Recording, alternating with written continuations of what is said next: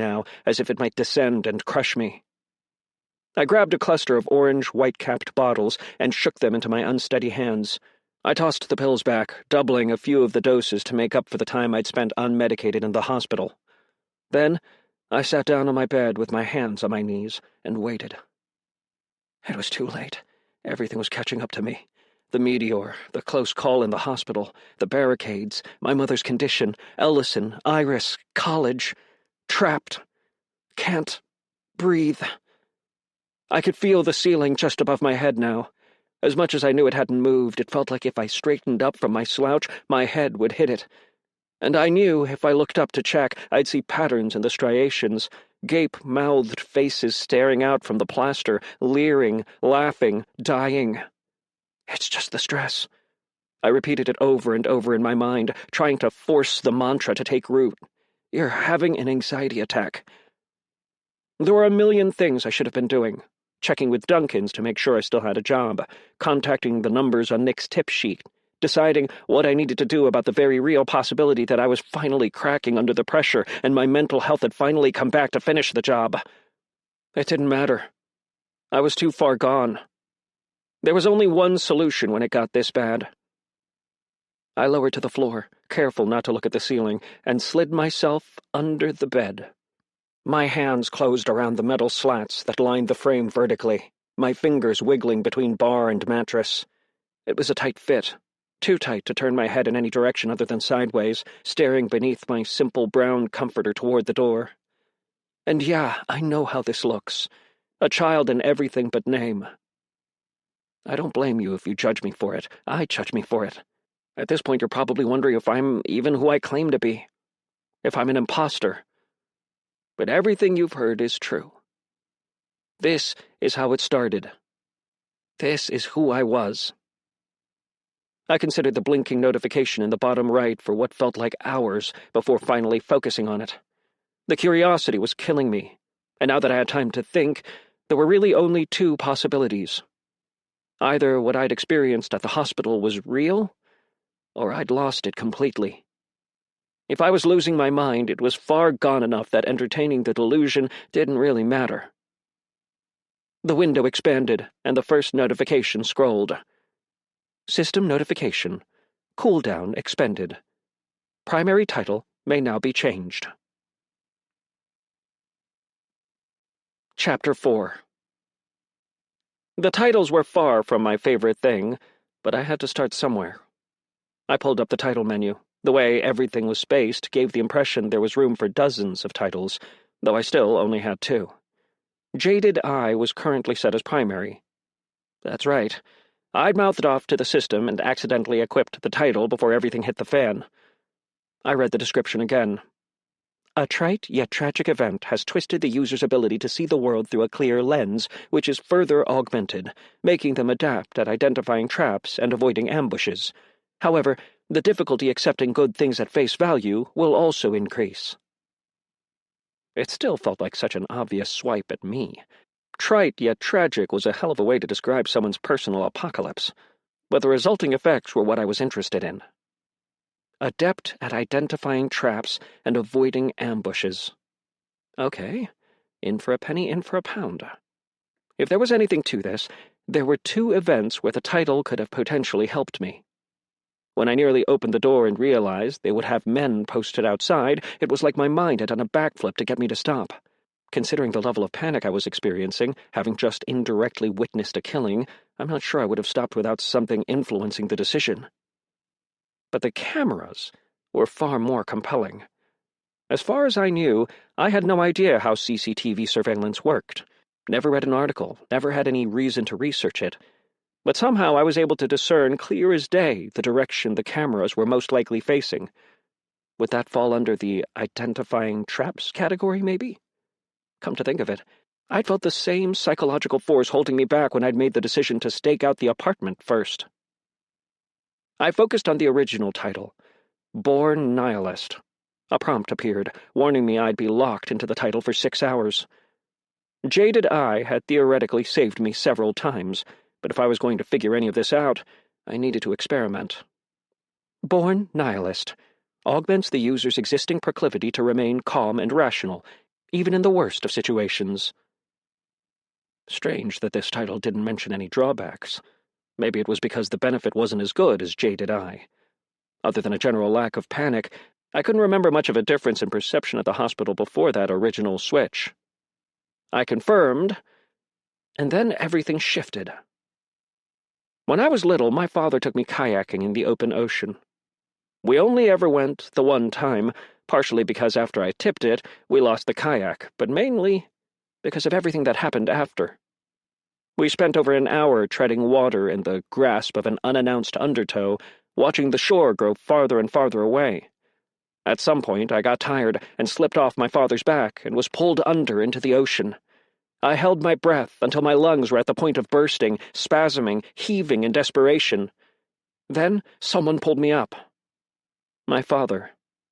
He'd managed to get the attention of a nearby boat, and I was lifted into it, in shock and shivering. But the moment I realized we were in the boat, a feeling of relief so complete and raw washed over me, and I fell straight to sleep. That was what it was like when the titles switched. The terrifying, spiraling panic attack, worse than any I'd experienced, vanished with a steady ebb, slowly fading away. The critical part of my mind wondered if it was just the meds kicking in, but I knew it wasn't that. The relief had never come this quickly, this easily. There was something to this. In for a penny, right? I opened the notifications and scrolled. No new titles were unlocked, but there were plenty of messages. Level up. Ordinator has reached level 2. Why? I hadn't accomplished much. I'd used my only ability once, and the most exciting thing I'd done was run away. The question was answered by the next notification. Quest complete. Primary objective complete. Escape the hospital. Secondary objective complete. Escape without resorting to direct violence or receiving further injury. Tertiary objective failed. Escape without being spotted. Experience gain. M. Wait, how did that even work? I shifted into an old theory-crafting mindset, one left long forgotten from back when I had time for games. I remembered a new notification popping up right as the bullet pierced the wall. Were quests organic? Forming to serve my current needs? Or was I being directed? If it was the second possibility, I wasn't sure I liked it. Probability spiral has reached level 2. From one use? There was likely an exponential ramp, but if it was that easy to level, I could power it up with minimal effort. It was one advantage of the ability's low profile I hadn't realized until just now. Again, I focused on the ability, and again, I got no further explanation than the original flavor text. Skill points available, 5. Feat points available, 2. I opened the skill point screen. Stats: Strength, 3. Toughness, 4. Agility, 5. Intelligence, 8. Perception, 5. Will, 6. Companionship, 1. There was a confirmation prompt at the bottom, so any changes I made were temporary until I locked them in. I increased intelligence, just to make sure it wasn't capped at 10. The number rose to 13, before I dialed it back down to 8. I was tempted to leave it at 13, dumping all available points into it. My intellect had always been my best trait. The annoying thing was, the existing stats were more or less accurate. Working out at the school gym had fallen by the wayside in recent years. I was still fast on my feet, but not that fast. There were no tooltips or expanded information for any of the stats, which rankled. It wasn't like I could pull up a wiki. Not to mention, I still had no idea what I was building toward. Was the system meant to just integrate into my daily life, or was there a larger goal? I knew subconsciously how deep I was in. I was embracing the system because it served as a distraction from the real worries that had dulled since the title change but still rattled around in my head. I pulled up the feat screen and was immediately floored. Dozens of options, if not hundreds. Most were yellow, which I took to mean common traits. They scaled everything from the classics, like Fire Resistance 1, to more obscure entries, like Collector 1 and Archivist 1. An even larger number were grayed out, and there the names got more questionable and cryptic. Vampire, explosive tendencies, synecdoche, I couldn't focus on anything that was grayed out for an explanation of what they did.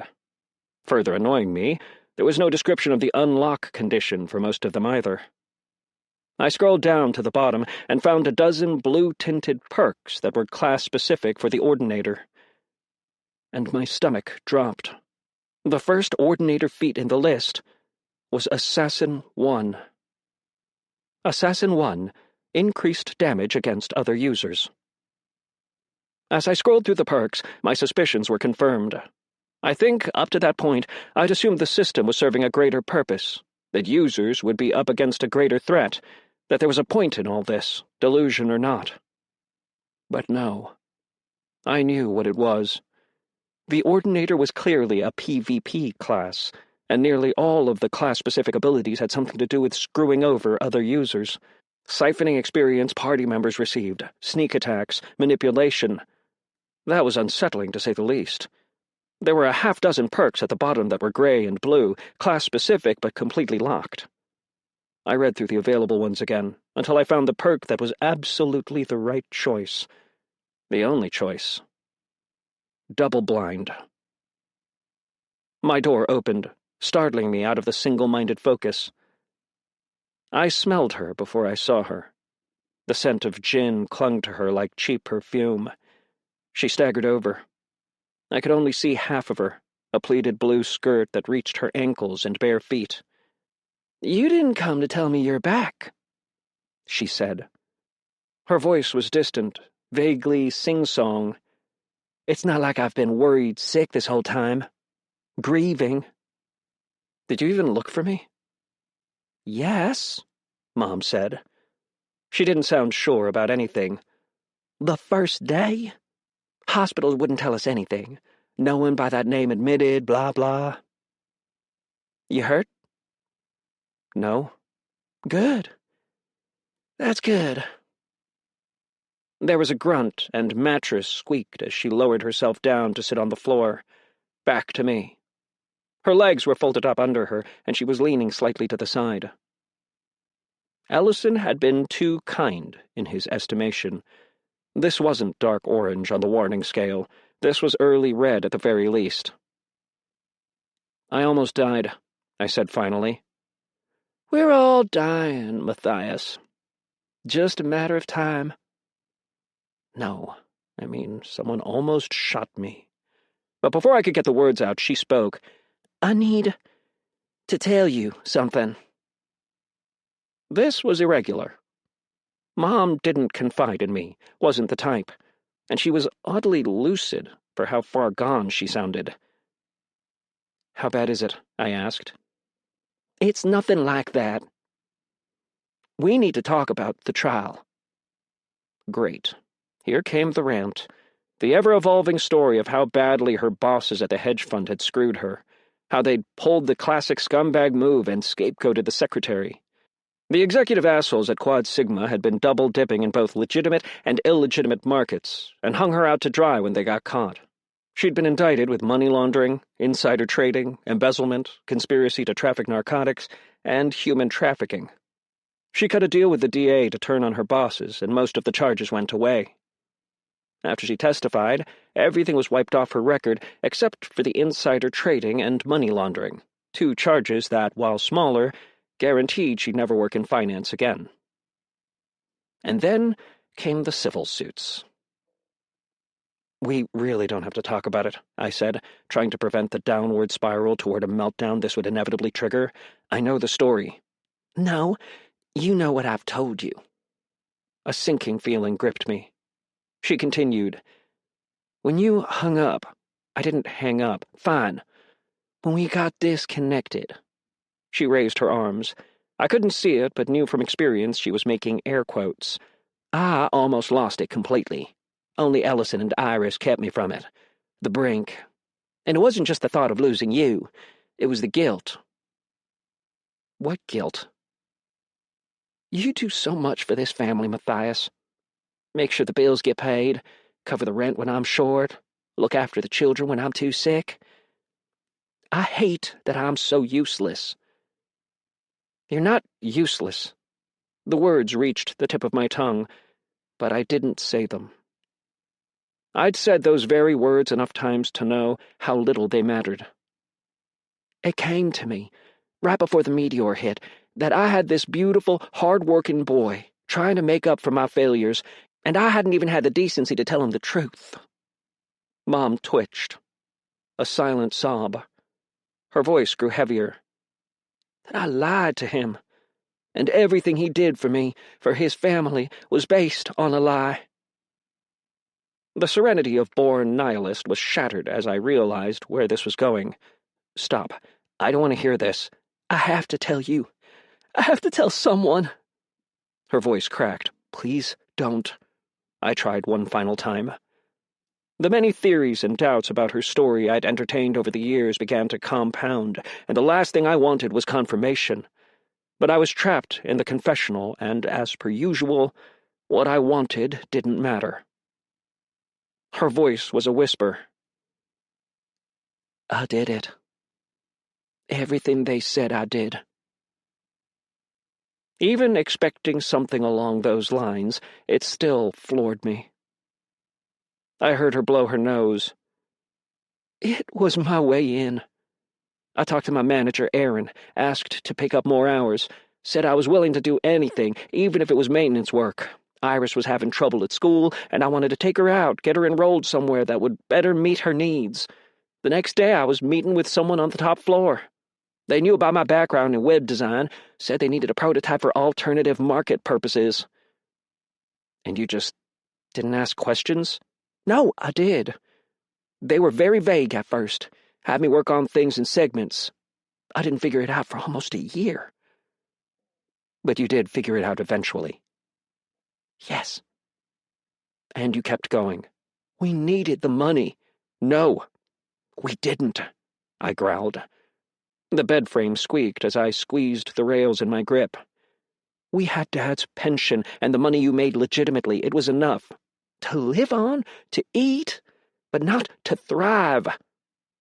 Oh, so that's why we're thriving now? My voice was cold, hard. Mom shivered. I know, I fucked up. Jesus Christ. And the human trafficking? The little girl they found? How did you even justify that? Collateral? The cost of doing business? No! The sudden increase of volume echoed. I would never. I didn't know about that. Any of it.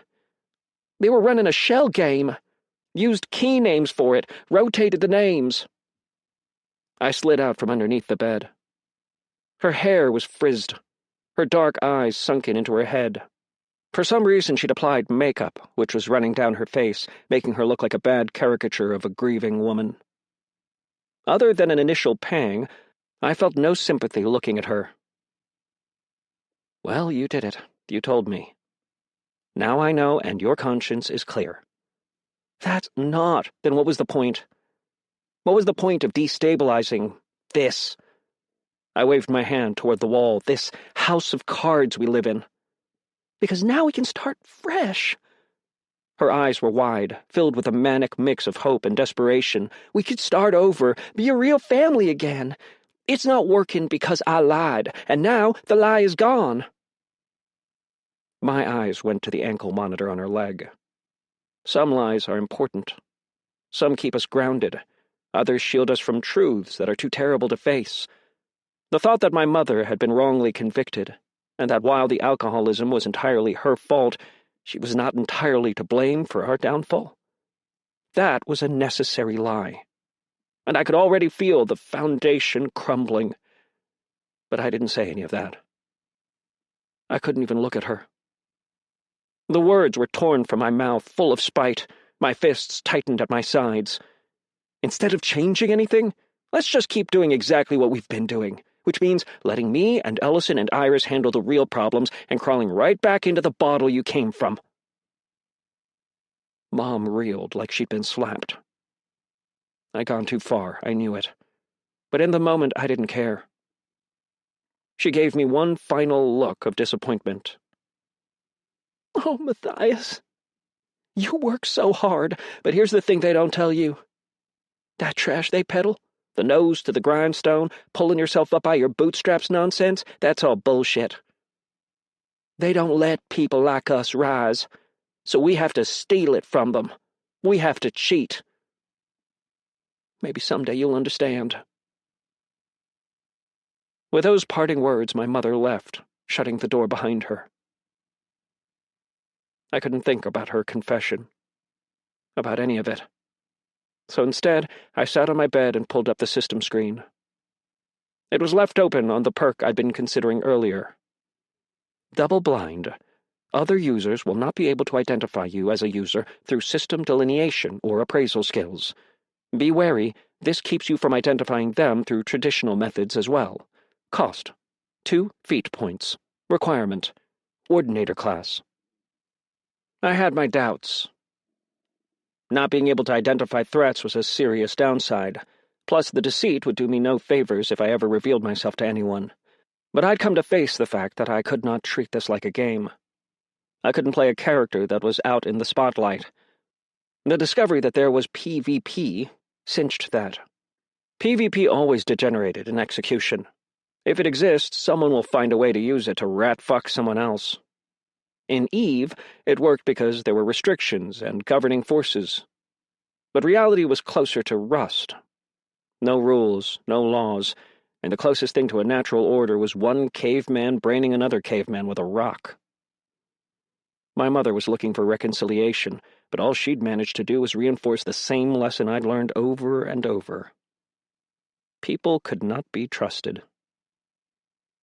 I hit the confirmation button. Feat acquired. Double blind.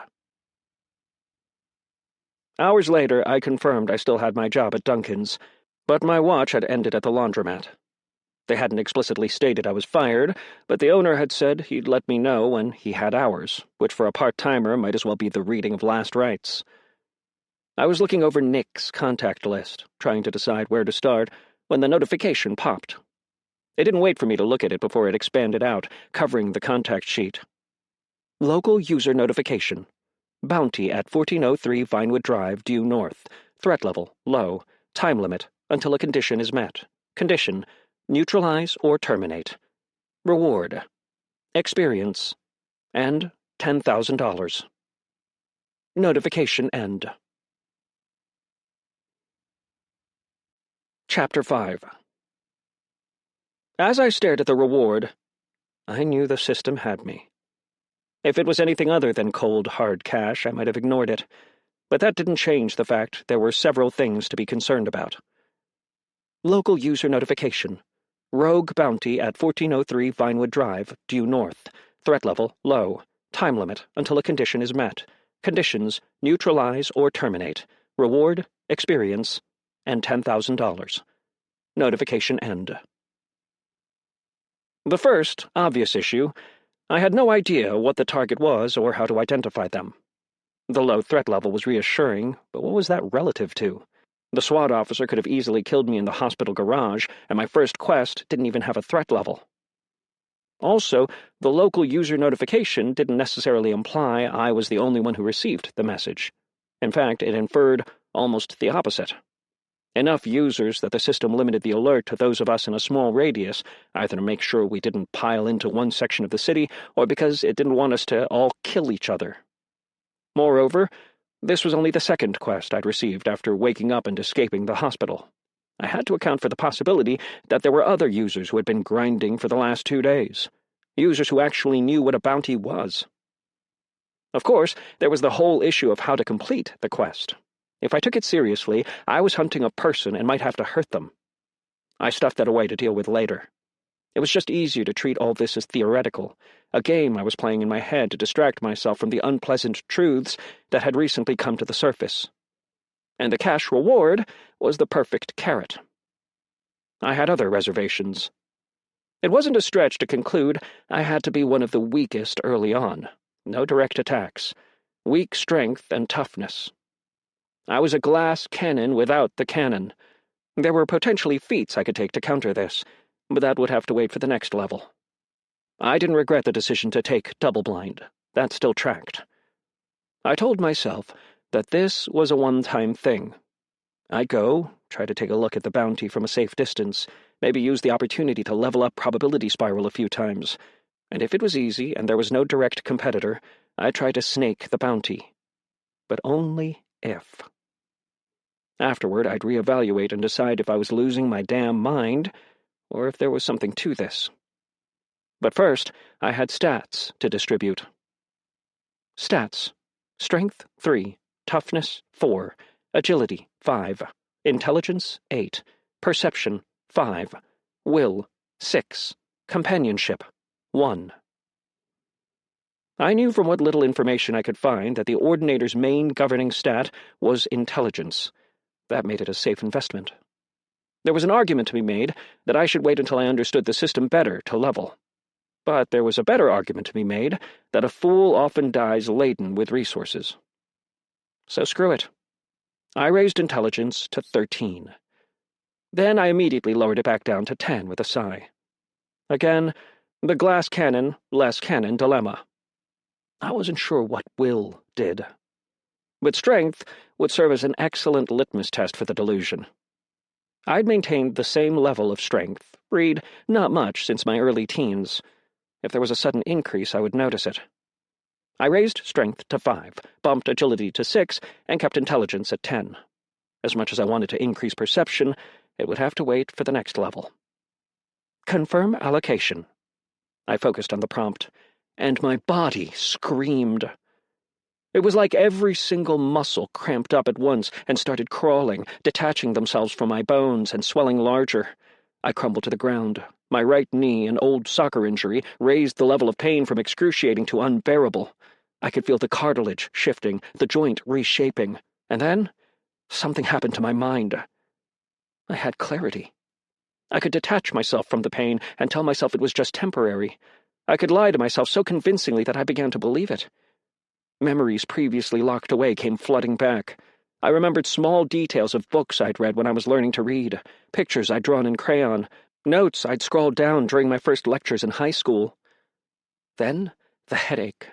A wild, ravenous migraine that felt like it would never stop until every neuron I had was burned out in the impossible wave of agony. I thought that my mind would break, like I'd suffered a stroke, and it would never be quite the same again. That I'd ruined the only advantage that life had ever given me. And then, it faded. All at once. The pain was so complete it left me feeling hollow, aching, like I was a vessel drained of vitality, and was now nothing more than a vacant shell. I pushed myself up and staggered. There was someone looking back at me in the mirror I barely recognized. Dissociative disorder is a topic I studied for the MCAT, but I only understood it in theory. I think you can only truly understand it when you've experienced it, a kind of out-of-body experience in your own skin.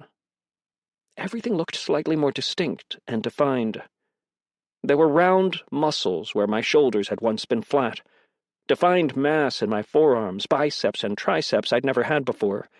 My clothing fit differently, felt stretched. A sudden thrill took me. I flexed in front of the mirror and grinned. Improvements that would have taken months of working out and stuffing in calories I couldn't afford had been implemented in minutes.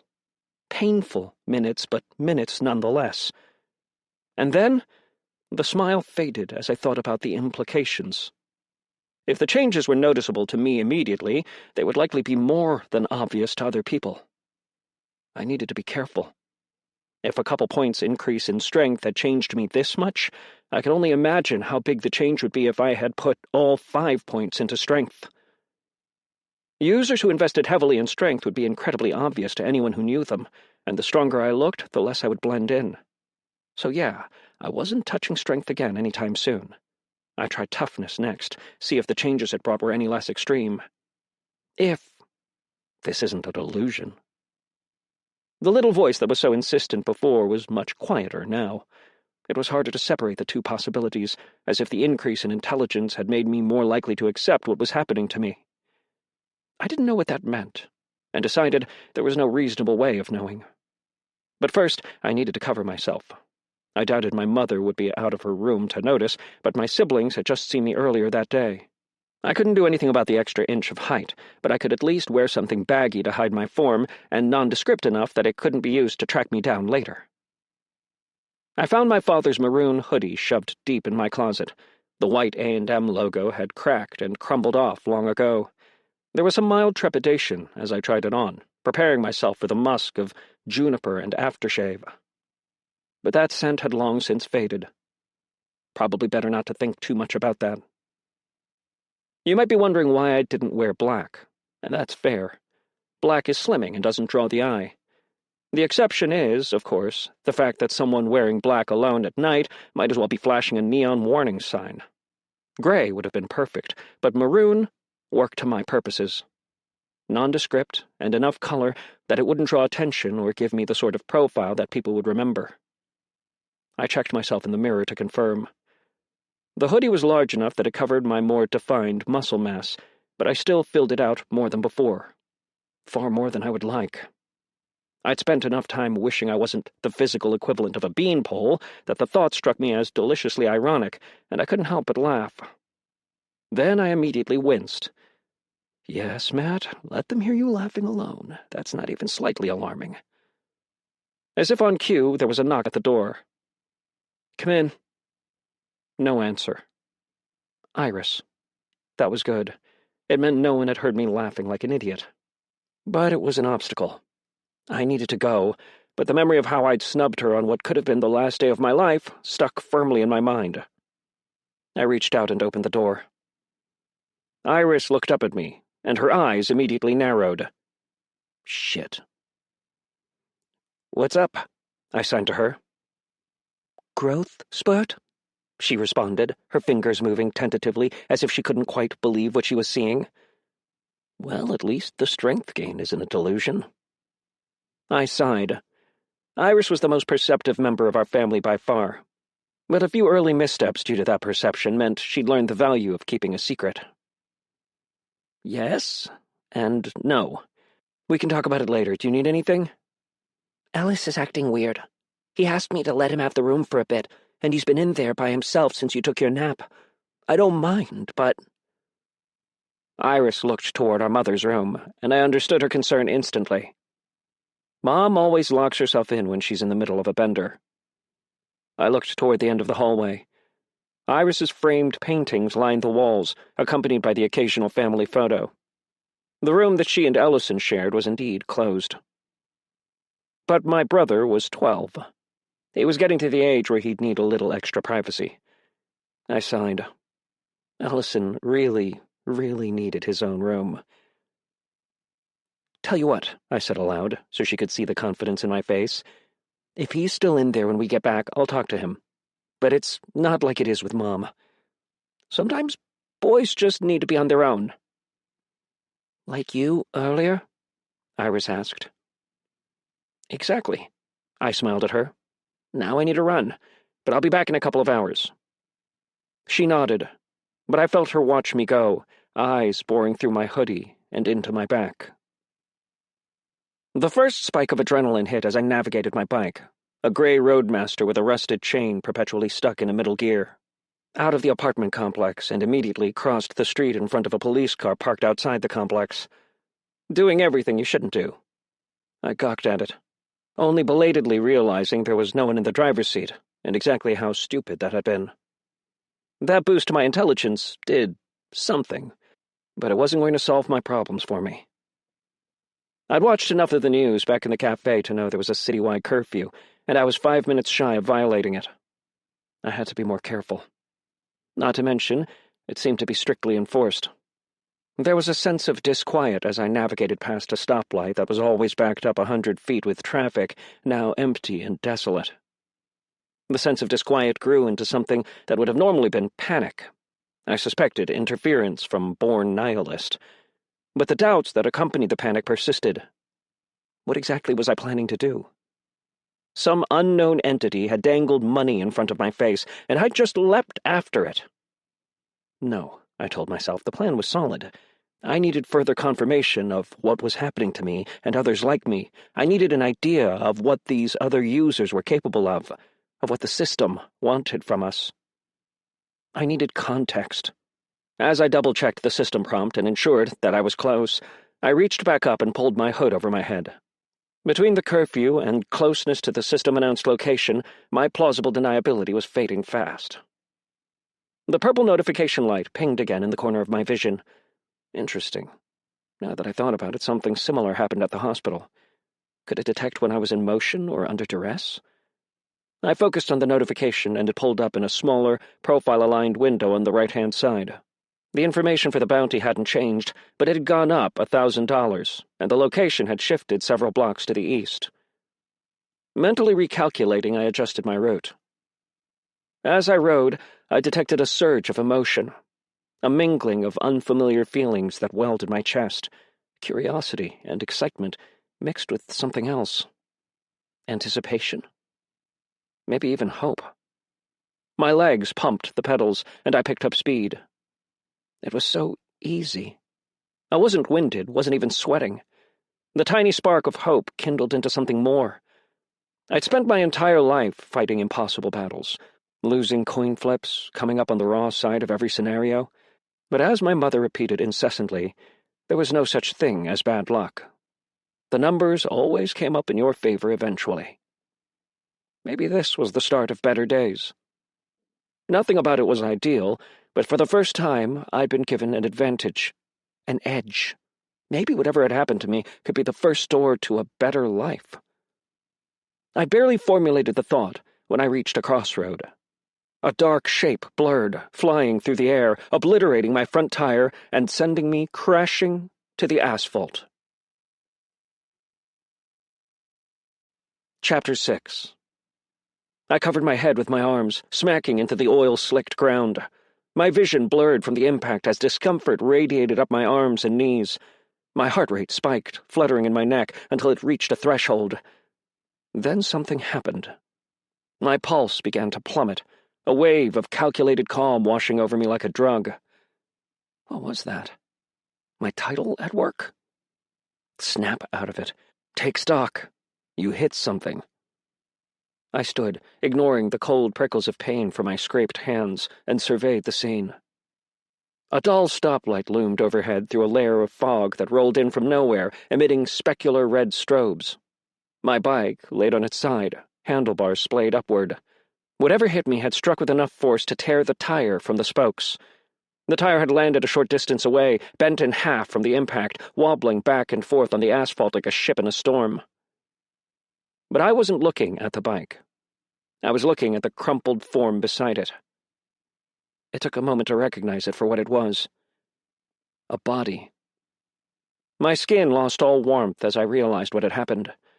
I wasn't under attack. Someone, or something, had thrown a whole-ass person, and I just happened to get in the way. A slight chill went through me as I considered a new possibility. I quickly pulled up my Quest notification. It still indicated east. Good. Not my target. My earlier hope felt foolish now. This was the second case of violence I'd had a front row seat to in less than a day. I snuck a look around the corner and saw nothing but an abandoned street, then made my way to the body to investigate. Within a foot of him, the sharp scent of chemicals caught my nose. His skin was raw and angry, covered with red splotches that laid bare bits of muscle and bone beneath. Half of his face had been melted away. A single gray eye blinked and looked up at me. Acid. Nausea gripped me, and I held a hand over my mouth, trying not to vomit. It's not that I was an idiot, but I had clearly been unprepared for the sort of situation I was getting myself into. I just hadn't expected it to be this bad. This is low threat? My one test case of probability spiral was indirect, minimally violent when you consider the person I used it on had a gun to my head. Any damage caused was brought on by his own actions. If this was the result of another user, then they were basically my polar opposite. I pulled my phone and keyed in 911. Stop, a voice told me. My voice. It's a burner. It's fine for minor indiscretions, setting up payments and services from students for what amounts to petty misdemeanors. But you called home with it earlier. Even if it took them a while to access the call history, they could potentially trace it to the gas station you bought it from, pull the footage. Then it's just a matter of running the image through facial recognition. No. I couldn't call the police, but I couldn't just leave him there either. I bent down, shining the light from my phone on his pants, confirming none of the acid had made its way onto them, then began rifling through his pockets. He groaned when I accidentally jostled him. Keys, wallet, driver's license. Dorian West. No cash in it, just pictures of his kids. My hand settled on something in his side pocket, and I removed it. A knife. Not the compact sort. It was long, with a wooden sheath and an overly ornate handle trimmed with burnished silver. But now that I was looking at it, and looking at his pocket, it was far too large to have fit there comfortably. Weird, but irrelevant. Valuable? Maybe.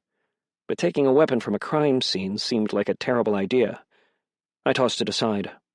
Dug around in his pockets until I found a cell phone. I swiped up, and when facial recognition failed, it gave me the emergency option at the bottom left. I called 911 and masked my voice while I gave the operator a location, then left the phone face up next to the man's burned and withered ear. Grimly, I realized that they would, in all likelihood, not get to him in time. Not if things had been as chaotic as the SWAT officer who chased me into the garage made things seem. Bad for him, but not necessarily for me. It meant I'd have plenty of time to make an escape. At some point I'd made the decision to flee.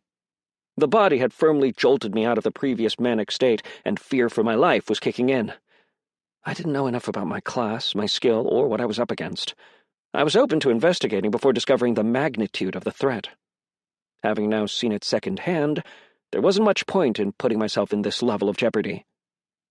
The reward wasn't a small amount of money, but I wasn't willing to die for it, or curious enough to get my face burned off. I eyed the knife.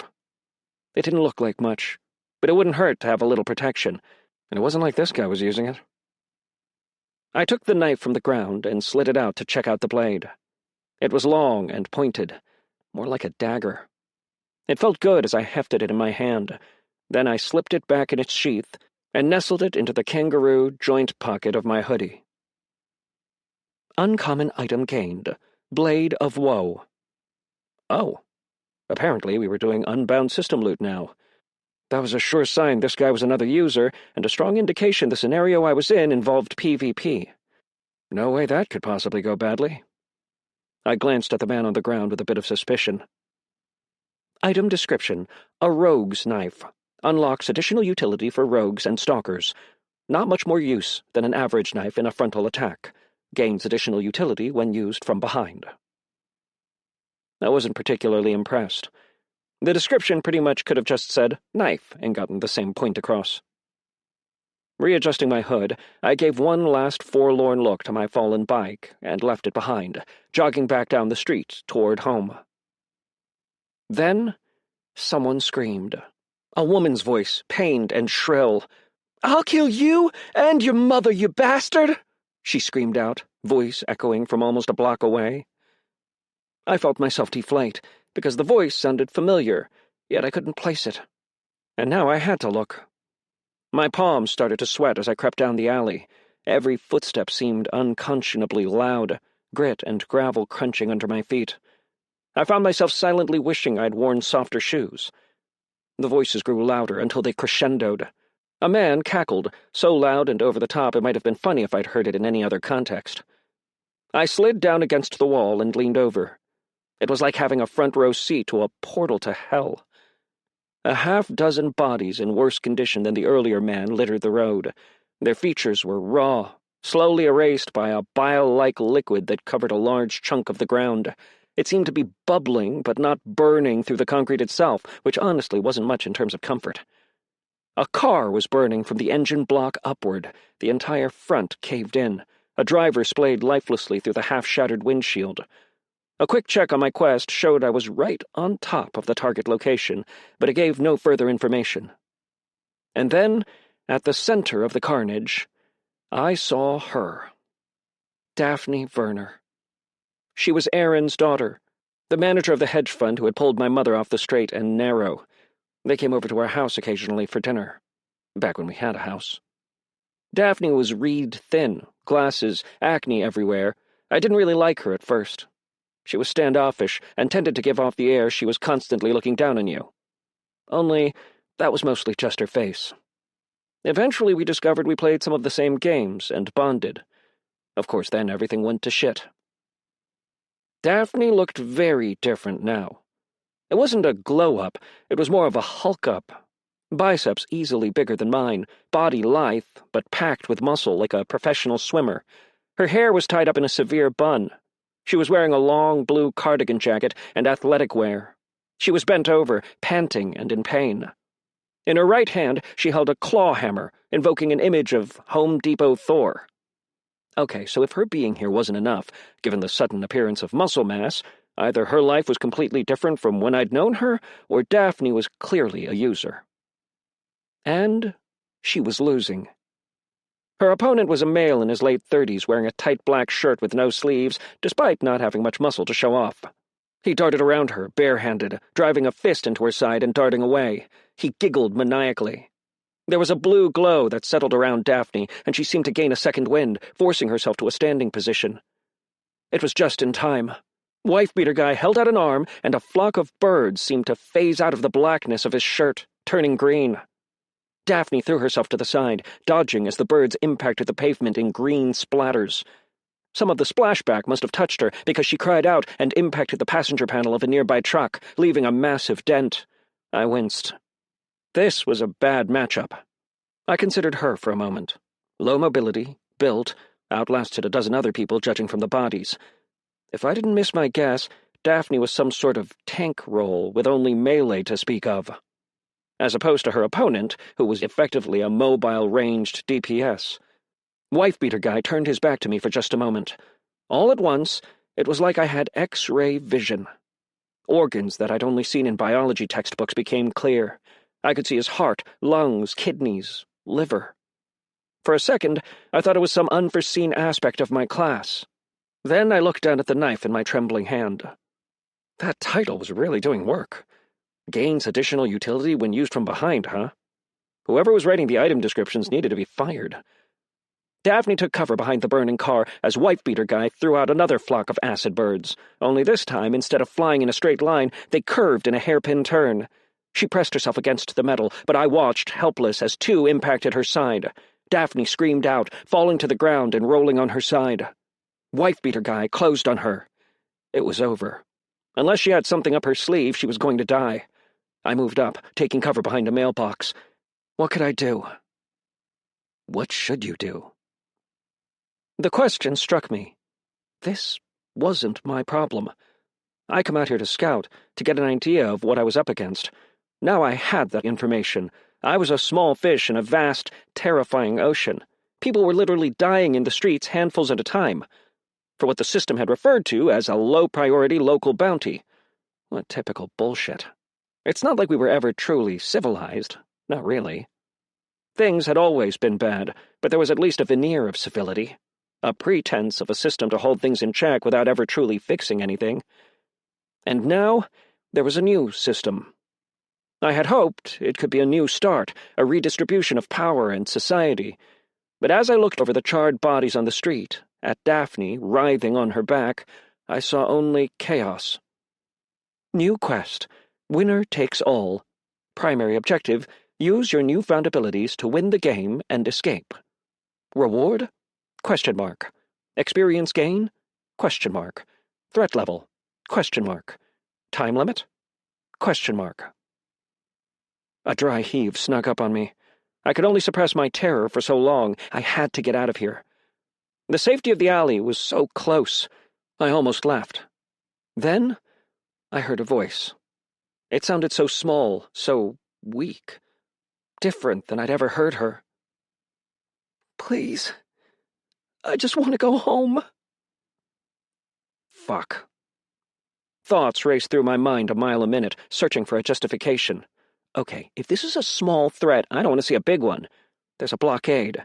I need to get my family out. If I don't, good chance they'll get caught in the crossfire when things escalate. Chances are high we'll need someone. A coyote, maybe.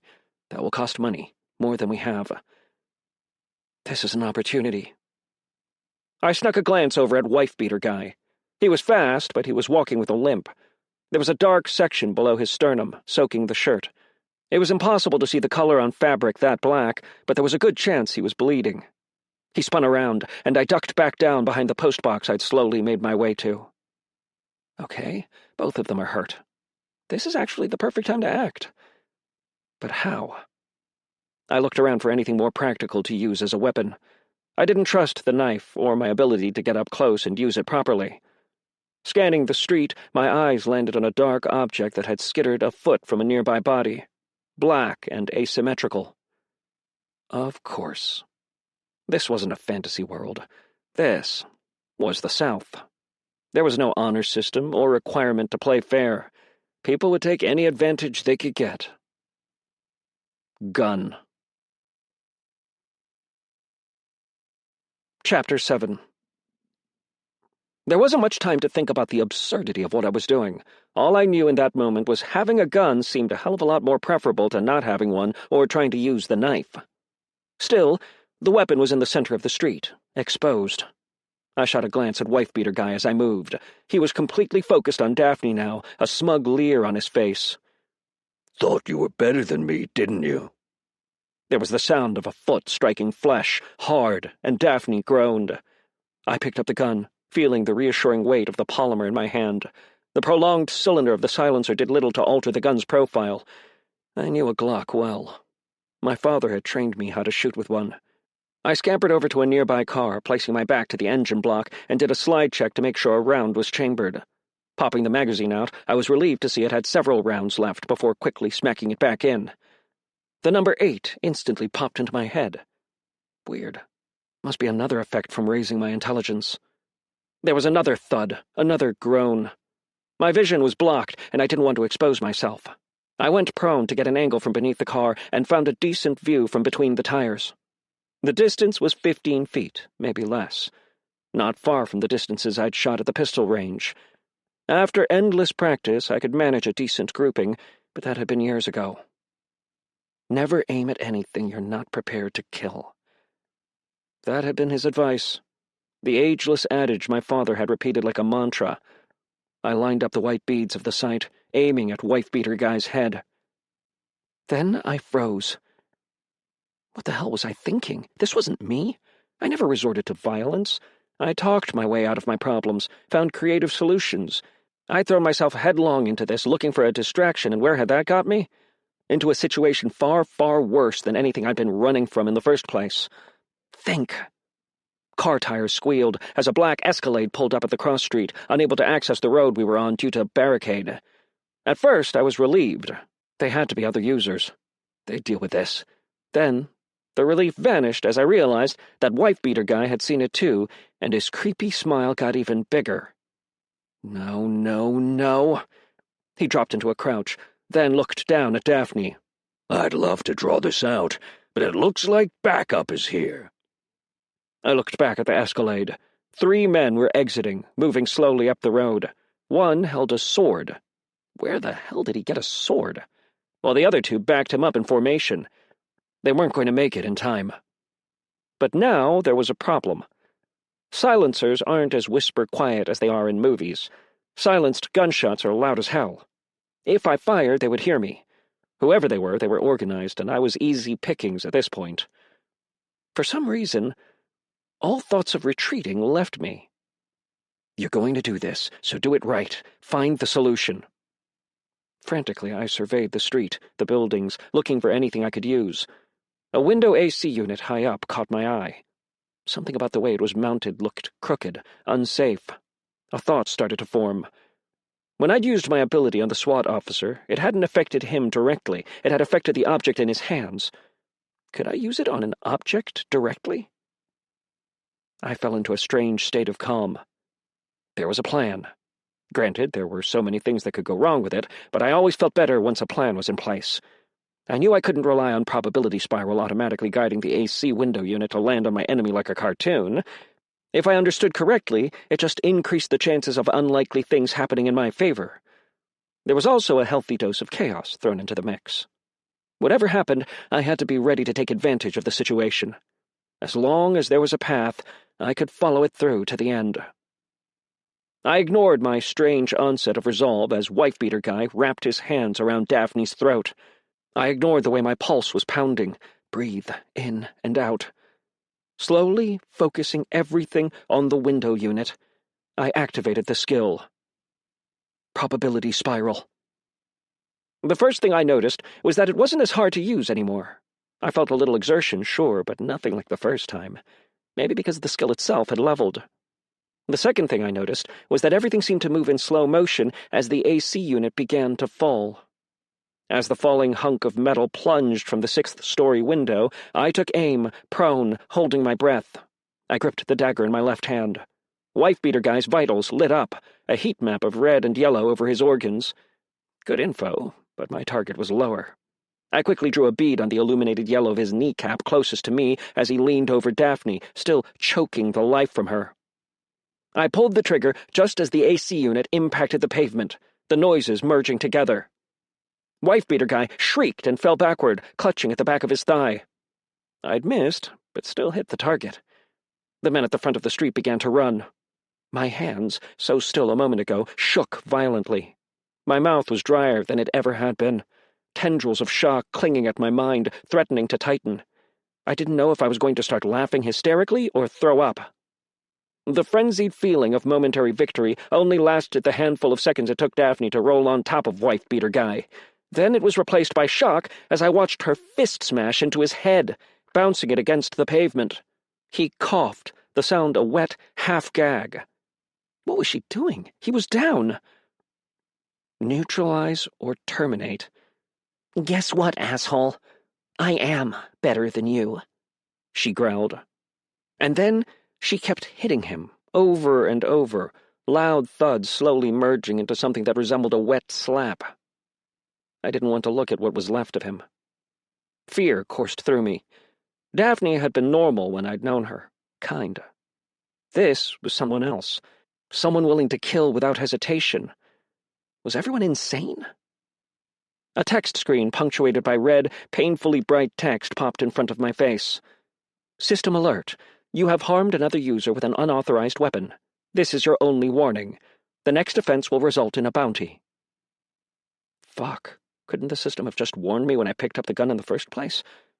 Well, that answered that question about this devolving into a shootout. There were more notifications. Level up. Ordinator has reached level 3. You may now pursue a vocation. System notification. You have cleared a bounty. The reward is split between you and all other participants. System notification. Congratulations, you have dealt the decisive blow in a bounty. As such, you have been awarded the item User Core, Level 5. Almost simultaneously, I heard Daphne shout, "What do you mean the reward is split?" "Shit, we gotta go. Cops are on their way," one of the men said. They were dressed in a mishmash of suits and business casual. Still, they didn't have a gangster vibe. If you ignored the weapons they held in their hands, it was almost a white-collar aesthetic. The man closest to Daphne bent down. "Time's up. Your father will be pleased. You get the core?" Oh, no. I peeked around the corner of the car to get a better view. Daphne was frantically swiping through the air in a motion I assumed meant she was going through her notifications. Did other users actually have to do this? I could just mentally move, open, and close notifications with a thought. Maybe it was another aspect of my Ordinator class. No! Some piece of shit sniped it. "Brennan, end the instance. We can't leave bodies," said the man crouching next to Daphne. His hair was buzzed short, and he was wearing dark-framed glasses. Of the three, he gave off the most dangerous feel, the sort you'd cross the street to get away from. There was a sharp hissing noise to my right. I jumped and nearly shouted in alarm, only just managing to clamp a hand over my mouth. One of the corpses had begun to smoke and bubble, flesh slowly dissolving into bone until the bone itself was gone. One by one, the man called Brennan, a blonde with a bougie haircut and dead eyes, waved his hand over the bodies, erasing them from existence. The implication hit me like a truck. All throughout, I was wondering how the city wasn't in a full-blown panic with users fighting, people with abilities, murders in the streets. But Brennan was completely unbothered by what he was doing. He was either a psychopath, or he'd done this before. They all had. They could kill me right now, and no one would ever know. "Did you do this?" Buzzcut asked Daphne. He had rolled over the body and was looking at Wife-beater guy's ruined thigh. "No," Daphne finally said. Buzzcut studied the wound, then looked over at the smashed AC unit, tracing it back up to the window it fell from. His face broke into a smile.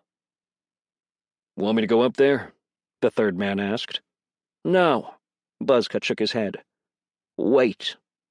Then he stepped out into the middle of the street and raised his voice. I know you're out there. This was clever, but you're out of your element. I waited for him to rotate away from me and retreated back through the alley, the way I'd come. We have no intention of hurting you. I'm guessing you're a user, probably new. For some reason, I can't see you on the interface. That's interesting. We can talk about that. We're all figuring this thing out together. Maybe it's an ability and you're a stealth class. That's fine. Great, even. Haven't met a rogue yet. We can talk skills. It can be tricky if you're solo, so maybe we can even help you get started. Double blind's effect. It had to be. I didn't stop to look, but caught his blurry reflection from a nearby store as he rotated like a sentinel and continued his little speech. Good. Keep talking. Easier to keep track of you. Look, I'll be honest. All we want is the core. You probably wouldn't be able to use it for much anyway, unless you managed to sell it, and honestly, good luck finding a vendor. They're like chasing ghosts. Just come out, hands up, and we'll talk. Best case, you make a couple of friends. Worst case, we pay you, and you go on your way. Right.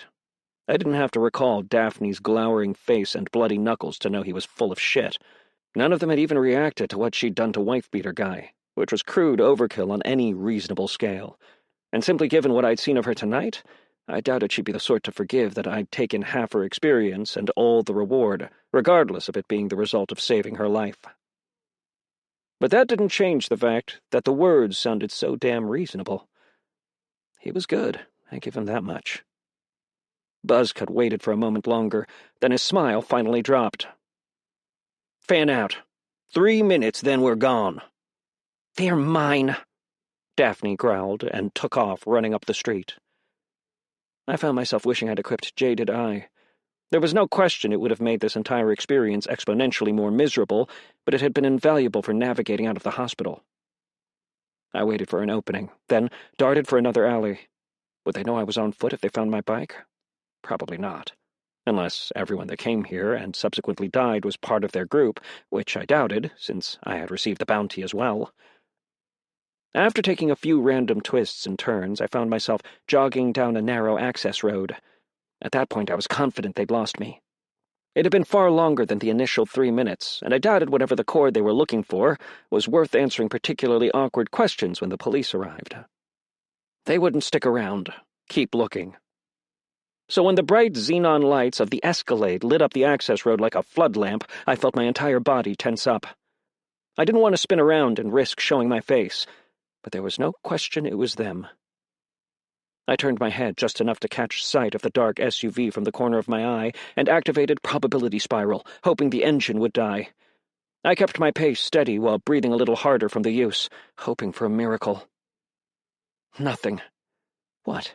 Is it because the car is moving, or it's too big and complex? What exactly made the AC unit and gun different? It dawned on me that the answer was probably in the damn name. Probability. Sometimes things worked out for me. Sometimes they didn't. It was a dice roll. Fuck. What a terrible ability. A wave of mental fatigue swept over me. 2 uses was pushing it. I couldn't risk trying again.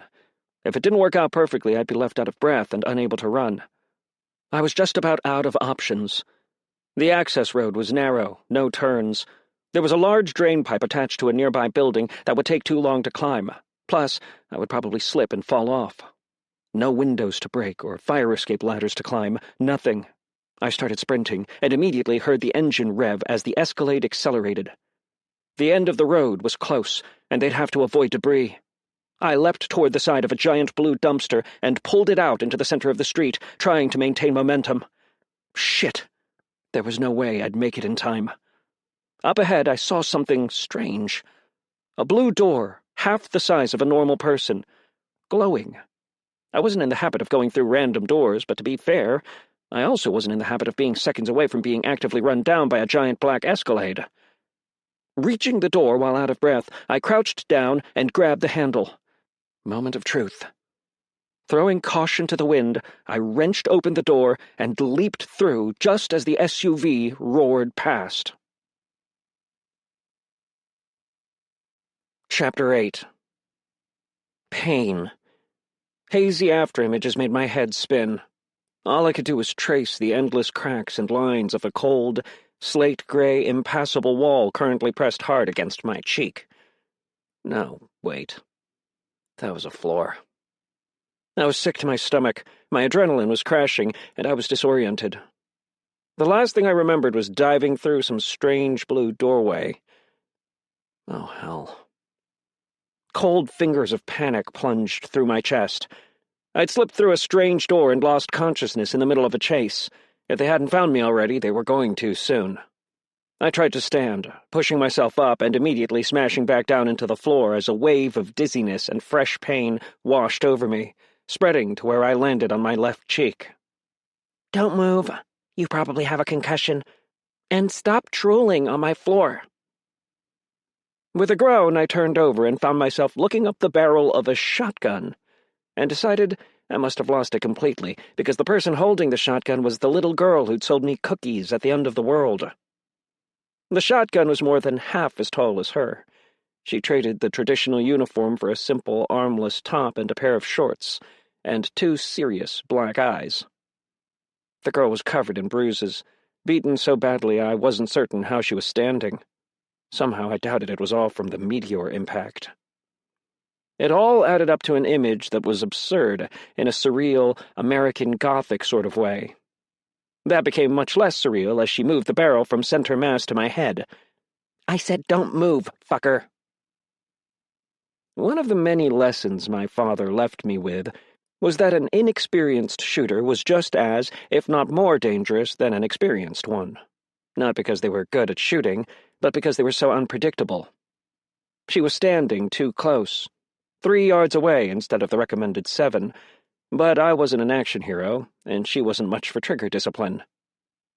Too dizzy to raise my arms, I just sat there, trying to clear the fog in my head. "What happened?" I asked. Saw you, opened a door, then you swan dove into the floor and started drooling. I meant to your face. Not important. I glanced behind her. The room looked like the inside of a small warehouse, bare except for a single mattress on the floor and the strange anachronism of a beastly computer tower hooked up to an old CRT monitor, housed on a tortured IKEA desk too small for both. I pointed to a simple steel door with a push bar, the only visible entrance and exit. If they saw me go in there, one thick door probably isn't going to stop them. They won't follow us. The girl's eyes squinted with effort. You have to be a user, otherwise you wouldn't have been able to enter the instance. But you look like a civilian. Why were they chasing you? Got a name? Kinsley. Leaving out the more questionable details, like my class, I brought her mostly up to speed. How I'd woken up in the hospital today and subsequently witnessed a shooting, and most importantly, how tired I was of having a gun stuck in my face. Eventually, Kinsley muttered something unintelligible and lowered the shotgun, letting the barrel drag on the floor behind her. Look, as a favor, I'll buy the user core off you. Unless you have access to a necromancer, it won't help you much. That guy was blowing a lot of smoke up your ass, but he was right about that. It's mostly useless to you. My ears perked up. How much are we talking? Then something else, she said, sunk in. Wait, necromancer? 7,000 selve. Hard offer. Before I could ask what selve was, a notification screen popped up, unbidden. System notification. Trade. Merchant has offered a trade. 7,000 selve for user core. No. In a slight daze, I used a mental command to close the trade screen and scrolled through my notifications until I found what I was looking for. Quest complete. Primary objective resolved. Neutralize or terminate bounty. Personal objective complete. Remain unidentified by other users. Experience gain. Reward. User core. Unmalleable. Reward. 6,500 selve. The amount was consistent with what I did. dealt an underhanded but decisive blow, netting the lion's share of the reward. But the currency had changed. A slow wave of prickling anger washed over me. Maybe if I hadn't spent the last few years of my life living hand to mouth, I could have misread it. But I had an eye for detail, especially when it came to negotiations and written deals. There was no way I'd gotten it wrong. The reward had absolutely been written as dollars, not fucking selve. Why don't you show up for me? Kinsley's brow furrowed. There was nothing visible, but she was obviously looking at her own trade screen. Nothing next to name, class, or level. It's just blank, and my trade request looked like it didn't go through. Kinsley, pretend I got started on this 2 days after everyone else. What sorts of things do you sell? Kinsley perked up. The variety increases depending on my level. Right now it's mainly weapons and healing items, but there are quite a few tabs I don't have unlocked. And what's the exchange rate of selve to US dollars? I asked. Something in my expression must have changed, because Kinsley lifted the shotgun back into her lap. It doesn't exist. You mean it hasn't been established yet? Her entire body tightened. It doesn't exist. Whatever this thing is, it doesn't let you do anything with our money. Dollars, euros, pesos, whatever. If it detects any sort of attempt to exchange, the selve disappears. There has to be a loophole. No. You can't gift selve and be paid later. You can't buy someone an item with selve and let them pay you for it in dollars. You can't exchange material, non-system items, art, gold, gems, anything that can be assigned a dollar value with selve. And no, you can't do a wire transfer to a Swiss-numbered account in no one's name to receive selve and disclose the number of that account later. Kinsey was panting when she stopped, a strand of hair out of place. Several things clicked into place. No matter how clever and enterprising the girl was, she didn't come up with all of that on her own. And that, as difficult as my time after the meteor had been, meant hers was likely far worse. Rough couple days? I asked. Yeah. There was a sniffle, then another. They were nice at first, and the money they were throwing around. Yeah. It's kind of funny. No matter how smart someone seems, once they run out of clever ideas, they always fall back on the piñata solution. Hit it until the stuff you want falls out. Fuck. She reminded me of Iris, a more cynical, angry version of my sister, but the similarities were there. That was where all the misplaced empathy was coming from. But she wasn't my sister. I didn't have time for this. The girl stood up and walked to the sink to wash her face. I eyed the shotgun she left behind, then dismissed it. Good luck. I started toward the chained-up door. Wait, what? What about the trade? Kinsley called after me. Not interested. Why? As long as you have that core, there's a target on your back. It was dark. They didn't see my face. Doesn't matter. I've already had to switch locations once. It took them a while to find me, but they did. Some users have methods of tracking you down, probably ability-based. I'll figure it out. Based on previous experience, I was relatively sure double-blind would insulate me from any inquest, but I wasn't about to tell her that. I did you a favor. And I'll do you one back. I pointed to the weapon on the table. Kill a user with that and you become a bounty. No outside weapon interference. Kinsley's mouth hung open. There. Favor repaid. You're scared. You're just scared, and you're running away, Kinsley snapped. I hesitated, hand poised to undo the chain, then turned back. Yeah, I am scared. I just saw 2 people die and learned that the system that scammed me values a life in monopoly money. On top of that, I lost a job. Probably 2. Somehow I doubted anyone was overly concerned with standardized testing amid this level of chaos. I'm willing to bet that you can't buy groceries with selve. And we all know how this works. It's too big, it won't stay quiet long. People panic. The shelves will be bare in a week, if that.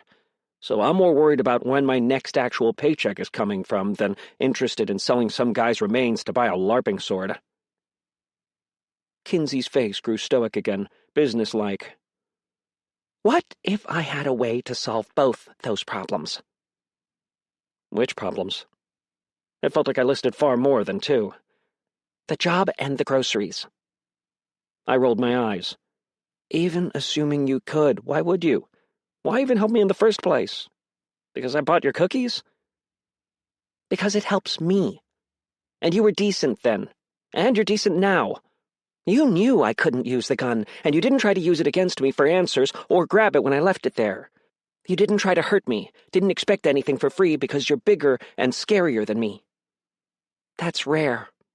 Someone who can be both decent and desperate. Kinsley was wrong about me. But there are few things more stupid than correcting someone who thinks highly of you. What did you have in mind? I asked. Well, first, I have a general store tab.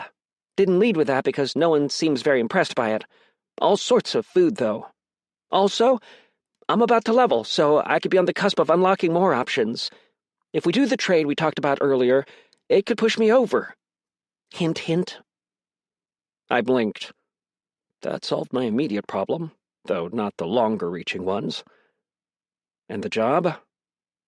The girl dug around her pocket, eventually finding what she was looking for, and placed it on the table. It was about the size of a fist, cone-shaped, marked with mind-achingly complex gold and emerald inlays. I touched it, and a notification popped up. Epic item. Dungeon key. Chapter 9. Item. Dungeon key. Description. This small piece of unknown metal unlocks a window to another realm. Many treasures and mysteries wait within that are yours for the taking. But beware, the locals will not appreciate pillaging of their precious treasures.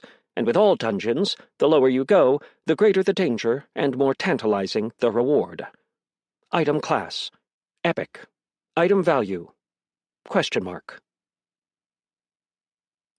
As she explained it, the system gave Kinsley several artifact-style items every time she leveled, a perk of being a merchant class. 2 of them, she was understandably dodgy on the details, had a value in Selve. The dungeon key did not. When I pressed her for more details, asking her to extrapolate from her highest value item, she begrudgingly revealed that it was likely in the millions. That didn't really matter, as we had no idea what a single Selve was actually worth, but the number alone made me carefully place the key back on the table. Internally, I was reconsidering how clever Kinsley actually was, or if, considering the beating she took, I wasn't the only one with a possible concussion. We were acquainted enough that no one was waving a gun around, but that was it. Maybe it was a harsh line to draw, but if she was stupid enough to be handing out high-end artifacts to random strangers, I wasn't sure I wanted to do business with her at all. That kind of carelessness could come back to bite me. Then Kinsley gave me a smug smile and pulled a binding document out of the air. I read through it line by line, mouthing the words, making sure I picked up every detail. Damn. Assuming the system didn't go out of its way to screw her over, it was both logical and ironclad. I couldn't have simply walked away with her system merchandise. Not that I would have. After I skimmed it fully, I went back over the details. The item in question, the dungeon key, would remain in my possession for a weekly rental of 100 Selve, collected automatically from my balance. There were several other key concessions as well, such as rights regarding any items procured from said dungeon. If, for whatever reason, I could not make the payments or try to renege on any of the agreements, the key would automatically be reverted to her, and I would be hit with the system fees and penalties. While I read, I noticed some unfilled sections. You can use these for sales as well? I asked. Yes, but it makes more sense to just use the trade screen for that. Yours doesn't seem to be working, so I thought we could use one of my merchant contracts as an alternative. This also allows me to set up agreements and retain ownership, as I'm sure you've read by now. Can you email them? I asked. The magical legal contract? No idea. Kinsey shrugged. Wait, why? Just seeing if it's possible to get a copy for record-keeping, but now that I think about it, I'm not sure what I would do with it if I had it. This was, of course, a lie. If Kinsley could somehow get her business online, that would solve the majority of problems that came with trading in person, namely getting beat black and blue, or worse. It really was only a matter of time before she met the wrong user. There was still a huge elephant in the room on the topic of if what I was considering would actually work. And magic system legalese aside, I wasn't even sure how feasible it was to create a restricted access market website, firewalled from unauthorized access. You'd need a host site, servers, admin software, and programming help. By the look of her desktop rig, she might even have some of the skills I needed. The charitable thing to do would be to tell her my plan immediately, make her a partner. But the charitable thing was seldom the smart thing, at least in my experience. If I told her too much now, she might screw something up. With my goal of making enough to get my family out of the city riding on the line, it was just too big a risk to take. And if you told her now, maybe she wouldn't need you. You'd be the idea guy who gets left behind. She's only offering you this deal because you're both desperate. She has a lot of other options, like lending out that dungeon key for significantly more than she charged you, and you know it. But there are other merchants who aren't children. You're not the first one to think of this. Don't keep it to yourself for too long. Figure out a way to do it with her help, but still reap the benefits. Future plans aside, the current proposal between us was fairly simple. Kinsley would lend me the dungeon key if I signed the contract. She would hold the exclusive option to buy everything I found at a discount. I couldn't even go to another system vendor without her consent. Since the danger of entering the dungeon was on me, I leveraged that for concessions in my favor. After some haggling, I was able to get her to agree to give me the first pick of any item I found that suited me, since the danger of our little arrangement was almost entirely on me. "You drive a hard bargain," Kinsley scowled, then immediately winced, hand going up to one of the many bruises on her face. "So do you," I said. "We have a deal?" I steepled my fingers. "One last thing. You being a merchant, the way your doors work, the dungeon key, I'm assuming you want to keep all that on the down low?" "Really? After all that, you're trying to blackmail me now?" Her voice nearly broke. I felt bad, but this was important. Not blackmail, no, just a mutual understanding of how things work. There's a cyber cafe that moonlights as a testing center over on Jefferson. You know it? Yes? Why does that? Of course you do. That's where your father scheduled you to take the PSAT 10 back in October. I've never taken the 10, only the 8, 9, I interrupted again, and as such, you were freaking out. You're smart, but you didn't ace the 8, 9. You were too young even for that. And the 10. I blew air through my lips. Whew, that affects your chances at admission. Supposedly it doesn't matter until you're a junior in high school, but you know they look. Kinsley was silent. Maybe you talked to a friend who talked to a friend who eventually gave you my number. I let you know I couldn't really pass as a preteen girl and take the test for you, but told you all the right things to say to Dad to get him to push it back. He agreed, but only for a year, so you kept texting me questions. I kept giving you pointers, and now we're sort of friends. I saw the moment the gears in her head started to turn. Because you have nothing to do with any of this, Kinsley said. You kept me in the dark. I just brought you toothpaste. God, I could use some toothpaste. Really? There's none in the store tab? I asked. No, it sucks. I rolled my eyes.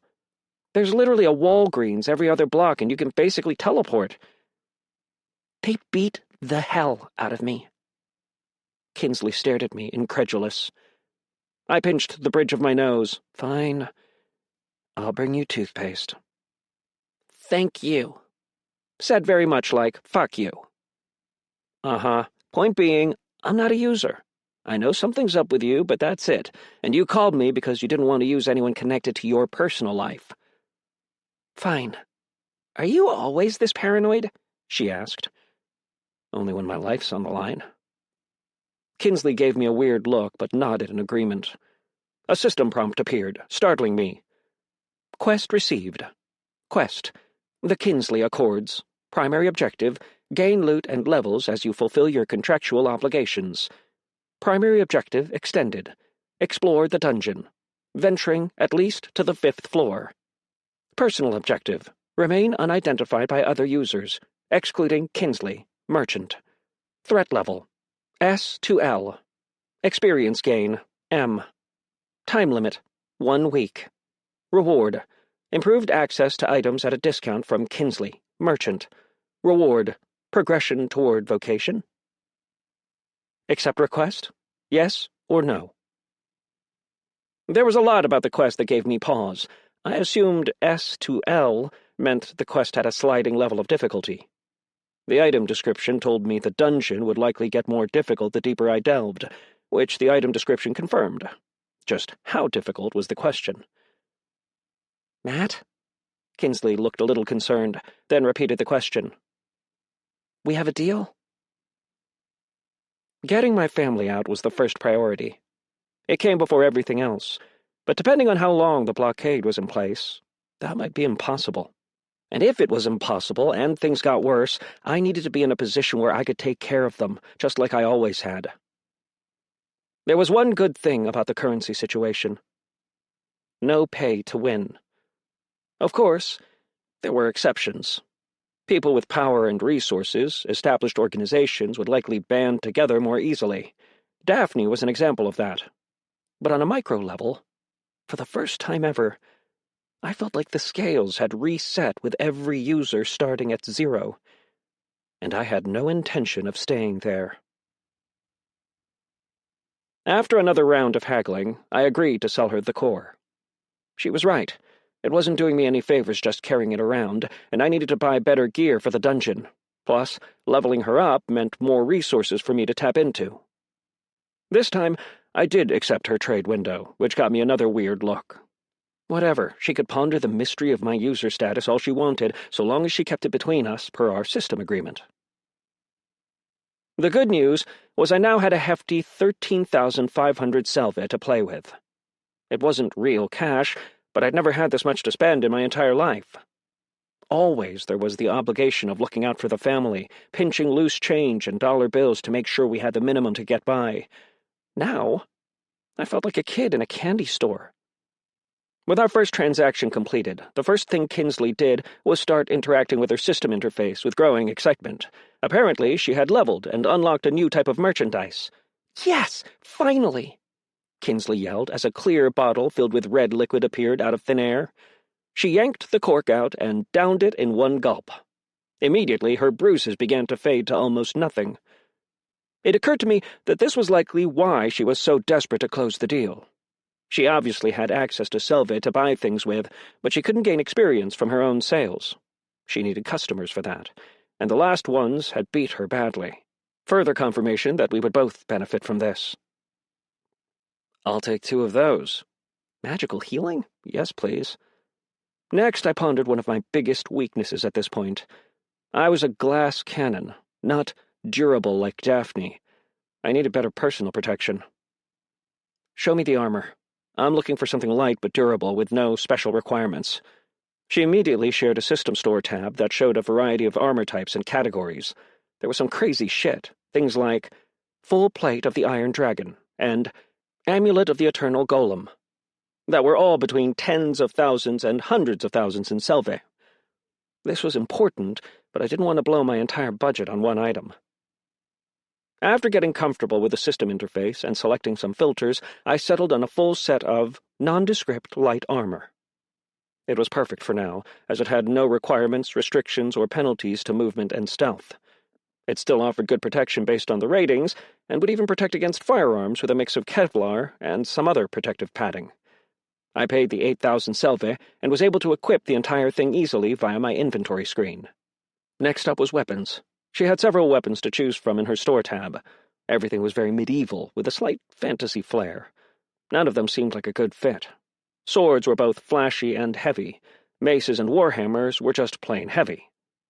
I still held my first instinct that increasing strength would be a mistake, plus I had no idea how to use these things. No. A knife was simple enough to use, and I already had the Blade of Woe. I needed to stay low threat and at a distance if at all possible. After narrowing the search filters, I found exactly what I was looking for. Quick hand crossbow. It was like the system could read my mind, which was more than a little unsettling. It sent me back a few thousand selva after I included a belt holster with 24 bolts. I took a moment to review the description. Quick hand crossbow. Item description: a tool of rogues and assassins, compact but silent and deadly in the right hands. Features mechanism for faster rate of fire. It was only a common rarity item, but well made with some kind of dark wood and blackened metal.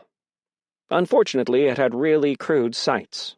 It was just the metal spring bar that held a loaded bolt in place with nothing for a front post.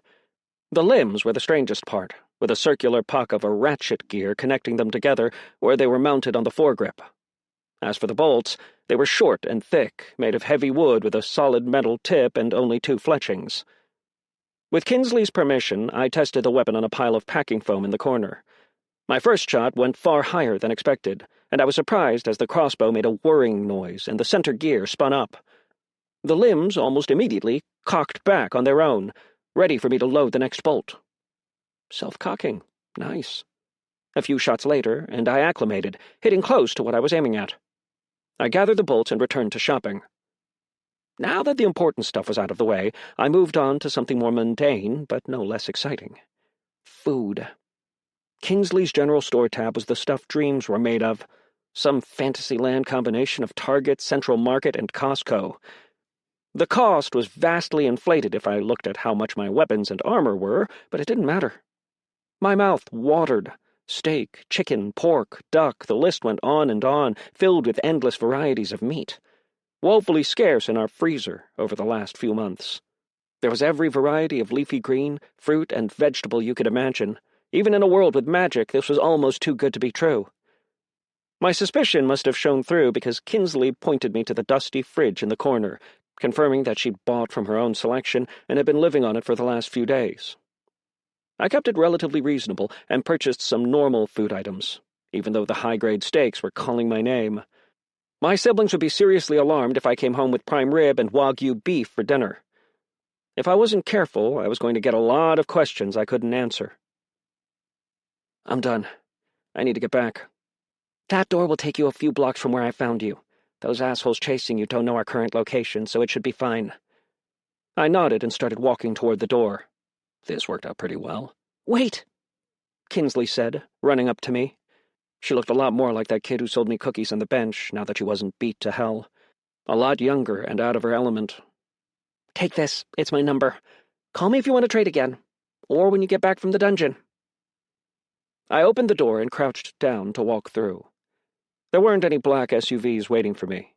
My walk back to the apartment was a long one, though, sticking mainly to side streets and alleys to avoid any other users or cops now that the curfew was in full effect. The hefty bags of groceries in either hand didn't fatigue me like they once would have. When I got back to the apartment, the sun was almost up. My whole body felt sore, exhausted, and the icing on the cake was that I'd be due for my shift at Duncan's in less than 2 hours. But I couldn't shake the feeling that everything was different. Everything had changed. After work, after I got some rest, I was going to do some research.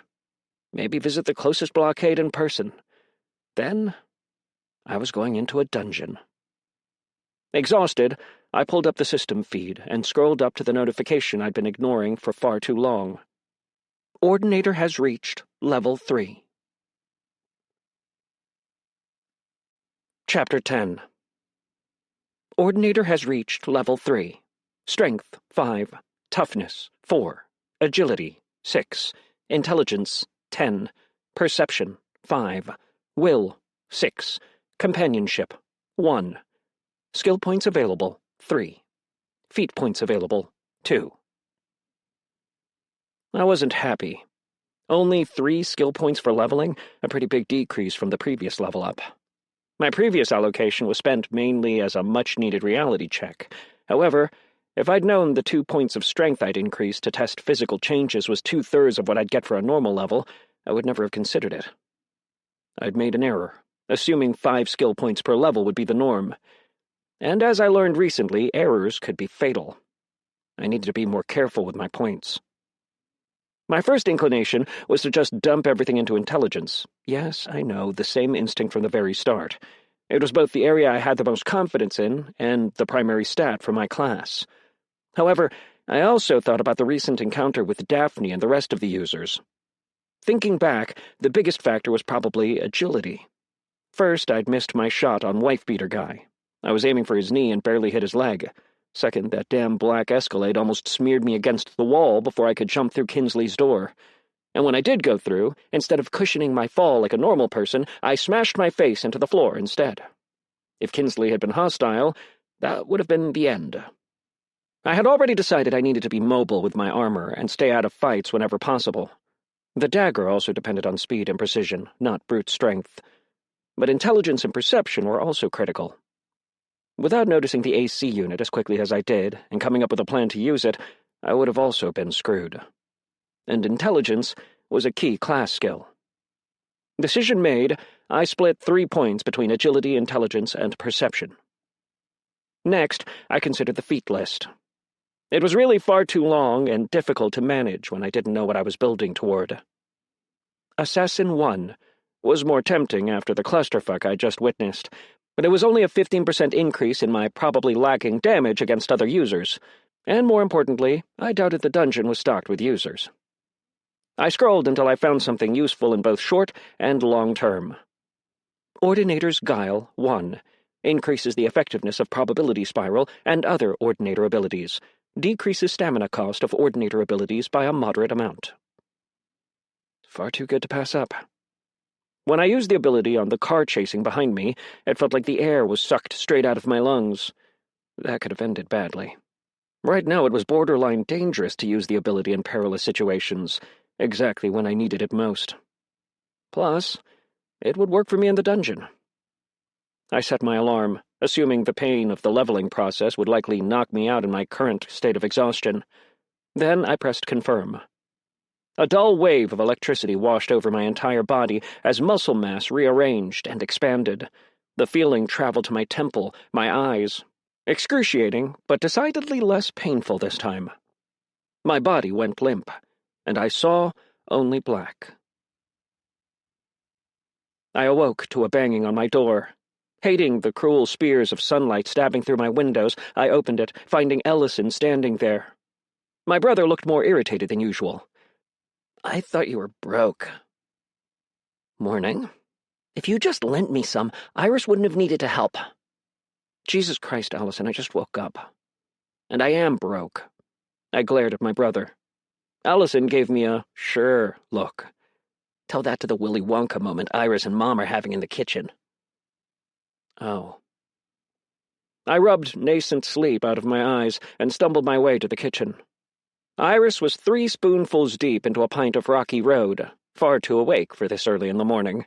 She grinned at me, chocolate smeared on her face and fingers as she signed, "You got my favorite."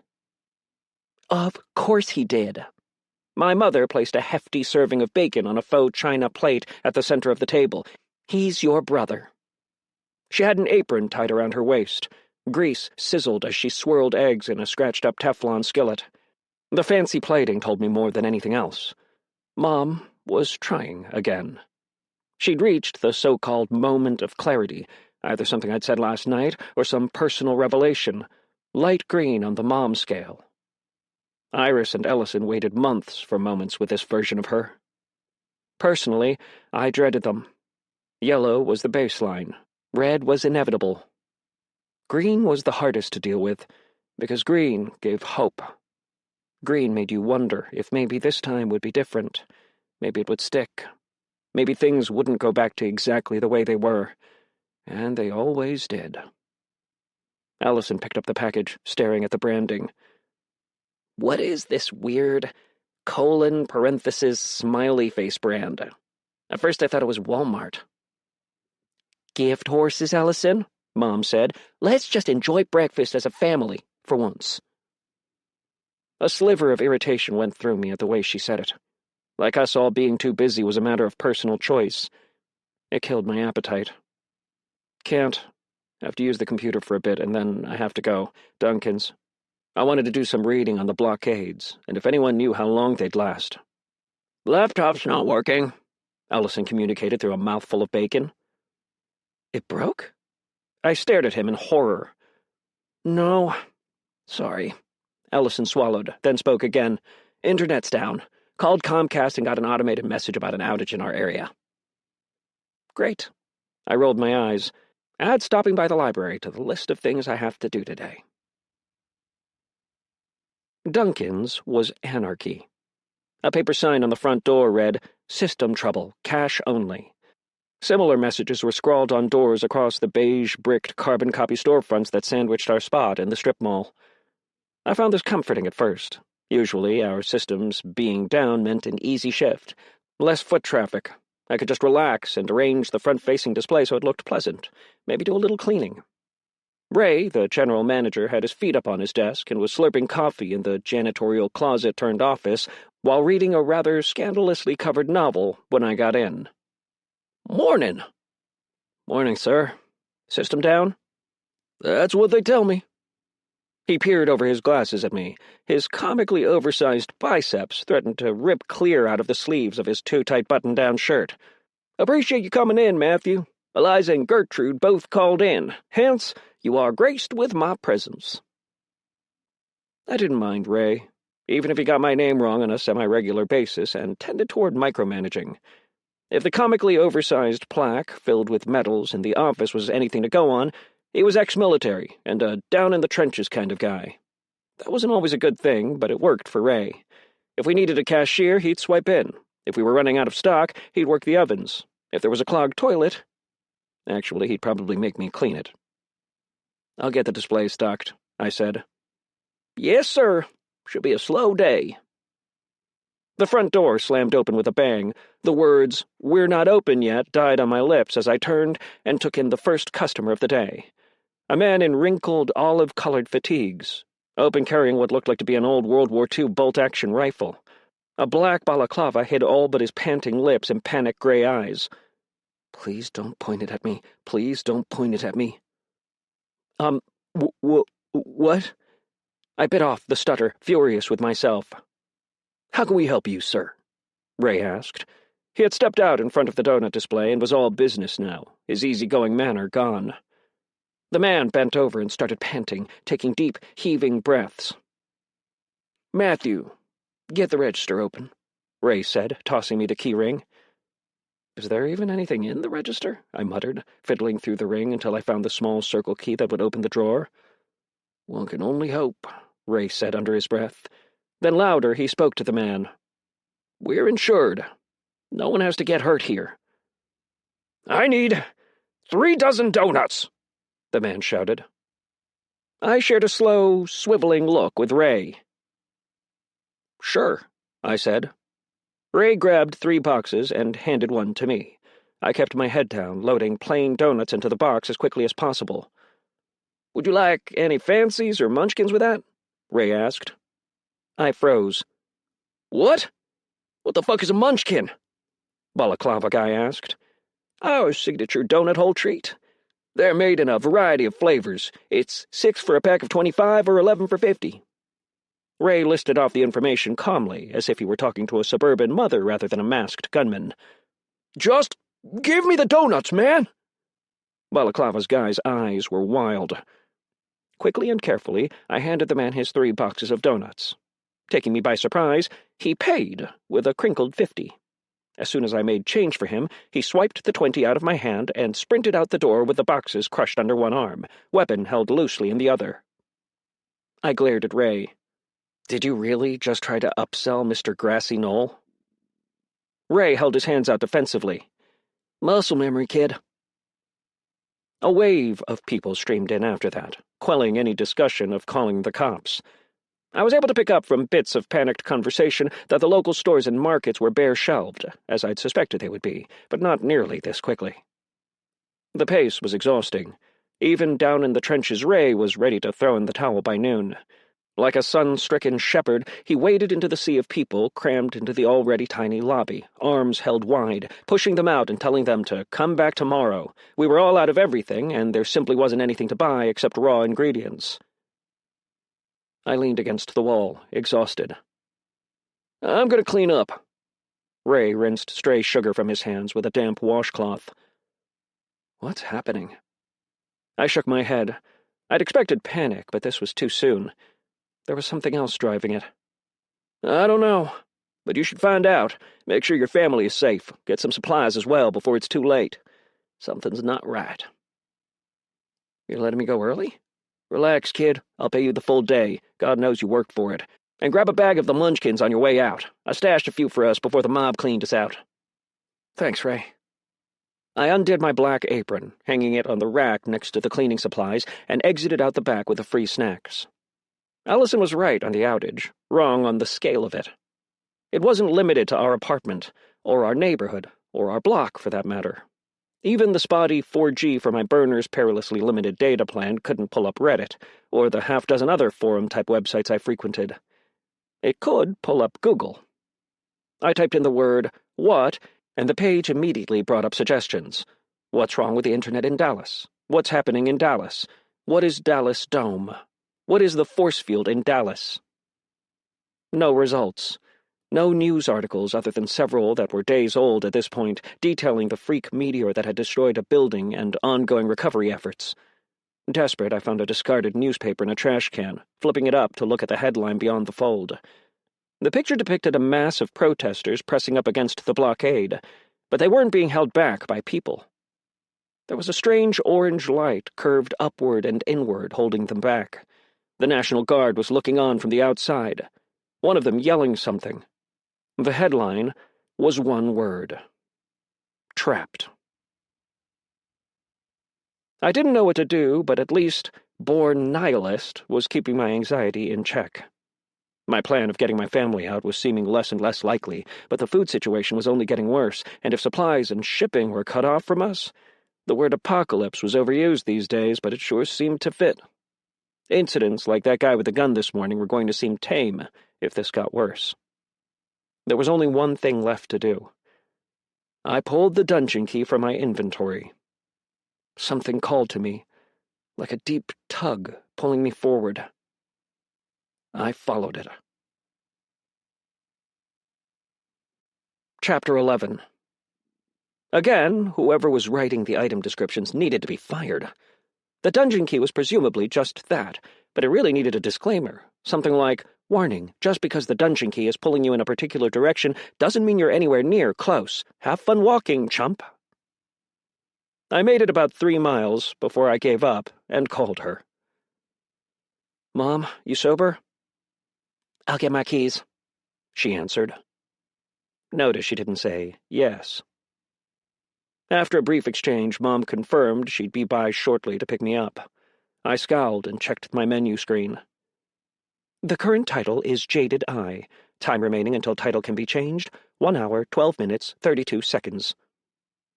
I had changed it shortly after leaving Duncan's, thinking it would be more useful.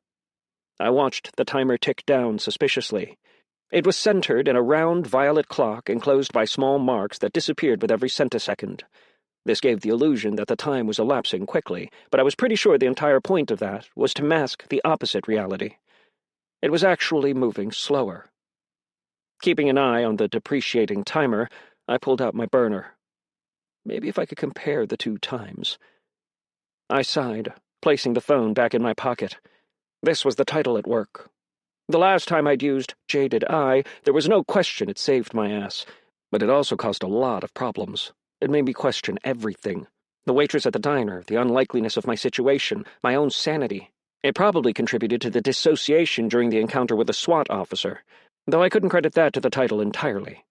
After all, I'd experienced dissociation before. Still, with the uncanny ability to detect traps and ambushes, there was no better option for venturing into unknown territory.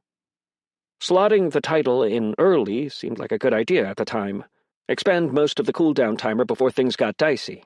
Swap it immediately if it was too much of a hindrance. Simple. That decision had made the last few hours miserable. Jaded Eye had something to say about everything, from sold-out fruit vendors to the city at large. Being more aware that the title itself was affecting my thinking helped, but only just. And knowing that did nothing to help me cope with a smarmy, mocking sense of humor. Yes, you're so independent. Off on your own to venture into the unknown. Oops, too far, better call Mommy for a ride. There was no answer, which was probably for the best. Things were questionable enough as they were. No need to start having conversations with myself to further muddy the water. I reminded myself that the upsides outweighed the downsides. The title practically screamed every time someone passed within 10 feet of me with a concealed weapon. Granted, we were in what scholars would likely refer to later as a time of great civil unrest, so nearly everyone was packing something. Left, blonde with a Gucci clutch, Ruger LCR. I subconsciously stepped back from the curb, giving her ample space to pass. Judging from the crow's feet and worry lines, obfuscated by makeup, she was somewhere between middle-age and ancient.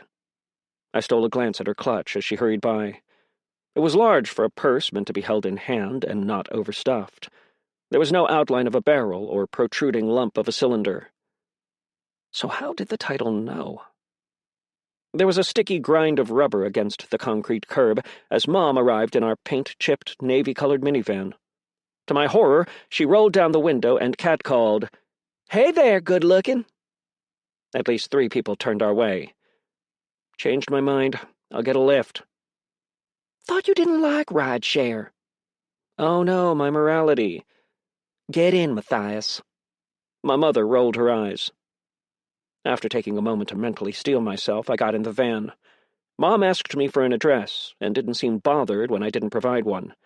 Instead, I directed her turn by turn, judging from the feel of the dungeon key how close we were. So, everything's a mess out here. Mom craned her neck to get a better view beyond the windshield. Only going to get worse, I said. We already know how this goes. First food gets low, then toiletries, then everything else. Pharmaceuticals, too, my mother commented. I stiffened. I'm good for now. Refilled last week. I wasn't. I know. Turn right at the light. We rode in silence for a few more minutes before Mom broke it. Good thing you managed to find a place to stock up when you did.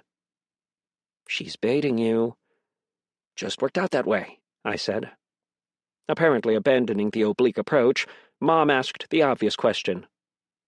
Do you know anything about what's happening?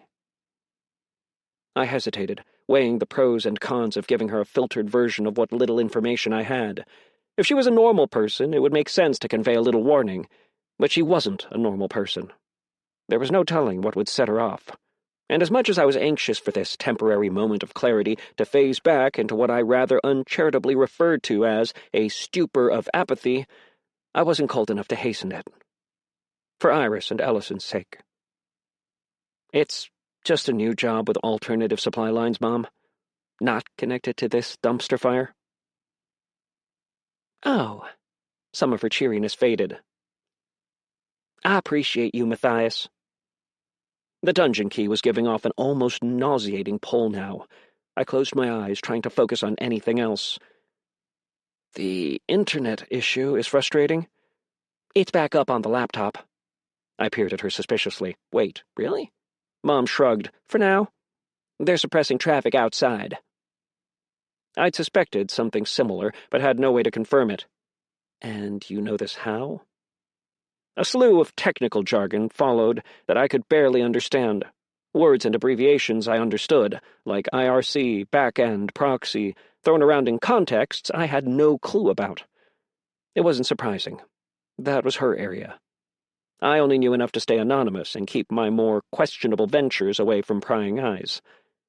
Basically, it's possible to get the external web, just very difficult. I didn't have to guess what she found. Anything about what's happening here? The dome? Nothing. Not good. I tapped my finger against my lip, thinking about Kinsey and her situation. I have a question, but I need you to answer it without thinking about the implications of it, and not take it as a personal attack on you. Is it about the trial? Mom kept her hands at 10 and 2, but snuck a glance at me. Sort of. The work you did for Sigma, how possible would it be for you to recreate it at a local level? I was thrown forward as Mom slammed the brakes at a stop sign a little too hard. She stared at me as if I'd stabbed her in the hand with a fork. So much for not upsetting her. Not for the same market they were dipping into. It's complicated. I have a friend who needs to sell things. She can't exactly do business in person for reasons, like being a small child. But she carries good products that can help people, and it's not like we can just order off Amazon anymore. Are you just ignoring the weapons tab? And a few things to help them defend themselves, I added belatedly. Maybe, if any of this was even possible, I could convince Kinsley to leave the weapons tab off the online market. But Mom was already thinking.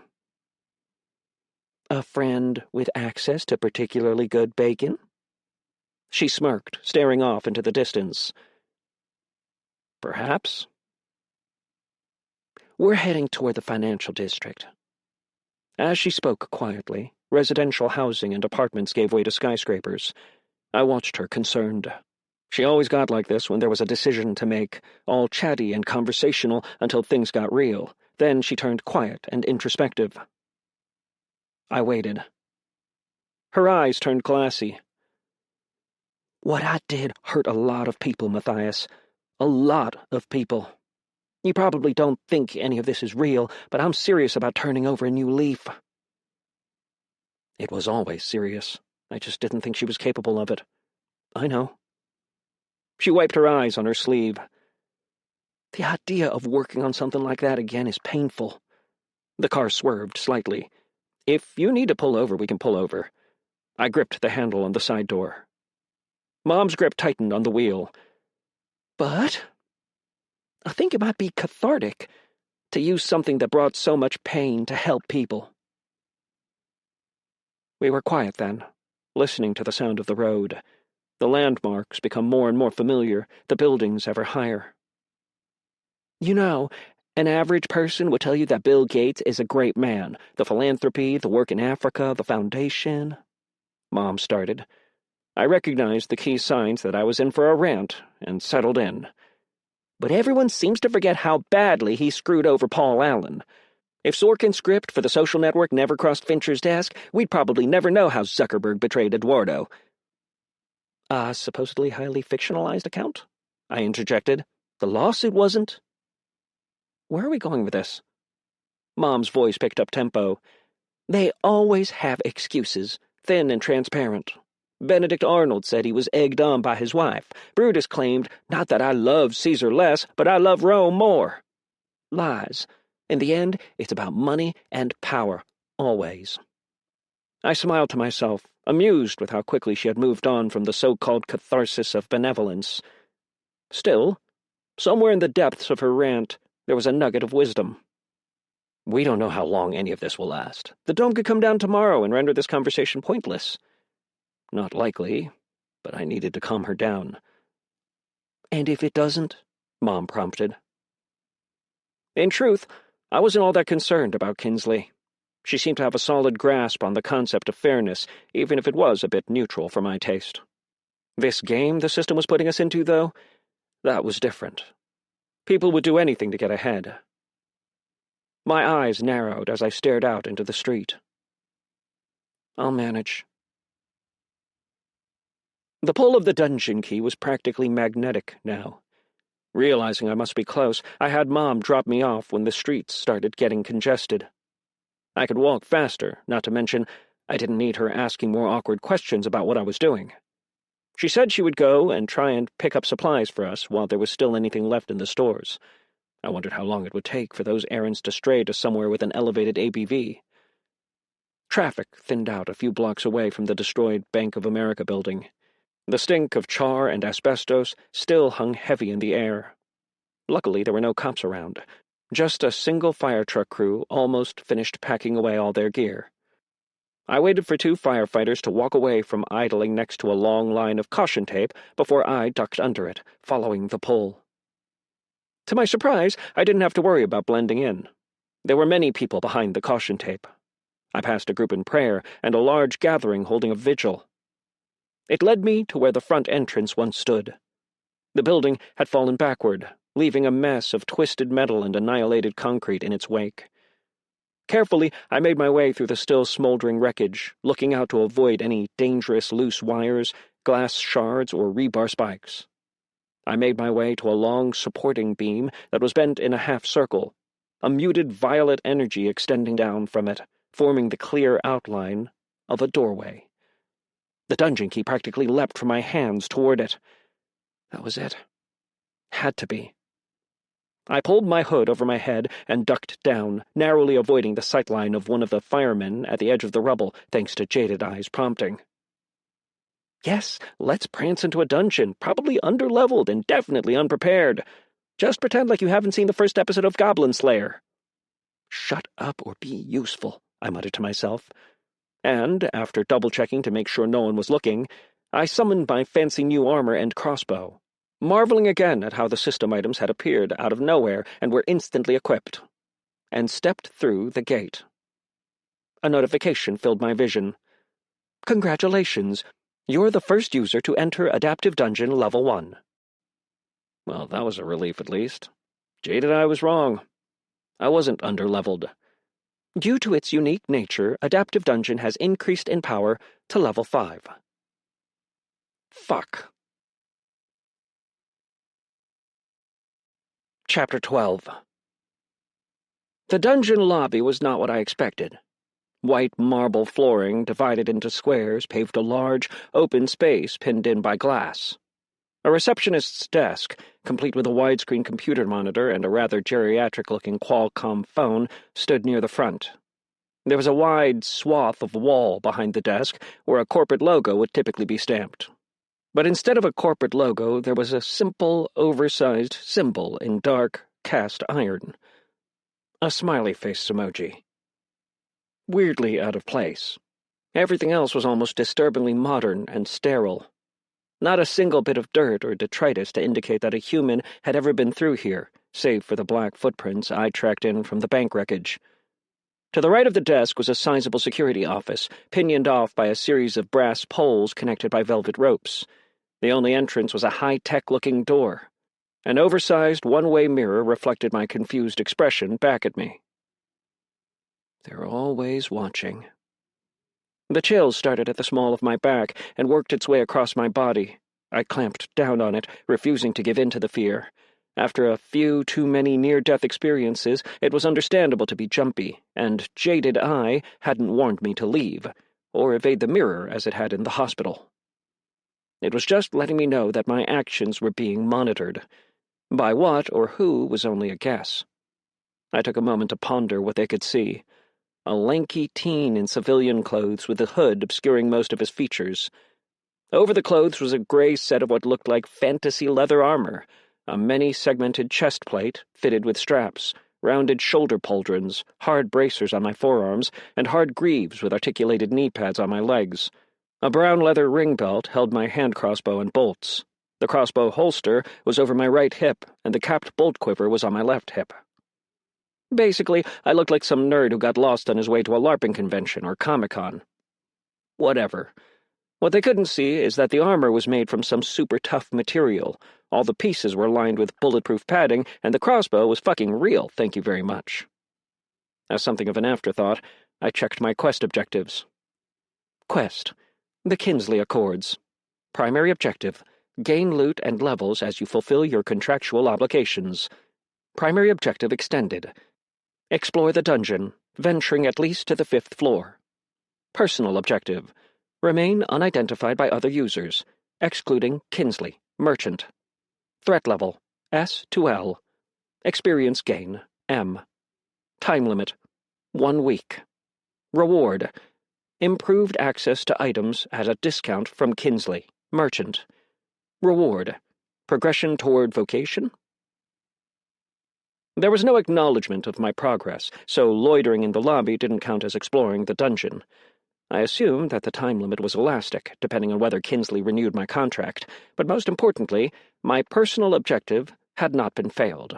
That meant whoever or whatever was watching me was likely not a user. So quick to trust words on a screen. It took effort, but I ignored the mental voice for the moment.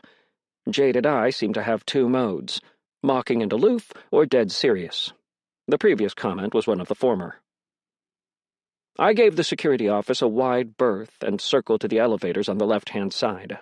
Like almost any modern office building, there was more than one. 3 of them stood side by side, simple metal doors with a call button to the right of each. Almost mindlessly, I reached out to touch one, and stopped, my finger a millimeter from the up button. Why are they watching in the lobby? Hypothetically, this isn't the only dungeon. If something is watching, it's for one of 2 reasons, business or pleasure. Directly monitoring a lobby seems inefficient. People may change their minds, especially when they discover the dungeon is adaptive. Plus, what do you even do in a lobby apart from make your way to the dungeon proper? Maybe it's for logging and records of anyone who enters, but I doubt it. If it's for entertainment, then that makes sense. Set the scene, build up tension. Still, that's shaky logic.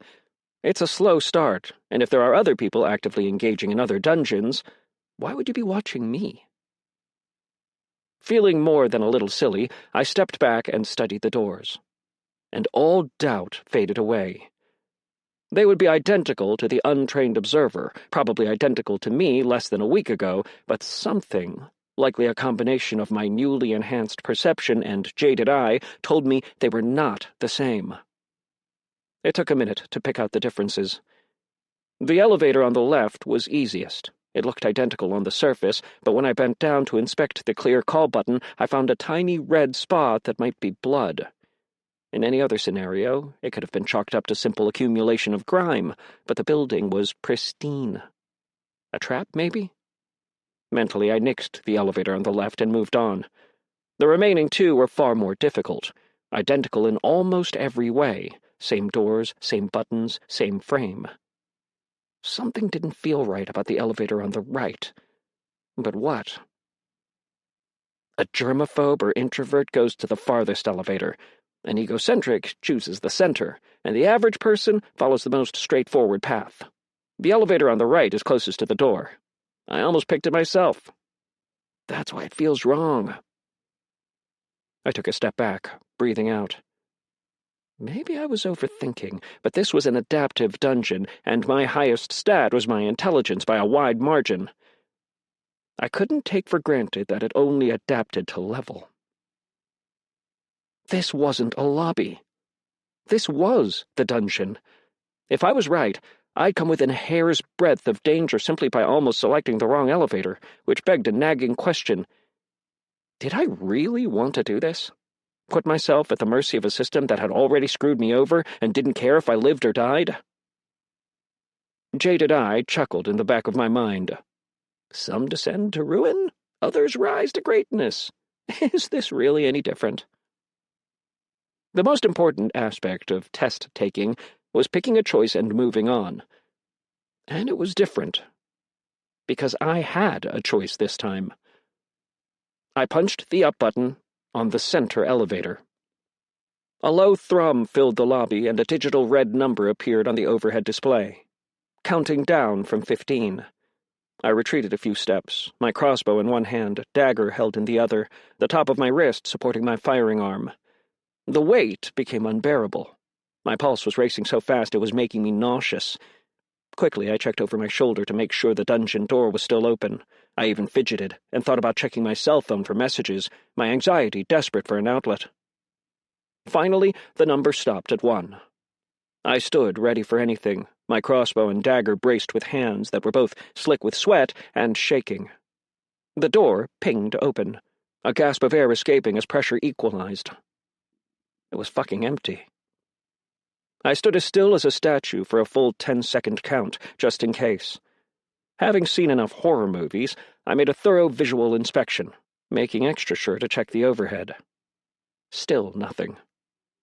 Cautiously sweeping my crossbow side to side to check the corners, I stepped in. There was a whoosh as the doors slammed closed behind me.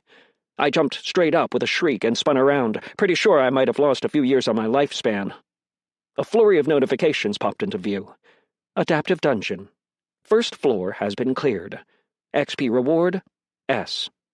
Congratulations, you are the first to clear this floor of the adaptive dungeon. You are currently ranked first on the leaderboard. System error, username not found. Placeholder will be used. Breathing a little easier, I watched with self-satisfied amusement as an unfilled leaderboard populated my listing at the top of an otherwise blank sheet as user, !, class, !, level, !, !. Bonus reward, +2 to intelligence. Wait! I gritted my teeth as an artillery shell detonated in my mind. A painful pulse that aligned with the hammering of my heart. Adrenaline pumping, I fought to clear my thoughts and stay alert. Somehow I managed to keep a grip on my weapons as I slid down the back wall.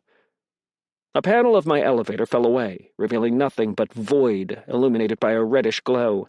Then another. And another. Piece by piece, the elevator was rapidly revealed to be an iron cage. It started clinking as it moved upward, lifted by a link of dark chains thicker than my neck. A medieval-style chandelier with the same cast-iron logo in the lobby somehow hung above me now, illuminating the darkness. I heard a howl to my left and scrambled away from it instinctually. There was a massive albino wolf crammed into a cage identical to mine, its body taking up the majority of the space 12 people could have fit easily. It snapped at me as my cage moved away, teeth snapping at the iron bars. I pressed my back against the bars furthest away, taking in small, panicked breaths as my cage swayed wildly. Then, what I can only describe as a long tendril of shadow curled around my cheek from behind and caressed my face with a burning sensation. I leapt back from the bars, my pulse rising even higher as I saw what was in another cage beside mine. The other cage contained something. A silhouette of a woman made of shimmering black substance. Her eyes and gaping mouth glowed with an unnerving orange light as she emitted a sound that was a cross between a giggle and a wet moan. She was trapped in the same type of cage, all three of us hanging above an impenetrable darkness, with me stuck in the middle of two monsters. I willed my cage to move up faster and leave them behind. Holy shit! Holy shit! Thank God I picked this elevator. My hand crossbow and its anemic bolts would have done next to nothing to the wolf, to say nothing of the knife. And how did you even fight something like the second monster? The same way space fought the dinosaurs? Sweating and nursing a lingering migraine from the intelligence boost, I spent much of the remaining ascent trying to talk myself off the ledge, telling myself that my justifications up to this point had been perfectly valid, that what had happened to me was no different from jumping across a gap and discovering there were spikes lurking beneath. Reiterating that with so much of my world turned upside down, gaining power was worth the risk. But the reassurance felt fraudulent.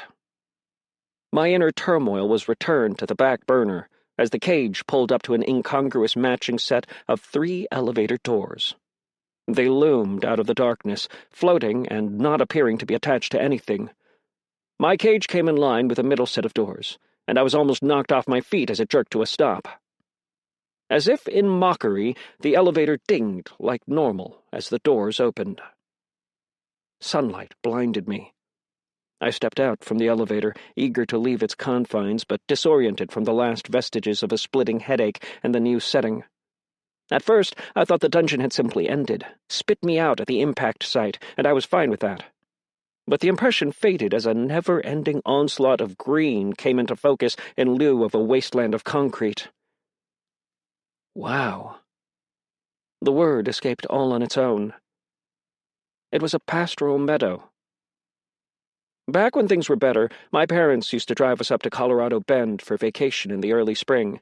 It was a 3-hour drive, an eternity to me back then, but it still felt worth it. There were all these hidden alcoves off the main road, places you'd drive right by without realizing they were there. Dad knew them all. He rotated through them, kept the repeat trips interesting. But the one place we always stopped was mile marker 21. I remember a rush of excitement every time the emerald green sign came into focus. We'd leave the car at a nearby parking spot, then forge off the road on foot. It was a grueling trek through a non-stop canopy of brambles and low-hanging leaves. On the last push, you'd break through to a meadow of waist-high grass, a vista of verdant land rolling out all the way to the horizon. It might be the only place I'd ever felt truly at peace. And I felt a murmur of that peace now.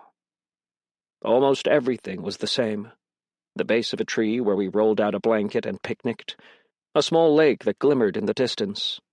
The only quantifiable difference was a small batch of tall flowers swaying in the wind. There is no wind. Before the warning could sink in, something feathery touched my hand. I looked down, expecting to find a strand of grass. Instead, I found a large leaf wrapped around my finger. It was attached to a sunflower around waist height. The sunflower's face cracked open, revealing a jagged maw of razor-sharp seed teeth. "Meat," it hissed. But before I could react, it bit down on my hand, and I screamed. Chapter 13.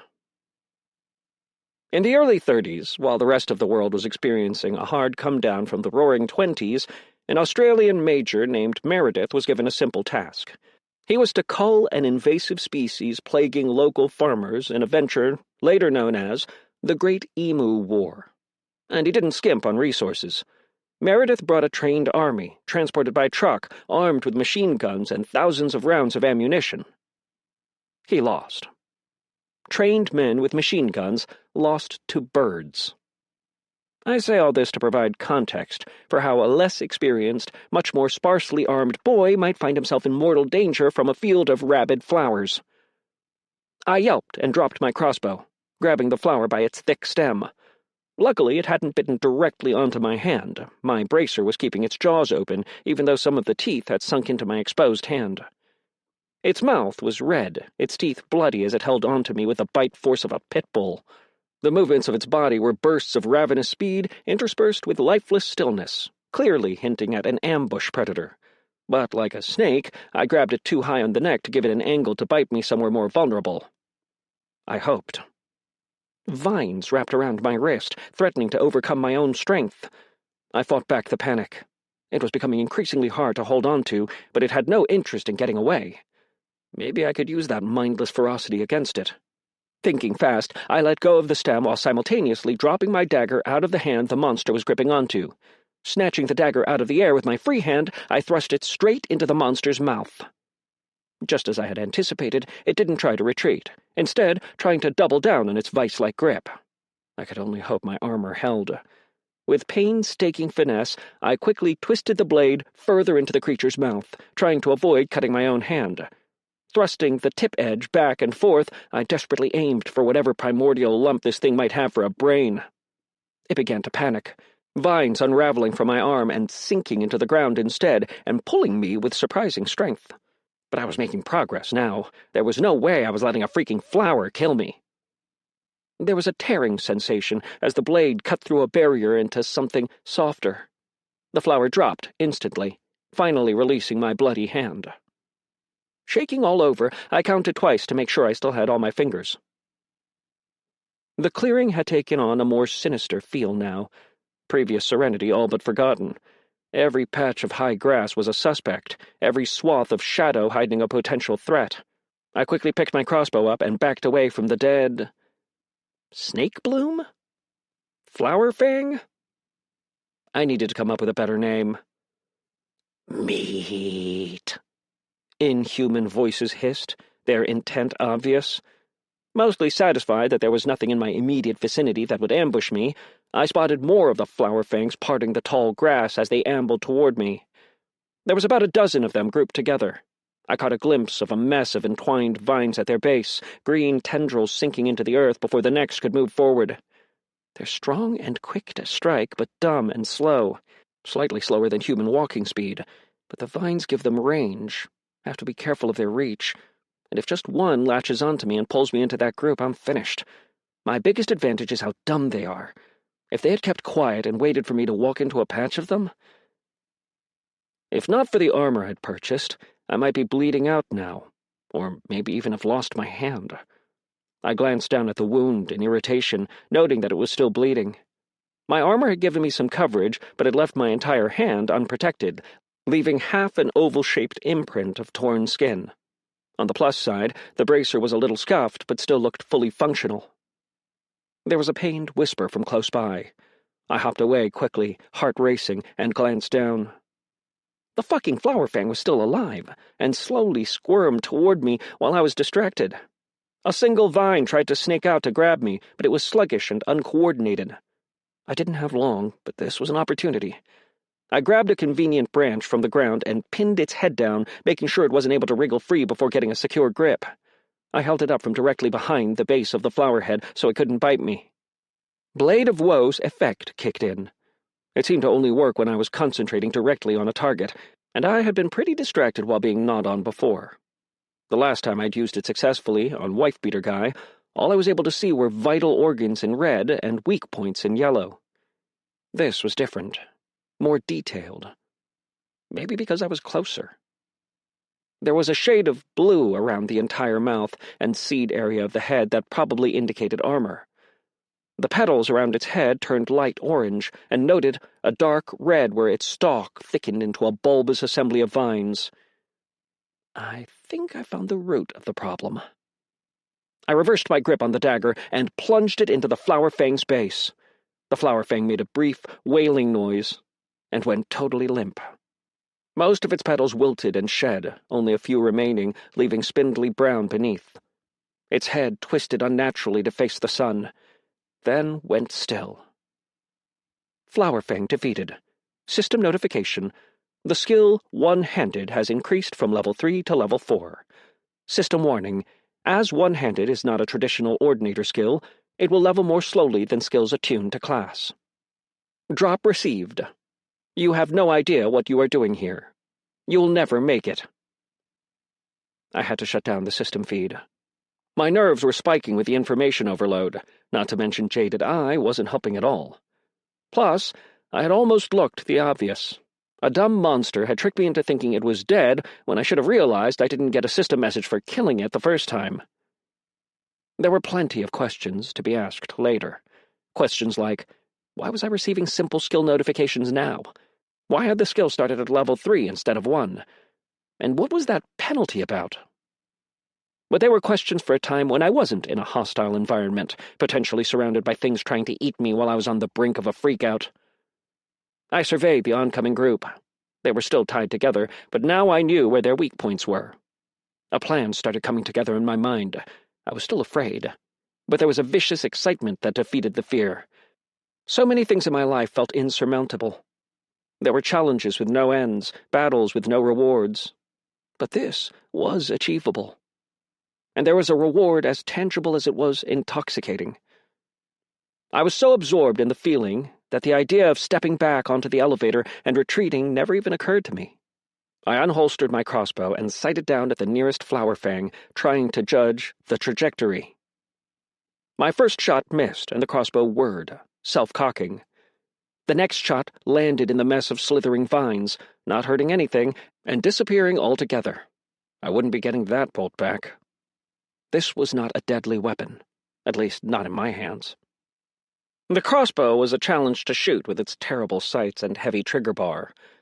This was vastly different from the handgun my father trained me to use. It was whisper-quiet, though, making only a dull twang when it fired.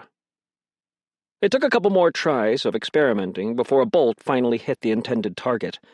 The metal tip ricocheted off of Flower Fang's tough armored face. Disappointing, but I'd suspected as much. The crossbow and bolts were both only common rarity items.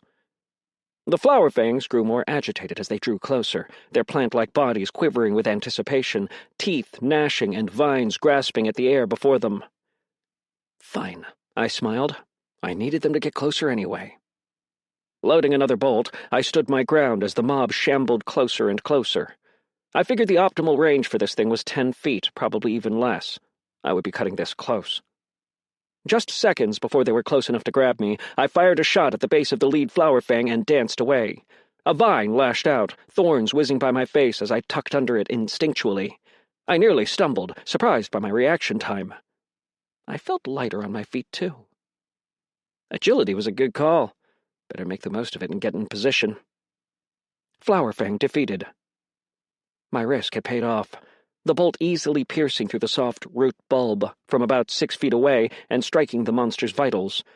Still, that was cutting it too close to keep trying the same tactic again. Also, weird that it used my name for the monster. Was I the first to face one, or did the system just go with what was easy for quick communications? I moved around the bouquet of Flower Fangs, trademarked, giving them a wide berth as I retreated toward the end of the clearing fenced in by tall trees. I needed some space to think. There was a small voice in my head, chiding me for not testing my abilities and gear more before I was in a life-or-death situation. But this was, in some ways, the ideal situation to explore it. I was up against monsters. They were slow and only dangerous if I was foolish enough to let them get close. Was that part of the test for this level of the dungeon? Seeing if I was dumb enough to charge into what looked like a bunch of weak and harmless opponents, like some human weed-whacker? It did make a sort of sense, if the dungeon could detect that my best weapon was Blade of Woe at uncommon rarity. I shuddered, clamping down hard on a panic attack. They would have torn me to pieces. Okay, sure, I could have experimented more with probability spiral outside the dungeon, but playing around with an ability that seemed to innately make things go wrong on random strangers who were on edge with the events of the past week struck me as a terrible idea. Then I noticed something. The monstrous bouquet of flower fangs seemed to be moving slightly slower now. The one I had killed was still being dragged along with the rest of the group, tangled up in the communal root system and weighing them down. A chain is only as strong as its weakest link. I needed to kill more links. Studying the group, I noticed that one of them seemed like a good choice for another experiment. Slightly smaller than the others, and particularly vicious, it snapped randomly at the two neighbors at either side as they slithered toward me. Probability spiral. I held up my hand and called the ability, aiming at the problem flower fang's movement vines. Some failed to pierce earth, getting tangled up with the neighbor's roots on the left instead, causing both flower fangs to stumble into each other. The problem flower fang hissed angrily with scrabbling noises.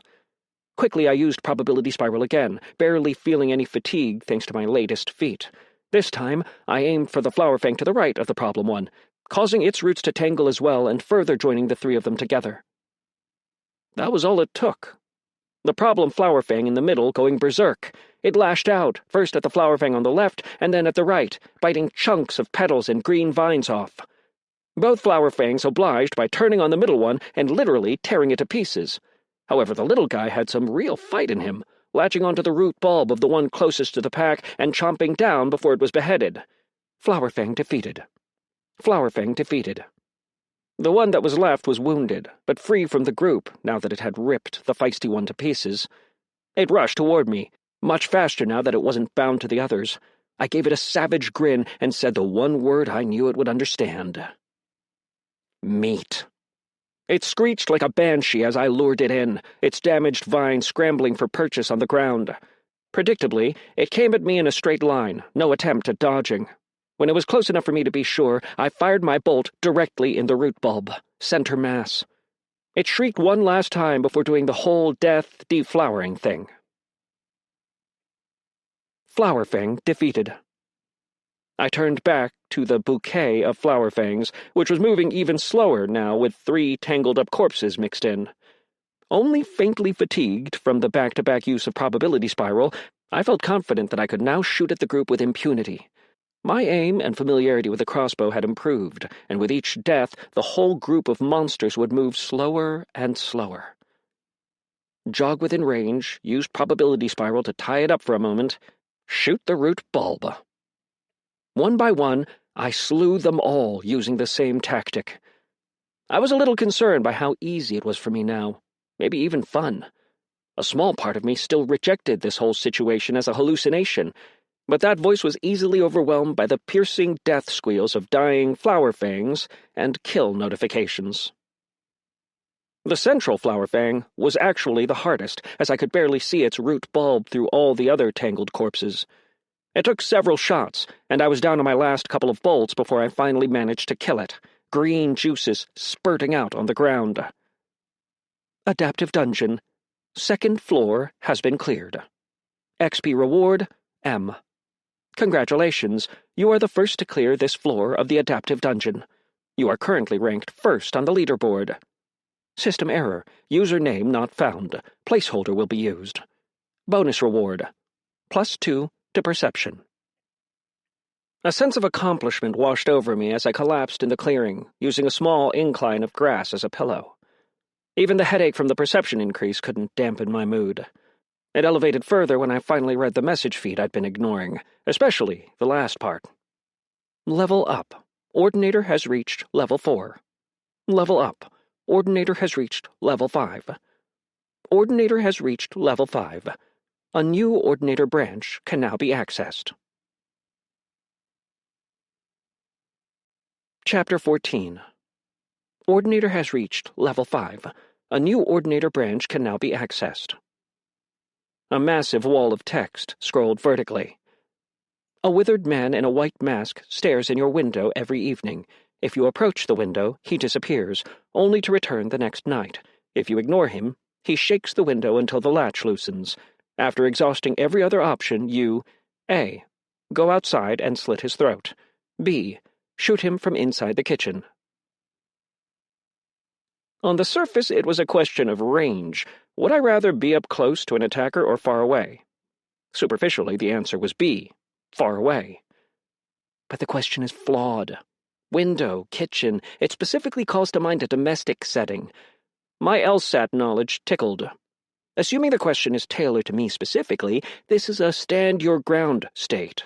Option A isn't going to fly. There's Greystone Garcia v. Florida, but that shit was borderline and the wording is questionable. Option B is justified under both stand-your-ground and most castle doctrine laws, but looking outside the letter of the law, this is happening late at night with presumably no witnesses. It would be hard to prove the lethal force was justified.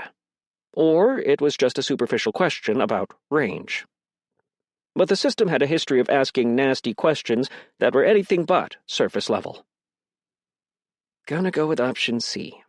Call the cops, I murmured to myself.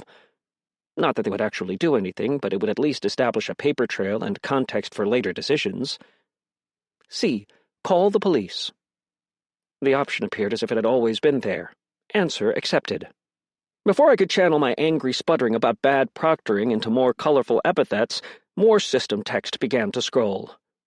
Ordinator has split from the primary branch to hidden subset. Ordinator ability unlocked. Suggestion. I stared at the ability in silent horror. From the beginning, my largest issue with the Ordinator class was its total absence of any direct damage. Daphne could smash my face into the ground. Wife-beater guy could burn me to death with acid birds. And now I could kindly ask them to stop. The cushioning grass welcomed me as I laid down slowly, the system screen following as I fought the urge to punch something. Even if it was something completely overpowered, like direct mind control, which I highly doubted considering the name, the skill had the same subscript as probability spiral. A little number 1 at the bottom right, meaning it was single target. So if I was attacked by the group, I could kindly ask one of them to go easy, while the rest curb-stomped me into the ground. And naturally, the system wasn't going to give me any more information if I focused. Skill description. Suggestion. The ability to bend others to your will. Strength of effect depends on the specific order and intelligence of the target and caster. Most effective on summons. Option C. My eyes widened. It was like opening a present that hinted at a much larger present to come. I tore through my various screens until I found what I was looking for. Summon slots available. 0 of 2. I spent the better part of an hour trying to separate out the Flower Fang corpses. I had really done a number on their roots. They were thoroughly tangled. In the end, I just started cutting them apart, getting covered with green goo up to my elbows. I accidentally got some in my mouth, which tasted like burning. My goal? To collect everything valuable I could get my hands on, of course. Unfortunately, they didn't seem to have anything decent, at least not that I could decipher. I wasn't an alchemist that could use their blood to make healing potions or grind their petals into a lethal poison. Biology had never been my subject anyway. As far as I could tell, they were just dead plants, and kind of gross. Then I cut open a root bulb, expecting to find nothing but fibrous flesh and green sap. I was so absorbed in my task, I didn't even notice it at first. A system message. Common item gained. Green bulb crystal. Item description. Taken from a freshly killed flower fang, can be consumed for a temporary burst of energy and aggression. May have other uses. Holy shit, is this monster amphetamine? Because it sounds like monster amphetamine. Excited, I repeated the process for the rest of the flower fangs, collecting 12 more green bulb crystals. The last one I killed and the largest yielded even more surprises. Common item gained. Monster core. Simple. Item description. Consume monster core and summon a companion. Well, this was unexpected and potentially life-changing. It seemed like this would summon a monster of my own, but was I ready for the responsibility? Mom would just love to gloat how she had never been a single teenage parent. My looting frenzy nearly over, I couldn't help myself, and gathered some of the longer, undamaged vines. They had dried out after the monsters died, but were still very pliable and tough to cut.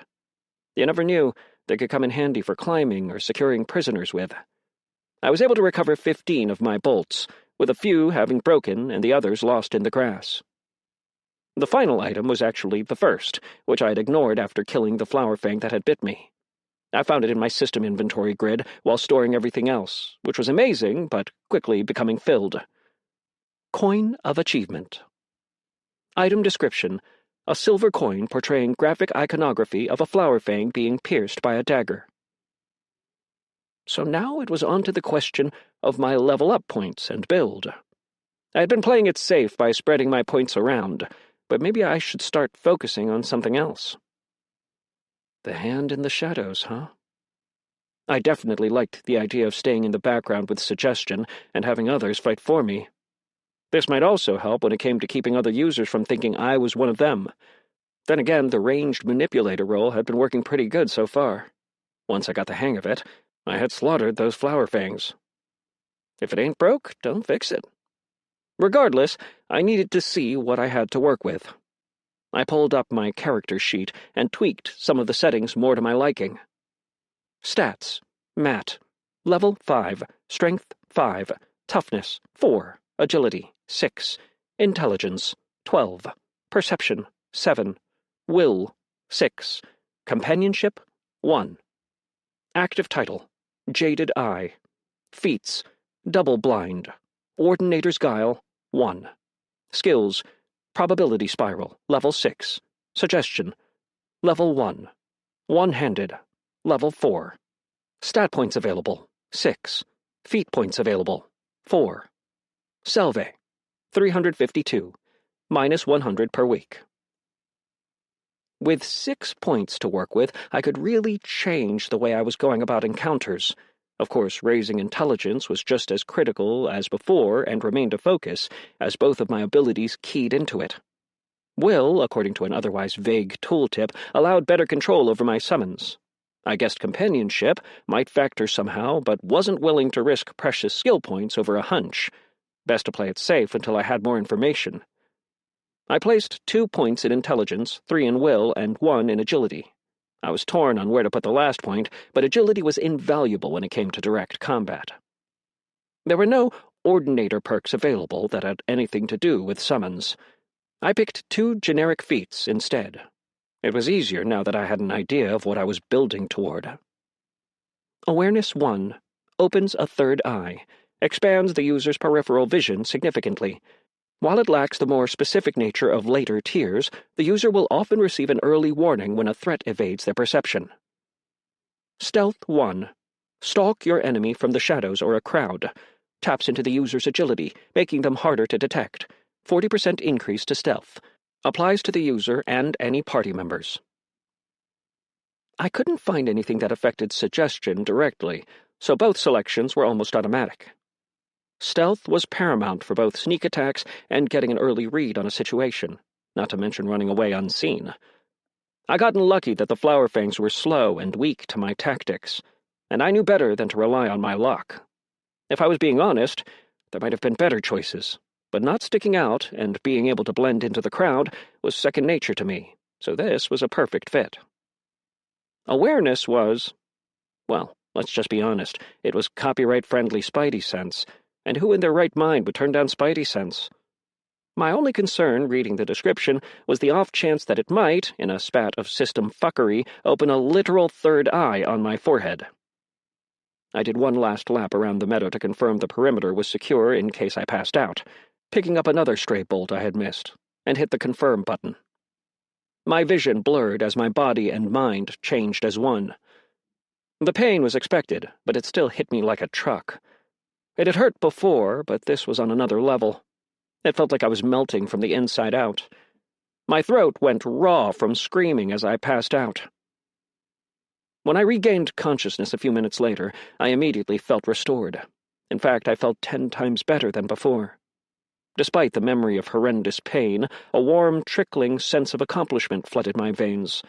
The giddy feeling only grew stronger as I realized my perspective had radically shifted. The scent of the slain flower fangs held notes of pungent cedar, now impossible to ignore. I could see them without turning my head, far back and to my left, at an angle so sharp it should have been impossible. What should have been incredibly disorienting felt completely natural instead. I had unlocked the side-eye to end all side-eyes.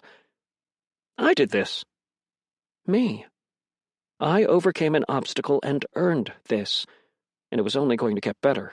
More levels, more power, more rewards. Wake the fuck up. This is textbook operant conditioning. You're a rat in the Skinner box, and Skinner, in this case, is kind of an asshole. Jaded Eye's grating inner voice cut through my fugue. The feeling was so strong I almost dismissed the warning before I realized how right it was. An image of Daphne driving her fist into the Bounty's face over and over popped into my mind like a bucket of cold water splashing over my head. Even before we fell out, back when we still played games, she wasn't the greatest friend. She'd always been quick to screw me over a piece of loot, or laugh when I failed. But she was never a monster. The easiest explanation at the time was that she'd gone insane, like the rest of the city. But what if the difference between me and her came down to how she started? I was generally conflict avoidant, and I'd already harmed 2 people. If she'd had a more tumultuous start that ended in a body count, and the result was this feeling of euphoria and accomplishment, and she kept chasing it, surrounded by people doing the same thing? It was grasping at straws, but the fact remained that she was definitely not the same person I remembered. Also, I knew I had changed some as well, especially after facing the flower fangs, but I was nothing like her. At least, that's what I told myself. At any rate, disregarding the system entirely would be foolish. Impossible, actually. It had always felt shady. No reason to believe otherwise. I needed to be careful. Use Daphne as a cautionary tale of what could happen if I sunk too deeply into my role as a user. There needs to be rules, a regimen. A basic first tenet that was jumping more than one level was a no-fly zone unless absolutely necessary. And I had to be on the lookout for other ways the system tried to affect my judgment. Eat the cheese. Just keep asking who's feeding you. I consumed the monster core and braced myself. I really hoped this wouldn't hurt. Chapter 15. Summoning was a bitch and a half. Imagine reaching up, grabbing a fistful of hair, then pulling away from yourself slowly, deliberately, every singular pinprick of detaching follicles popping out a reminder of what you were doing. Now imagine that feeling over your entire body. Little bits of yourself tearing away to create something entirely new. Well, almost entirely new. By the time it was done, I was a sweat-covered heaving mess, only partially able to remember why I'd thought putting myself through this was worth doing. And as far as I could tell, the process failed. There was nothing but me and the empty clearing. I pulled the neck of my hoodie up to wipe the still flowing sheet of sweat from my forehead. It might be time to call this particular venture. I hadn't exactly come away with a master sword, but I'd found some supposedly valuable alchemical components and nearly doubled my level. When I let my now-soaked collar drop from my eyes, I found a spiky, hazel face staring back at me. Meat? Jesus Christ! I fell back on my hands, scrambling away. What the actual fuck, Awareness? This flower was taller than the others by about a foot, its face larger and more perfectly circular. Its vines were a muted green, but the most significant difference was the dark violet petals that tapered from nearly black to violet. It dipped away from me with a hiss, its posture and expression a mix of confusion and fear. Congratulations. You have successfully called a summon. As an aspect of your class, this creature is a unique variant crafted with a combination of your traits and its original abilities. It will level when you level, share a portion of experience earned, and its allocations will reflect yours. Summon added. Omnivorous flower. Hybrid. Bond level 1. That was interesting. Possibly why it had escaped notice in the first place. In my experience, summoner classes weren't the most exciting to play in RPGs. Either the pets did next to nothing, requiring the summoner to dual spec to achieve any real damage, or they did all the damage, often while you played something else on your phone. The difference here seemed to be that its stats would reflect my own, though I wasn't certain how intelligent I wanted a flower with a taste for human flesh to be. I glanced up from the system text to watch my summon. It had wandered a small distance away and was poking at one of the fallen flowers with an errant vine. I kept my distance, taking an indirect path for a better look. The flower was bent over, its face scrunched in concentration. It grabbed one of the smaller flowers and shook it gently. Then harder. Not very useful if it can't tell the difference between a live enemy and a dead one. I bent down to get a better look. Immediately, vines dragged the fallen flower away from me. My summon hissed aggressively. This was a problem if it was going to be territorial. Then it spoke. "Not meat." Oh. Not meat, I repeated, trying to convey that I understood. Sensing it had my intention, it tried to speak again. See.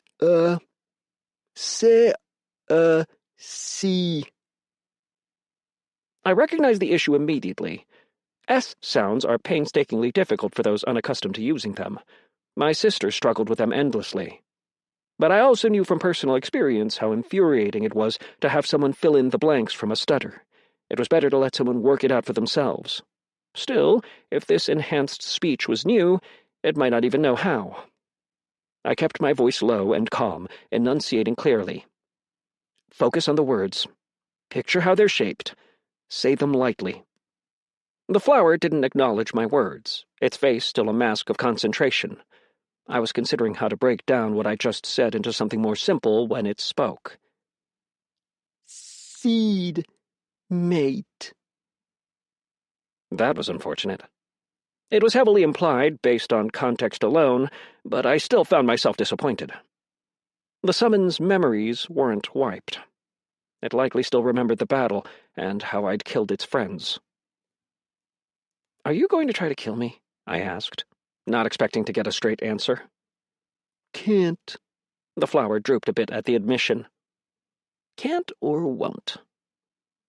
The warning came like a taser to my neurons, screaming for me to move. I darted back just as a thorned vine struck out toward me. It extended out further, however, keeping myself easily in range. I mentally prepared myself for the impact, but it never came. The appendage bounced off an invisible force field, bouncing helplessly away. "Can't," the flower reiterated, sounding almost depressed. I considered. It wasn't as if I owed this creature anything by any reasonable margin. They'd struck first and suffered the consequences for it, and the best way to manipulate someone with a simple mind was to elevate their ego. I could tell the creature that it had been chosen, and its increase in power was a gift bestowed on it for being worthy. Suggestion was a tool in my portfolio for exactly this purpose. But as I watched it, still lightly shaking its companion, as if they might wake up at any moment, the idea of manipulating something so simple felt cruel. Straightforward it was, then. "Do you have a name?" The flower perked up at that. "Want." "You don't have one, but want one." In a very human motion, the flower nodded. That was good. A simple motivator, easy to follow through on. I spoke slowly. "Something bigger than you, bigger than me, placed you here for someone like me to kill."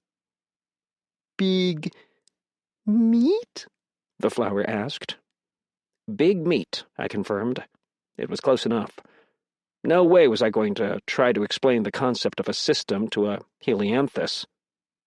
"Why?" "I don't know," I said, "but I'm going to find out. So you have options. You can rest with the others if you like, or come with me and learn the answer to your question." This was only partially a lie. I had no intention of throwing away my only summon. I was about to push further into the dungeon, after all. It was pragmatism. I had to use what I had, and falling back on keening morality in the midst of this situation was foolishness. but there was something distinctly unpalatable about the idea of enslaving a creature intelligent enough to speak and forcing it to do my bidding. That was a dodgy proposition on any metric, moral or otherwise. If it refused, I'd make ample use of suggestion for the remainder of my venture, then release it on this floor on my way out, no matter how useful it was. There had to be lines, even for me, perhaps especially for me. The flower seemed to come to a decision. Want to see it. Big meat. It was both the creature's longest sentence and its most definitive. I smiled and reached out toward it. Glad to hear it. System notification. Bond with omnivorous flower hybrid has increased to 2. Soft petals tickled my palm as it leaned into my touch, the same way a domesticated animal might. I rifled through my inventory and withdrew a bag stuffed with jerky, intending to feed my new acquisition. Something snapped the bag out of my hand before I could react. Vines coiled around the bag, the flower's sharp teeth flashing as it tore through the plastic and disemboweled the container in graphic detail. I tried not to think about the fact that something similar could have easily been my fate. Probably best to keep you far, far away from Iris and Ellison. Happy with the outcome, I crossed the meadow, returning to the elevator. Due to its unique nature, Adaptive Dungeon has adjusted in power to level 6. Of course it has. My summon followed into the iron cage of the elevator. It struggled with the changing terrain, but adapted quickly, its vines forming supporting loops. The door shut behind us.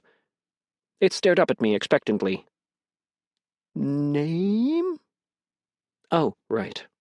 I considered the question.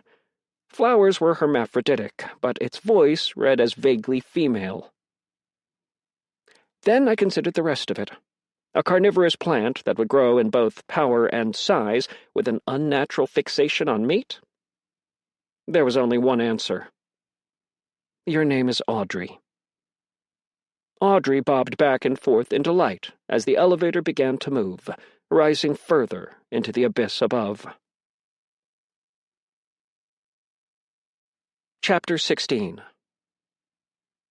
The word dungeon has changed in meaning over time. It can be used pejoratively to refer to any underground facility, or a, usually, windowless apartment that is particularly drab.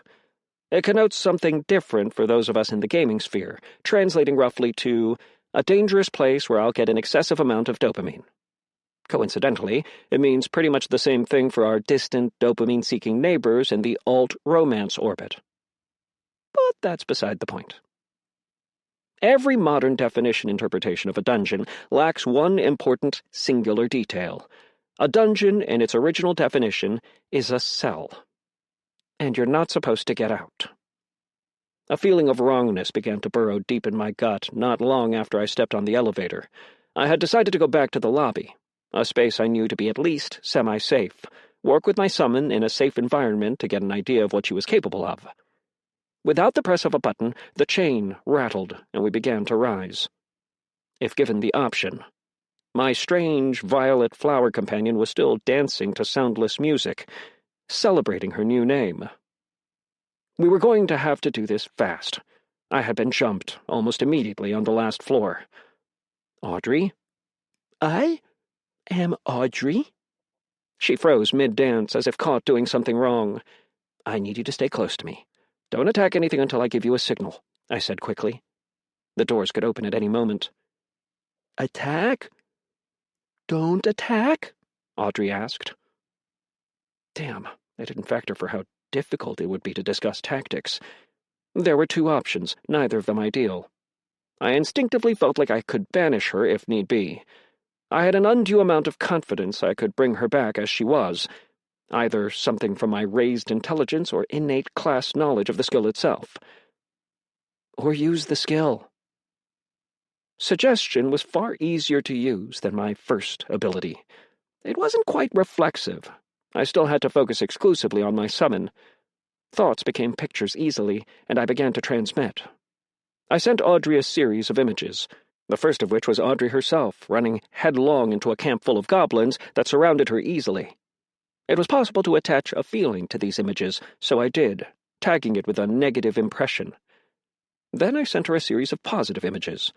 The first was her at my side as I crouched in the grass hunting a dragon. Another series of images of us hunting faceless enemies one by one, separating them from a main group. I gave her several possible avenues of attack.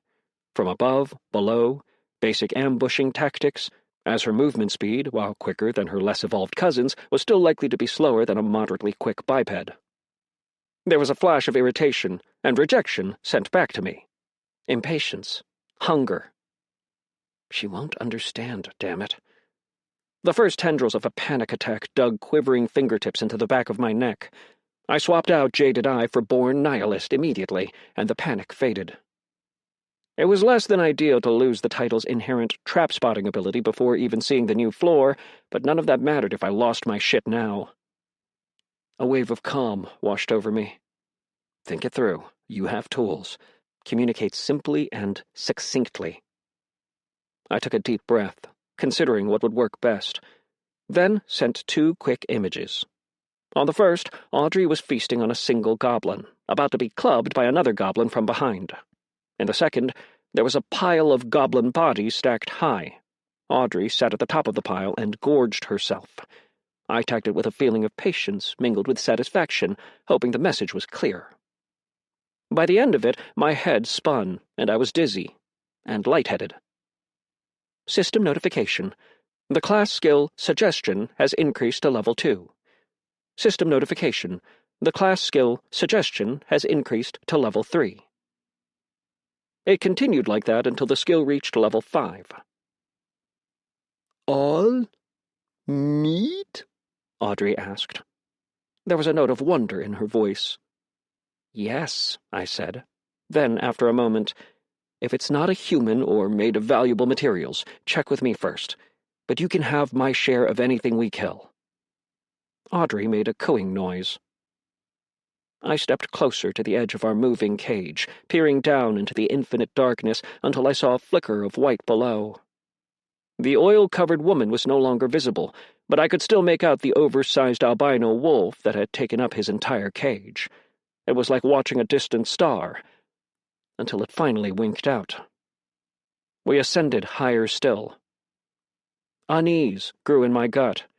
The clock on my burner said that a few hours had passed since I first entered the dungeon, but it felt like far less time. It was possibly a shift in my perceptions, or maybe time worked differently here. The doors opened to darkness. My eyes were already adjusted, so the blood-red moon peeking over a long row of battlements on the cavernous open ceiling was almost blinding. The up button on the elevator slowly faded to nothing. I'd hoped that the feeling in my gut was nothing more than Jaded Eye making a difficult situation worse, but no. The title had been trying to warn me that there was a trap, even if that warning had come too late. Something brushed up against my leg as I stepped out, and I almost shouted. Audrey heeled at my side, her dark face panning from side to side, as attentive as a Labrador. I gave her a pat of appreciation and looked around. There was no stray enemy waiting to ambush me this time. Only fresh bodies, styled to look like classical adventurers. I checked the pulses of each, 2 men and a woman, and found none. Our surroundings were a hollowed-out ruin of stone brick that ran up dizzyingly high walls until they reached incremented buttresses at the top, many of which were crumpled and decayed. They cast the shadows of a gap-toothed, underbitten smile.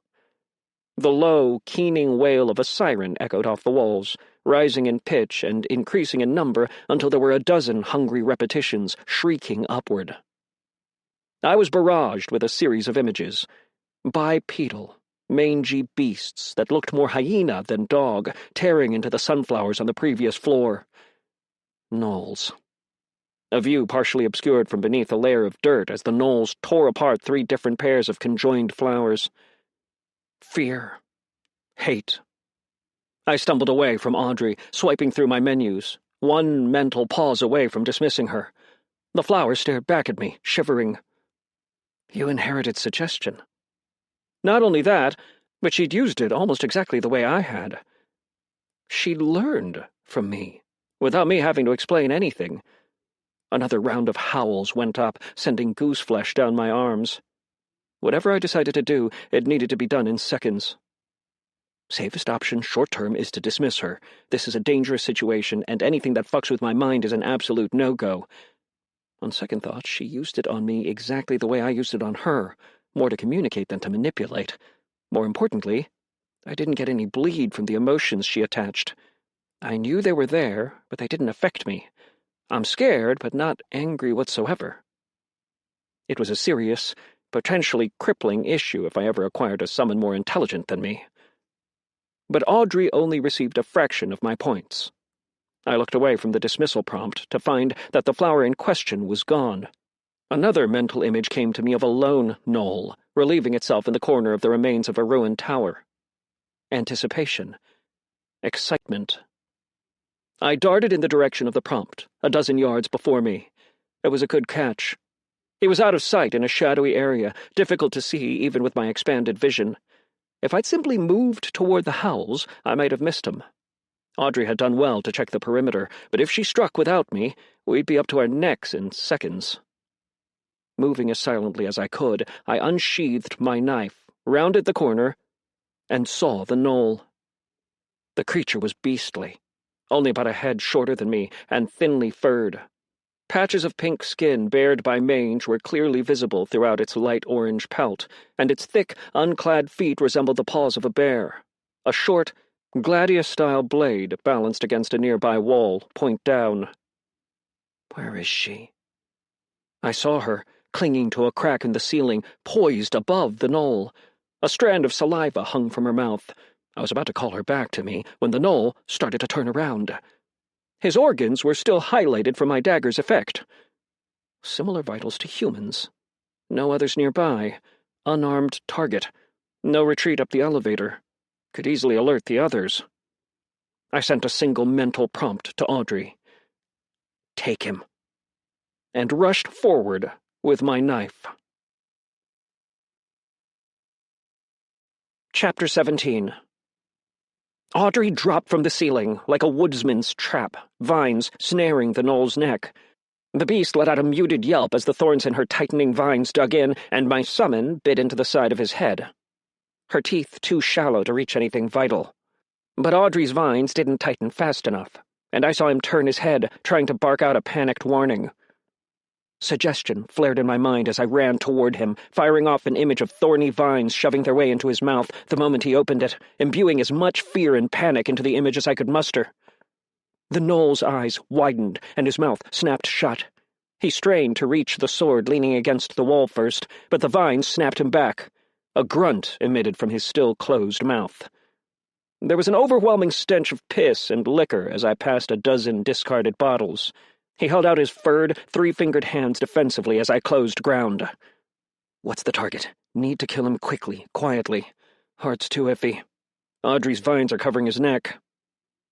I reached him, letting my momentum carry me forward as I dove the dagger toward his chest below the ribcage and upward. I knew from the brief glimpse of his anatomy from Blade of Woe that he was vaguely human-esque, so I was hoping to tear through something similar to a diaphragm, damaging his ability to call for help. He caught my arms in a vice grip, wrenching from side to side, trying to get the knife. My wrists burned in agony as I held tight, and, with a burst of strength, the knoll flung me into the sidewall. I tucked my head, absorbing most of the impact with my shoulder, my left arm immediately going numb. A warning pinged through my mind, and I bent backward at the torso as a monstrously strong blow smashed into the stone where my head had been only moments ago. I grabbed his leg under one arm and stabbed downward at his thigh twice, leaving deep gouges, aiming for the knoll equivalent of a femoral artery. He snarled in pain, rearing up, using his trapped legs and the vines around his neck as leverage, and slammed the heel of his other foot into my stomach, dislodging Audrey from the roof and knocking us away from each other in the process. A single thought went through my stunned mind as I slid to the floor. If they're all this tough, this doesn't bode well. With the vines anchoring her to the roof freed up, Audrey doubled down, wrapping more layers around the knoll's neck and compressing. He was flat on his stomach now, army crawling toward the sword, his eyes bulging monstrously. He was only a few seconds away from his goal. With the wind knocked out of me, it took an enormous amount of effort to retrieve the crossbow out of my inventory. Praying it wouldn't backfire, I cast Probability Spiral on my bow and shot a bolt point-blank into his side. The arrow struck at an odd angle and hit something with a dull crack. He let out a gurgling sound and laid still. Then started to move again. I scrambled to take another shot with my crossbow, but the grip slipped out of my fingers, falling ineffectually to the ground. Shit! I didn't have time for this. His meaty hand was inches from the sword. I reached out with probability spiral, and just as he was about to close his fingers on the blade, the hilt slipped down the wall, and the weapon tumbled out of his reach. The gnoll punched the ground in frustration, trying to stand. At the end of my rope, I forced my way through his mental defenses once more. I layered intrusive thought after intrusive thought until I found one that had a strong reaction. You're trying so hard. Wouldn't it be easier to just give up? I felt his mind reject the notion a bit too emphatically, a desire to live, to protect the pack, to lead. To lead? It was a struggle to keep the connection open, but I managed it somehow. You're a leader, and yet you're alone. No one is covering your back. It's because you don't trust them. Even now, as you're fighting for your life, they're probably planning how to overthrow you and take your place. None of them are loyal. None of them care. It was less of a cold read, more of a frigid stab in the dark. I was extrapolating a lot from the positioning, and the fact that he had strayed far from the camp to relieve himself, along with a smattering of knowledge of how brutal real-world hyenas were. Still, he stopped moving toward the sword, shaking his neck. Audrey coiled tighter around his head. That wound on your leg isn't going to tend itself. What do you think happens when you return to the clan, wounded and bleeding? He turned around unsteadily and took a single step toward me, his yellowed teeth bared. Then, like a rotted tree, he tilted forward, hitting the stone ground muzzle first, head tilted to the side, one sightless eye staring toward me. It took a long time to catch my breath. You have killed Tribal Gnoll, Warrior. Level up. Ordinator has reached level 6. For killing an enemy far above your level, you have been awarded an additional 3 feat points. I wondered how far above me he was to warrant that sort of reward.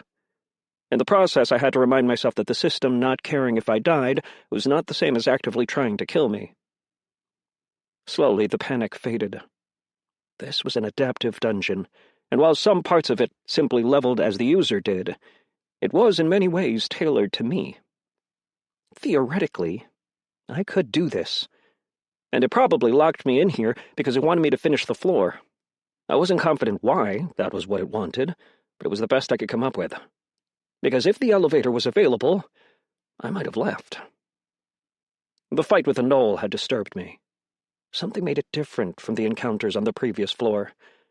Maybe it was because he had far more physical commonality with a human than a hungry, vine-ridden plant did, or because I saw glimpses of his mind that weren't exactly alien, or possibly just because after the fight I was beginning to form a rudimentary grasp on the design of my class and realized it held implications I didn't like.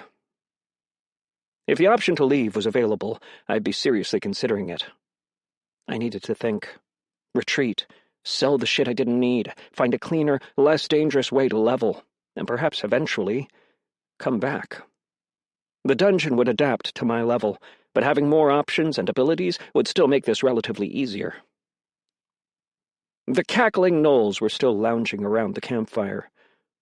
I positioned myself on the second level of the ruined defensive wall and observed them from above. There was a human hostage tied with rope next to a bubbling cauldron, a man with short-cropped dark hair stuck to his forehead and an overly pronounced nose. It was such an obvious setup. I couldn't help but roll my eyes. Unless the leaderboard was directly lying, not possible but unlikely, I was the only human to ever set foot in the dungeon. It was either incentive to get me to rush in, or some other play I hadn't thought of. 2 of the stronger-looking gnolls were sparring a few feet away from the fire. A third in a headdress oversaw them, waving an oversized and not particularly practical ceremonial staff. I watched the sparring. Despite their savage appearance, the fighting was not all tooth and claw. The bouts seemed to devolve toward that from time to time, but when they did, Headdress would scold them in a series of guttural barks, and they'd return to the more structured combat. It was similar to judo, focused initially on turning the opponent's weight against them. Where it differed from judo was the brutal, no-holds-barred follow-up when the opponent was finally unbalanced. It was chilling to watch. The gnoll that I killed was the pack leader. He'd likely held the same level of martial prowess, if not more. If I hadn't gotten the drop on him, or attacked as aggressively as I had with Audrey there to knock him off balance the entire time, that would have been it for me. Maybe it was my title, or the sheer number of near-death experiences I'd been through lately, but that idea didn't shake me the way it once had. Instead, I saw it as little more than a problem to be solved. One-handed was leveling at a decent rate, but it wasn't turning into martial prowess. I was just more comfortable using a knife than I had been before. But I needed something more. Without even looking at the stats, I went straight to the feats screen. Now that the system let me read more of the descriptions, there was really no excuse to not get creative. And after some searching, I found the solution. Chapter 18. Stats. Mat. Level 6. Strength 6. Toughness 4. Agility 10. Intelligence 15. Perception 8. Will 9. Companionship 1. Active title Born Nihilist. Feats. Double-blind. Ordinator's Guile 1. Ordinator's Emulation. Stealth 1. Awareness 1. Skills. Probability Spiral, Level 7. Suggestion, Level 5. One-handed, Level 4. Summons. Audrey. Omnivorous Flower Hybrid. Bond, Level 2. Selve. 352, minus 100 per week. There was no headache this time, but the dopamine hit wasn't enough to mute the clear ache that covered my entire body. Whatever the end stage of Ordinator was meant to be, the class was clearly a slow burn. I'd been biding my time, spreading out stats, hoping to get a better idea of what I was building toward before I really committed in any single area. Now, I had to improvise. I'd pored through the feat screen, looking for anything that resembled a fighting style. There was nothing specifically for my class. Big surprise there. But even a general skill would do. I'd hunted for something similar before and found nothing, and even with the recent level-ups and increased feat information, now found much the same. No automatic kung fu or weapons mastery. It was doubtful that a system centered around direct conflict was lacking these skills completely, but I was now almost convinced they were exclusive to other classes. Then, I found it. Ordinator's Emulation. With enough observation and understanding, an Ordinator may mimic another's skill. Restrictions on certain powerful skills and classes apply. Restrictions on abilities gifted by redacted apply. Stat restrictions apply. The number of emulations held in rotation are limited and will increase with level.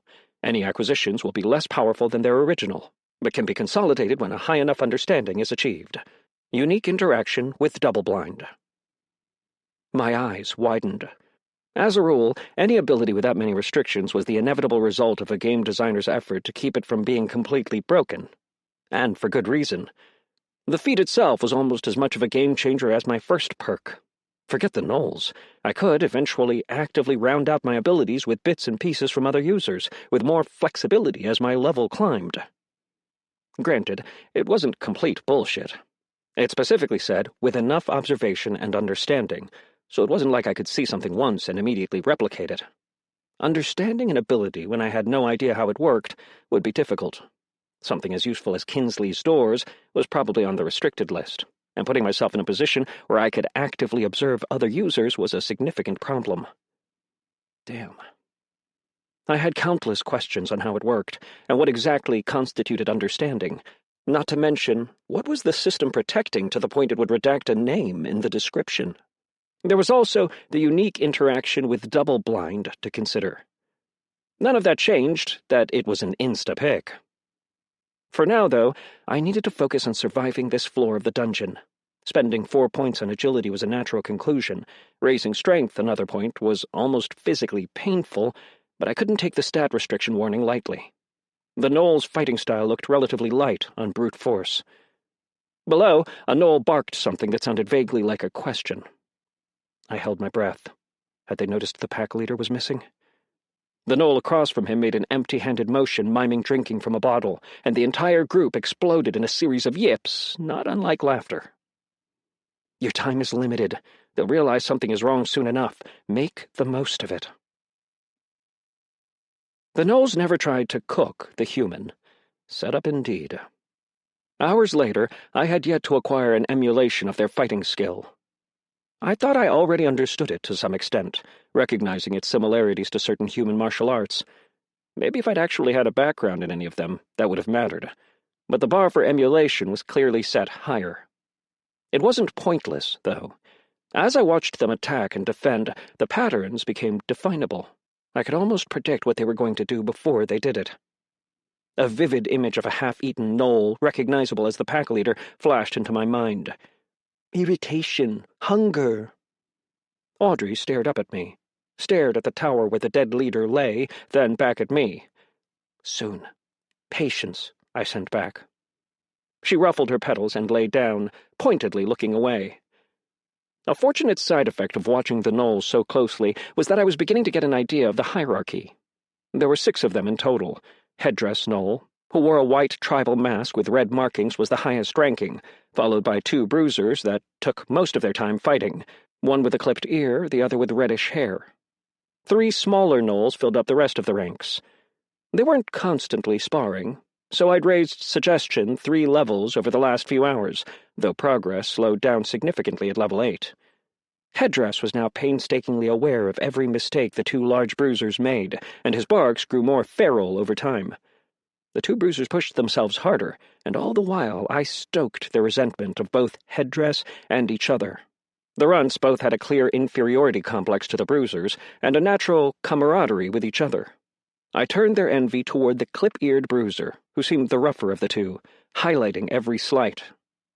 I raised probability spiral to level 8, just by tripping the clip-eared bruiser every time he returned to the fire, or he would inevitably bump one of the smaller gnolls. Eventually, Headdress called them over, and Clip-ear faced off against one of the runts. I studied their movements carefully. The runt struck out immediately, rushing at Clip-ear, abandoning any form of artfulness, and jabbing the dulled short sword directly at his eyes. I predicted the reaction immediately. Sidestep. Trip him with his own momentum, shove his head down into the ground to add impact, and hold a sword to his throat to send a message. The runt's yelp echoed across the stone floor as Clip-ear did exactly as expected. I immediately pushed through Headdress's mental defense, as I had a dozen times before, and sent an image of 3 broken runts. Headdress stomped over to Clip-ear and let out a barrage of angry yips. Clip-ear growled at Headdress, snapping at his face. Headdress held his staff out, a clear threat. No, not yet. I sent a wave of calm to Headdress. The gnoll lowered his staff. The notification light pinged at the corner of my vision. System notification. Emulation complete. User allocations meet all minimum requirements. Gnoll skill, Unsparing Fang, can now be emulated at level 3. Available emulation slots, 0 of 1. Implement skill? Hell yes. I accepted the prompt. The resulting change was subtle. You can study something for years academically and understand how it functions down to the most minute detail, but it takes practice and muscle memory to apply that knowledge. Emulation skipped that phase entirely. I couldn't help but smile. Get in position, I told Aubrey. Then I sent a series of images to Clip-ear of the pack leader drinking himself into a stupor. Clip-ear, still fuming, stomped off toward the tower. I traded a death trap for a powder keg, and it was time to light the fuse. Chapter 19. Predicting behavior is easy when you have enough practice and practical examples. Start by assuming the worst, and raise your expectations slightly until you have something more realistic. Selfishness is generally what you want to focus on. What does a person stand to gain by doing X? How far are they willing to push their luck before self-preservation kicks in?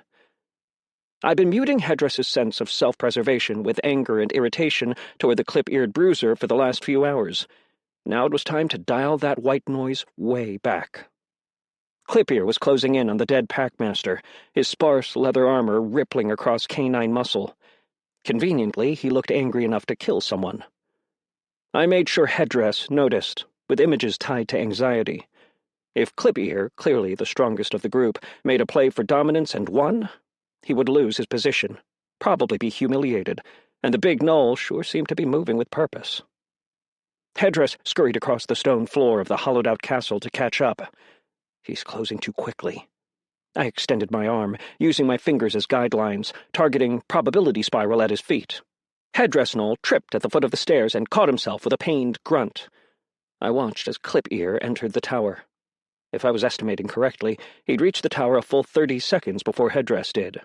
Plenty of time to kill a drunken commander, though I hoped they were either too stupid or too distracted to notice the kill wasn't fresh. An eruption of angry barking echoed from the tower. Big Red, previously staring into the fire alongside the smaller runts, stood up quickly, his back straight and hackles raised. This was critical. Big Red was the only one I hadn't factored for. The others had exploitable flaws and a natural chafing against the hierarchy. Big Red, for a fantasy creature living in a dungeon, gave me little to work with. He sparred with relative restraint, didn't take his irritation at Headdress out on the runts, and took frequent naps. Probably less frequent when I wasn't there. I'd had to repeatedly distract him with images of his bedroll tagged with drowsiness, as he was the only one who consistently tried to check on the leader. Loyal, simple, and content. In other words, remarkably well-adjusted. People like that were a problem in this context. They tended to be irritatingly good at diffusing things. My mouth turned downward just thinking about it. Vanity, maybe? The tribal gnolls were something of a ratty crew. Hair shaved short to avoid mange, yellow teeth, poorly maintained armor. Big Red was the exception. His armor was in poor repair, likely an issue of resources, but the long strands of his vivid red fur had a noticeable sheen, more reminiscent of a fox than hyena. In an environment like this, without access to modern conveniences like conditioner, it had to be a huge pain to keep in that condition. It would be a shame if something happened to it. I focused on the fire. I'd learned from both the AC unit and the flowers that probability spiral could be focused to achieve a specific result. It seldom happened the way I planned or expected, or it took repeated attempts. I had a few theories why it failed on the escalade, either due to user interference or because I was too panicked to hold anything more specific in my mind than "car, go away." The ramshackle cone formation of wood in the campfire shifted toward Big Red, then collapsed. The runts shrieked as flames roared upward, and Big Red's plush, highly flammable tail caught fire. The best result I was hoping for was a temporary distraction, maybe convincing Big Red one of the runts had it in for him and sparking a spat. I watched in awe as, instead of rolling on the floor to put himself out, Big Red yowled bloody murder and took off sprinting across the clearing, his body casting long shadows illuminated from the involuntary torch. Okay, perhaps not vain, just stupid. If I'd known they were that afraid of fire, my plan would have been thoroughly different. One of the runts stirred from his temporary paralysis, and in a clear demonstration of either poor problem-solving or ruthless pragmatism, filled a bucket from the boiling cauldron and began to chase Big Red around the clearing, yipping at the larger gnoll, who was too occupied running away from his own tail to look back. A bright flash of light brown brought my mind back to the main event. On the second level of the surrounding wall, Headdress and Clip-Ear were engaged in a very different sort of chase. Headdress was taking big, bounding steps back, pausing every so often to level his staff at Clip-Ear. The sound of the staff was an ear-splitting shriek, not unlike a rail cannon. A lance of blinding light shot out and shattered a section of wall, sending fragments of stone scattering across the upper level. A shiver went through me. Kill the caster was a saying for a reason, and if that was what more direct system magic looked like, between Wife-Beater Guy and Headdress, it held doubly true here. Clip-Ear seemed to agree. He was bleeding profusely from his side as he rushed Headdress, his short sword held high. Headdress took a series of leaps up the sidewall and made a graceless landing on the lower floor, shrieking in the direction of the still confused grunts.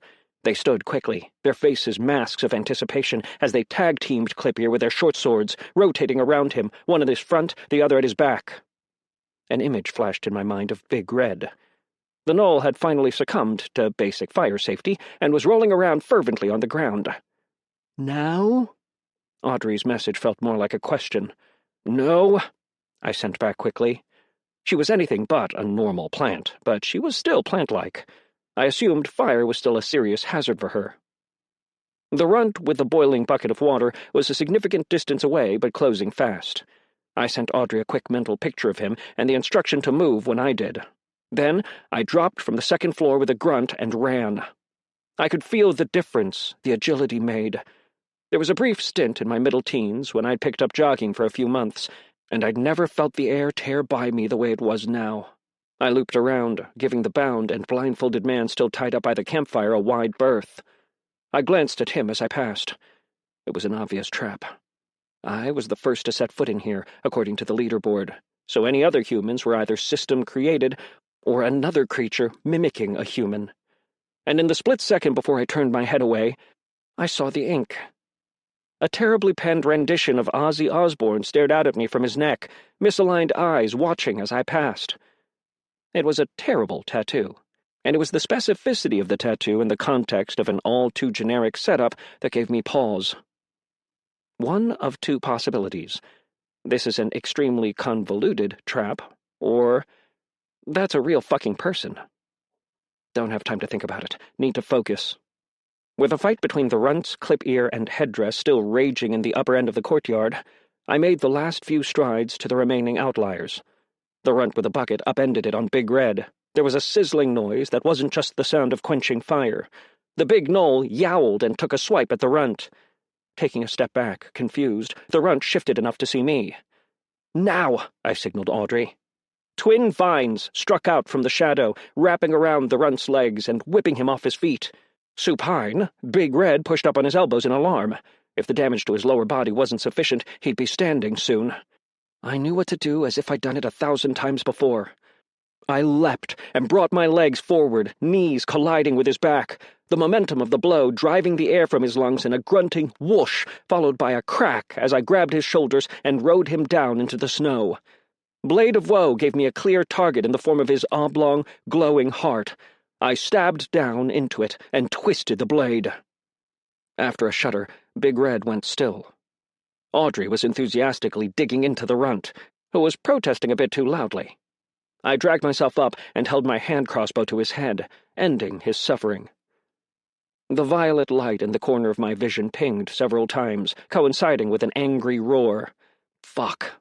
Someone had won the fight I started, and I had a feeling it wasn't the caster.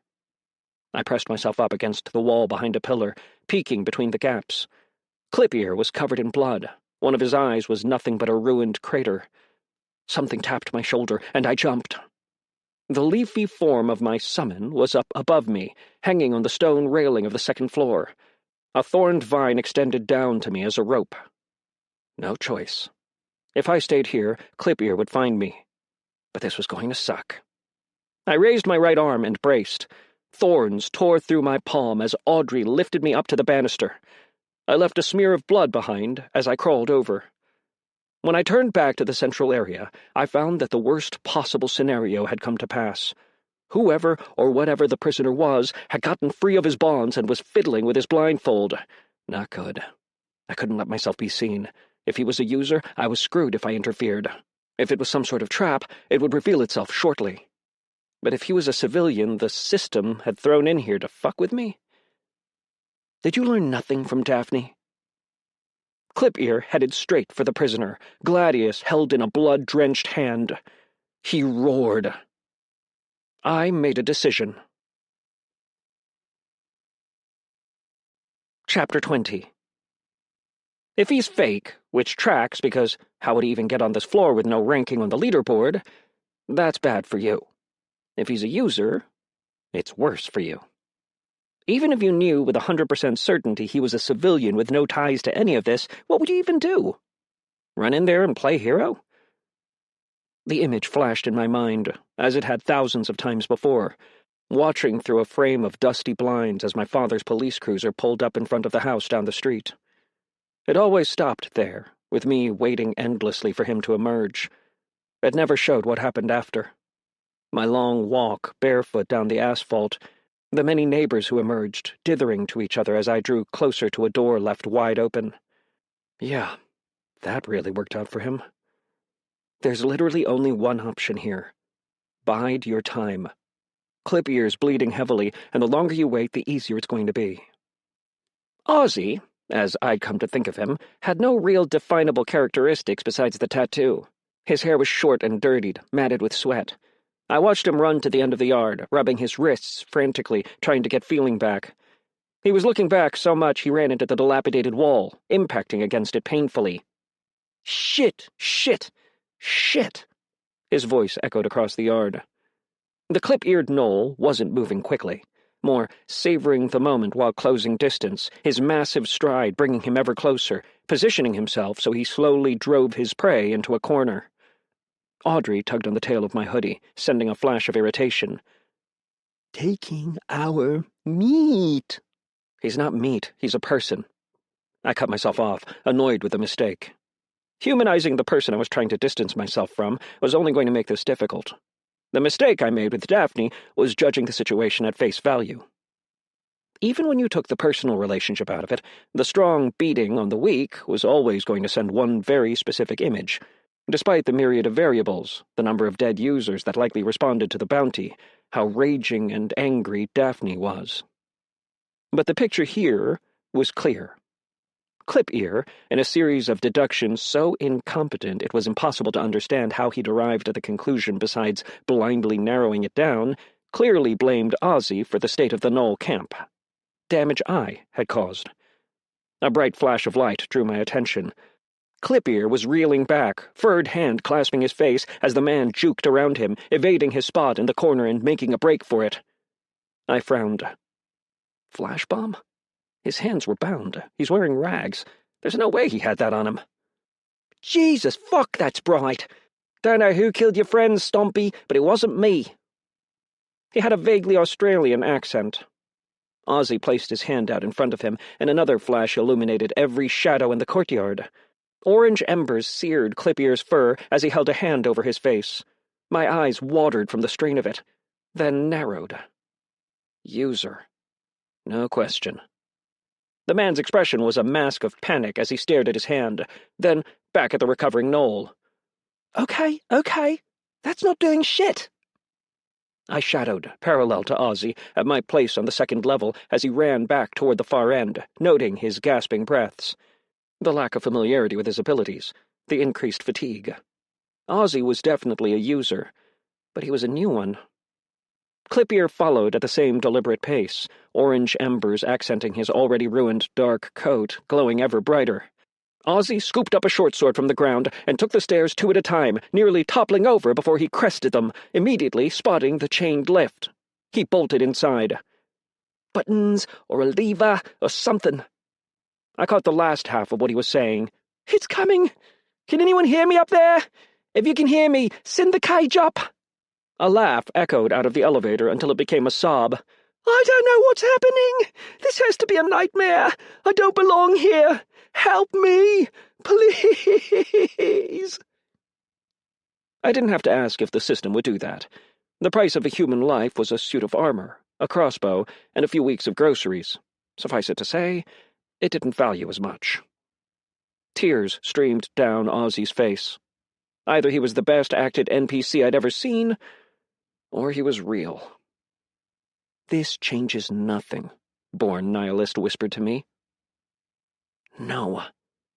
I wasn't going to rush in like an idiot, but if the system was going to keep playing these fucked-up games with me, I wasn't just going to take it. Clip-eared was XP. Ozzy was an obstacle. I wasn't always going to be in a controlled environment like this. I would need to learn to work around people, many of whom would be users. Then what's the solution? Audrey, go to the elevator. Say what I tell you. My oversized plant stared at me as if I'd lost my mind. All the Knolls, all of them, think of all that meat as far as the eye can see. That was all I needed to say. Ozzy had abandoned the elevator just as Clip-ear mounted the stairs when Ozzy found him. What? Ozzy started, winded. I heard him both in my head and directly through Audrey's suggestion. I am here to save you. Audrey, despite some attempt to translate my words, spoke with the same enthusiasm and cadence of a gas station attendant. "Oh, I've really lost it now. And he's still coming." Ozzy threw out an empty hand toward Clip-Ear. "Moving slowly because he's wounded. Both of us, faster than him, can kill him if we work together." "White. White." He counted off his fingers. "Bad script, weird, creepy sidekick, anthropomorphized bad guy. I've lost it. I'm in a children's cartoon. So why are you so fucking scary?" Ozzy yelled at Clip-Ear, who had stopped a few yards away and was studying Audrey. I frowned. None of this would work if the mark was completely spineless. I hesitated, then reached out to him with a suggestion. A wave of resistance hit me, and I gritted my teeth. The difference in level of effort between influencing a gnoll and influencing a human was significant, like fighting my way through a wave of headache. It was doable, but I wasn't certain if I could do anything significant. "You saw the bodies, and there's no one else here. Some furred creatures attacked each other in the confusion, but the plant is the only one here. It must have killed most of them." I attached the message with as much confidence as I could. Ozzy glanced over at Audrey with a furrowed brow, overly concerned. I might have overdone it. Before I could react, Audrey responded of her own accord. "Humans, not meat." Audrey flashed an overly sharp smile filled with seed teeth. I put a hand to my forehead, and now he's considering the possibility that you might eat him. But my concerns were shockingly unwarranted. To my surprise, Ozzy broke out in a smile. "Well, that puts you one over on furroids, doesn't it?" No fucking way. No one with half a brain was that easy to convince. Likely realizing the extent of his injuries was catching up with him, the lumbering gnoll abandoned his previous strategy of wearing his prey out and began to sprint directly at Ozzy. Apparently he'd made the mistake of dismissing Audrey as the least threatening of the two. It was a mistake he'd pay for. Trip him up. Audrey flung herself to the side, wrapping 2 mobility vines around Clip-Ear's waist and leg. The thorns dug through his fur and into his skin. She snapped back from the transfer of momentum, swung around him, and slammed home her thousands of sharp teeth into his back and shoulder. Clip-Ear roared, coming to a limping, staggered stop to regain his balance. I didn't have to prompt Ozzy. His choice to charge forward, screaming at the top of his lungs, was entirely of his accord. He slashed forward with a short sword in a movement too practiced to be untrained. The blow was aimed carefully enough to draw blood and graze the gnoll, but not carefully enough to do any lasting damage. Something pinged in the back of my mind, cluing me into the fact that Ozzy likely had a combat skill. Clip-Ear gave up on trying to dislodge Audrey and slammed Ozzy's sword nearly hard enough to knock it out of his hands. He staggered forward. I moved to a better vantage. I'd watched Clip-Ear spar, understood how he fought. He was pressed, desperate, and outnumbered. He would try to end this quickly, and I needed to be in a position where I could do something about it. I found a small alcove and aimed a probability spiral at Clip-Ear's sword, just as it came down in a vicious, diagonal blow.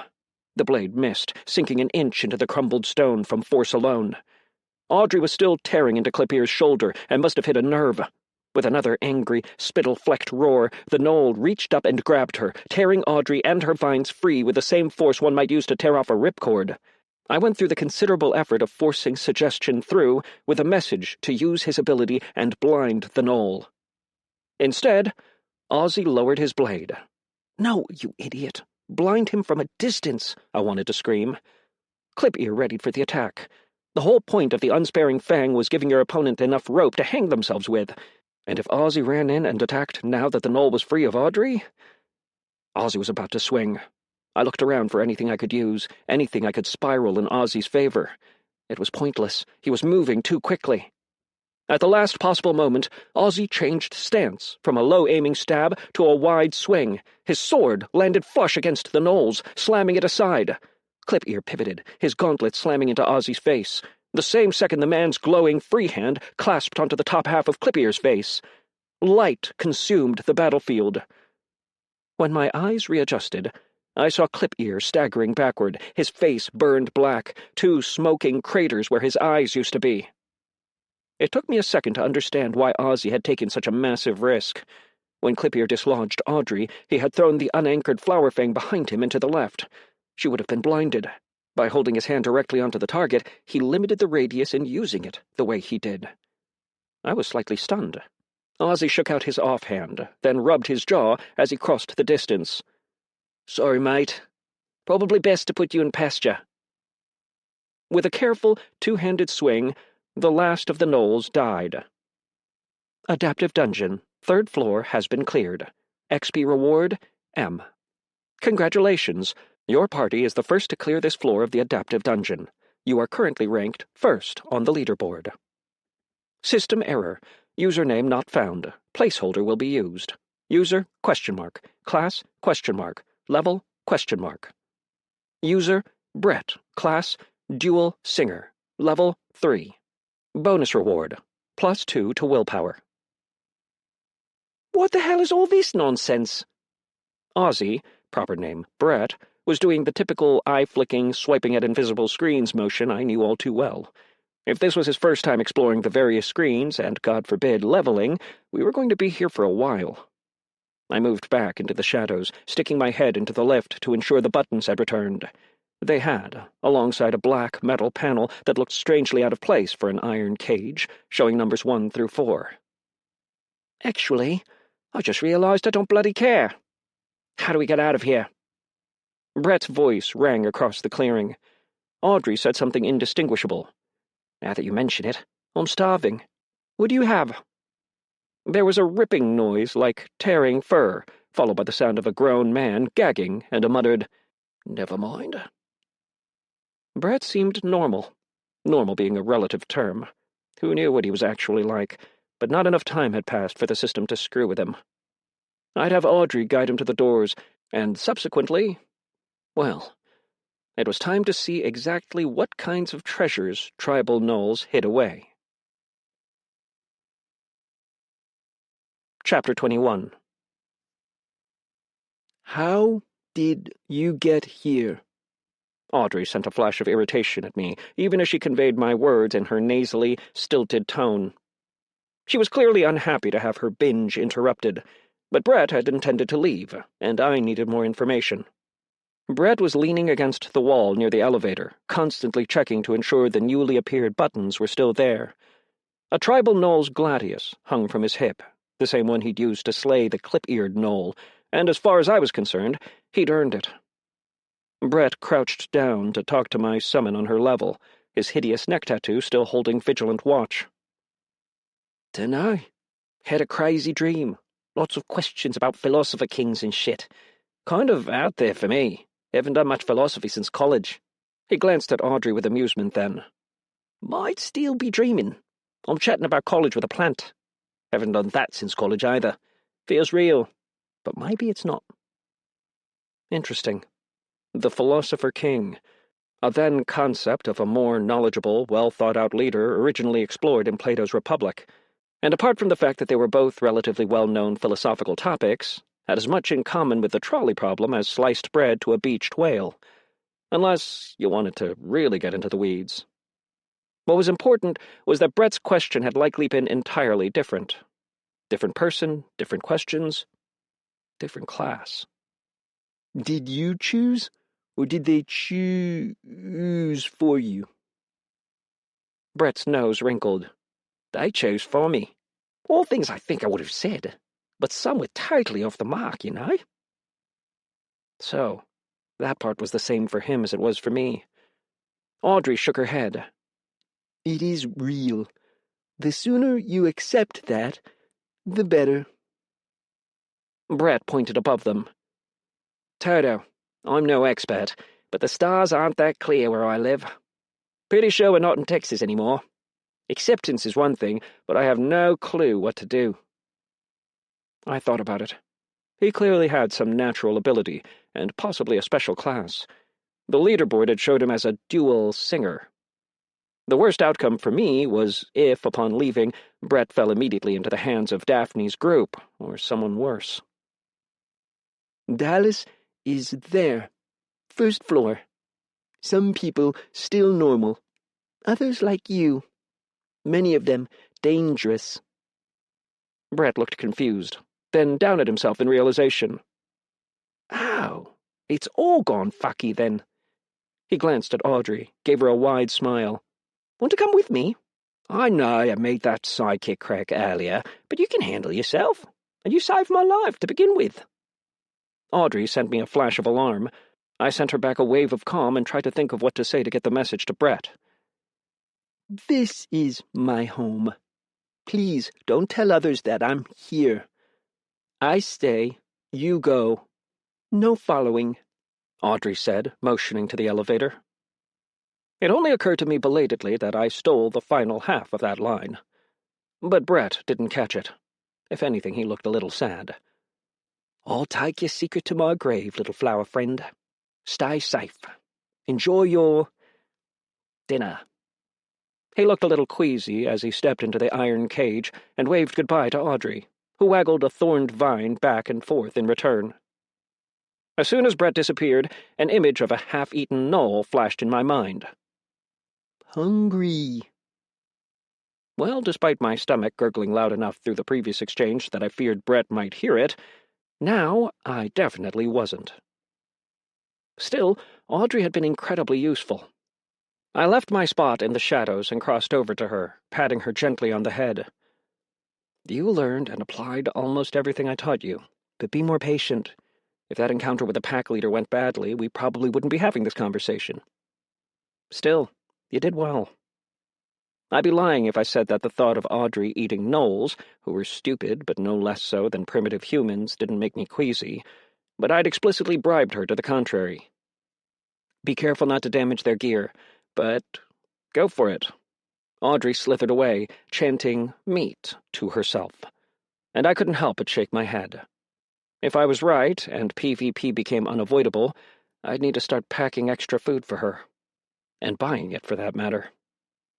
Whatever I summoned next, I hoped it was considerably less hungry. Dismantling the Knowles camp, and the Knowles themselves in Audrey's case, took some time. Between the training grounds and the bodies, there were 12 tribal Knoll short swords, all the more common variety. No mention of them being a gladius or gladius-related. I'd take them all, of course, but only if I still had room. The tribal armor was less appealing. Most of it was in tatters, with ratty or broken as their rarity designation.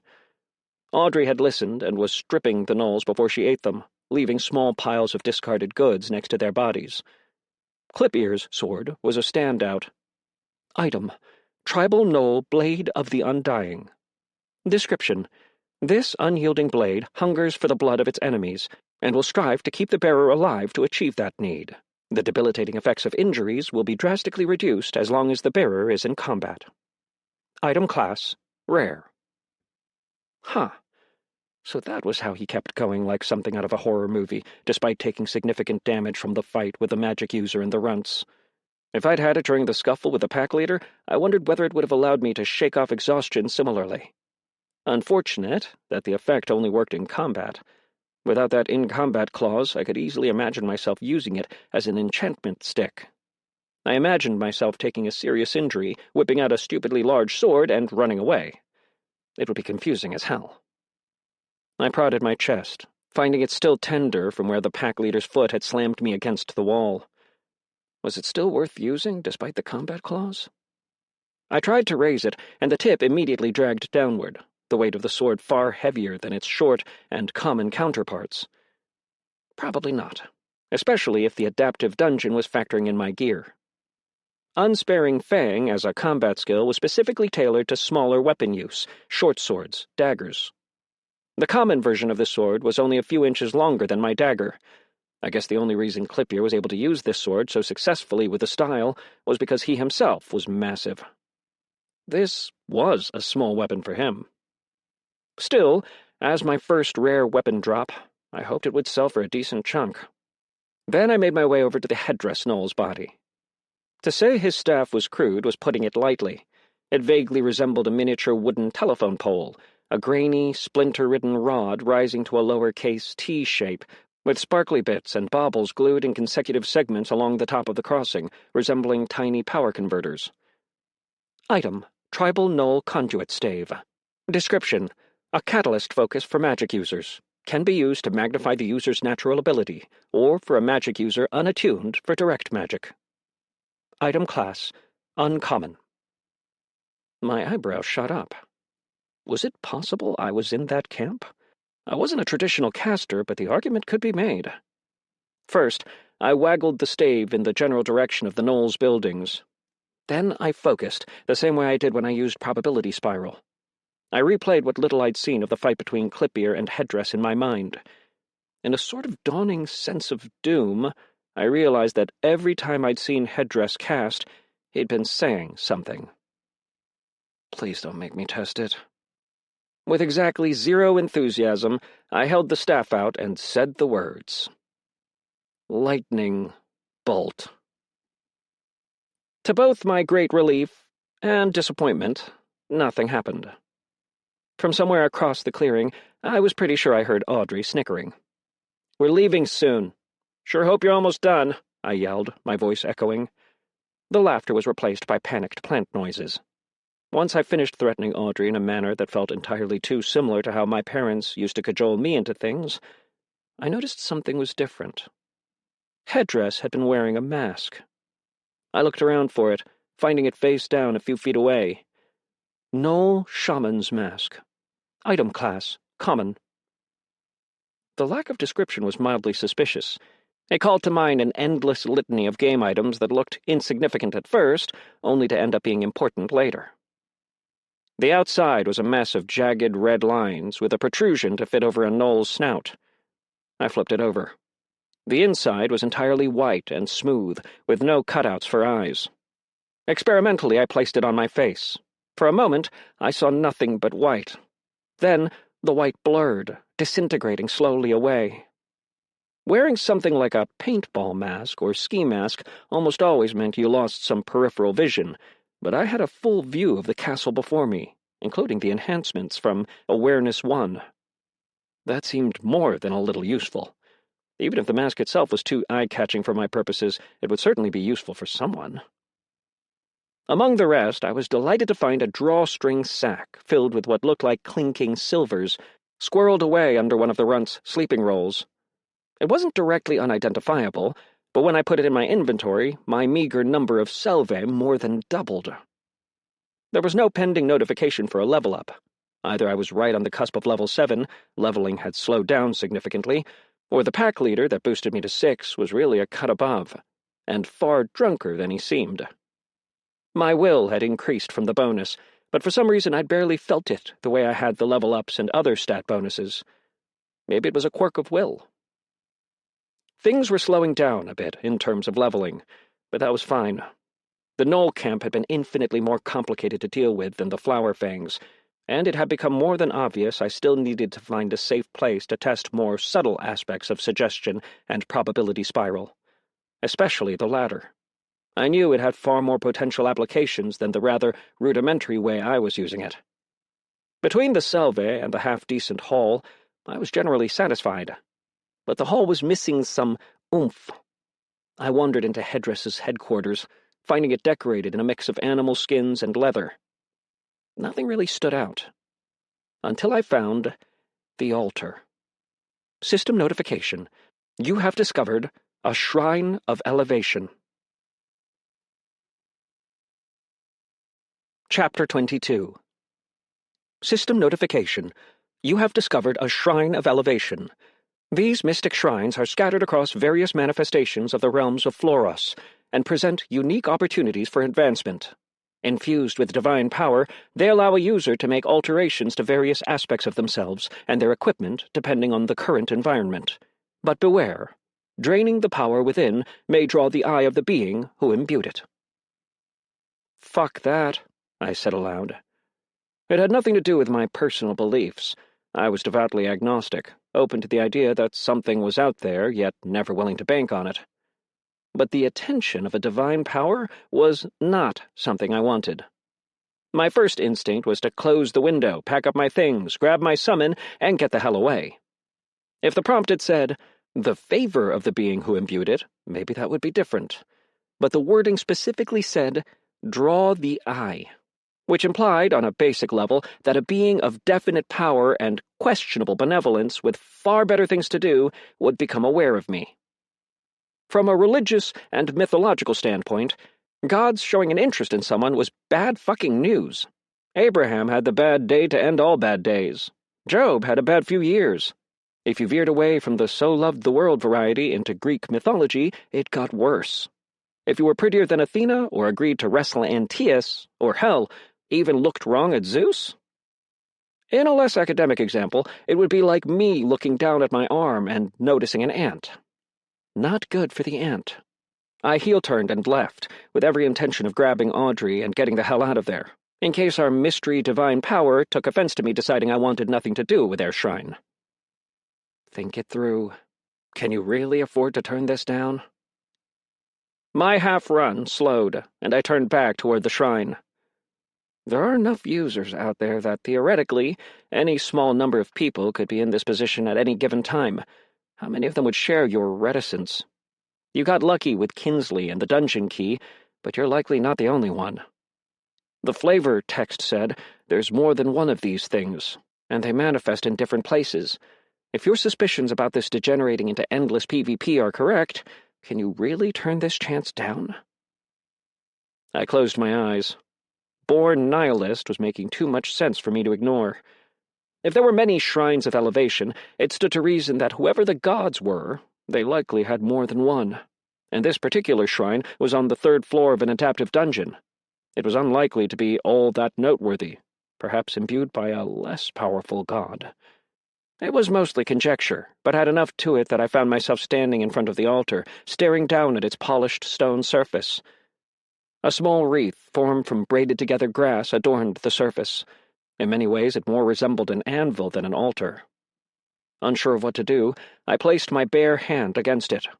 The surface was colder than ice. Place a common item, and watch the work be done. Okay, that seemed relatively low impact. But which common item? I ran through them all in a process of elimination. My armor was the most straightforward option, but it was holding up well. The quick crossbow left a lot to be desired. As long as I had access to Kinsley, however, weapons were something she had in abundance. Easy enough to upgrade the crossbow to something specific I wanted. Using it on a potion or consumable would likely be a waste. The mask? It stuck out to me originally because I hadn't seen anything like it in the shop. There were helmets, but no masks. I liked the design of it, and had been playing with the idea of keeping it in the back of my mind. Having a quick method to cover my face if I ran into another user could help keep my objective intact. But if it had more utility, I'd keep it for sure. And though the armor was likely the better option, I wasn't willing to risk it in case the altar had an adverse effect. I took the mask from my inventory and placed it in the center of the altar. For a moment, nothing happened. Then a pale, blue-tinted hand reached up from beneath the surface. I jumped back, worried that in my haste to loot the aftermath, I'd missed an enemy hiding in wait. Another one followed, and another, and another. The disembodied hands fumbled their way toward the mask, fingers bending and flexing as if they were warding off an endless muscle spasm. One by one, they found the mask and clambered over it, covering it layer by layer until it was no longer visible. What? There was a sound, not unlike a dying horse modulated to a painfully high frequency.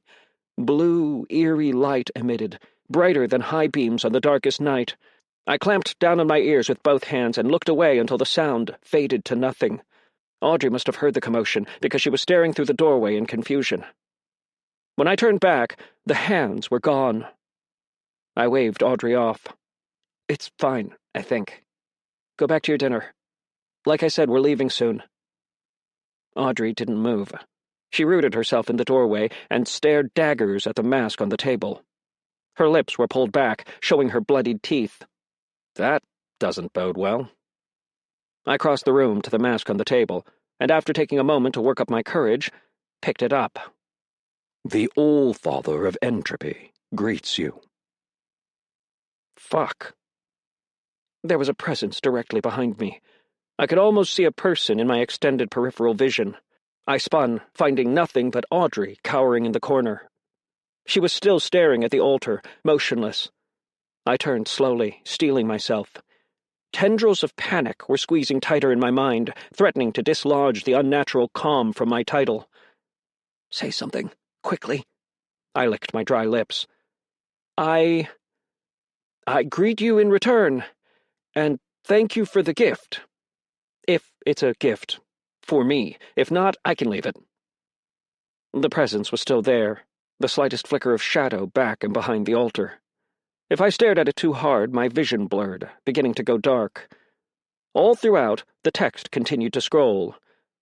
"It has been an eon since the Elder Ones have allowed an Ordinator into the paradigm transposition. For this, I am pleased." And what have I done to earn such a generous boon? I asked. Not that I'd had time to look at it. Knock on a divine door and wake up the god of fucking chaos and tell me you wouldn't kiss a little ass. "The others will attempt to remove you prematurely." "Why?" I asked. "Your existence is counter to their agenda. The other designators have a rightful place in their framework. An Ordinator does not. You will not be allowed to survive the transposition." "I'm sorry, but I don't understand. What is the transposition?" I asked, trying to keep my frustration from leaking into my voice. "Why give me this if I'm doomed, as you say?" "Because they are wrong." And with that, the so-called All-Father of Entropy disappeared, leaving me with more questions than answers. I was still shaking, beads of sweat on my forehead, as I inspected the mask. Item: the All-Father's Mask. Description: a mask that is not a mask, the last boon of a dying god.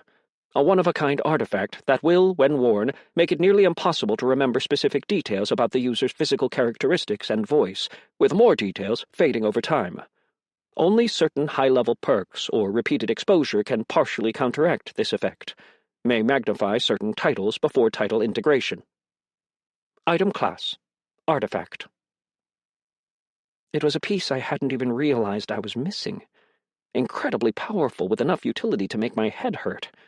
Granted, it came with the attention of a chaos god and the knowledge that whatever was driving this mess had it out for me in particular, but that was a problem for another day. I took a deep breath and slid the mask on. As before, the white of the mask disappeared, giving me a clear view of everything around me. It was like putting on a pair of noise-canceling headphones for the first time. Every errant distraction and thought disappeared as Born Nihilist came to the forefront. I'd become comfortable enough with the titles that I could pick out their influence, understand why I thought something that was out of the ordinary for me. Wearing the mask actually made that understanding far more difficult. Taking it off created an even greater extreme as my thoughts and muted panic from the implications of my conversation with the entropy god came to the forefront. The reference in the text to title integration was something I needed to look into as well, but all I could think of was that wearing it with jaded eye was something I should avoid, if at all possible. It was a double-edged sword. Audrey was literally rooted to the floor, still quaking, staring at the spot our divine visitor had disappeared from. Still, she had managed to alert me that something was wrong and hadn't run away. "Scary," Audrey whispered. Yes, it was. Up, up. I gently reached down and untucked her vines from the ground, letting her wrap them around my arm instead. Her thorns scuffed against my armor, but that was fine. It didn't need to look pretty. As we walked, I looked around at the ravaged corpses of the gnolls and hefted my carrying arm experimentally. She didn't feel particularly heavy, considering the amount of mass she'd consumed, but then again, we're talking about a magic flower. I carried her out of the camp and onto the elevator. I eyed the 4 button for a moment before pushing the number 1 instead. I'd made it far, and floor 3 had been more than enough of a lesson to not charge into something like this unprepared. Just because the dungeon was adaptive didn't make it any less dangerous. In some ways, the ever-increasing level being 1, it might actually be more dangerous. I had no intention of coming back here until I was better prepared. I put the mask on for a few minutes as I entered the lobby, confirming Brett hadn't decided to stick around. With exactly one spot left in my inventory space, I looted a computer monitor from the lobby. It was technically a system-created item, and I was pretty sure Kinsley would buy it to replace her crummy CRT. It took me a moment to realize my burner was buzzing incessantly. It was mainly for business or emergencies, so I wasn't used to it going off. Weird that there's reception down here. My concern grew as an endless stream of messages flowed in, one after another. Chapter 23. The first few messages I scrolled through were almost innocuous, getting more incoherent as time went on. I started working through them from oldest to newest. Mom. Made a lot of progress on that project we talked about. Going to depend on whether web access can stay up. Mom. Come home soon so we can talk about it.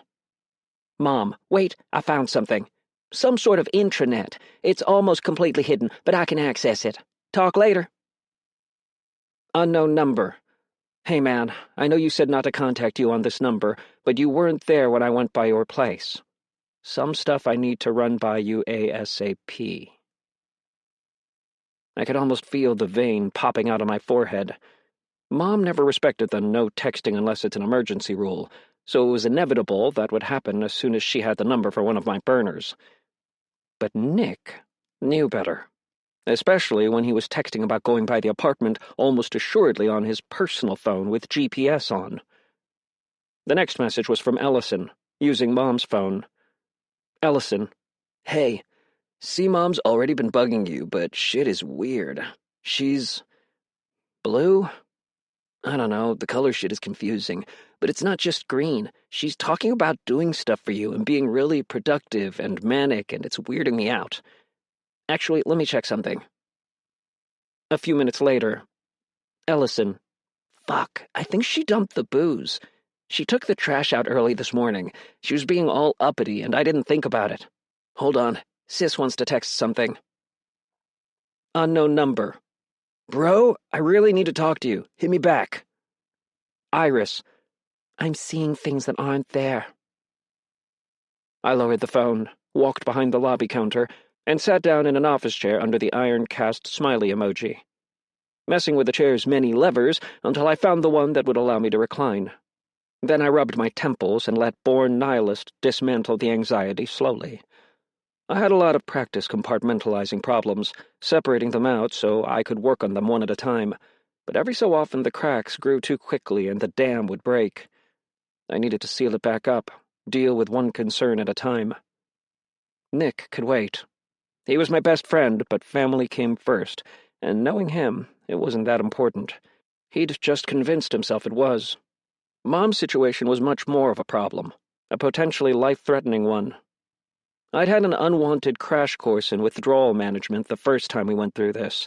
You can't just kick an alcohol addiction like you'd kick a smoking habit. The physical addiction can kill you. Your best possible option is to consult a clinic, but obviously that would cost an arm and a leg if you didn't have insurance. I chided myself for not considering the possibility on the ride over. She was too clear. Too much like her old self. No shakes, though. Yet. Timeline. I had to think in terms of timeline. How far in was she? Best and most likely scenario, she'd taken a farewell cap in the morning before dumping it all. It was late in the evening now, so she'd be approaching the 12-hour mark. Hallucinations and a laundry list of unpleasant symptoms were coming. Her best bet was either tapering or benzos. I was cash poor, down to whatever was left on my credit card, and probably less than that if all systems were still down. But if most grocery stores were cleaned out, it followed that most liquor stores would be too.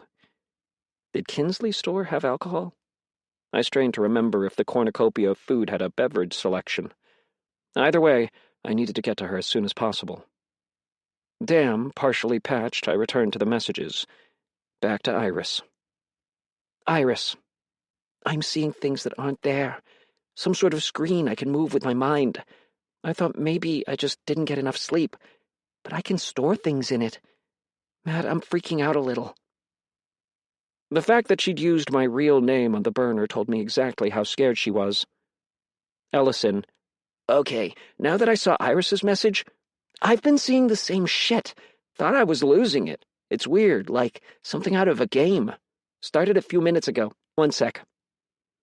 My heart hammered in my chest. The message was from nearly 4 hours ago. If my siblings were users, I didn't understand why they were manifesting it so late. Ellison. Yep. Me, Mom, and Sis all seeing the same thing. Weirdly specific. Inventory screen that came with 500 of something called Selve. Assignment screen. A couple clearly blank spots in the menu. Getting everyone out in case there's a gas leak. Reading the text feed felt like a never-ending roller coaster.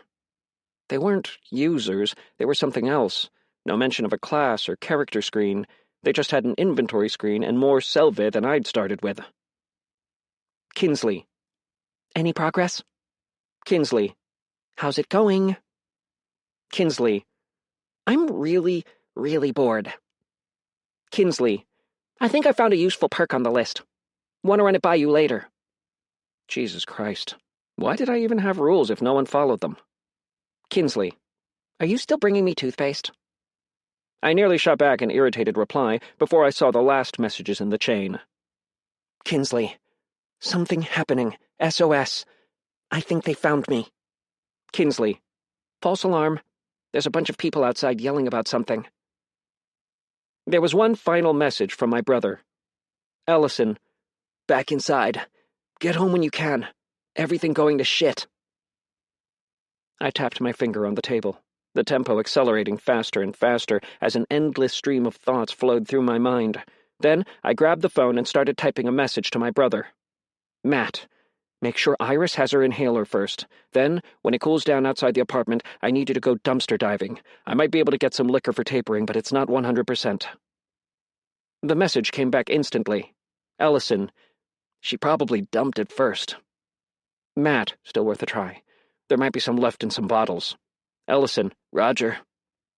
I pulled up Kinsley's contact and fired off a message. Matt.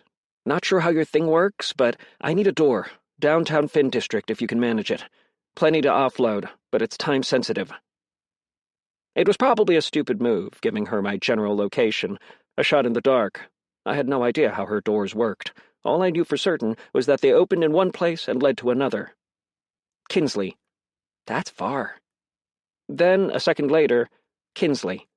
Closest I can manage is the east end of the museum on Harwood. Matt. Wait 20 minutes, then open it. I hit the lock button on my phone, held its cool plastic to the corner of my mouth for a moment. I might have been in a hurry, but not enough that I wasn't taking any extra precautions. That particular art museum would be a 10-minute walk and change. I'd given myself extra time for several reasons. 1, I didn't know how bad things were out there, and 2, I preferred not to narrow down the radius of where I was in case she was compromised. When I scooted the chair back to stand up, the back wheel bumped something. Audrey scooted away with a scrabbling growl that sounded more hurt than angry, holding a single vine away from me with a glare. I blinked. In the flurry of communication, I'd almost forgotten. I had a pet flower now. I patted her head, ruffling her petals by way of apology. She stopped grumbling soon after. Have to put you back now, I said. In the dark? Audrey asked. Yes. I felt a little bad when I said it. It might not be such a bad idea to have some sort of discreet carrier for her. I wasn't certain how good her eyes were, but if it was a backpack, she could constantly be on the lookout from behind. With the increased peripheral vision from Awareness 1, it would almost be full coverage. Bring me back? Audrey asked, her voice a whisper. Of course. And I'll have extra meat for you when I do. System notification. Your bond with hybrid Flowerfang Audrey has increased to 3. Audrey began to disappear. Reversing the summoning process was far easier than its counterpart, and felt as if something I'd forgotten was missing and finally regained. I stored my armor, dagger, and crossbow in my inventory. It seemed better to keep the mask, at least until I was a decent distance from the dungeon. If things were bad in both Kinsley's and my sections of the city, it was likely that whatever was happening was widespread. Something had changed with the civilians, including my family. They weren't users, but they were something else. One thing at a time. I placed the mask on, and stepped out of the dungeon doors. Into total fucking anarchy. Chapter 24. From what I could tell, it started with a sign. Water, 500 salve. A gloomy, off-yellow light projected from a nearby street lamp that was flickering. At least we still had power, though there was no guarantee of how long that would last. The ground was littered with crushed gallon containers and ejected Navy caps, the pavement dark with wasted water that had seeped between cracks. Not far from where I stood, a man was engaged in some sort of flailing. There was a pile of 24 packs that was now half-crushed, and a crowd of people swept in like vultures trying to grab them. A man, sporting something dangerously close to a bowl cut, was being held down by two stronger-looking men. He was screaming something that sounded like, "Give it back!" It wasn't hard to put it together. Bowl cut was a scalper, low but enterprising, and had put together the fact that salve was a currency and figured out how to use the trade window. From there, he tried to sell water for salve. Probably figured out rapidly that it didn't work, and the crowd of desperate people didn't take it so kindly when he rescinded his offer. I'm not sure who started throwing the Molotovs and why. That piece of the puzzle was a little more obscure. But there was a mess of broken glass everywhere, more than a few buildings on fire, and a growing accumulation of smoke that stung my eyes. If I didn't have the mask on, I probably would have panicked. I didn't do well in crowds, let alone mobs. As it was, I took everything in and decided it was definitely time to leave. I kept to my usual pattern of low profile, head tilted down, hood up, casual pace. I passed more than a few brawls breaking out. There would be a state of emergency called tonight, if there wasn't already. An electric current of warning arced through me, and I took a quick step back. A big guy sitting on the hood of an old Trans Am was 5 beers deep and hurled another empty at me. The movement was almost lazy. With the Knowles, I'd been mostly subtle, not wanting to alarm them or draw attention to myself. This was a good test case for how direct I could be. I reached out with suggestion. "Stop throwing shit." Nothing. Another bottle shattered behind me. I tried again. "Look how the bottle shines in the street light." He did, pausing to examine how the light came through. A small smile of wonderment played across his lips. Then he threw it at me anyway, much more accurately now that he'd taken time to aim. I moved my head and the bottle exploded against the stone brick behind me.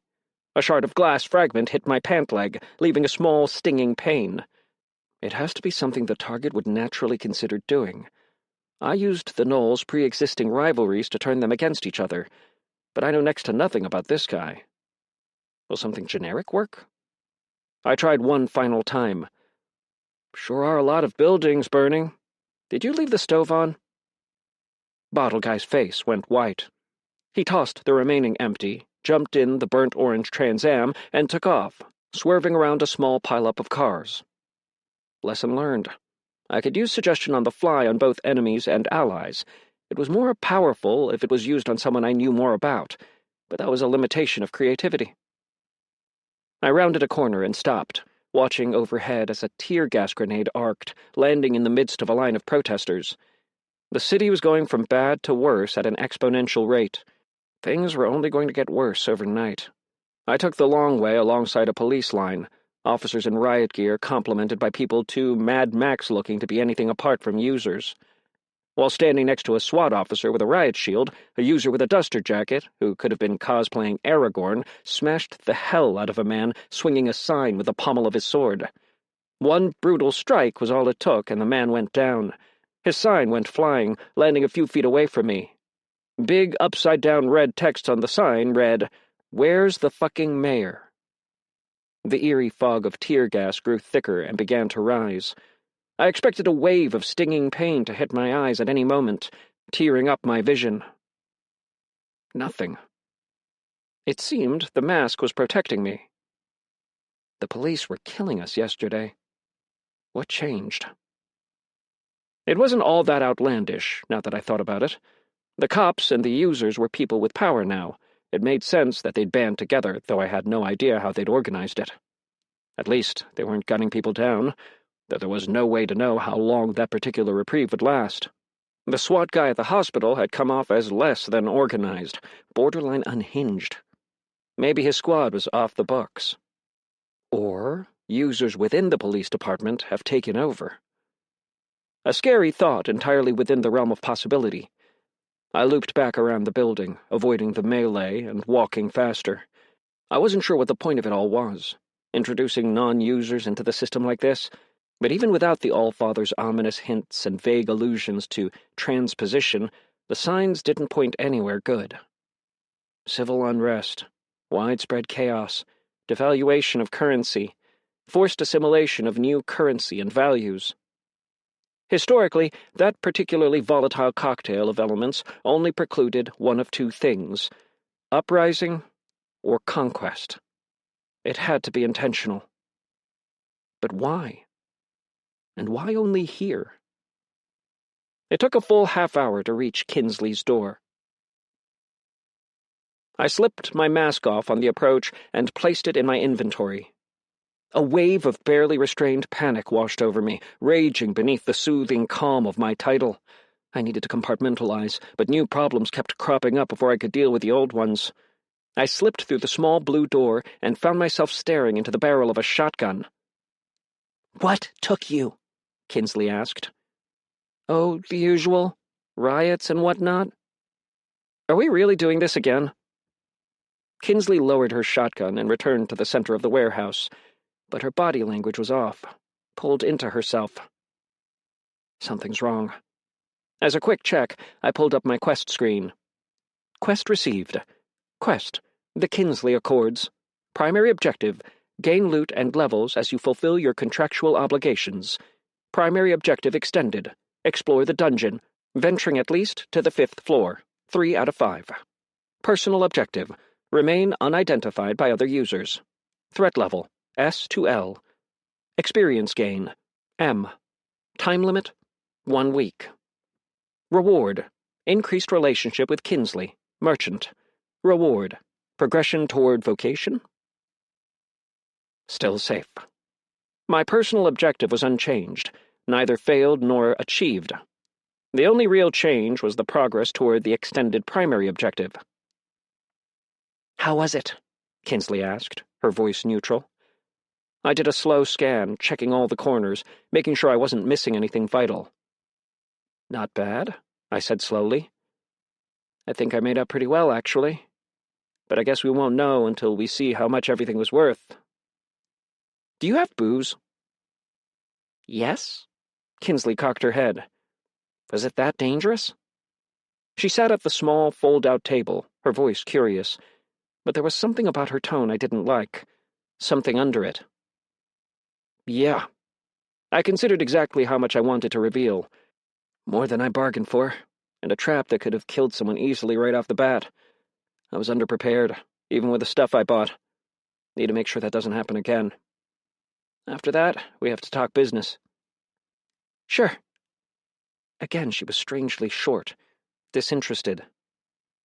I needed a new crossbow, but that was largely secondary. Before I'd set foot in here, I intended to push up the timeline. With the rate that things were deteriorating, the sooner we could get Kinsley's shop online, the better. I'd pitched her the idea in a way that ensured my cut, work out the details later. But first, I had to determine what, exactly, was wrong. Chapter 25. I offloaded almost everything. As tempted as I was to keep the tribal null blade of the Undying, the survivability buff only kicked in when the user was in combat. If anything, as a glass cannon, less cannon, it might be more dangerous for me to use. If it was harder to tell how hurt I was, it could easily lure me into a false sense of security to the point where an eventual tactical retreat, and the subsequent vanishing of the effect, could easily mean death. A situation I needed to avoid at all cost. Still, it was somewhat painful placing it on the table with the rest of the pile. Unloading felt like the living equivalent of a human clown car, taking item after item out of my inventory and placing them on the pile. Kinsley gave me a "really?" expression as I pulled out a small bounty of identical swords, only becoming interested once I withdrew the staff. I kept 2 of the monster amphetamine I'd scored from the flower fangs and sold the rest, as well as all the equipment from the gnolls. The 2 tokens of achievement were valueless, according to Kinsley, which struck me as odd. They had to serve some purpose, but said purpose was unclear. I also kept the mask. All the while, Kinsley's eyes kept flicking toward the back of the room behind me. I didn't turn to look, only tilted my head slightly, checking the spot with my enhanced peripheral. Nothing. But Awareness 1 wasn't an all-seeing eye, just a particularly observant one. It hadn't gone off when enemies were around, just when they were aware and actively hostile. There could be a user in that back corner with some sort of cloaking ability watching, but the quest hadn't changed. I was stumped. What if it didn't change in some situations if I, personally, wasn't aware an objective had been failed? In Dungeons & Dragons, figuring something due to out-of-game clues, that you failed a quest and finishing it was a waste of time, for instance, would be considered meta-knowledge, something your character wouldn't necessarily know and therefore shouldn't act on. If you were playing correctly, you'd stumble through the rest of the quest, despite knowing you'd already failed, only able to act on that knowledge once your character became aware of it. What I couldn't figure out, and now seemed like a glaring hole in my accumulated knowledge, was whether the quest system was meta or mesa. From my experiences so far, there was a wealth of conflicting signs pointing to either as a possibility. Again, Kinsley looked to the back left corner of the room, her eyes flitting immediately back down to her hands as she began tallying up the spoils. Surprisingly decent haul. Should be able to get another level from this alone. Puts me 9 over you. The XP from the dungeon was something else. I gave her an empty smile to wash down the lie. Kinsley's eyebrow shot up. 10 levels from a single dungeon seems ridiculous. Feels like I'm the one getting the short end of the stick here. Contract's a contract. I shrugged, waiting for it, and like clockwork, there it was. Another nervous glance. We settled up, the total with Kinsley's preferred pricing coming to a whopping 29,837 selvae. I was giddy at the number, but my enthusiasm was dulled somewhat by another reality coming to bear. If I don't get to the bottom of this, I can never come back here. Both my merchant access and immediate plans are fucked, and Selvae is useless without a merchant. I can be paranoid sometimes, yes, but I'm not even using Jaded Eye, and something is clearly off. Either figure it out or burn this bridge. Thanks.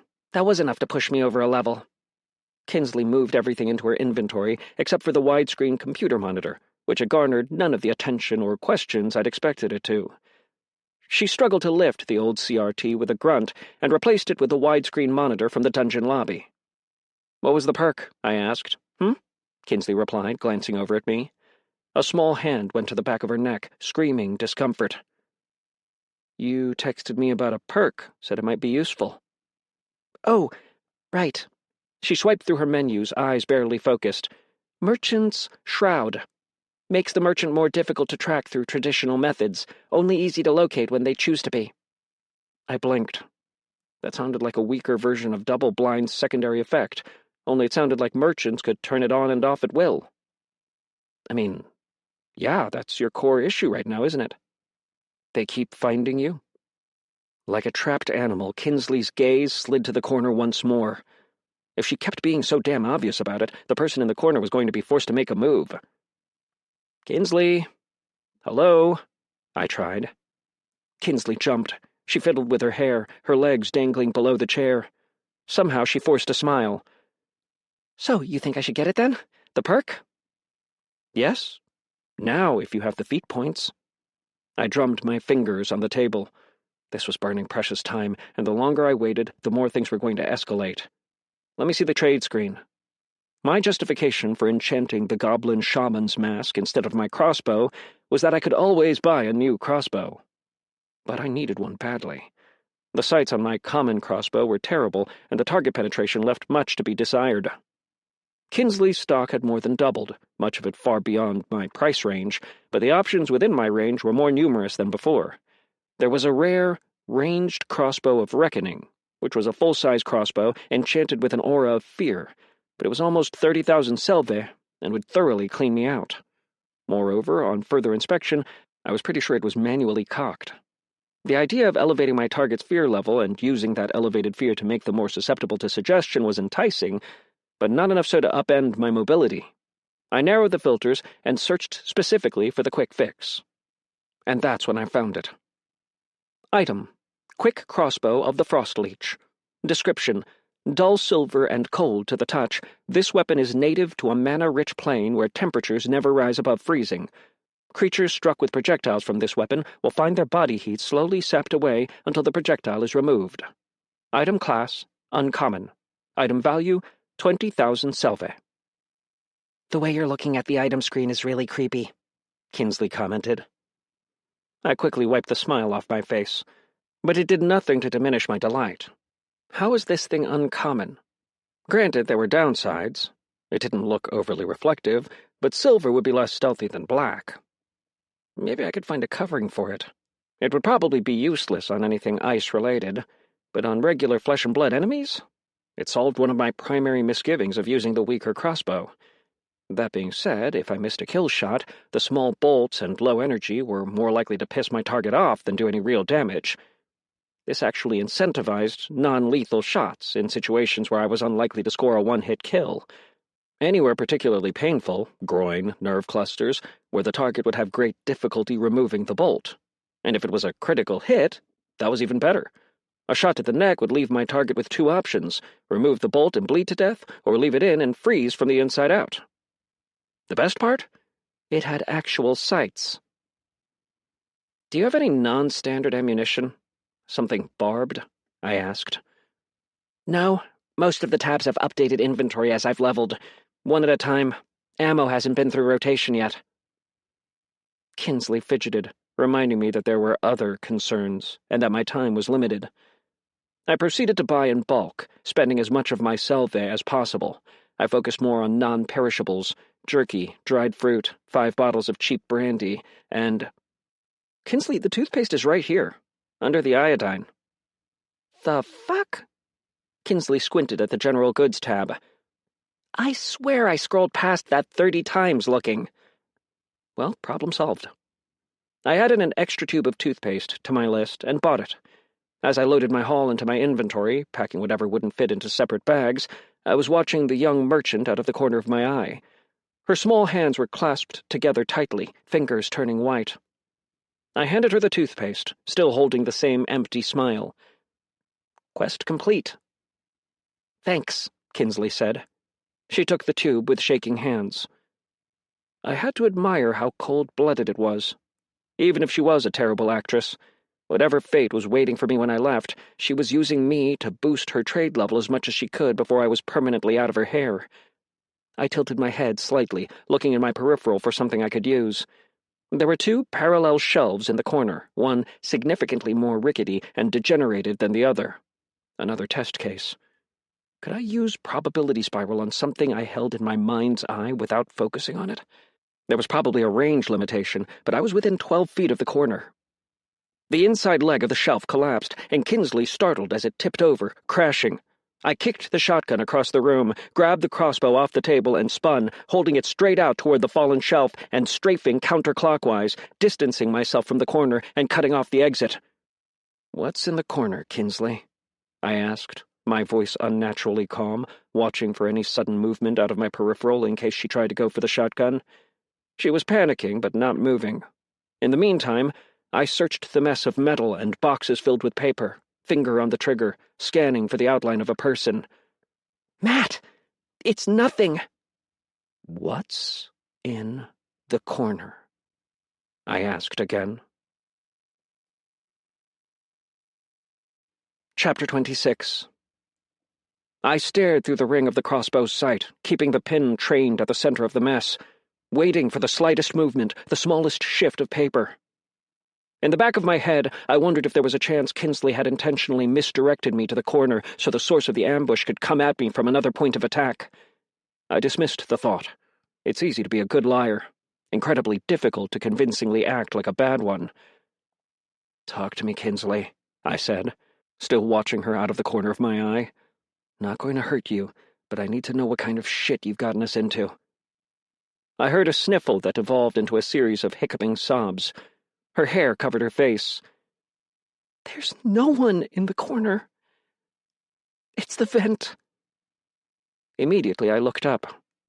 There was a standard vent covering high up on the ceiling, 5 horizontal slats with the usual closing slide. It was on the smaller side for a duct, the air passage likely too tiny for anything but a squirrel to be hiding in. Or a bug. I hefted the fallen shelf out of the way. Carefully, I tested my weight on the still-standing shelf before clambering up to get a look inside the vent, while Kinsley seemed to settle herself, tears running silently. It was empty. "Do you hear anything?" Kinsley called over, as if she were afraid to hear the answer. No. I was thoroughly confused. There was nothing to find, and no room for anyone to slip by me. But she had looked so damn guilty. It was clear as day. Not even circulating air. Kinsley, you want to just tell me what's going on here instead of making me guess? You almost gave me a heart attack. "Yeah, okay, I scared you. It's not your problem. You won't care," Kinsley said. She was wrong. Especially now, with the city on the verge of eating itself, anything that compromised her was most assuredly my problem. Well, I'm here and no one else is. Might as well give it a shot. I was almost relieved when Kinsley glared at me. The fire in her eyes faded, and she resumed her intense study of the floor. "I've been hearing noises coming through the vent." What kind of noises? "Impacts, grunts of pain, someone being hit over and over again." Her voice grew quieter with every passing word. "I know they're not real."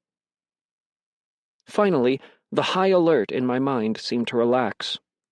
I walked over to where she still sat on the dusty computer chair.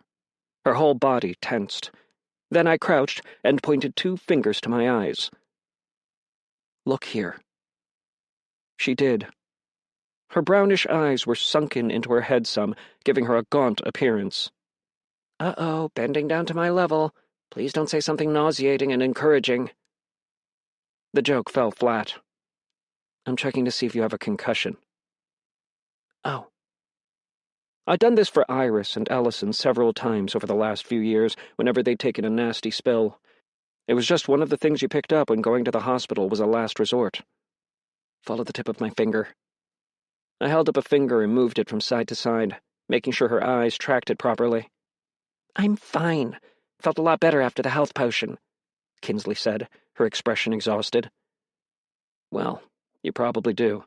But apart from the fact that they speed up physical healing, we don't know how they work, or how good they are for head injuries.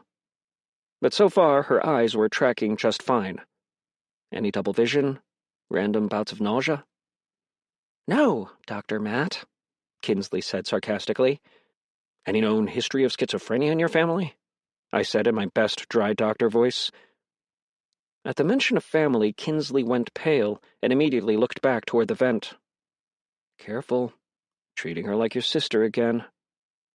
"There's nothing really notable, except for epilepsy." Kinsley's eyes tracked to the vent. I let that hang. Sometimes saying nothing is better than saying something. By now, Kinsley knew what I was hinting at. Only she hadn't made any boisterous objections to the contrary. It wouldn't necessarily mean anything if she had. Generally, people with psychological issues, temporary or chronic, were the fastest to tell you I'm fine. But the lack of denial meant something. I wasn't sure what. And epilepsy had nothing to do with what we were talking about, so I could only conclude that Kinsley brought it up for a reason. Eventually, she broke. "Did you know some people with epilepsy can drive?" I didn't. I acknowledged the non sequitur, prompting her to talk. "If it's been long enough since they've had one. 3 months, I think, or something. My dad had them since he was young. Never could get a license, but he could feel them coming. Anytime you hit your head during a seizure, you run the risk of making them worse. So he'd lay on his side on the couch and just kind of wait for them to pass." Kinsley rubbed at her arm, her lips tight. "Anyway, it was getting better, you know? He switched to a new medication, 4 months in between instead of 1 or 2. Get his license? I asked. Kinsley shook her head. No, but he was excited. Planning to try later this year. I looked back over at the vent, slowly putting it together. He went with you, didn't he? Kinsley shook her head. I'm not sure how they found me. They seemed professional and genuinely interested, going on about me having a gift. Dad was against it, but they were offering a stupid amount of money, and I threw a fit, so he gave in. When they realized I couldn't give them what they wanted, it went really bad. Kinsley's mouth trembled, and she fell silent. There was a growl deep in my throat before I could stop it. They separated you. Worked on you one at a time, but the rooms were right next to each other. And I'm guessing. I looked over at the corner of the room. You could hear it. Kinsley laughed, the sound dark. I could hear everything. It's stupid, like they were hurting him, and all I could think was... She trailed off. Please don't hit him in the head. How'd you get away? I asked. Kinsley wiped her eyes and cleared her throat loudly. I was holding on to a level. You know, there's a lot of choices, and it seemed important. I had a lot of time to think in there. Plan. I misread the door feet the first time. Didn't realize how good it was. I leaned back on the table with a sigh.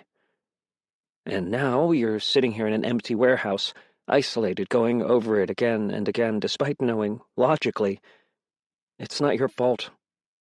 Wondering if there's anything you could have done differently. Kinsley was immediately defensive.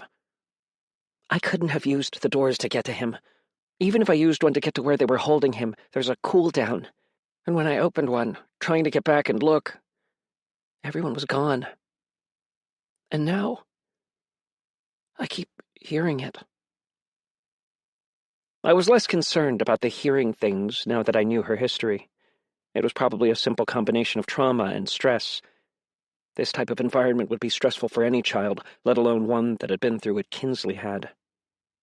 I'd overestimated her, but only slightly. She was clearly resourceful, managed to escape, arm herself, stay hidden even though people were looking for her. She had all the earmarks of a survivor. The only difference, aside from her age, was that Kinsley hadn't been doing this as long as I had. It was always hardest in the beginning. What do you want to do? I asked, baiting her slightly.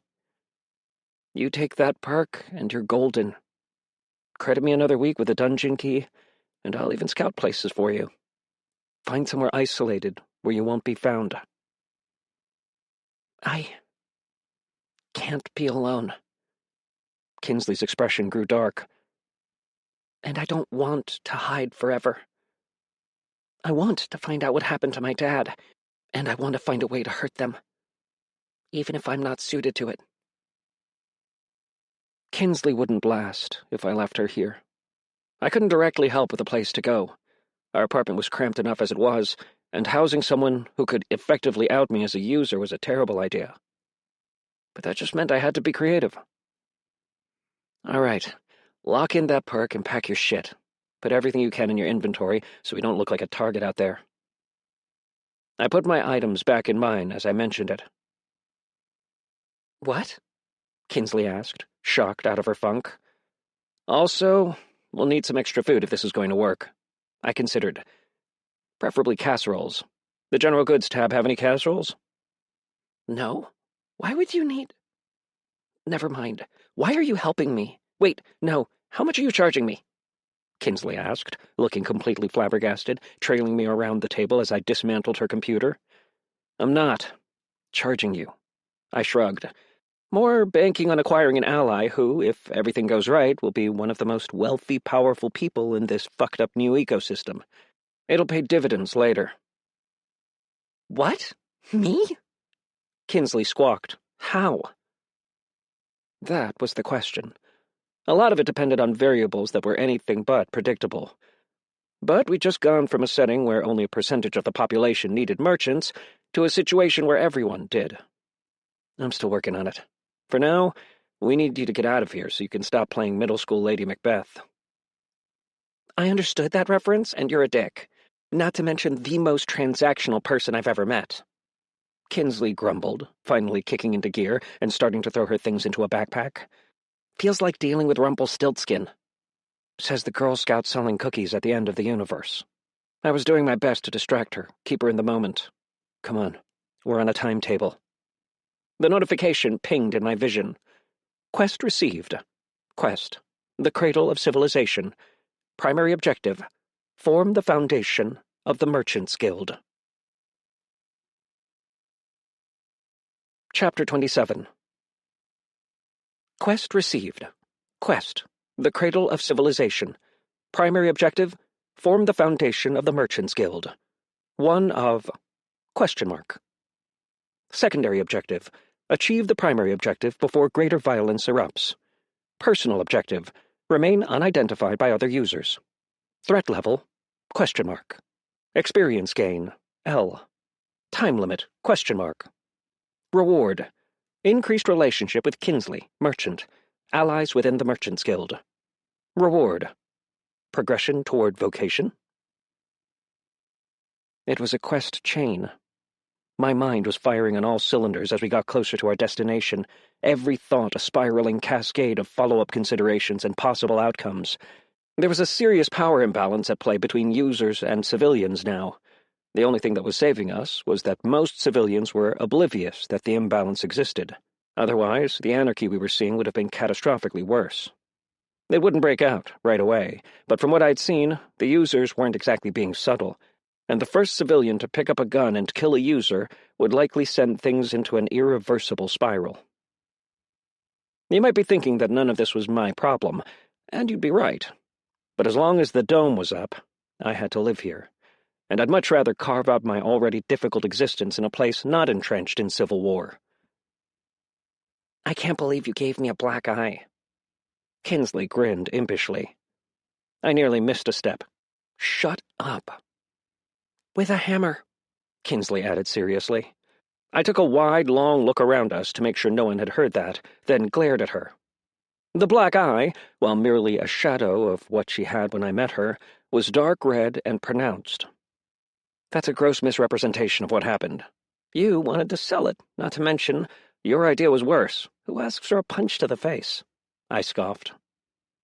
Misgivings about hitting someone who had recently been through serious trauma aside, it's a terrible idea to give yourself a black eye by hitting your damn eye. It's trivially easy to screw up any number of anatomical balancing acts, messing up your vision or potentially losing it altogether. I'd immediately refused the idea, then reconsidered. It had almost worked on me, after all, the first time I saw her, and that was like drawing sympathy from a stone. A black eye would go a long way to presenting the image we wanted, and all you'd really need to do was bruise the delicate surrounding skin.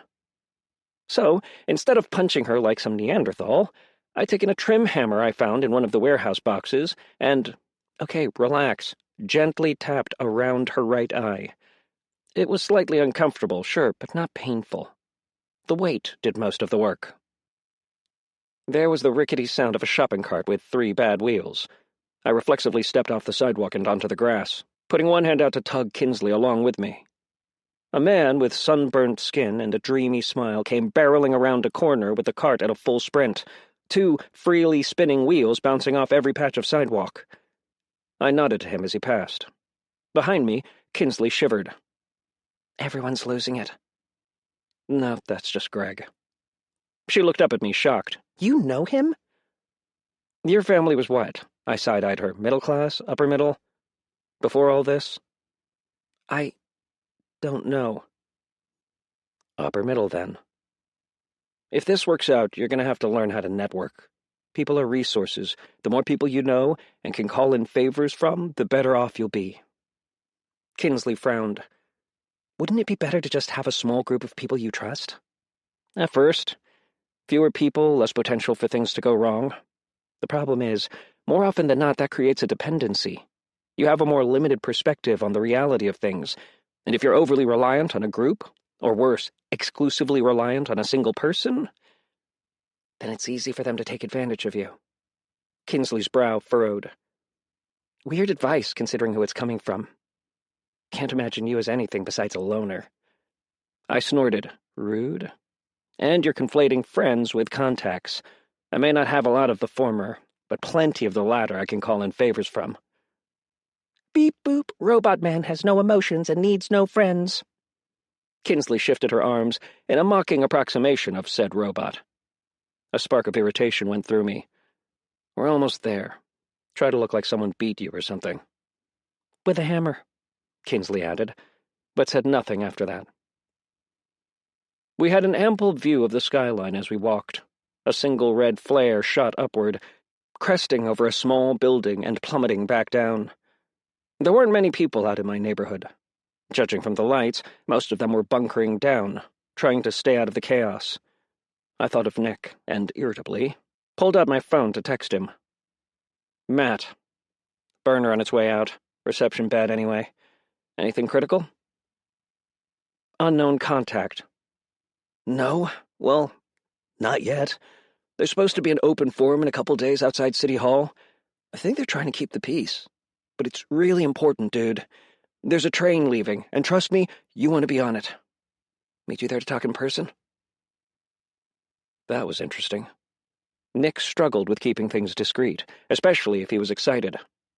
This seemed big, but there was nothing here to indicate what he was talking about, not even one of his signature hints. I wasn't certain how concerned to be. Matt. Will do. Stay safe. Unknown contact. You too. I snapped the burner in half, tossing it in a nearby trash can. After the texting storm earlier this morning, it was in serious need of a refresh, and I'd be home in less than an hour anyway. I'm not saying you don't need friends, I finally said. Geez, I really touched a nerve, Kinsley started. I cut her off, but they can compromise you easily. Friends will always need people like us more than we need them, and especially when you're struggling to make it on your own. You shouldn't commit to a friendship unless you're willing to make an allowance for that. It wasn't ego. I didn't think I was better than anyone, or more elevated. But when you spent the majority of your life finding the solution for impossible problems, you got used to occupying that space, a space that made most people profoundly uncomfortable, sometimes paralyzed. It became a second home to you. So, you know my psychological history. It's only fair that I know yours, Kinsley hedged. Oh, is that how HIPAA works? Mm-hmm. Well, I have a chance of early onset dementia, I said wryly. Fine, don't tell me then, Kinsley mumbled. I turned left, and she followed me into the poorly lit apartment complex, 3 or 4 blocks from mine. It was overdue for yearly maintenance by about a decade, with more paint chipped off than left on the walls. I walked under the paper-thin metal overhang, as I had so many times before. Remember, stay quiet. This sort of thing works better if you leave most of it to subtext. Kinsley said something I missed, but lowered her head, looking appropriately cowed. I knocked once on the door, then again with 3 short raps. No answer.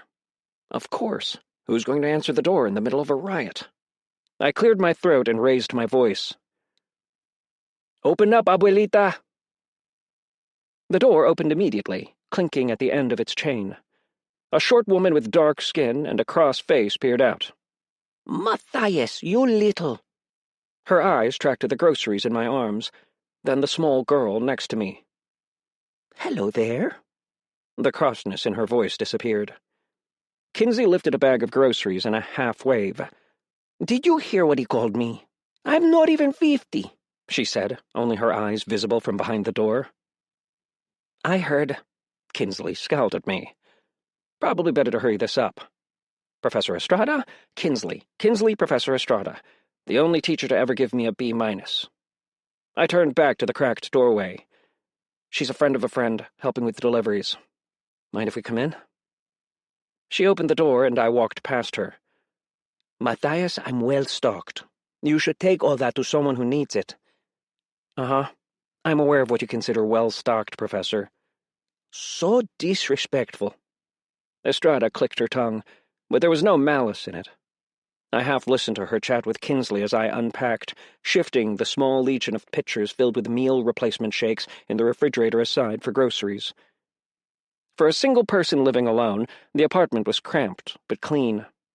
There wasn't much in terms of clutter or decorations, only a family picture lit by a single candle. I'd always found it striking because the professor was actually smiling in it. I'd signed up for a dual-credit history class at the community college in Richland, expecting it to be an easy addition to future applications. It wasn't. Estrada was one of those professors too brilliant to teach, the sort that expected their students to understand everything they did. I ended up dropping the class, but staying to audit, dodging the black mark on my record, but sticking around to talk to her, finding her insights more valuable than the credit. She had a way of applying her subject to the world at large in a manner I found fascinating and oddly useful. Then she disappeared. The college was tight-lipped when I asked, overly so. When I finally tracked her down through a combination of social media and old-fashioned footwork, I found a shell of a woman afraid to go outside, who needed help with errands. Our conversations resumed. She never told me what happened, but I could guess. Like Estrada herself was fond of saying, the devil is always in the subtext. I wanted to go back to the dungeon soon, power through the 4th floor before the open forum. I had a plan, the beginnings of one, but I needed someone to check it against, in case there was a chance I'd make things worse, and there was no one better to talk to. Kinsley announced, a bit too loudly, that she needed to go to the bathroom. Professor Estrada's arms were crossed as she watched Kinsley go. She's hurting. I took up a spot next to her. Kind of obvious? Not just the eye. Estrada shook her head. Body language, Matthias. There's more going on there, under the surface. Thought you said your bachelor's in psych was useless. Estrada snorted, then crossed the room into the kitchen and inspected the small bounty. Well, considering how everyone just started seeing strange screens and interfaces, I'd say it got a lot more valuable. Where'd you get all this? I thought everywhere was sold out. Got lucky. Kinsley's family is in distribution. That was the story we'd agreed on beforehand, so there was no chance of Kinsley accidentally outing us. Estrada took a jar of pickles out of the fridge, inspecting it, then returned it to the shelf. She's having trouble at home? Yes. I considered what to say next. The truth of it was, if Kinsley was allowed to stay, I'd be killing 2 birds with 1 stone. Kinsley would be safe, and it would be easier for her to coordinate with me without worrying about her being isolated. And Estrada would, unknowingly, have a semi-permanent food supply. It was the correct call. But that didn't change the fact that she was one of the rare few people I hated lying to. I was about to open my mouth again when the professor beat me to it. She can stay here. You're not hard to read. Estrada gave me a judgmental eyebrow. I chuckled. You might be legitimately the only person in the world who thinks that. I'll take care of the food. It won't be a burden on you. Wouldn't matter if it was. And it's not like it's the first time I took in one of your strays. Estrada looked at me knowingly. I grimaced. Iris stayed with her while Mom was going through withdrawal the first time. It wasn't a pleasant memory, one that was likely to repeat itself if I didn't get home soon. Estrada sat down at a small round table, picking up a pair of transparent, framed, half-rimmed glasses and placing them on her nose. Then she steepled her fingers and studied me. Come on, out with it. There's something else you want to ask. I sat down across from her and crossed my arms beneath me, shifting forward. During the journey over here, I'd been thinking about how to phrase this exact question. I wasn't a history buff, as it didn't factor much into standardized testing, but I knew some. And there was only one event that met the bill in terms of the potential for unimaginable violence. A theoretical. I'm a young noble in late 17th century France, one particularly attached to the idea of keeping his head on his shoulders. I rubbed my neck. How the hell do I stop the French Revolution? Chapter 28. Estrada's first, somewhat unhelpful recommendation was to quietly assassinate either Rousseau or Voltaire. After some back and forth, she conceded it was probably safer to kill both. When we moved on from the idea of murdering philosophers, the conversation became much more useful. but it had the overall effect of highlighting to me exactly how difficult my position was. Other than Daphne and, I assumed, her father, I didn't know any of the major players or factions. They would be forming soon, if they hadn't already. And to pull this off, I would need to know all of them, better than I knew myself. And that meant I needed all the help I could get. I stepped inside the apartment. Ellison was quietly snoring, sprawled out on the couch. Iris sat at the edge of the couch next to his feet, quietly doodling in her notebook. I thumped twice on the wall. They both stirred and looked over. Iris looked up and gave me a little wave. "You're just going to walk in all casual-like, as if the world's not falling apart again?" Ellison asked. "It's the second time in a week. Figured you'd be used to it." "Anything in the dumpsters?" "No. All the bottles were bone dry." "Okay, don't worry about it. Family meeting in 15 minutes. I signed the words family meeting in case Iris had missed the lip read. She signed back in excitement. "Are we working on something together again? Is it something to do with the screens?" Ellison rubbed the last of the sleep out of his eye. "Don't get too excited. It always gets complicated if Matt's calling the shots." "Everyone's a critic," I said. I rifled my inventory until I found a gallon jug of water and pulled it out. "We're not going to talk about how you literally just pulled drinking water out of your ass?" Ellison said. "Later." "He's being all cagey again," I heard Ellison convey to Iris. Then, "Wait, where are you even going?" "Dealing with Mom," I said. Mom wasn't doing great. The shaking was mainly in her arms and shoulders, though it seemed difficult for her to sit still. It was possible the level of enthusiasm she was displaying was disguising how bad it really was. "As you know," Mom continued, "the Internet's been unreliable." "Putting it mildly," I said. "And we need it for almost everything, so I was searching for alternatives. Anything that the local government might have thrown up to keep vital services online, anything we might be able to piggyback off of. And I found something thoroughly different. It's local, but stupidly advanced." She pointed to the screen with a single trembling finger. I bent down, trying to get a look at the multicolored text. It was almost entirely Greek to me, except for one single word embedded deep in the code. Floros. "I think you're on the right track," I said. Mom stilled, then typed something incomprehensible into the boxes. "It's too fast to be anything normal. As far as I can tell, it's designed as a replacement for the Internet, and it looks as if it's still updating. There are several features that haven't been implemented yet. Some I can't parse at all, but others are fairly obvious. Some sort of overall ranking, something for text and voice communication." The communication alternative stuck out to me. I remembered what the All-Father of Entropy had said about the transposition. Whatever it was, whoever was driving this, the goal wasn't total destruction. It was a change of some kind. "How do we use it?" I asked. "I don't know," Mom admitted, then picked up speed again. "I couldn't force implement any of it. There's a whole layer of this that's completely untouchable, but another section that looks like it's designed for hosting, so I started working. The coding language is—" Again, she ascended into the higher level of IT that I could only blankly nod at. I waited until after an overly obtuse description to chime back in. "So, what exactly does that mean for us?" She balled her shaking hands into fists and held them up to her face. "It means I got it running." Holy shit. I couldn't believe the level of progress she'd made. I expected her to take a look, poke around at the very most, then talk about how it was too difficult. "Only one problem." There it is. She pulled up a string of numbers that looked suspiciously like an IP. "This is the address, but I can't access it." Hold on. I pulled up my system screen and sorted through the tabs. There were several that were non-functional, but only one that was non-functional and opened a blank window. There was no way to input text, but maybe...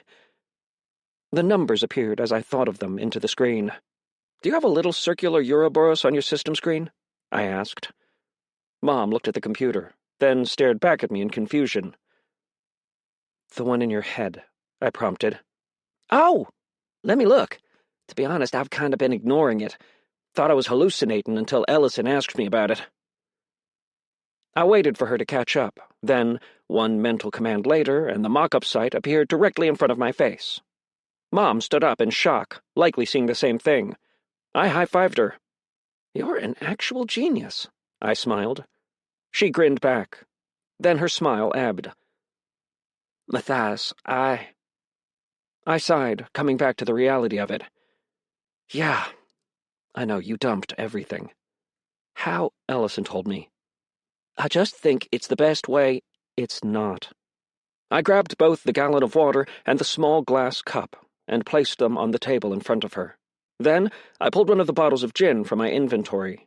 Her eyes went to it immediately, though she wrinkled her nose. I rolled my eyes and poured half a glass. Yes, I know how you feel about gin. No, I don't care. This isn't for your personal enjoyment. If you want to change, it starts here. A queer feeling settled in my stomach as I handed it to her. It felt wrong. The dark part of me wondered if maybe, if she went through withdrawal the way she wanted and survived, the memory of the discomfort would be enough to drive her from it. But I never liked that part of me much. Mom sipped, then gulped. Her eyes grew glassy, more relaxed, and the shaking in her arms slowed. Tapering's never worked before. It was a subtle request for encouragement. She knew better than to ask for it. I knew how this would end. Yet I found myself speaking anyway. Well, maybe you've never been properly motivated. It was hard to keep the words from sounding bitter. I looked down. The light around her ankle monitor had turned red, indicating a lost connection. I fished around in a nearby drawer, drawing out a pair of scissors. Our world is about to change in a big way. Everything's getting reset. You can be whoever the hell you want to be. You're always talking about how you've never had a chance since the hearing, since Dad, and that if you were given that opportunity, you would change. Well, this is it. I have a line on something, and no way around it? It would be easier with your help. I leaned against her desk, folding my arms. So you have two options. Either I give you the rest of the bottles now, and you go on a return bender for the rest of the apocalypse. Mom was already shaking her head. Or we do this right. Tapering, then meds to deal with the cravings. And you help me, Iris, and Ellison make sure that however this thing shakes out, we all land somewhere better than here. I hesitated, then held the scissors out to her, keeping my face neutral. This is the last time. Mom reached out with a shaky hand. She took the scissors from me and snipped through the elastic strap of the ankle monitor. It clattered to the floor. All right, kids, planning time. I maneuvered the rolling base slowly, careful not to scrape against the wall. The nearby community center, where we held family meetings, was decrepit enough as it was. It was usually closed this late at night, but Ellison had picked the lock, letting us in. I barely gotten into the room before I heard Ellison groan. Oh, God, he's got the whiteboard. Iris punched him, and he grumbled at her incessantly. Then I saw them both fall silent as Mom entered behind me, carrying the laptop under her arm. Is she, helping? Ellison asked. Be nice, Iris signed. We're going to need some extra hands on this one, yes. I drew the words Open Forum at the top of the board. Then, everyone but me jumped as a blue door appeared in the wall. Chapter 29. Kinsley stared at my family, filled with sudden stage fright. Still, even after only a few hours out of the storehouse, she looked significantly less exhausted. A long, shocked silence hung over the office room in the community center. She glanced at the whiteboard, still empty except for Open Forum scrawled at the top. You're really using a whiteboard, huh? Kinsley asked. That's what I said, Ellison responded immediately. What just happened? Mom asked, shaking her head slightly. She hadn't recovered as quickly as my siblings at the sudden appearance of a strange girl with a black eye by way of a magical blue door. Iris waved at Kinsley, an impressed look at her face, and Kinsley waved back. "We'll talk about that." I couldn't afford to give them all time to process what was happening. We had work to do. "I know weird shit has been happening, but this isn't really any different than when Ellison broke his arm." My mom's bewilderment hadn't waned. "You guys have done this before?" "Yeah, Mom." I rubbed the back of my neck in annoyance. "How do you think we came up with money for the bill?" Her face flushed, a clear internal judgment on her failure as a mother going through her mind. She didn't ask any more questions, just nodded gently. We'd done this many times, but this was her first time seeing it. Survival required planning, and it was something our family was good at.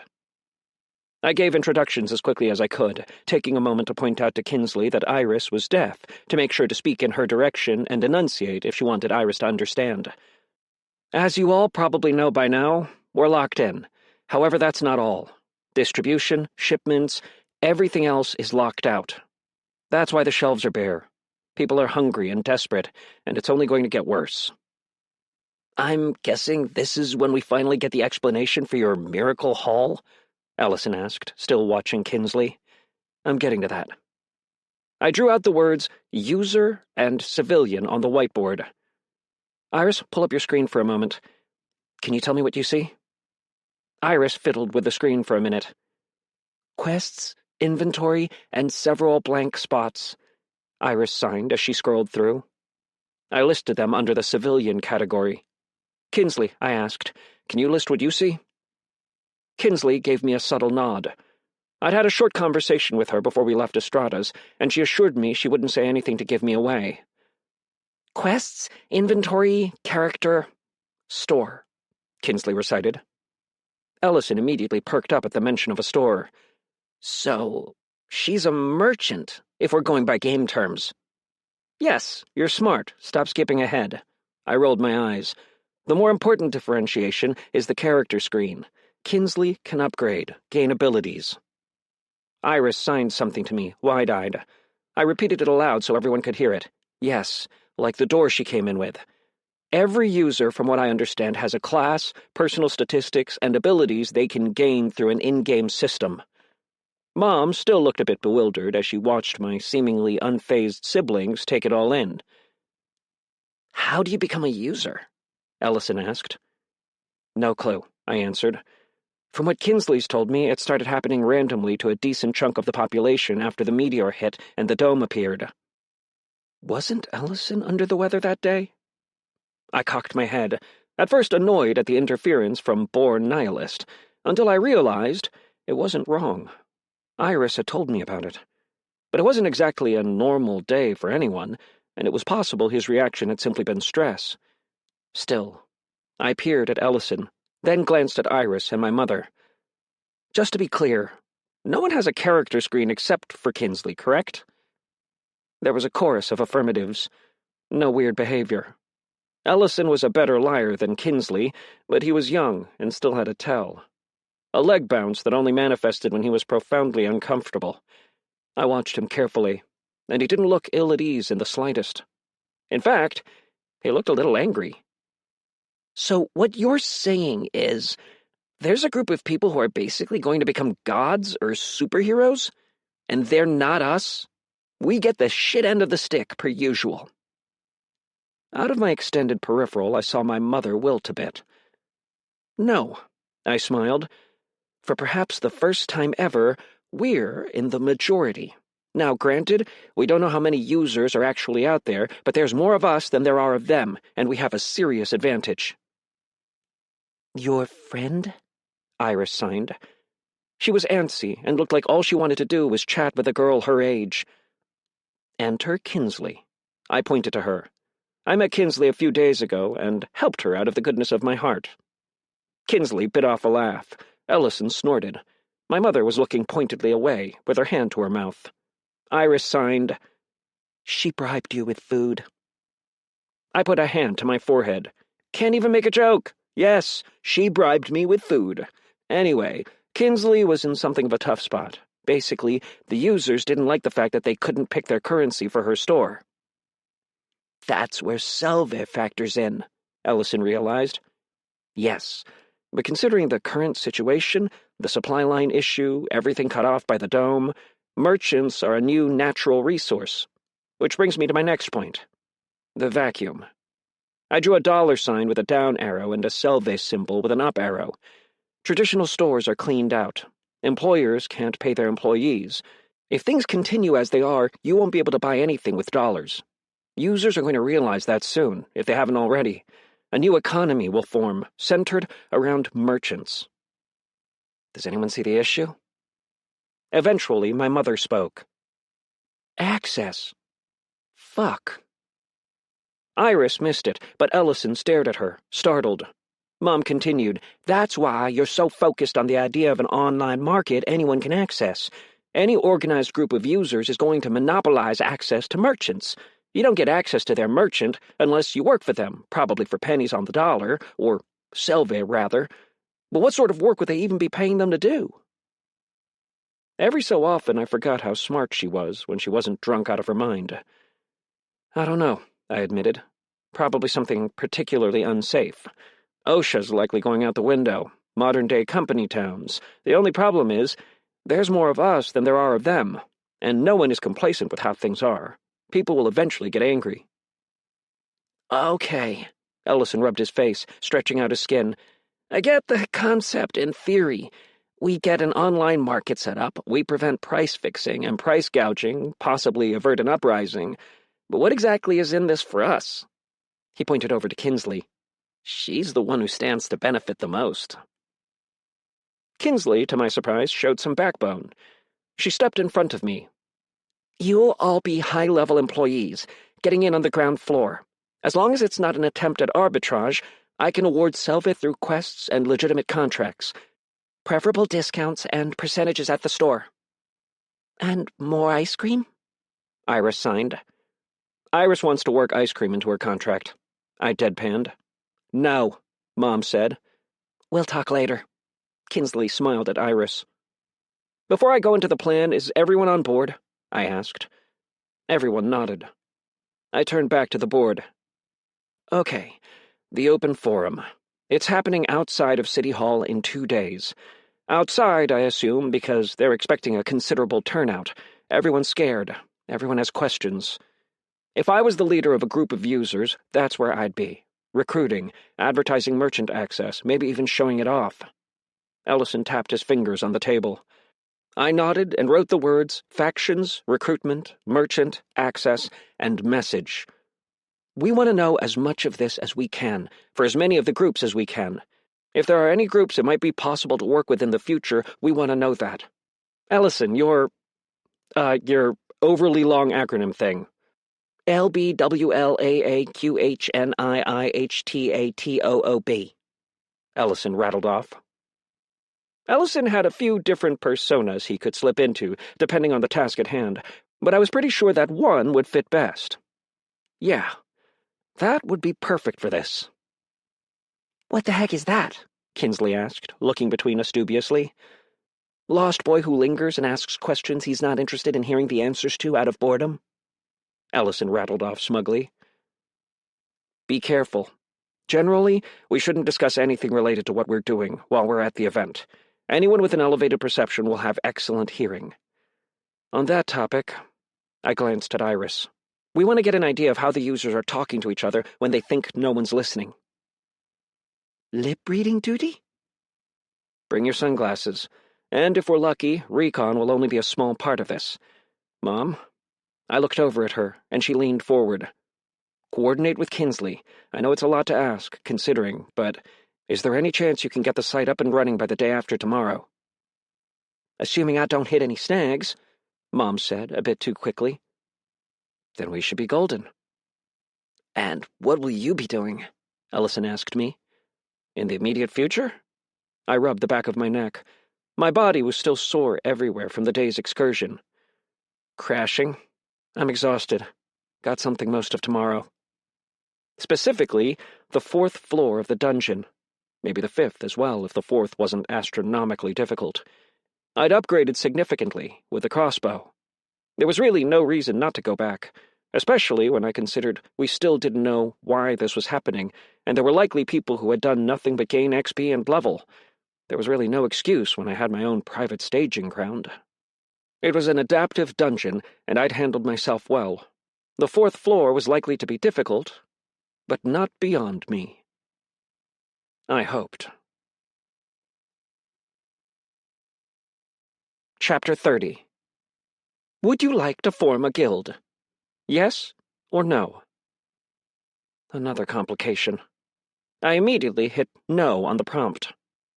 It was impossible to be certain how the guild screen functioned. God forbid if there was some sort of roster.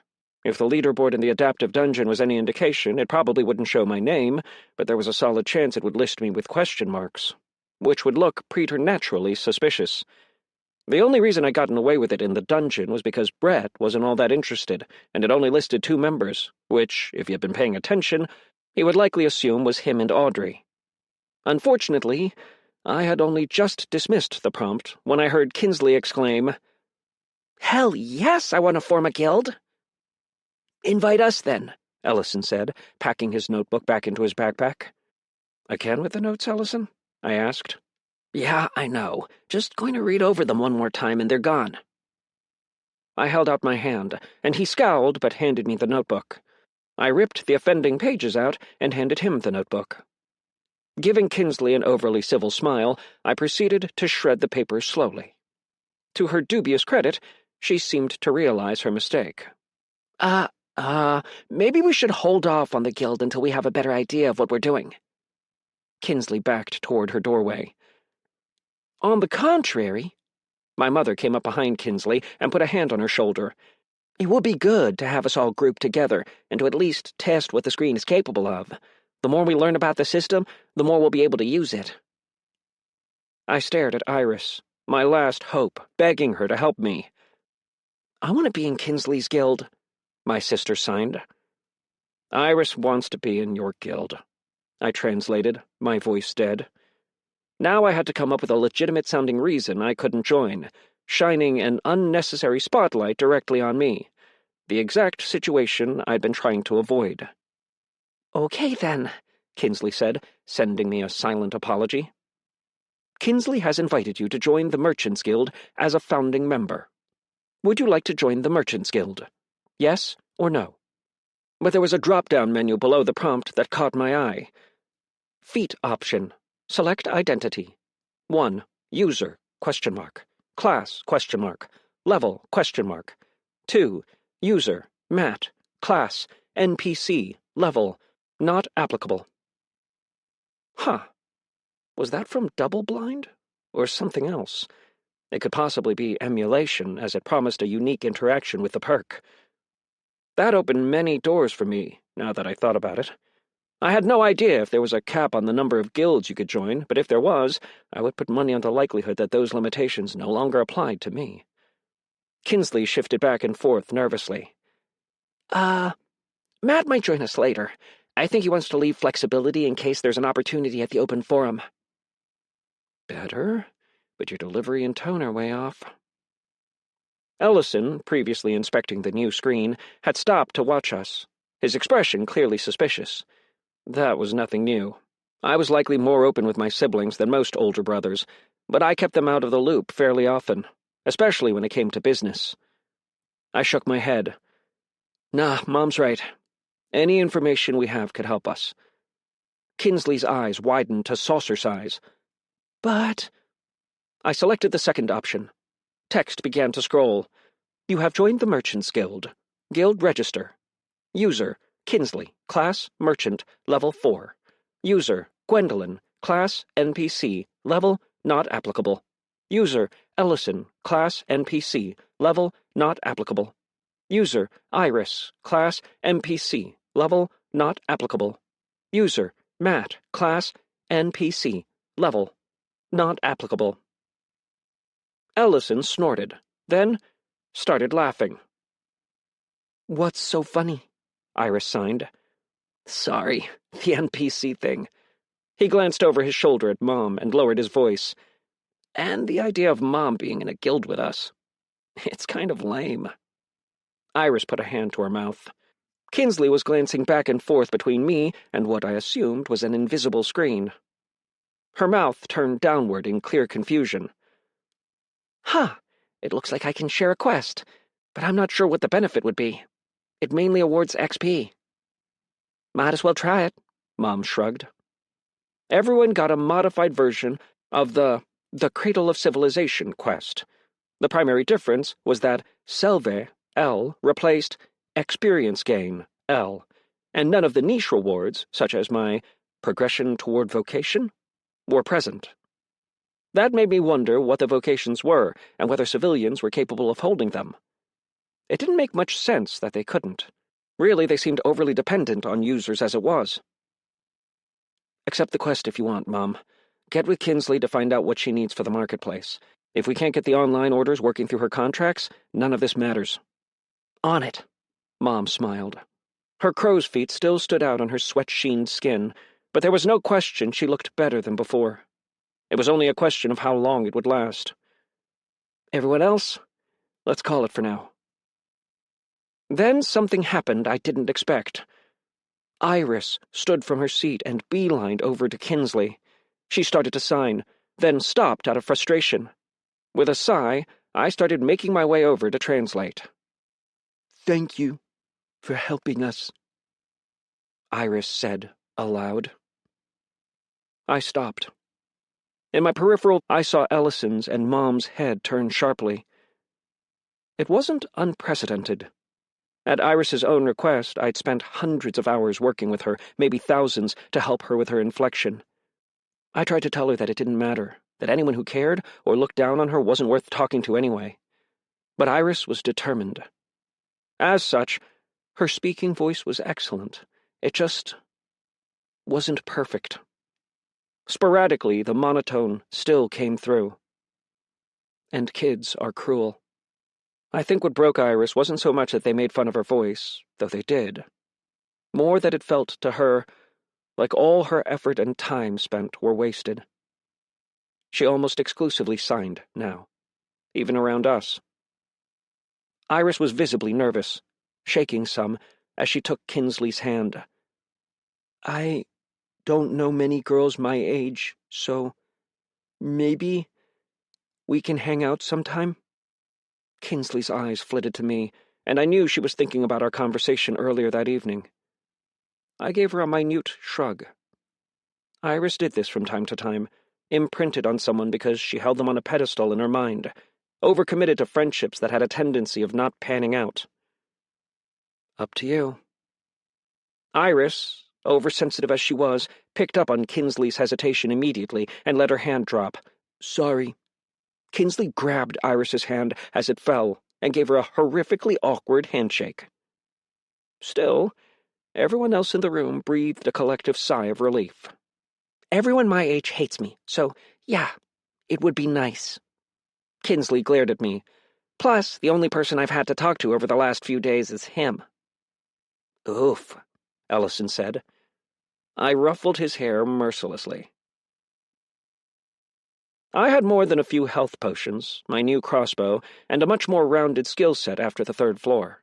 Still, as much as I wanted to go home and sleep, I needed to spend some time experimenting with what I could do before I could reasonably go back to the dungeon.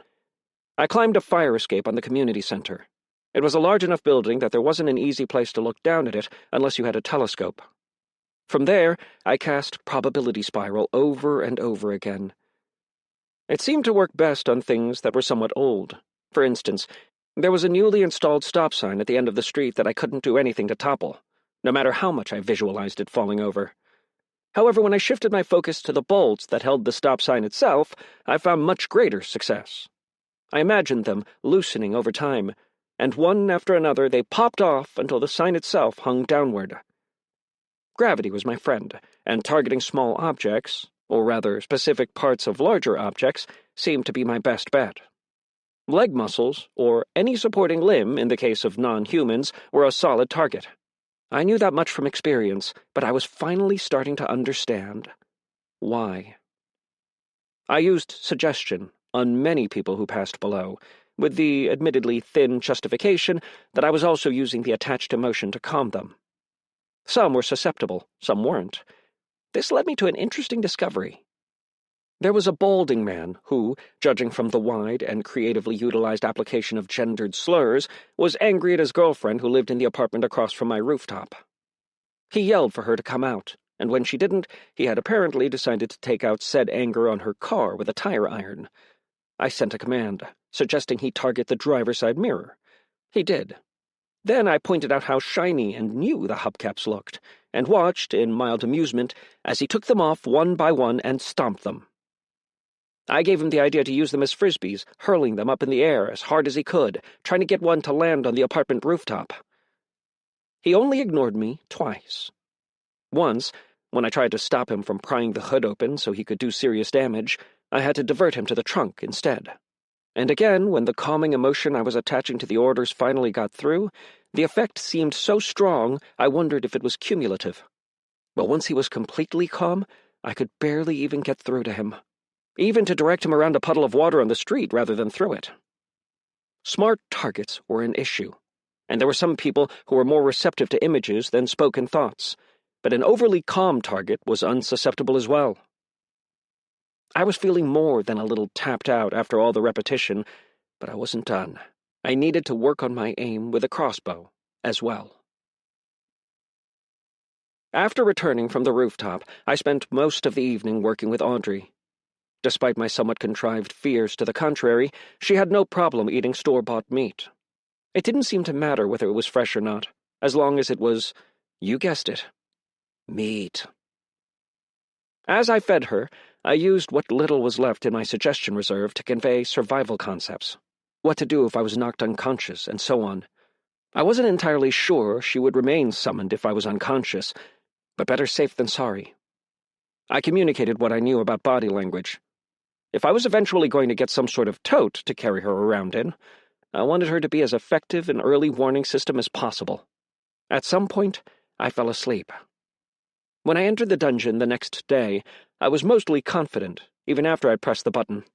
I had Jaded Eye equipped in the title slot, with the cooldown expended.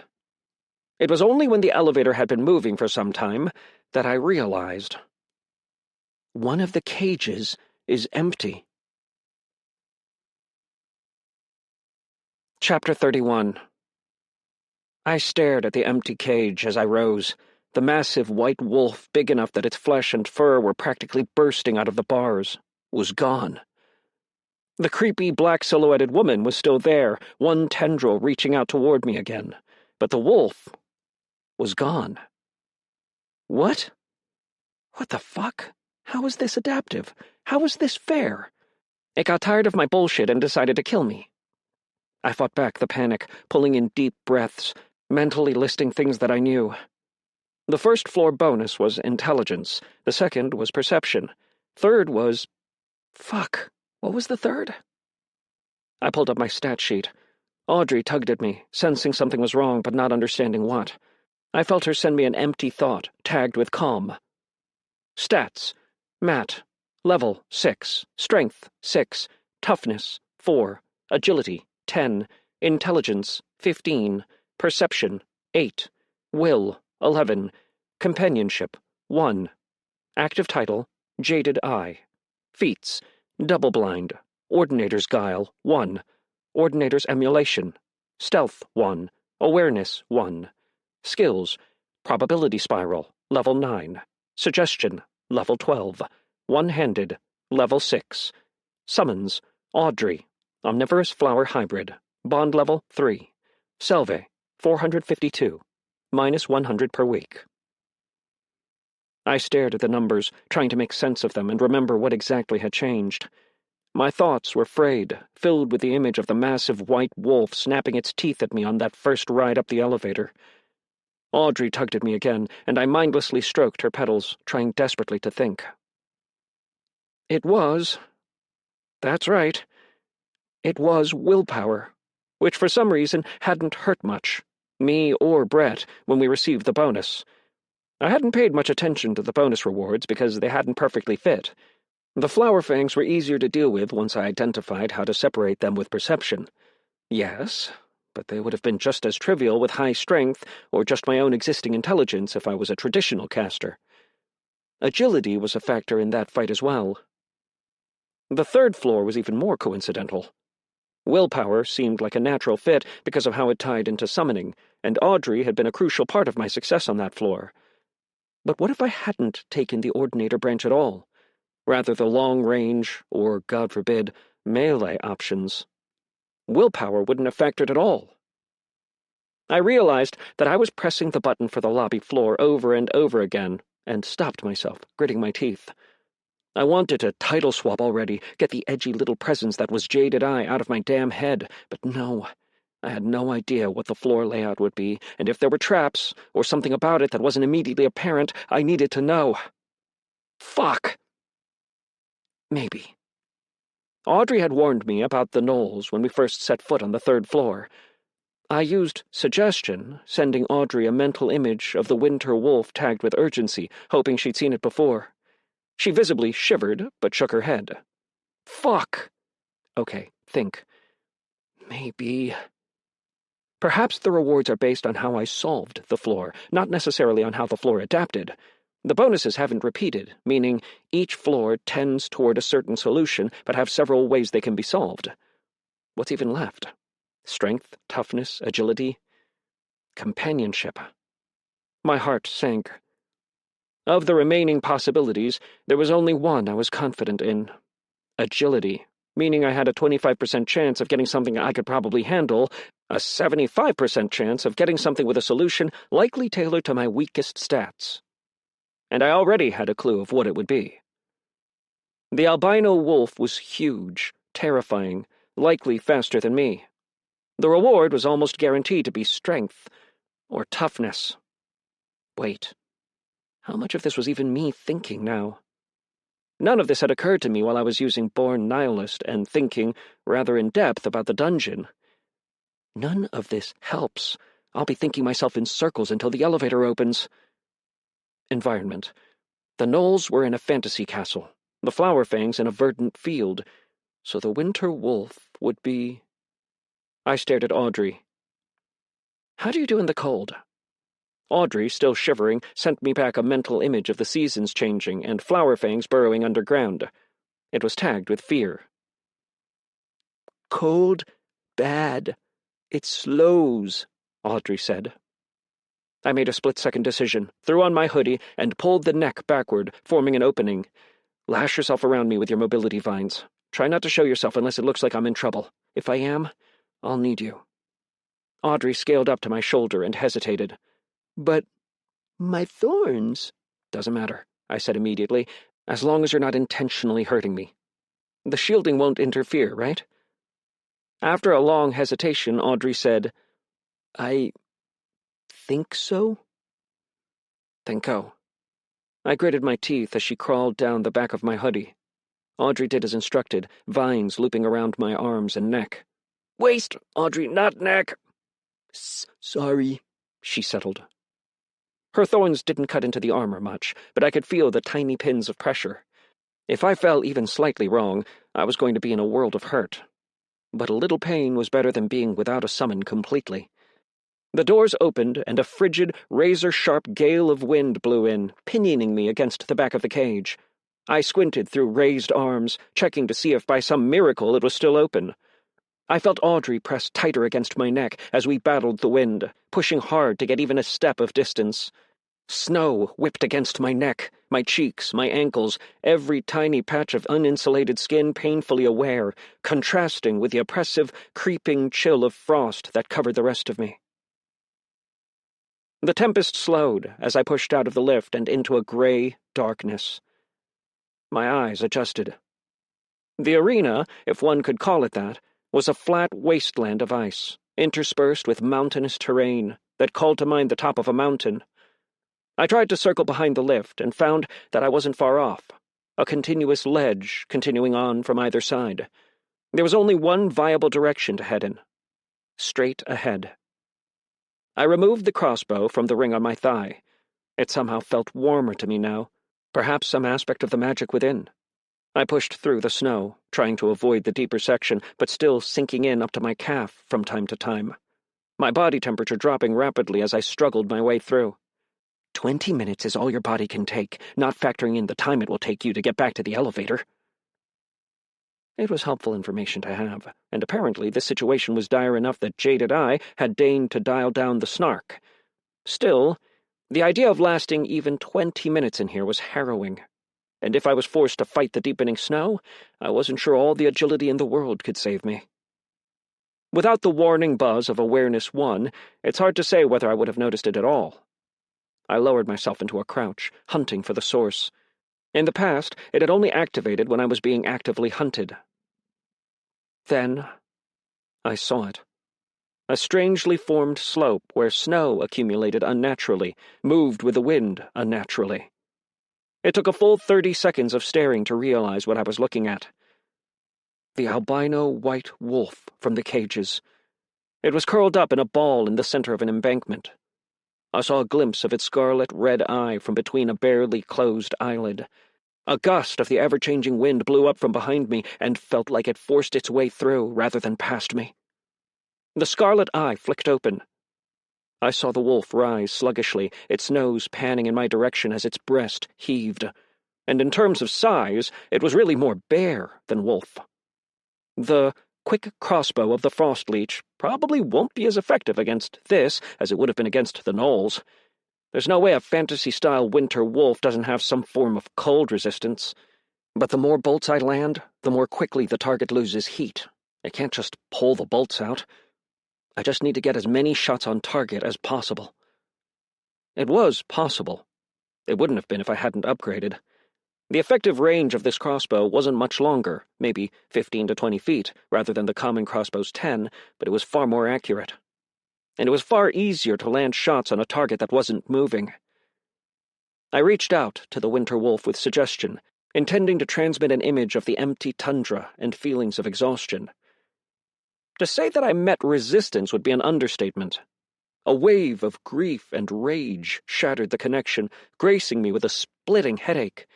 The wolf stood immediately, and next to the imprint of her body were 3 motionless pups. Not good. She bared her teeth at me. An overwhelming fear rose in my gut, so violently I traded Jaded Eye for Born Nihilist immediately. Calm fell over me, panic trapped beneath. With careful effort, I raised the crossbow's sights to my eye and fired. Chapter 32. A bolt shredded through the wolf's coat, leaving a line of red across its shoulders. A graze. Not nearly good enough. If my crossbow's enchantment was going to have any discernible effect, I needed to start landing hits center mass, which would be easier if the creature wasn't so goddamn fast. Massive, quick, probably horrifically strong. It charged straight at me. My crossbow whirred, my senses elevating to the point where time seemed to slow down, yet it was nearly enough. There could be no fumbling, as I had on the other floors. A single mistake would mean death or grave injury, which, in a situation like this, was much the same. I multitasked, a tendril of probability spiral aimed at the trunk of a dead tree that sat directly between us. I wasn't confident in using any of my abilities on the wolf directly. Whatever the reason for the wolf's resistance, elevated intelligence, or something baked in, the psychic backlash from suggestion was significant, and I wasn't certain if probability spiral would react the same way. An ear-shattering crack rang out over the clearing, and a ring of wood around the tree visibly fractured. The damage occurred higher up than I expected, causing a section of the tree to fall more slowly, more in time with the charging wolf. I loaded the bolt, taking aim. This needed to hurt. The wolf was clearly intelligent, but it was enraged, trying to end this as quickly as possible. Unfortunately for me, if I didn't find a way to divert its aggression, it probably would. I kept the bead of the crossbow slightly above the wolf's chest, exhaled slowly, and pulled the trigger. Bullseye! The bolt sunk deep, and the monster let out a roar. It was still cognizant enough to jump backward from the falling tree, but now there was an obstacle between us. I bought myself some space, but not much. I needed more, somewhere high up with elevation, but there was nothing around us but trees and snow, and I didn't trust myself to climb a tree while a bear-sized wolf was breathing down my neck. Look at how the tree fell. Because of how the trunk cracked higher, the tree had fallen at a right angle, forming something of a ramp. If I got up enough speed, I might be able to launch off it, hoisting myself into the branches of something nearby.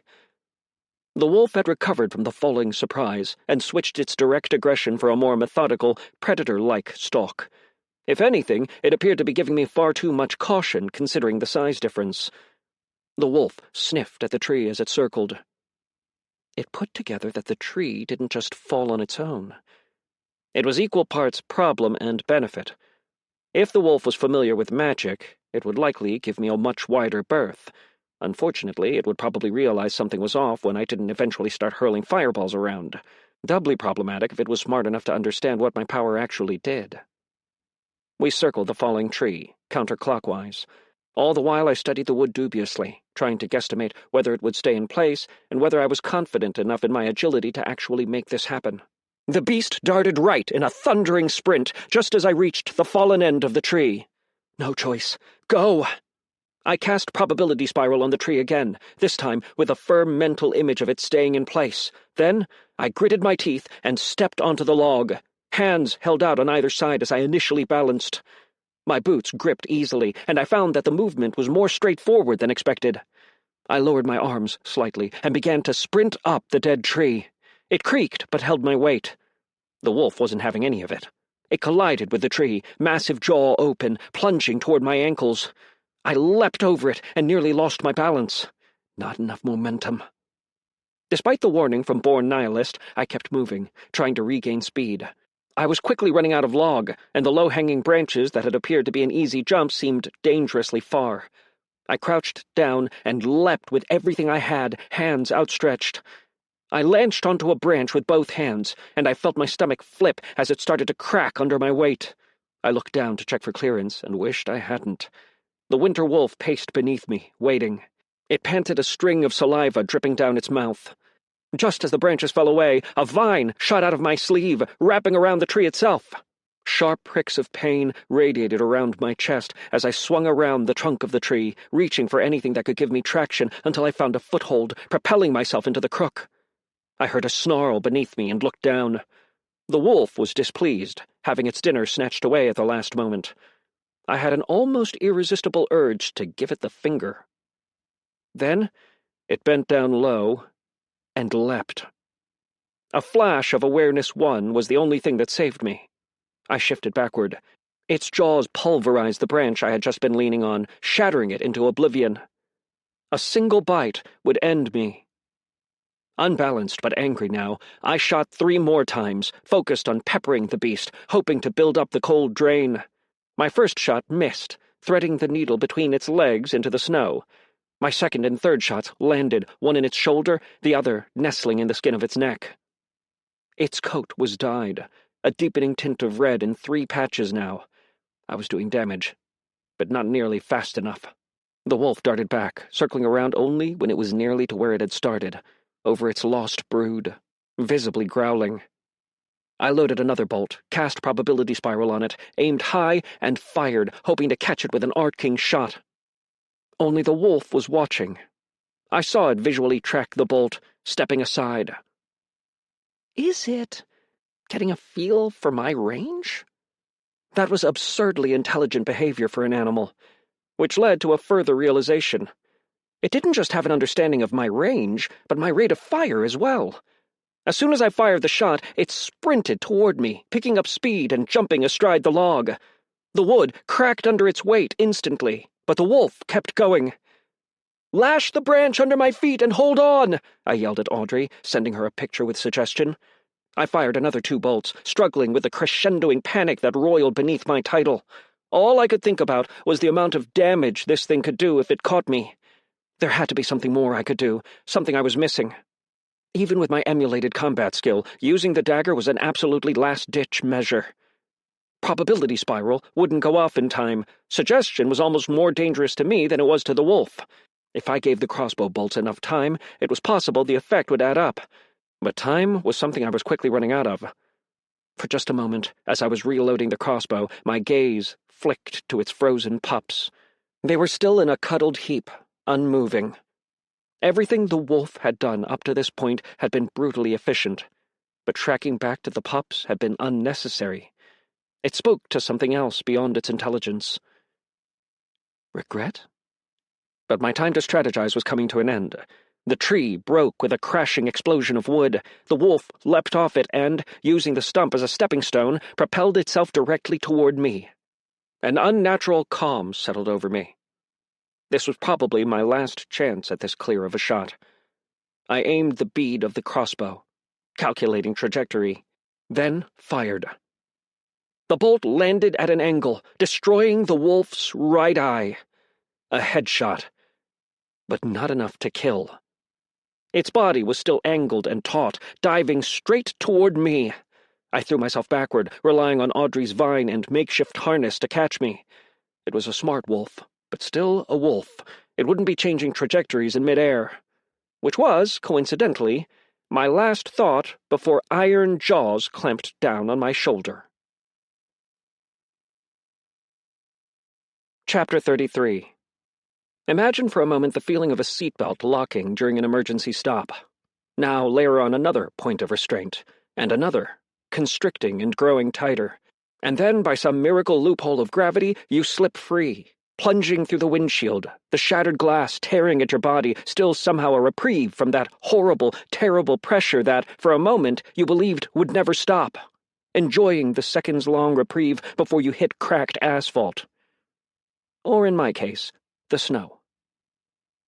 I'm not certain how the wolf managed to twist in the air and grab me, but as I collided with the ground, the impact was enough to knock me out. A memory came to me, rising out of the darkness and the pain. There was an out-of-season fake poinsettia placed atop a glass, gold-trimmed coffee table. I remember thinking how odd it was for a room this calculated.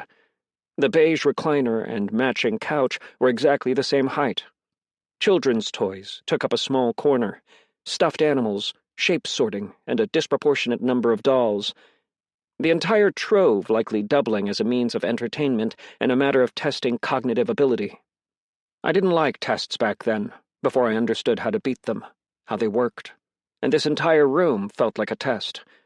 The receptionist guided you in first, and the therapist was never on time, so it was really entirely up to you. Did you go to the comfortable-looking armchair or the couch?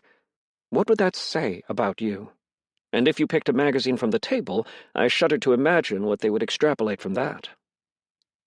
So I did the least offensive thing. Took a seat on the far end of the couch, where one expected to sit, and stared blankly into the plastic greenery of the hideous, off-season poinsettia. The door clicked open. Dr. Svelte let himself in.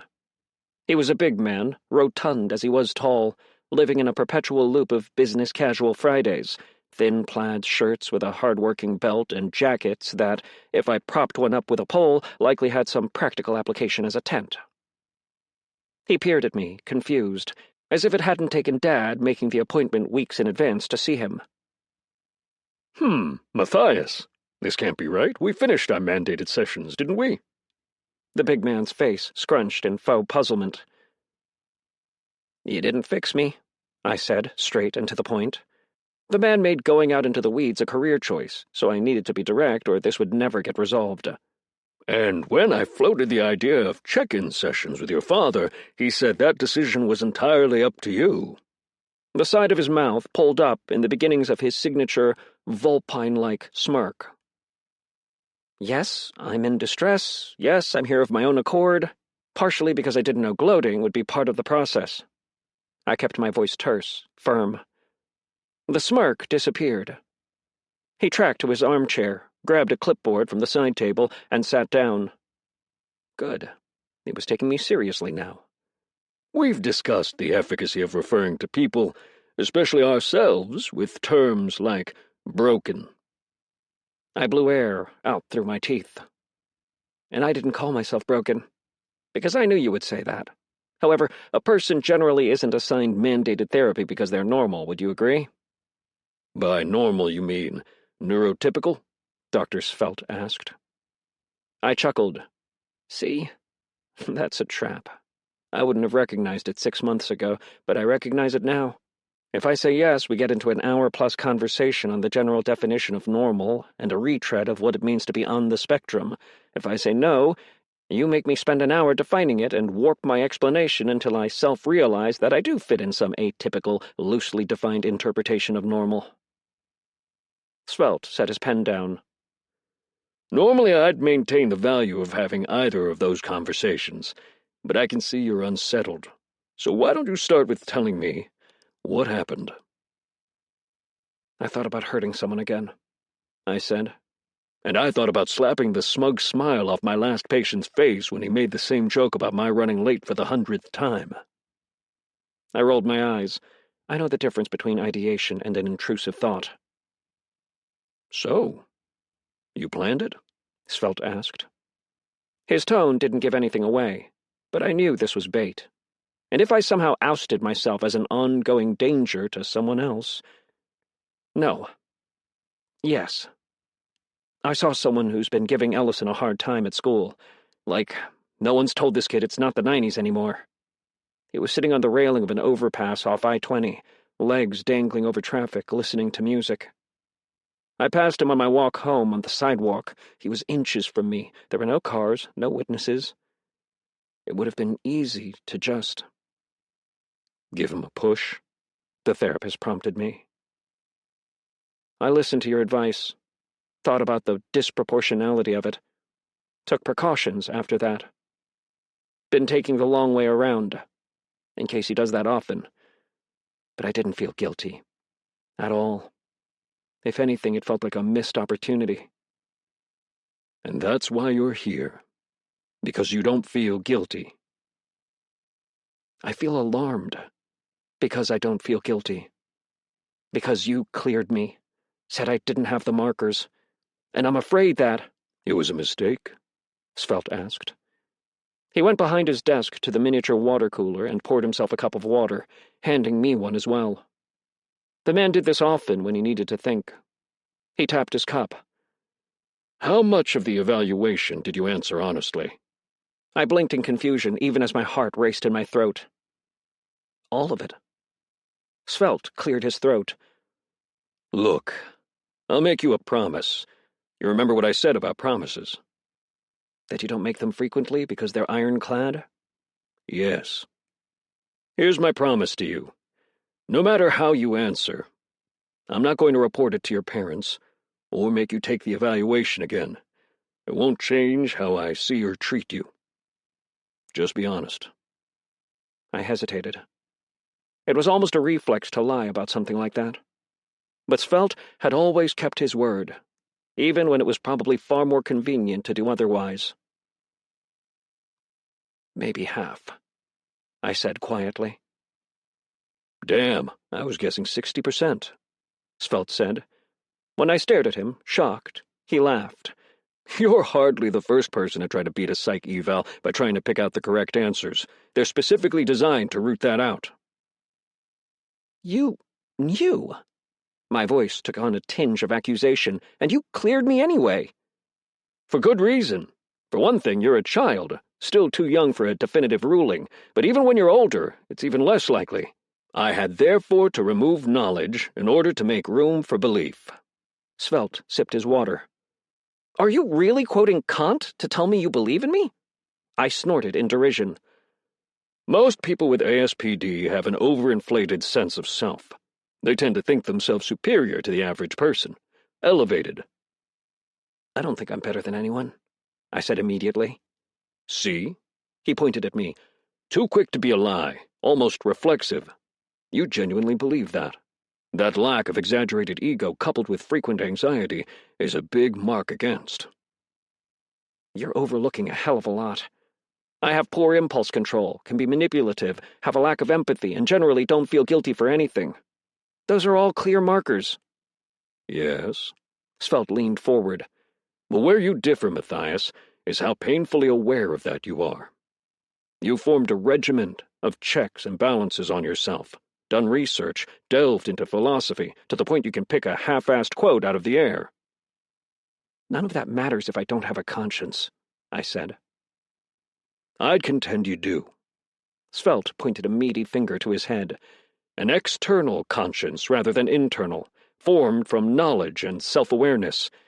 It's what stopped you from pushing that boy off the bridge. That seems vastly inferior. Svelte mused quietly. It's inconvenient, and could easily lead you wrong if you over-attach to problematic ideals, but not inferior. Why? I asked, curious to hear the answer. There's a reason why antisocial personality disorder trends in high-powered jobs. The reality is, ruthlessness can be a desirable trait in some aspects of life. But many people with ASPD can't just turn that off. Use a hammer enough and eventually everything looks like a nail. So what, I just go through life pretending like I don't have a hammer? I asked. Not at all. But only rely on your ruthlessness when you know beyond a shadow of a doubt that you need it, and have the self-control to stop when the time is over. I woke with a wet gasp and immediately coughed out blood. A wave of pain seized me so strongly I fought the urge to vomit. I could feel my pulse in my neck, and every laceration and wound on my chest. The entire top section of my armor was hanging off in tatters. There was a yelping growl a few feet away from me. Audrey was tangled up with a wolf. It was trying to disengage, and she wasn't having any of it. Her vines were lashed around its mouth, keeping its jaw prized open painfully, thorns digging in all around the wolf's muzzle. The wolf saw me stir and tried to rush me down.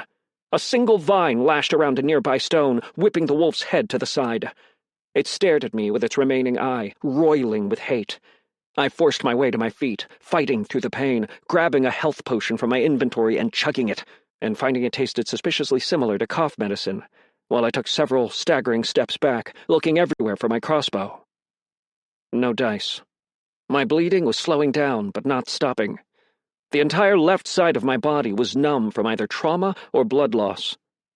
I pulled the Blade of Woe from my inventory. Eventually, the wolf dislodged Audrey with an explosive headshake, sending my summon flying into the snow. "Why are you so angry at me?" Her litter of pups froze in the frost. Why? She's a winter wolf. You'd think they'd know how to care for their young in a storm, only... The dungeon put her in the elevator when I first came here. I gave her an insane smile, then used suggestion. I was still met by the same teeth-rattling resistance from the first time, but the image cut through like a superheated blade. It was the image of 3 wolf pups, alive, and shivering in the cold. The Flower Fangs were idiots compared to this thing, and they could understand spoken speech. How long did they wait for you, I wonder, before the cold took them? My tone was cruel, mocking. The reaction was immediate.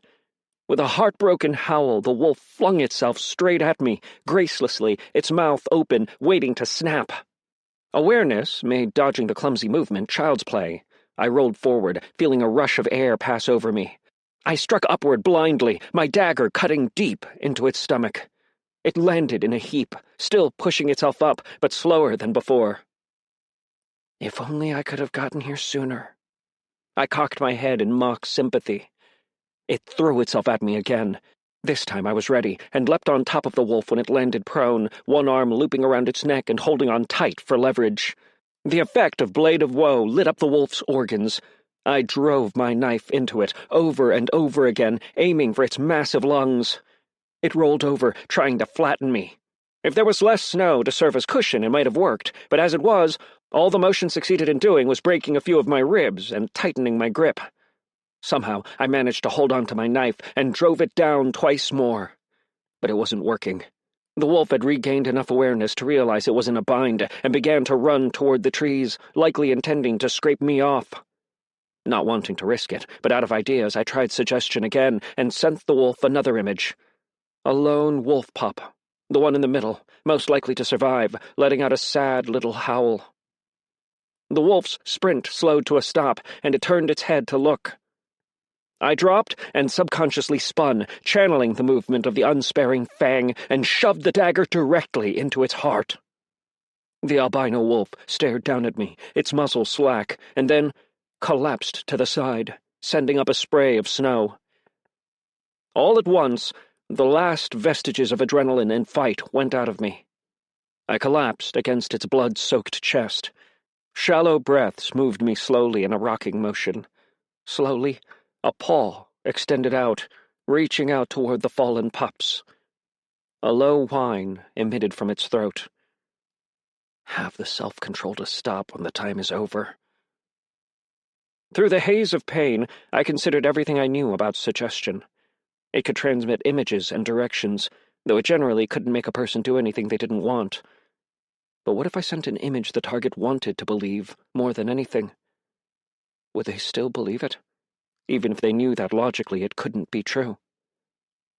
Unsure of how to do what I intended, I reached out one more time with suggestion. Normally, I had a limited window to do anything with it before the connection tightened and then closed. Now it was wide open. Resistance lessened from the wolf's weakened state.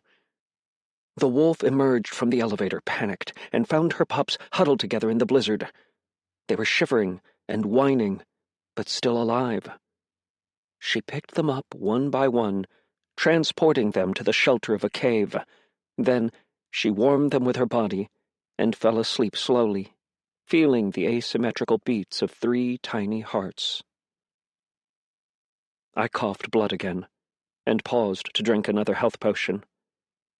And then I noticed that the wolf's whining had ceased, and I paused to watch its scarlet eye slowly close.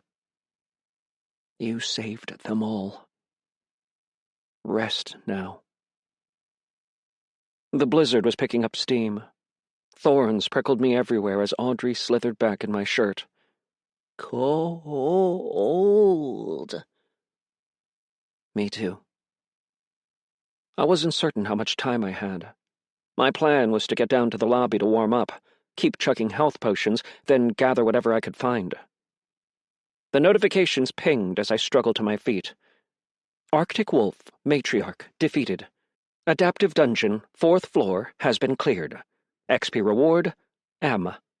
Congratulations, you are the first user to clear this floor of the Adaptive Dungeon. You are currently ranked 1st on the leaderboard.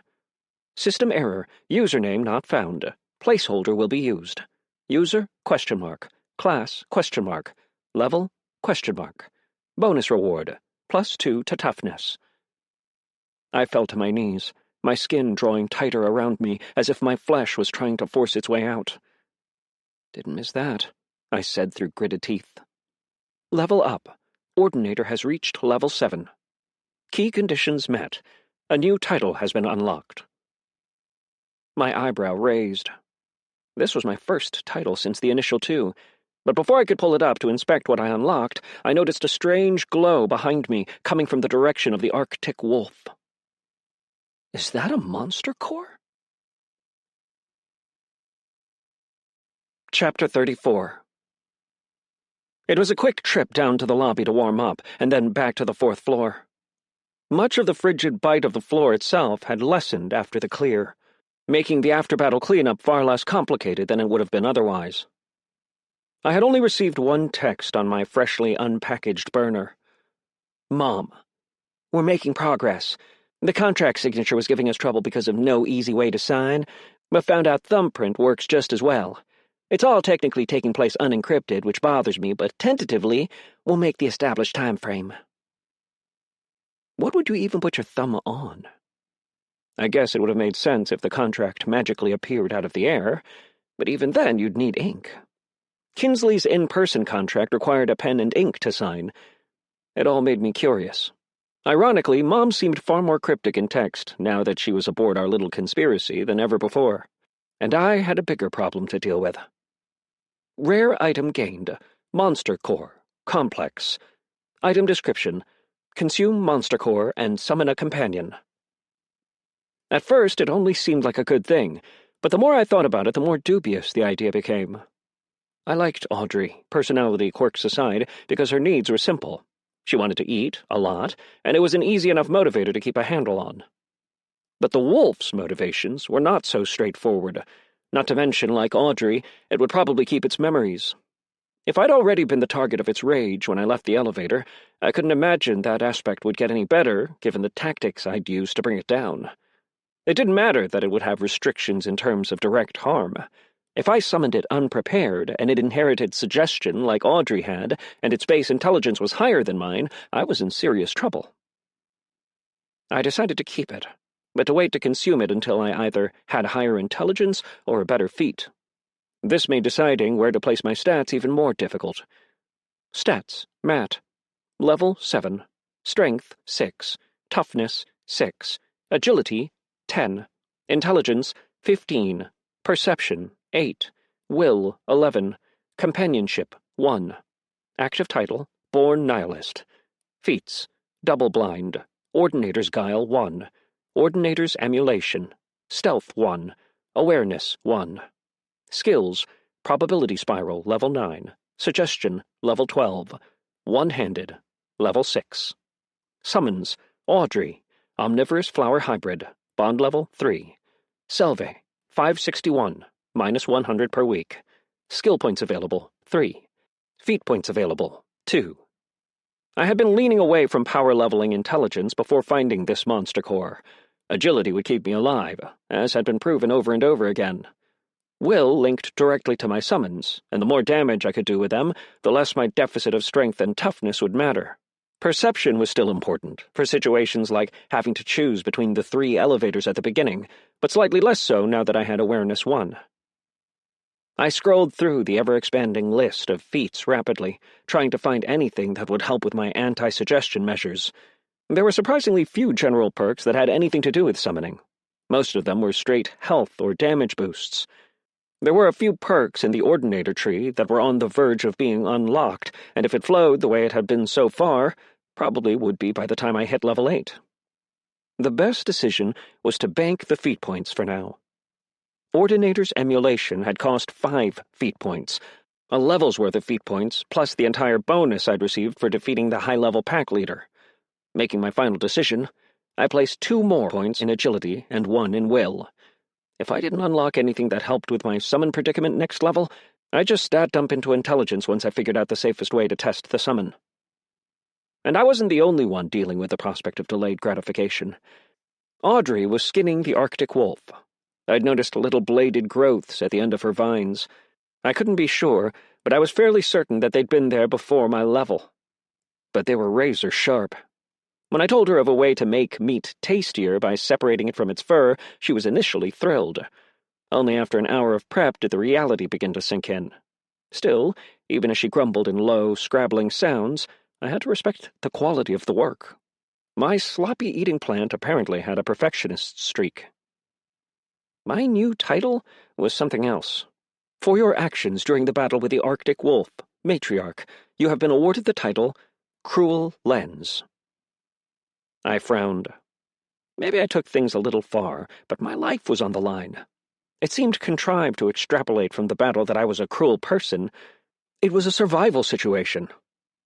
I focused on it to pull up the description.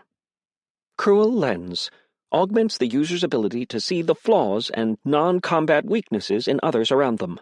Only the most tightly held secrets will escape your sight. None escape the lens, even the user themselves. The fact that the title primarily served a social focus did nothing to underscore how useful it was. Having more insight into a person was invaluable. The bit at the end about none escaping the title's gaze gave me pause. Self-awareness wasn't an issue, but I wasn't sure I wanted that level of insight into everyone close to me. Still, not utilizing something so promising was a clear mistake, especially with the open forum tomorrow. Uncommon item: Arctic Wolf, Large Pelt. Rare item: Arctic Wolf, Primal Fang, ×2. And that was it. I scoured the rest of the tundra and found nothing but snow. It wasn't all that surprising. Though the challenge had been significant, this room had really only held one enemy.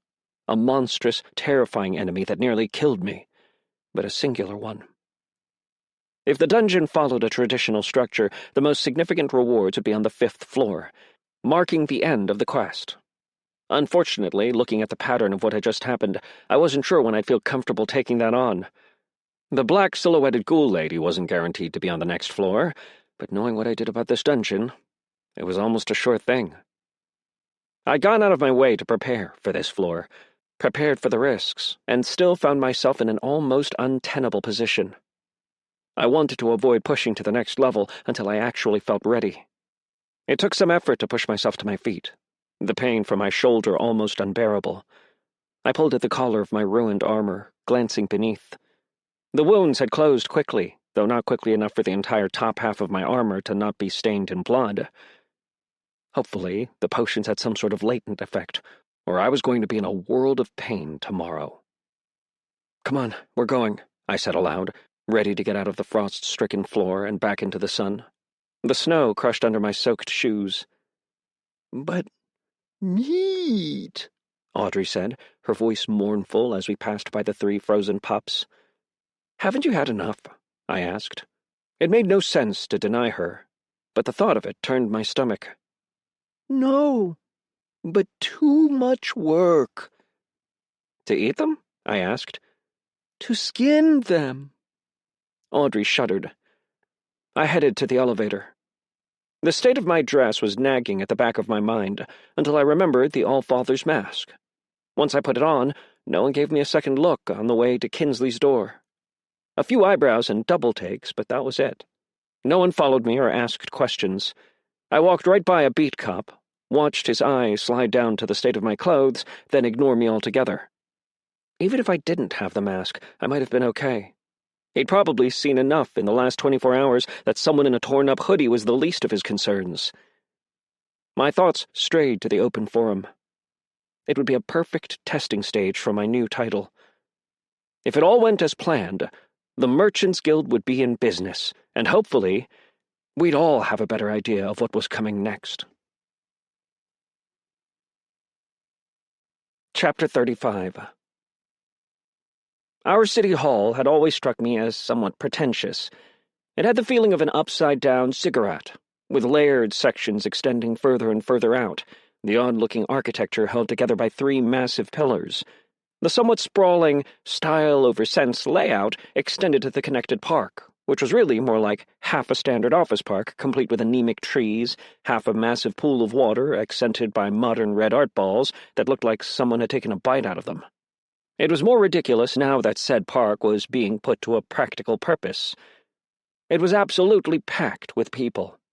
3,000 or 4,000, maybe, though it was impossible to know for sure. A small crowd formed at the front, listening to the sweating, swollen mayor speak, sending out the rote nothings along the lines of, "We don't know, we're trying to find out, please be patient and you'll know as soon as we do." But the tide had already shifted away from the actual open forum to the park beyond. I was expecting other groups of users to be there, and a combination of subtle and unsubtle recruiting, but I wasn't expecting actual booths. Little, quickly put-together stations of fold-out tables and chairs that vaguely resembled military enlistment. I passed by several smaller stations on my way to the middle of the park, where everyone was gathering, eyeing the people behind them. One particularly haunted-looking man with hollow eyes actively waved me over. "Lost someone recently. Trying desperately to connect with others, to move on, to forget. It was probably his fault. That, or he blames himself so much it doesn't actually matter whose fault it was. Useless. Ignore him." Cruel Lens lived up to its name. It was almost as chatty as Jaded Eye, only without the tendency toward panic attacks and crippling self-doubt. The downside was that the title imbued a sense of casual superiority I found myself actively fighting against, even in cases like this one, where it was probably right. I gave the man a nod and a small wave as I continued on towards the center. Someone pushed me back, and I realized I'd inadvertently nearly cut in a snake-like queue that had formed, gradually moving toward the center. The smell of freshly grilled barbecue rolled over me as I moved closer to the center. 2 taller people in front of me moved aside, taken by a particularly chiseled and muscled man in business casual, to a parallel row of smaller square tables and chairs. A banner, professionally made and highlighted in green and white, was emblazoned with the letters LRE, with Local Relief Effort written in a corporate-looking font. I looked to the side to hide a smile. It was clever. Lure people in with free food, position yourself as an aid group, offer access to help with a teeny-tiny caveat that you needed to sign first, which made their decision to bring their merchant particularly stupid by comparison. I could see him in the back, a reedy, accountant-looking man, pulling food and various supplies out of the air for new enlistments, assumedly in exchange for salve. I reached the front. The woman, dressed in a navy, professional-looking dress, gave me a smile with far too many perfectly white teeth. "Hi there. How can we help you today?" Oof. Between the royal we and the pitch-perfect customer service voice, she was already giving me the creeps. Constantly reapplied lipstick, and she actually took the time to steam-press that dress despite us being in the middle of a survival scenario. Likely multi-level marketing background. Single, owner of an unquantifiable number of cats. It was time to put cruel lens to the test. I laughed, some old social nerves coming back. Maybe this is a little silly considering how everyone's first concern is food, but I'm okay in that regard. Instead, I was wondering if you guys have anything for pets. Her eyes lit up, and she leaned forward. The bronze tag on her dress read, Rachel. "Aw, what sort of pets do you have?" I looked around as if embarrassed. A Siamese and a ragdoll. The Siamese will probably be fine, but the ragdoll is particularly picky about her food. Rachel's smile widened, the number of showing teeth reaching critical mass. Some of the phony customer service voice dropped away. "Oh, I completely understand. Come with me." She stood from her seat at the booth. "Bryant, take over." It turned out Rachel did have many cats. Hardly an unquantifiable amount, 15, but a large number just the same. She asked me some questions around the screen I was seeing, clearly used to delineate whether I was a user. Once she'd established I wasn't, her enthusiasm dimmed, but just a little.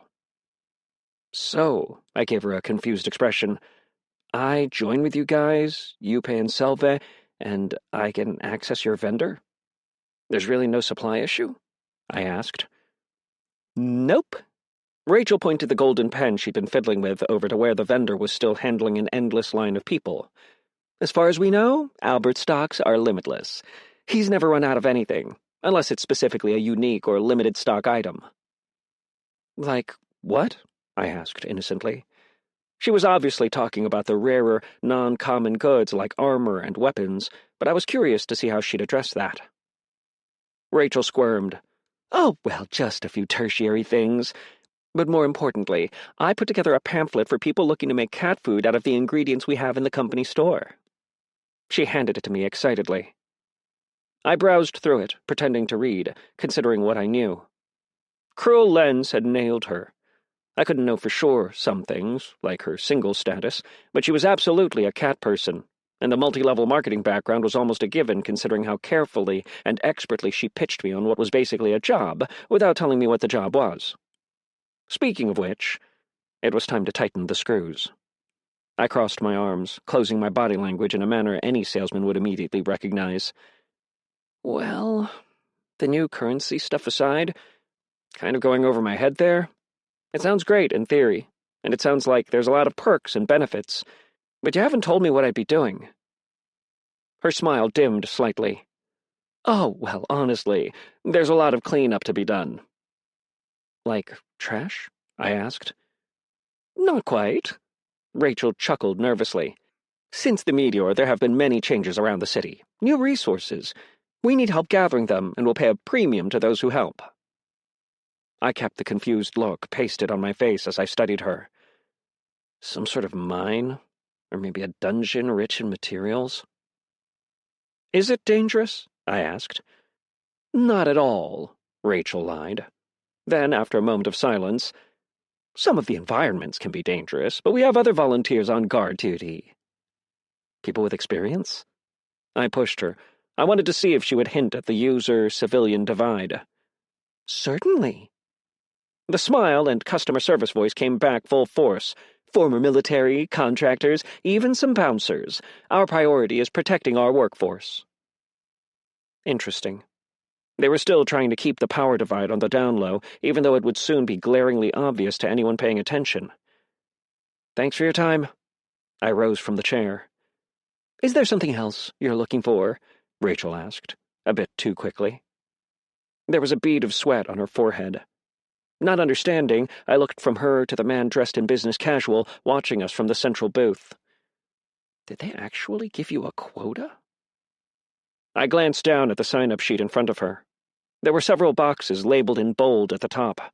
Confirmed, follow-up, and unconfirmed.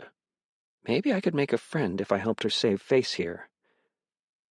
It's a lot to think about, but definitely something I'd be open to talking over in the future. The gigawatt smile returned. I can take your name and number down. I proceeded to give her Nick's name and number for a local Pizza Hut, and excused myself. It didn't really matter what number I put, as I suspected we wouldn't be communicating through normal phones for much longer. Ellison walked toward me, giving me a subtle nod. He was carrying a variety of too little too late handouts provided by the city. Stuff like how to bottle water, how to cure meat so it lasted longer, and how to ration food without starving. Technical reading, courtesy of the city? Ellison asked me. Sure. I took the bundle from him. Out of the corner of my eye, I saw him grab a red sheet of paper from his inventory and place it on the bottom of the unique stack. Discreetly, I shuffled the papers until it was on top. Food and other resources for Selve. Fair pricing. No enlistment required. Beneath the bold text was a series of steps to access Kinsley's primitive, cobbled-together website through the system interface itself. It wasn't exactly a straightforward process. What Mom had discovered was, when done through the website, there was a 20-minute delay on delivery that couldn't be avoided. A warning to that effect was written at the end of the page. Any bites yet? I asked him in finger-spelled sign language, concealing my hand under the stack of papers. Not that I've seen. Hard to know with the delay, Ellison replied. It wasn't the best news, but to be expected.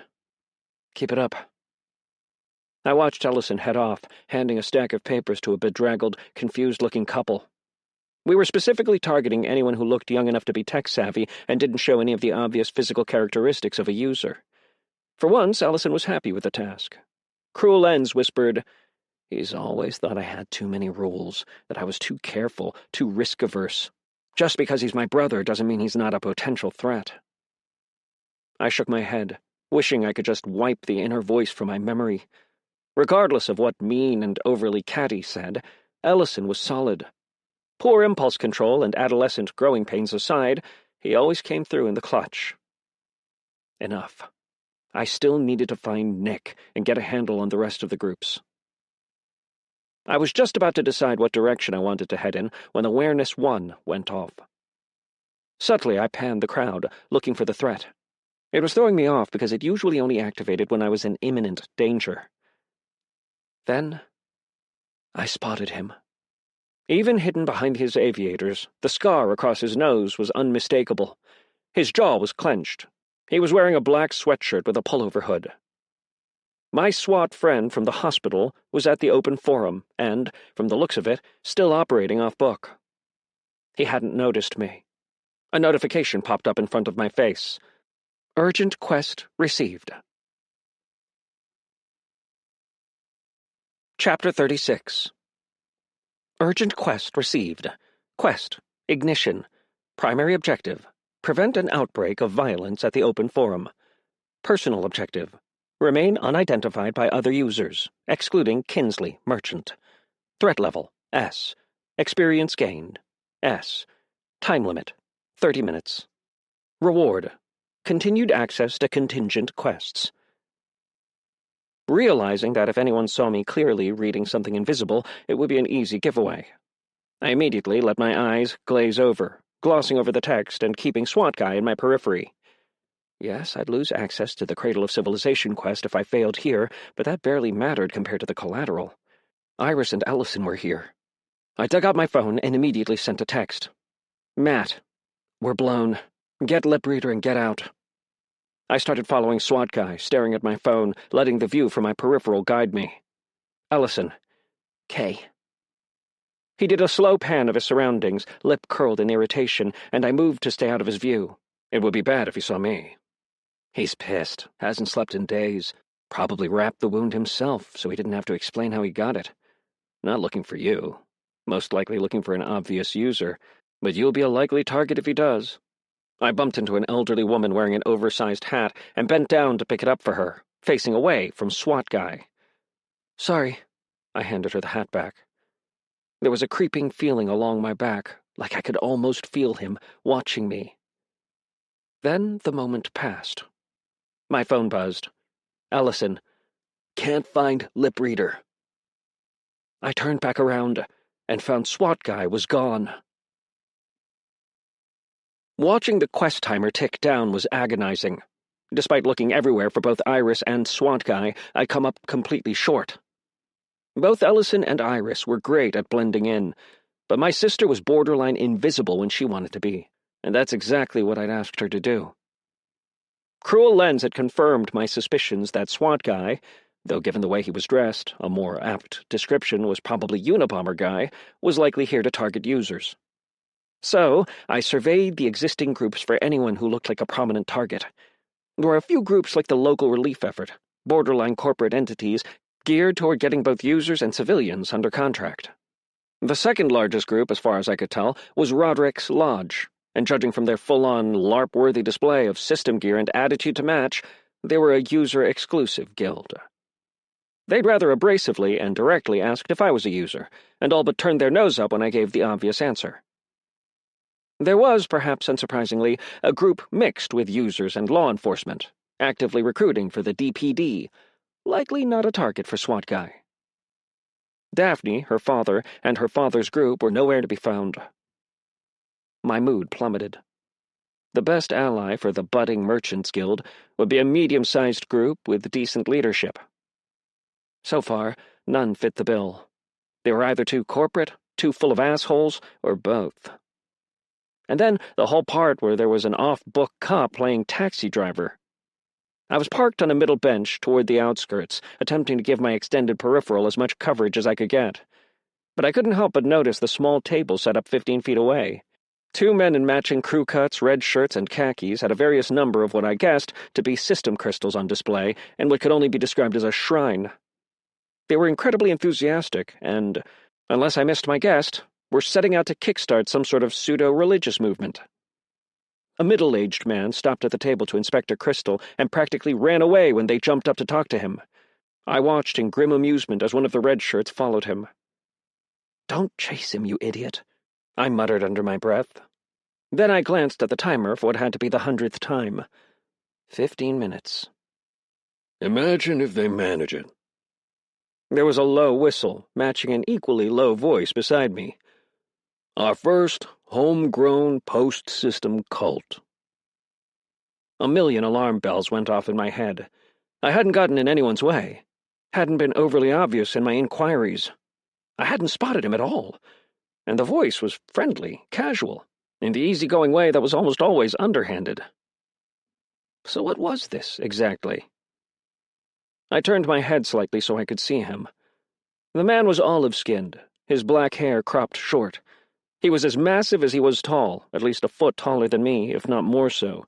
Advanced system armor, a more complex version of the Kevlar and composite that formed my now ruined armor, with a giant sword strapped to his back.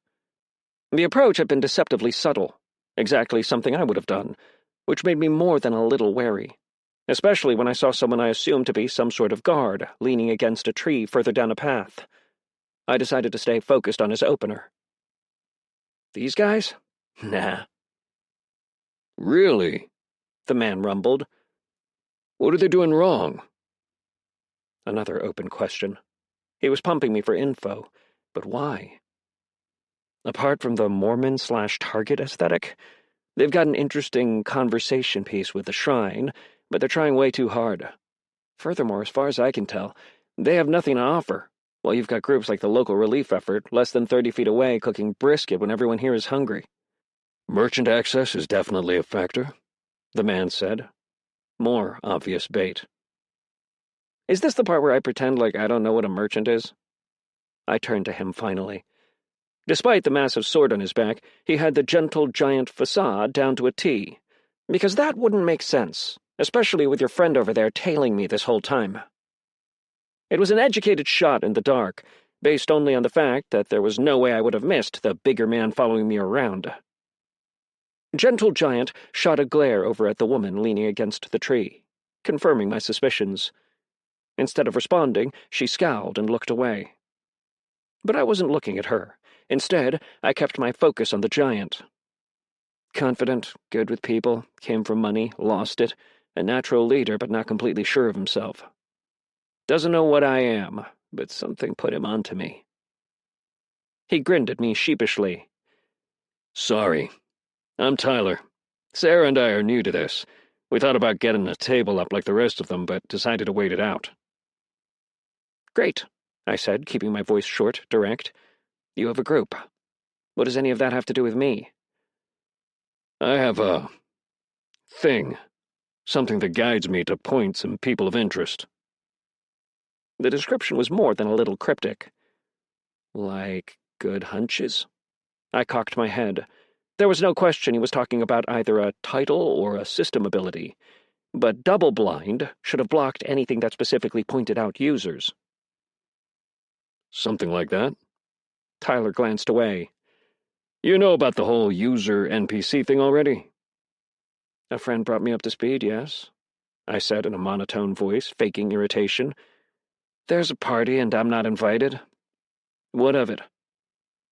Countless people in that boat. We've been scouting for members all morning, average folk and users.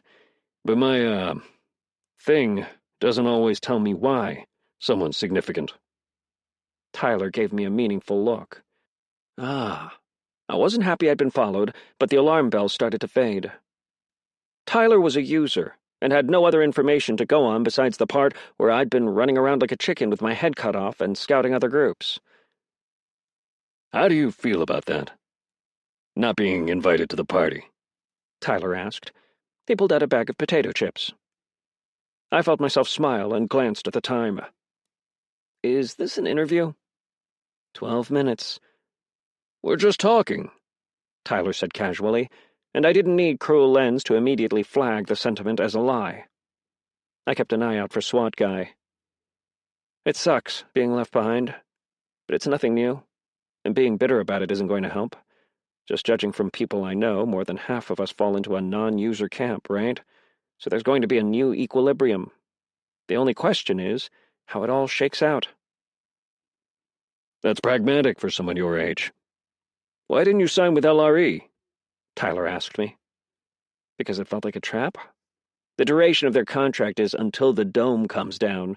They're banking on people's tendency to hope for the best. Not you, though? Tyler asked. Not me. This was taking too long. I'm not really looking to sign on with anyone at the moment. There are too many unknowns. You're not wrong about them. Tyler glanced over at the stand. They seem sketchy, and I don't like the way they're restricting merchant access. That's only going to piss people off eventually. Not you, though? I reversed his question, and he chuckled. No, sir. We'll still give discounts to members, that's only fair. Want to keep things as open as possible. Gotta keep people happy while they're toiling in the mines, I prodded him, testing for a reaction. His face grew dark. Yeah, I heard something about LRE doing that shit. There's a need for grunt work, sure, but plenty of other openings for civilian help. Like? Consulting, management, analysis. He smirked at me when he said the final word. I'm not really looking to sign on with anyone now, I said, though finding out more about Tyler's group had jumped high up on my priority list. The big man shrugged and handed me a card. It had no number, but an address printed on the front that I recognized as somewhere downtown. Right. I imagine your friend has you sorted.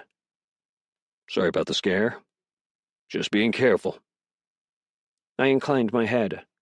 I get it.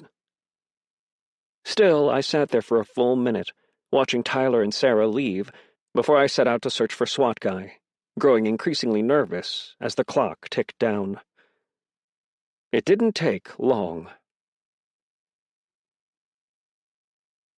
Chapter 37. 5 minutes. Every nerve in my body was tingling, every part of me on the verge of panic. I considered putting on the All-Father's mask more than once, but I wasn't certain how it worked. It wasn't something I felt safe testing, even with any of my allies. If I put on the mask and someone saw me, would they be able to logically deduce it was still me?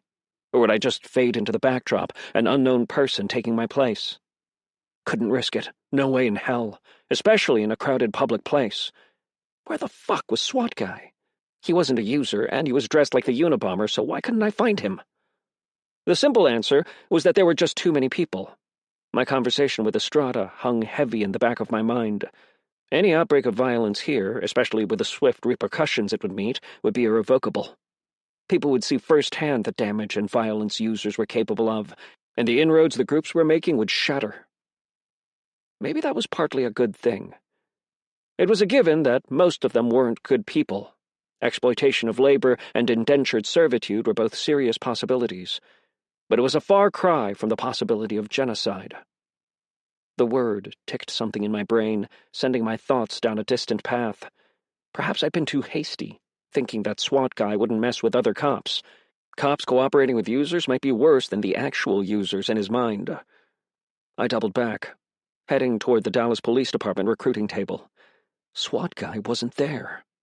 Iris was, though, sitting on a bench, doodling in her sketchbook. A middle-aged female officer with a kind face was sitting beside her, looking over her shoulder. A half-dozen faces tracked me as I headed straight to her. Iris spotted me and waved. To anyone else, it would look like a normal greeting, but her index finger was bent. It was a non-emergency signal that basically meant, "I'm stuck, bail me out." Iris quickly scrawled a message on the notebook as I approached, showing it to the lady cop. The woman glanced it over, a strand of salt and pepper hair falling into her face. "Your brother's here?" "Finally found you," I said. "Ready to go, kid?" Iris nodded vigorously. "Is everything all right?" the woman asked. She had a young face and an almost regal bearing that threw me off. Not a typical cop. "This is my friend, Yulia." Iris emphasized the word friend, as if she was expecting me to be rude. I shook Yulia's hand quickly. "Hi, Yulia. Thanks for keeping an eye on my sister for me." "She's very talented, and it's easy for the little ones to get lost in a crowd," Yulia said, a slight European accent evident on little ones. "I really can't thank you enough." I could, and I had. 4 minutes, 25 seconds. Yulia looked between the two of us. "Iris said she couldn't without permission, but now that you're here, why don't you come have something to eat with us? We might not have anything gratuitous." Her eyes flitted to the local relief table, but we have plenty to share. 4 minutes, even. "Going to have to pass," I said. And I didn't have time to delve into her with cruel lens, but I was pretty convinced this was the beginning of a soft sell. Yulia's eyes narrowed in suspicion. "Why the hurry?" Fuck. Another bind. If I wasn't under a time limit, I might have actually sat down with Yulia and had a conversation. She seemed decent enough, had looked out for Iris, and hadn't come off as overly judgmental toward me for losing track of her. "Look, I've been through enough tables today that I know the deal. You wine and dine me." I glanced at the coolers behind the tables. "Or beer and snack me. Then you pitch me on recruitment." "That's not," Yulia started. "And yes, there are obvious benefits, the camaraderie, being a part of an established institution, and so on. Trust me, I get it. Our father was an officer, but it's not for me." I let a touch of sadness color my expression. The best lies are closest to the truth. It was a touch dramatic, but I was in a hurry. And now I'd given her the perfect excuse for why I was rushing to get away from a table full of cops. Yulia was fast to pick things up, her scowl fading quickly. To her credit, she looked genuinely empathetic. "Best of luck. Our door is always open." "You too." I extracted Iris, forcing myself to walk at a normal pace. Once we broke line of sight, I pulled Iris aside. Now that her sunglasses were off, she stared at me, horrified. "How bad is it that you're willing to bring up Dad?" "Really bad. Stay on the sidewalk and run that way." I pointed down Ockard Street. "Find a place you can sit down. Inside, but next to a window. I'll come get you soon." Iris took off running, her shoes hitting the pavement. 2 minutes. I pushed my way through the crowd, feeling like I was retreading the same ground for the 100th time. What if he's not outside? It hit me like a sledgehammer. I ran up the stairs into one of the side doors, barreling into it and throwing it open. He had to be here. The interior was slightly less packed, but no less littered with people. 1 minute. I was running now, the white walls blurring as I accelerated. I cast probability spiral on my legs and took the stairs 3 at a time, my momentum carrying me through a hairpin turn at the top of the stairs. It led me into an open space, lined with countless bookshelves. There were a half-dozen people in the room. I found someone too large to be anyone but Tyler chatting with Sarah.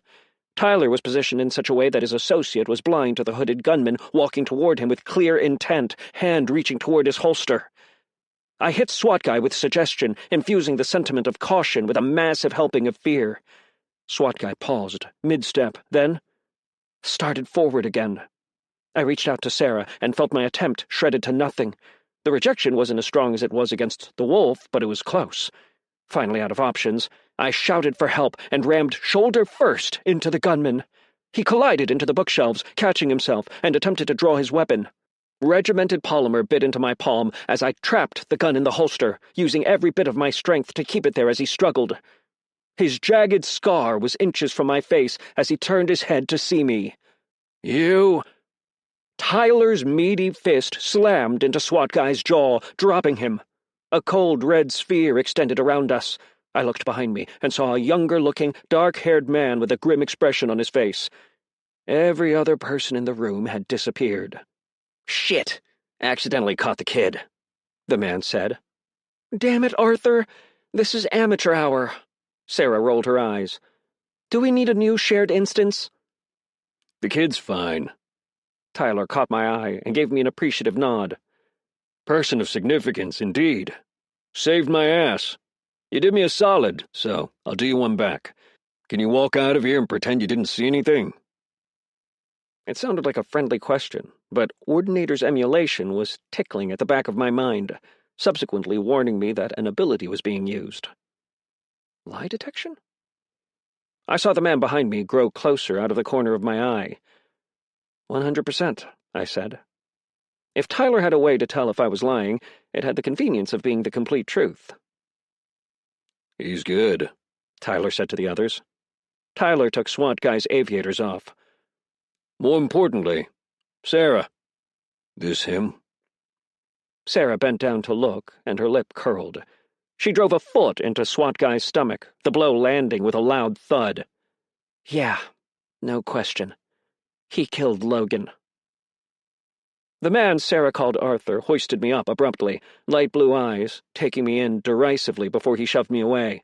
"Come on, kid, get out of here." I stood, my heart racing, and approached the end of the instance. Unlike my first encounter with an instance when I met Daphne's group, this one was imperfect, showing a shimmering black surface where the instance ended. The smartest thing, short-term, would be to leave.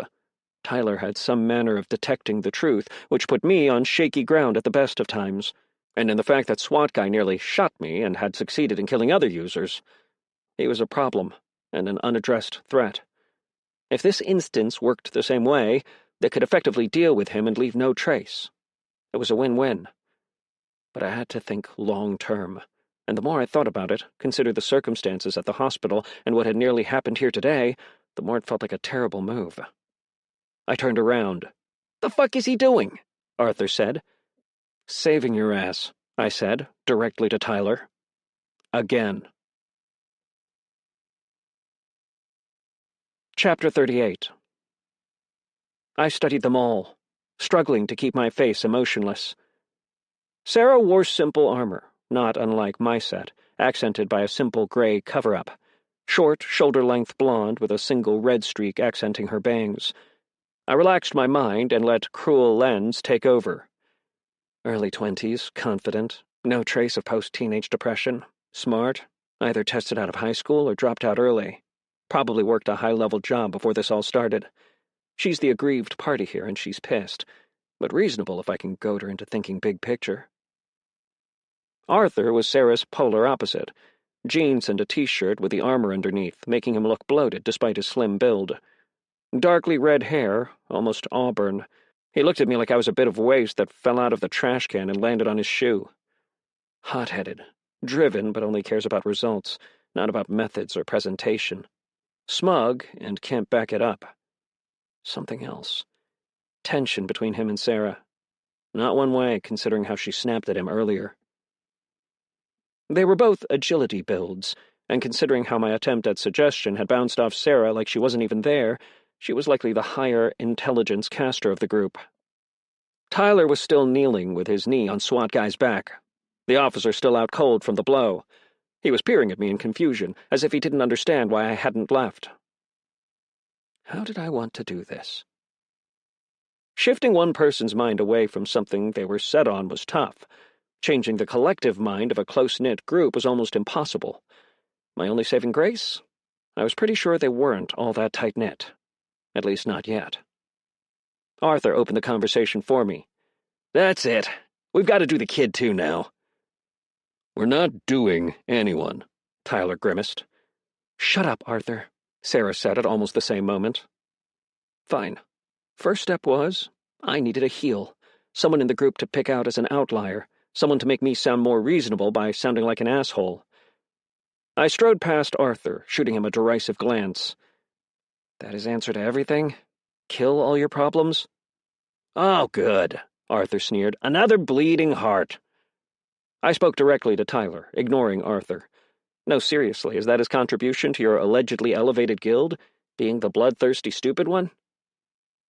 Tyler was about to speak up to defend Arthur when Arthur did me a favor and cut back in. It's a new world we live in, kid. You can't just show mercy to people who fuck with you and pretend like it's not going to come back and bite you. The boot has to go. I shook my head, mockingly stoic. Arthur, you're an actual moron. Dumber than a rock dropped into a whole ocean of stupid. I saw Sarah smirk out of the corner of my eye. You're the one who started talking about killing. For all I knew, you planned to kidnap him, hold him somewhere safe. Good job screwing up the plausible deniability. Actually, if you were slightly less stupid, I'd say you did that deliberately to give them a reason to kill me. This isn't helping, Sarah said, still trying not to smile. But the damage was done. I'd poisoned the well. Arthur's fists clenched, but he fell silent. Regardless of whose fault it is, it doesn't change the fact that we're now in a difficult position, Tyler started. He was studying me, attempting to get a read, but there was no tickle from Ordinator's emulation, indicating he was using an ability. This dipshit killed my friend. He's dangerous, Sarah said, gaze bouncing between me and Tyler. Yeah, I was there, at Baylor. He took a shot at me, too. It was information I never would have normally given out, but I needed it as bait. You were there? Tyler's eyes narrowed. Idiots, Arthur chuckled. Didn't you say he wasn't a user? There it was. I wanted to get that out of the way as early as possible before Tyler's ability came off cooldown. I put a hand to my face. Okay, I can't. I actually can't deal with this guy. It's a legitimate question. We don't even know a fraction of all the factions involved, Tyler mused. You did say it was weird, since your ability doesn't usually direct you to non-users, Sarah pointed out. I looked between all three of them like they were the most unreasonable people in the world. Fine. Just send me an invitation to the guild so you can see my stats and we can stop acting out the Spider-Man meme. Tyler considered that, then nodded to Sarah. Keep him restricted, so he can't see the roster. Sarah fiddled with the screens, and I received the invite moments later. Sarah has invited you to join the Adventurers Guild as a restricted member. Would you like to join the Adventurers Guild? Yes or no? Adventurers Guild? Really? I suppressed an eye roll, swapped to my civilian identity, and joined the guild. Sarah stared out into space. Matt, no level, no class. Definitely an NPC. I gave Tyler an exasperated look. He, in response, stared Arthur down. It made sense. From his perspective, the man had made them all look like fools twice now. So what? You just happened to be at the hospital the same time countless users passed out? No one else finds that the slightest bit weird? Arthur tried. I'd already established a baseline of this story with Tyler, so I left it sounding relatively unconvincing, baiting the hook again. Or, when normal people end up in the hospital, they have friends who end up visiting them. I shot a look back at Arthur and, shielded from the other two, gave him a malevolent sneer. He nearly choked. I turned back, my face completely neutral and reasonable. Look, I was there. All I did was try to run away, and he took a shot at me. The bullet squibbed and shredded his arm. Check if you don't believe me. Sarah pulled up SWAT Guy's sleeve and found a filthy bandage in desperate need of rotation. Tyler eyed the wound, then looked back at me. So let me get this straight. This guy kills multiple people, probably users and civilians, takes a shot at you. You spot him here and follow him. You stop him from killing another person, and now you're putting yourself in harm's way because for some reason you want to save him. I laughed. I'm trying to... All right, I'm going to tell you something. You may not believe me, but it's completely true. Tyler bit. Nothing changed in the man's big expression, but I felt Ordinator's emulation vibrate in the back of my mind. He had the ability back off cooldown, and I'd prompted him to use it. The words left my lips easily. I don't give a single solitary fuck if you kill him. I don't have a single objection to killing him. In fact, I hope you do. Months from now, when it won't matter. I felt Tyler's ability fade. He looked genuinely unsettled, as if he truly believed that the only qualm I had was a moral one. He's just trying to buy time. I don't know what game he's playing, but that's all he's doing, Arthur reiterated. And you're constantly impulsive and push for what you want. What's the difference? Sarah snapped. I cocked my head. There was baggage in the statement. Like Arthur was pushy in some other way, impulsive in some other way, and Sarah was getting fed up. Oh, yes. Plenty to play with there. What the hell is your problem with me? I pivoted, turning to Arthur. The younger man still leered at me. I used suggestion and pushed through his mental defenses easily. They don't recognize you for your potential, and never will unless you do something. Come on. Show them how strong you are. Coward. Arthur's eyebrows lowered. Behind me, I heard Tyler and Sarah quietly conferring. He was so close. He just needed one more push. I gave him the malevolent smile again and kept my voice low. You know, Sarah's never going to fuck you. Even knowing it was coming, the backhand was blisteringly fast. I turned my head with it, feeling a sharp pain as knuckles drove cheek into teeth. Chapter 39. I played it up a little, nearly stumbling to the ground before I pulled myself up. Arthur, what the hell? Sarah shouted. That's enough! Tyler stood, furious. Arthur, back off. You're removed from this discussion. Arthur swore under his breath and walked to the edge of the instance. And you? Tyler pointed at me. I've seen someone work a room before. Don't act like I don't know what you're doing. I held my hands up in surrender. Maybe you have, but consider this. All I did was talk to him, and he resorted to violence. That really someone you want making life-or-death calls? We may want to reconsider, I heard Sarah murmur to Tyler. Tyler shook his head. Arthur can be difficult, but he has his uses. And now you've made an enemy. If the All-Father of Entropy was right, I had no shortage of enemies. One more wasn't going to make a difference. Look, kill the cop, don't kill the cop, it's your call. I genuinely don't care if he dies.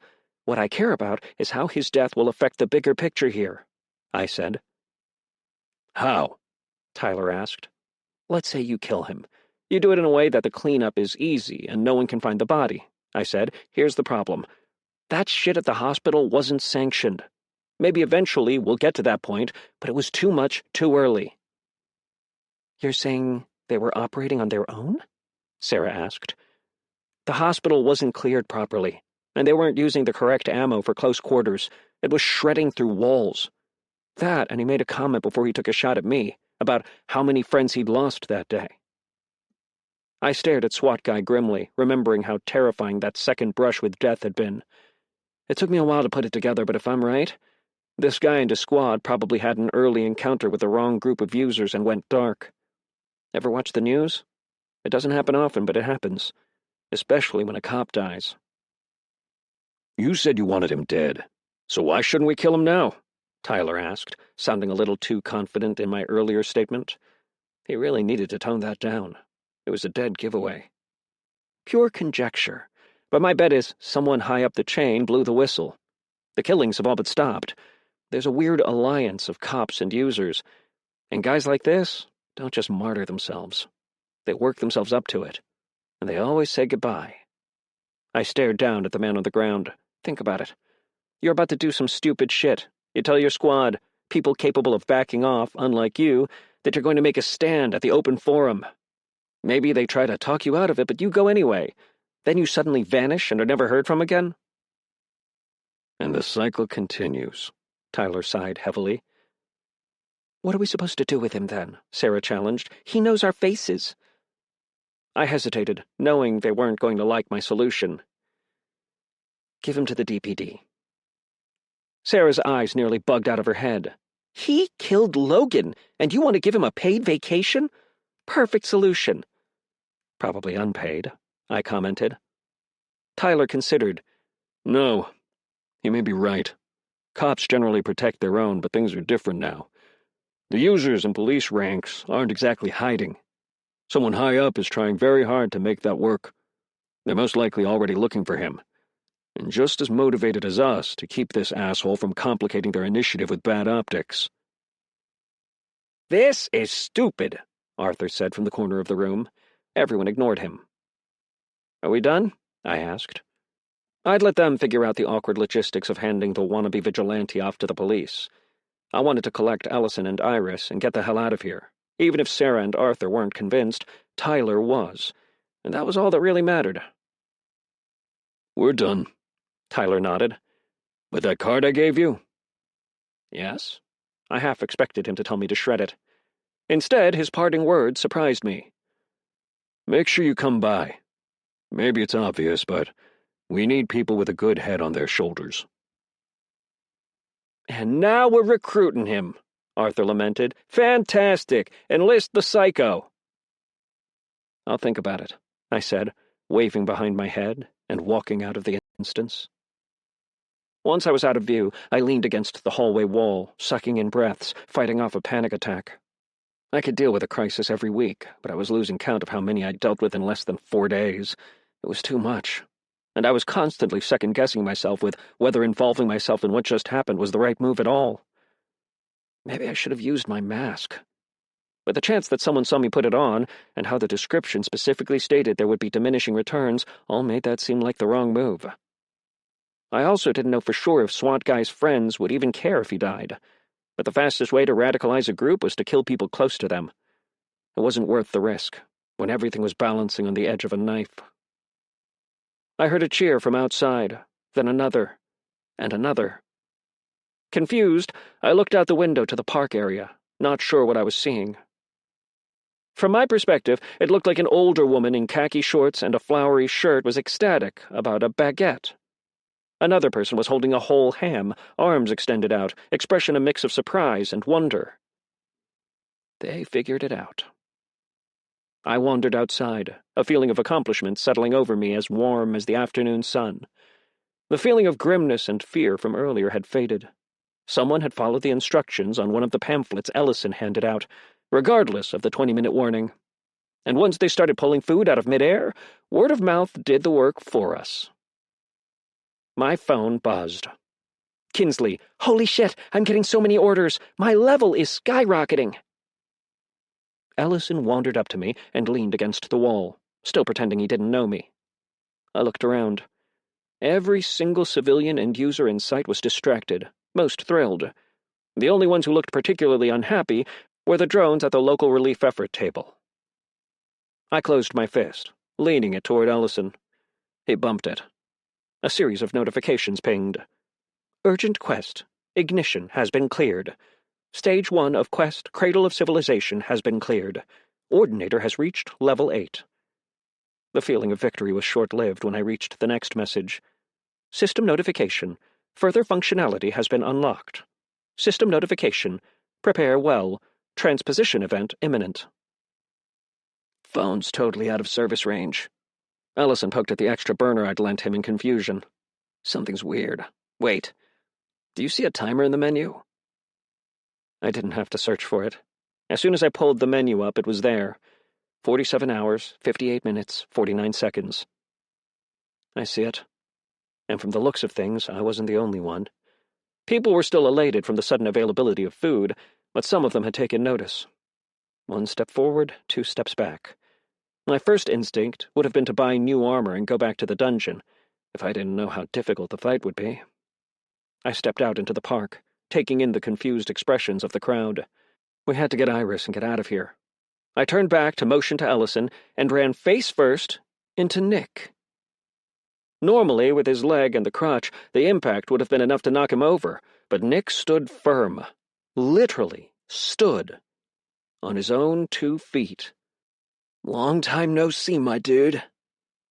Nick gave me an easy grin. Chapter 40.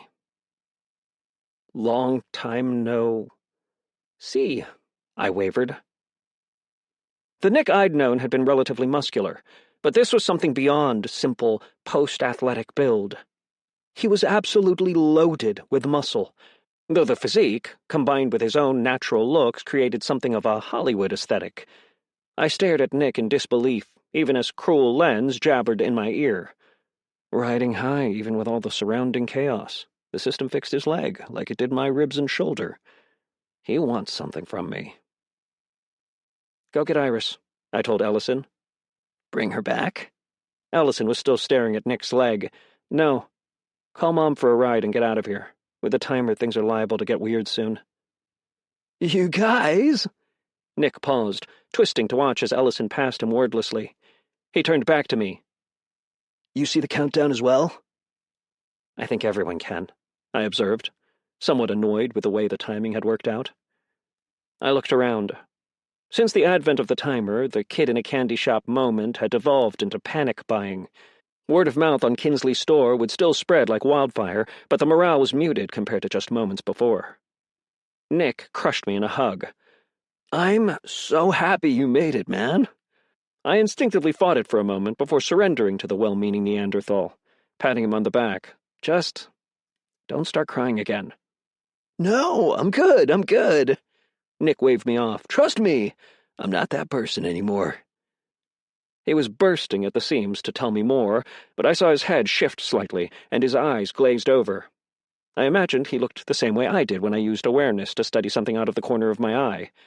Unless I missed my guess, he was eyeing the long line of tables, and actually being careful. Different person indeed. He thinks I missed the boat. Is looking to help somehow. Probably better to ditch him early. He's stupidly altruistic, and will only drag me down.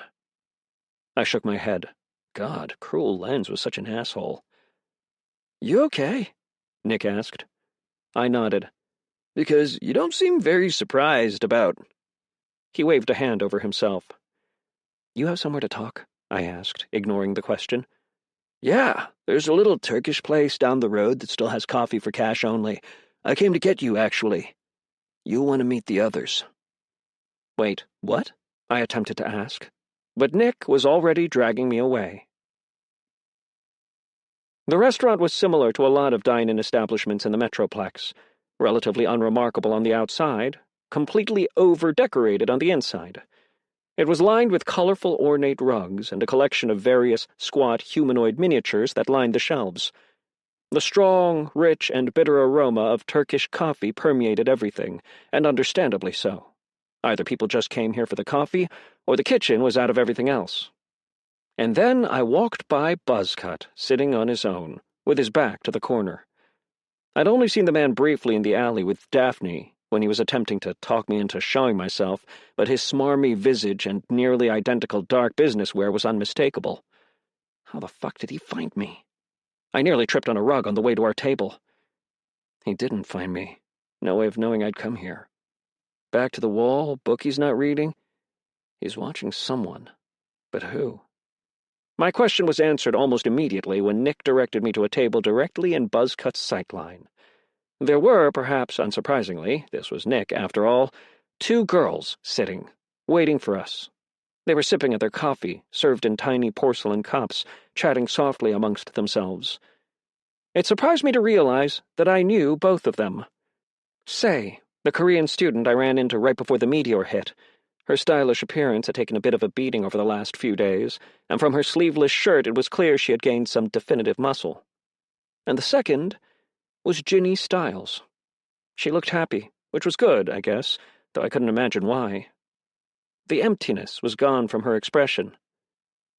"You lived," Say said, her eyes widening when she saw me. You lived," I stammered, feeling entirely out of my element. Both of them, all three of them actually, considering how Nick had apparently returned, triumphant from his fall from grace, were so far out of my social strata it wasn't even funny. "Ladies," Nick said with a charismatic flourish, "meet Matthias. Our fourth." "Fourth what?" I asked. A bead of sweat dripped down the back of my neck. Buzzcut could likely hear everything we were saying from where I sat. "How do you two know each other?" Say asked, her voice carefully free of intonation. What she really means is, why the fuck is he our fourth? "They're friends." Ginny gave me an apologetic look. "Sorry, we've never met, but Nick talks about you all the time." "It's okay," I murmured, my words unintentionally cut off. Part of me realized how ridiculous it was. I had gone in on Tyler's group, manipulating the dynamic to prevent a killing that might create revolutionaries and start a war. Why was it so much harder with people my age? Because you're afraid they'll see you for what you really are. "What would he be bringing to the table?" Say asked again, her body angled toward Nick and Ginny. I could almost feel Buzzcut's eyes burning through the back of my head. As unpleasant as the snub was, she was giving me an out, and I should probably take it. "It's okay," I said, probably a bit too quickly. "Whatever it is, it seems like you all have an established thing, and I'd prefer not to get in the way." Ginny and Nick looked at each other, then at Say. Say, Matt is..." "Matt is what?" "You remember Helpline?" Ginny asked. I slowly raised a palm to my forehead. "Nick, I'm actually going to kill you." Say cocked her head. "Which help—" "Oh." Her face changed in recognition. "You're talking about the Fixer." It was such a stupid series of events. I still found it embarrassing. Nick once had the bright idea to wrangle up flyers for the testing business. Even though he'd hidden the idea from me, he'd been smart enough to keep it vague. Only he'd been a little too vague. Within a day, I was getting a high number of calls, and practically none of them had anything to do with testing. Most were pranks, and I dealt with them accordingly. I nearly threw the burner away. The one that stopped me, the one I should have just ignored entirely, was some student royally pissed off about someone stealing his Pace 500. If you don't know what that is, I didn't either before a cursory Google search, it's a bike. But it's not just a bike. It's fucking expensive. Anyway, the bike was expensive, the owner was clearly loaded, and instead of telling him to fuck off, like I really should have, I kept asking him questions. Because I also had a bike that I sometimes parked out front, and while it wasn't so expensive that I thought anyone would steal it, I didn't really want to have one more potential loss to worry about. When 3 more people called reporting the same thing, I called Mr. My bike costs more than most people's rent back and secured a payment through Bitcoin. Half up front, half after the fact. Probably a third of what he'd paid for the bike. It wasn't really hard to track down the booster. The thefts all took place during school hours, and while there were other possibilities, Occam's razor said it was most likely a student. And most teachers took detailed attendance sheets and filed them in unlocked drawers or boxes. It was as easy as cross-checking absences with the dates of the thefts. In the end, it turned out to be some middle-of-the-pack idiot with an angle grinder. The idiot in question timed cutting through the locks with construction happening nearby. Then he would ride away on the stolen bike to a nearby storage unit. The weirdest part was, he wasn't even selling them. Probably didn't know where to start. I cut through the lock with a bolt cutter, retrieved the bike that cost more than God, discreetly called it in, and chained the stolen bike I'd been hired for back up front at the school. All of which would have been fine, a nice change of pace and one off. Only the student turned out to be well-connected and happily ran his mouth to the entire goddamn high school about how great Helpline was. Nick grinned at Say, pointing a finger at me. I could feel red creeping into my cheeks. Okay, well, I'm going to go. Wait, Helpline was you? Say's eyes bugged out of her head. Allegedly, I said, glaring daggers at Nick. I fought the urge to pull away as Sei grabbed my arm, still grinning. My friend, Chun, you helped her with her bullying problem. And he got those pictures of Danielle taken down, Ginny nodded. That's insane. Sei leaned forward, putting a bit too much weight on the table, and it creaked loudly. Those were just jobs, I refuted, overwhelmed. They were paying. Nick nodded smugly. Point is, Matt's someone you want on your side, and we need a good tactician going into this. I placed both hands on the table, a bit too firmly. Okay, stop. You haven't even told me what this is. You're not a user, right? Nick asked. No, but I have a general grasp on what's happening. I wanted to avoid an overwrought explanation. Nick leaned toward me with the same shit-eating grin he always had when he'd found something particularly good. This was going to be a harder sell before it would happen today, but not anymore. That market that just came online, it's exclusively for Selve, and I have a way to make a lot of it. Fuck. That was why Buzzcut was here. Either he was following Nick because of something Nick knew, or something he had. Both were bad. I needed to end this conversation now. But how, without drawing suspicion to myself? Look, I leaned back, attempting to look disinterested. Before you spill your entire manifesto in a public place, I put just enough emphasis on the words that I hoped that Nick would catch my drift.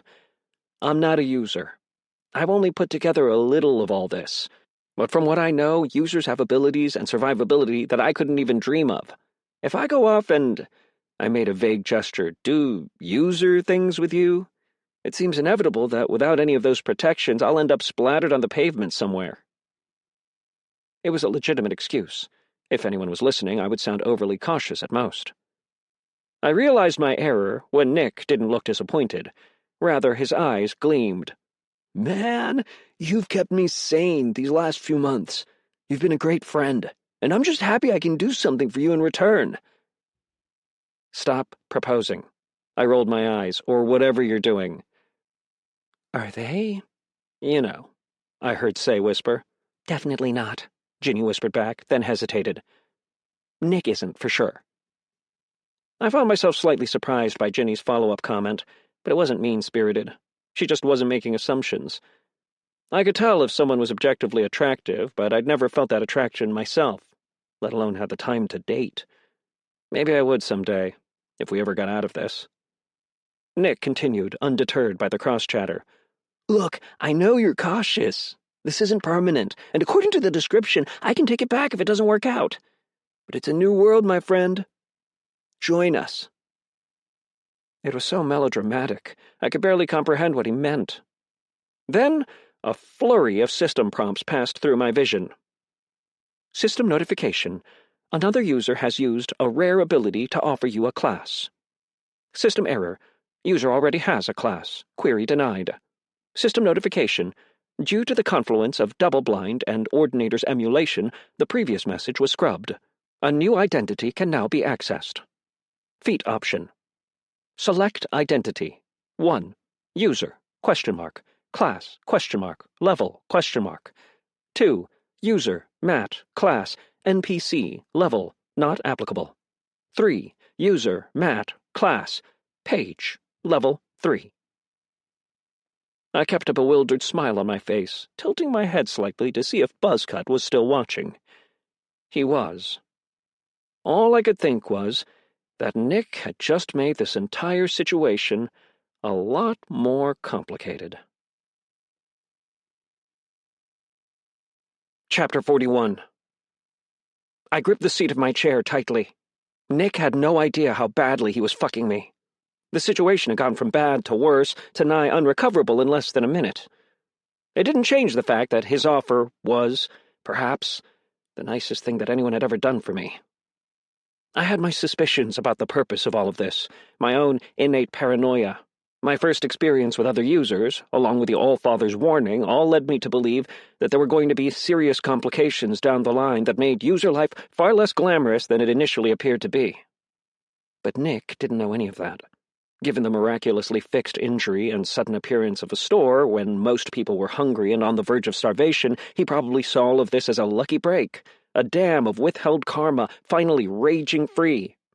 And unlike an endless supply of assholes who would take that luck and run with it, abandoning anyone and everyone less fortunate than themselves, Nick was the one person not only willing, but excited to share a windfall. Nick was still waiting expectantly. Ginny and Say had stopped whispering, and Say's eyebrow rose slowly. And behind me, I could feel Buzzcut, also watching. My initial thought was that this was bad. More than bad. And as panicked as I felt, there was only one title that could help me now. Bracing myself, I swapped into Jaded Eye. It hit me like a brick. What was Nick doing? What was he doing?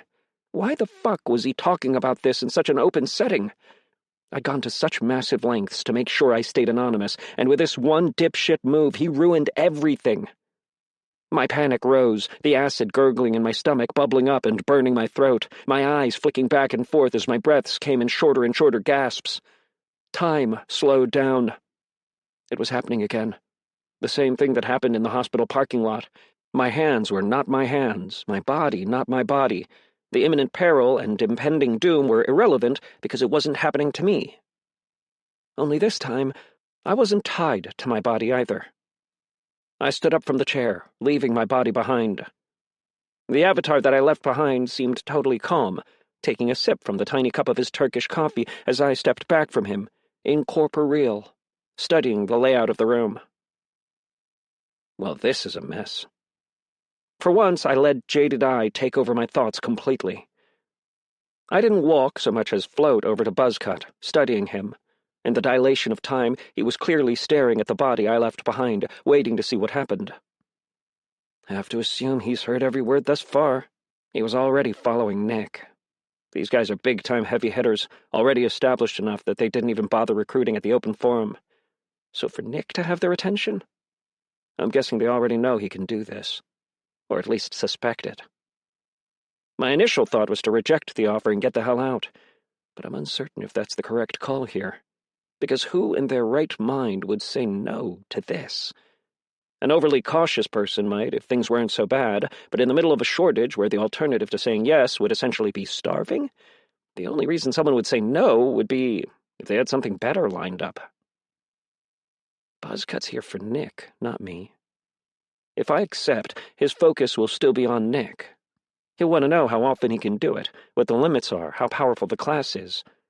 A page is generally an assistant to a knight, so likely not that powerful. It won't be hard to spoof it. And apart from the fact that I'm taking up a possible slot, I'll likely be of little interest. The danger will come if they attempt to recruit Nick and he passes. But if I reject this offer, Buzzcut will wonder why. And unlike Nick, I have plenty to hide.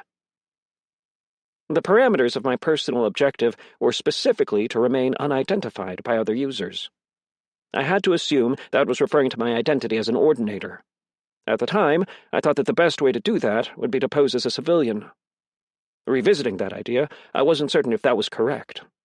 Judging from what had happened at the open forum, there was still a significant rift between users and civilians. Even more open-minded guilds like the Adventurers Guild would likely keep civilians at arm's length in a way they were much less likely to restrict users. Maybe he was doing me a favor after all. More importantly, Nick was completely oblivious to the fact that he was in deep shit. If I said no, there was next to nothing I could do to interfere. I blinked back into my body. The feeling of panic was still there, but inert, like a rubber band that had already snapped. Nick's face was serious now. He chuckled nervously. "Matt, I'm sorry if I made you uncomfortable doing this here. Maybe we should have talked one-on-one instead." "I'm in," I said, and paused, glancing at Ginny and Say, making sure they knew I was addressing all of them. "But I have conditions." Nick's smile returned full force. "Name 'em." He was so good-natured it made me nauseous. I was about to, apparently, receive the gift of a lifetime, and here I was bitching about conditions. But it didn't bother Nick. No sidelong comment about gift horses, no posturing to make sure everyone knew he was in charge. Just name 'em. If I'm going to be a part of this, we do this right. I started listing things on my fingers. No group meetings in the open like this, especially no discussion or plans or possible targets where anyone else can hear us. All three of them appeared mildly startled and looked around as if the thought had only just now occurred to them. Say was the only one who looked bothered. She tended to speak with her hands, and as she did, I noticed that the fourth fingernail on both fingers was painted, contrasting the basic gloss that covered the rest. We're not idiots. The only reason we're meeting in public like this is because Nick thought you wouldn't meet with us otherwise. I tilted my head toward Nick, asking a silent question. Nick shifted in his chair. With everything going on, I wasn't confident how down you'd be with meeting the group in private. Okay, that was fair. He practically had to Shanghai me to the restaurant. It stung a little, but he probably wasn't wrong. Right, well, going forward, it's only going to be more important, I said. It makes sense, Ginny agreed, still eyeballing the room. Why the cloak and dagger routine? Say asked. Nick cut in, answering for me. That's just Matt. He's all about plausible deniability and holding things close to the vest. Every so often it gets a little extreme. But I don't think he's wrong here. I was so focused on what Buzzcut might or might not be hearing that the comment took a moment to register. You don't? Nick shook his head. No. We don't know the shape of things yet. The timer, the transposition event happening in 2 days, it's all very vague. So I'm on board with keeping things a little more low-key. Anything else? I checked my phone.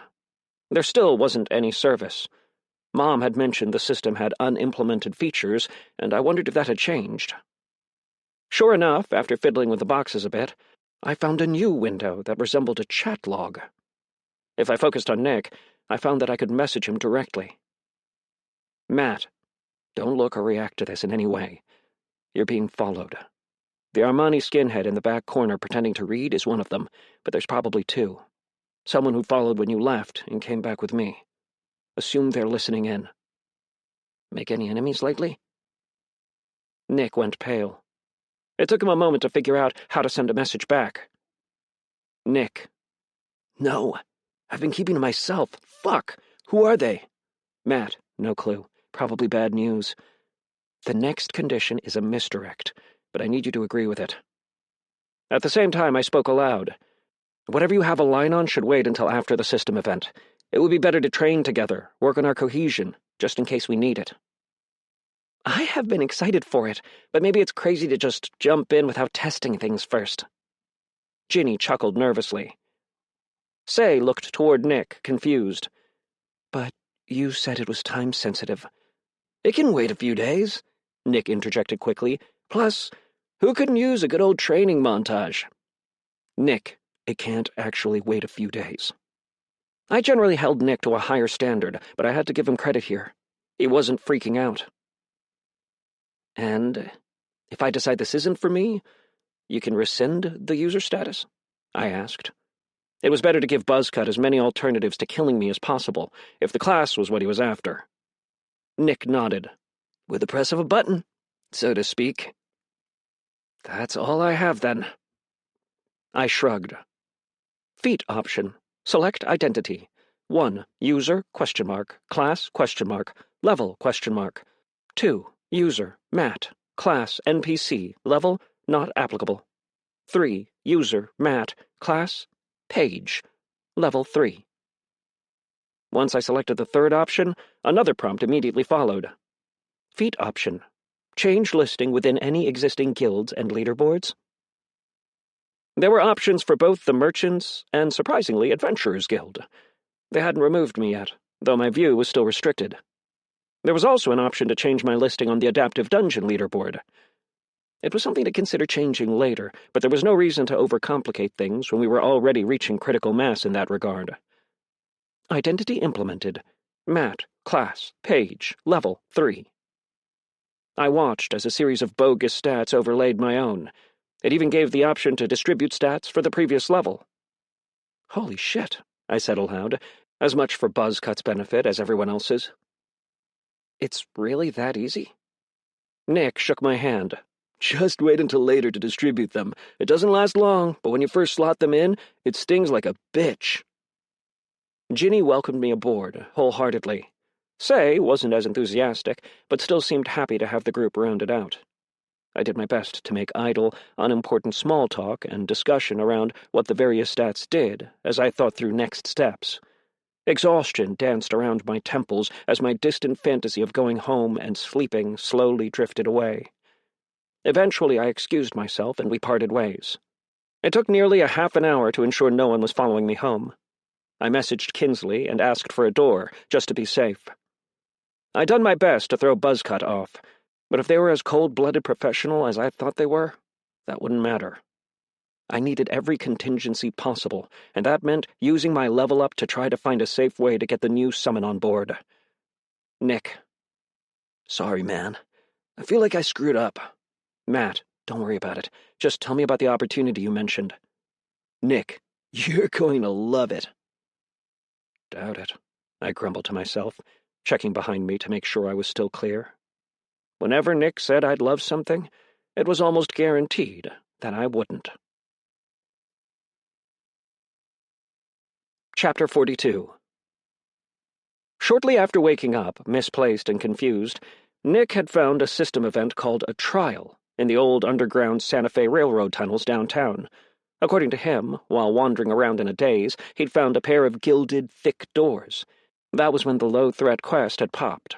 There were also mobs and loot located around the trial, and while he hadn't gone into specifics, Nick mentioned he managed to sell his haul on the market for over 40,000 selvae. He was assuming, probably correctly, that whatever was inside the trial itself would only be more lucrative. The tunnels were derelict, abandoned, and mostly closed off, so the likelihood of another user stumbling upon them was low. But users in the know were likely already scouring the city for hidden events and dungeons, so it was only a matter of time. I wasn't in love with the idea of delving blindly into another unknown. The system's low-threat parameters seemed dangerously elastic, with an extraordinarily high ceiling. The trouble was that I had no way of explaining that to Nick without either raising suspicions or outing myself, and as unintentional as it was, Nick had dragged me into this. It seemed like a waste to not at least get something out of it. Matt, where are you living? Pretty sure I'm not being followed, but whoever's up our ass probably already knows where you're operating out of, and I don't want to risk taking this shit home with me. Nick, good thinking. I'm at my aunt's in Uptown. You're totally welcome. Matt, thanks. Should only be for a few days. I needed to partition. Everything was recontextualized after the meeting. When I was completely anonymous, there was no real downside to spending time at home. But Daphne's crew, if they were in fact the ones to take Kinsley's father as well, had shown a clear tendency toward playing hardball. I had no idea what I would do if someone attempted to do something similar with my family, and I had no desire to find out. Best to just avoid being in that situation in the first place. Kinsley's door opened. Instead of taking me back to Estrada's or somewhere else, I found myself in my kitchen, taking in a situation that was reckless at best. Kinsley and Mom sitting at the dining room table, looking over the laptop. A vein popped out of my forehead. What the hell? Kinsley was wearing a pair of sweatpants and a floral t-shirt I was pretty sure belonged to Iris, and scrambled to her bare feet as I appeared. Oh, hey! Mom waved at me, too engrossed in the computer to even bother looking up. I felt my irritation growing stronger by the minute, only some of it attributable to jaded eye. You are not supposed to be here, I said through gritted teeth. Kinsley, for whatever reason, seemed surprised by my reaction. Sorry. I know you wanted to keep things separate, but... It's not a personal preference, Kinsley, and you know the reason all too well. A look of guilt flashed across Kinsley's face. There was a snapping noise as the laptop shut, and Mom stared at me in irritation. I invited her over. Fantastic. I rubbed my temple. Do you mind if I ask why? Mom's eyes were bloodshot, and she went from looking irritated to angry in a split second. This project is both incredibly complex and in-depth. Where exactly did you want the work on the website to happen? I was taken aback by the heat of the question. Estrada's? The apartment Kinsley's staying at has no internet whatsoever. It's barely working here for that matter, unless you jump through so many hoops you're not even working on anything recognizable anymore. The community center has been shut down for years, and the so-called system hasn't implemented the necessary features for voice calls. So please, pray tell, how else were you expecting this to happen in such an impossible time frame? Kinsley awkwardly looked between the two of us, not sure what to do. A half-dozen, mostly derogatory responses went through my mind, all centered around the fact that this was starting to feel like a mistake. The only thing that shut me up was how bedraggled Mom looked. "When was the last time you had a drink?" I asked, unable to keep my tone level. Kinsley jumped in. 2 hours ago. Allison gave me her schedule, and I've been making sure she sticks to it. That should be Allison's job, Mom shook her head. Allison and Iris are both passed out in their room. They were both falling asleep in the car. Kinsley gripped her arm with one hand. You're all helping me. I want to return the favor, however I can. It was already done. Between this and what happened with Nick, it felt like everything was falling apart. But bitching about it and picking a fight weren't going to do me any favors. Fine. Make sure she sticks to the schedule. I'm going to be away for a few days, but I'll be back before the timer reaches 0. Kinsley, when you leave, use a door. I generally do, she quipped. You know what I fucking mean. I called over my shoulder, my voice cold. Small footsteps followed as I headed into my room and began to pack for Nick's. Kinsley entered with her arms crossed. Why are you being such a dickhead? I turned on her, sticking a finger in her face. You're literally being hunted. I've gone out of my way to keep them out of this for obvious fucking reasons. Up to this point, they've had a reasonable amount of distance from everything. Please. Like this isn't about you. What? Kinsley rolled her eyes. You just didn't want me to know where you live, because of this whole clandestine game you're running on the side. I held both hands out in exasperation. It's all of the above. I kept my mouth shut about having a level available while people twice my size were kicking the shit out of me. It's obvious I can keep a secret, Kinsley insisted. Not only that, but when we talked, before you dropped me at the professor's, you implied we had a lot in common. So why won't you trust me? Because it's simpler and safer that way, I said, stuffing 2 more shirts into my inventory. There was no point in mentioning the fact that any similarities between us probably made me less inclined to trust her. Can you at least tell me where you're going? There was very real concern in her voice. I closed my eyes. I can't stay. Kinsley pulled at her hair in frustration. Somewhat surprised at myself, I continued, I'm in trouble, and I might be screwed if I can't find my way out of it. What can I do? Kinsley asked. I watched her for a moment. If I disappear, keep my family on payroll. They're all hard workers. Done, Kinsley said immediately. I'd rather you not disappear, and I might not be as well positioned as we talked about, but I need the help. I can at least do that. Something in the sentence caught my attention. Why wouldn't you be positioned well? Your level is skyrocketing. Kinsley looked away. It is. But I'm running out of inventory. Damn it. I sat down on my bed with a growl. Why didn't you say something sooner? Didn't have a chance to. You got all territorial the second you came in the door. I paused, thinking it through. What happened to the generic stuff being unlimited? I thought it was, Kinsley agreed, but I just got a notification that toilet paper was down to 50% capacity. From what I've read, it looks like I restock once a week. Why is it always toilet paper? A long sigh escaped my lips. That was a serious bottleneck. I had hoped that once the site was available to the public, we would dominate the market on the principle of accessibility and convenience. On the other hand, the quest had charged me with creating the Merchants Guild. It logically tracked that the guild would include more than one merchant. A notification popped in front of my eyes. Quest, the cradle of civilization. Primary objective, recruit more merchants for the Merchants Guild. 2 of... ? Personal objective, remain unidentified by other users. Threat level, ? Experience gained, L. Time limit, ? Reward, increase relationship with Kinsley, merchant. Allies within the Merchants Guild. Reward, progression toward vocation. My stomach twisted as I read over the quest. Not for what was there, The second stage of the quest pretty much aligned perfectly with the direction we were already headed, but for what was missing. "What's wrong?" Kinsley asked. "The secondary objective disappeared," I murmured, navigating through the system screens to the completed quest log. It was missing from the completed quest as well, but I remembered it regardless. Achieve the primary objective before greater violence erupts. Its absence meant one of two things. Either there was no longer a possibility of greater violence, or, far more likely, it was no longer an achievable objective, meaning greater violence was inevitable. Almost automatically, I pulled up the countdown clock. 45 hours, 23 minutes, 11 seconds. Whatever was happening at the end of that timer, it wasn't good. See if my mom can come up with some subtle way to solicit other merchants on the site. I'll try on my end, but my hands are tied for the immediate future. Kinsley nodded. "Keep in touch.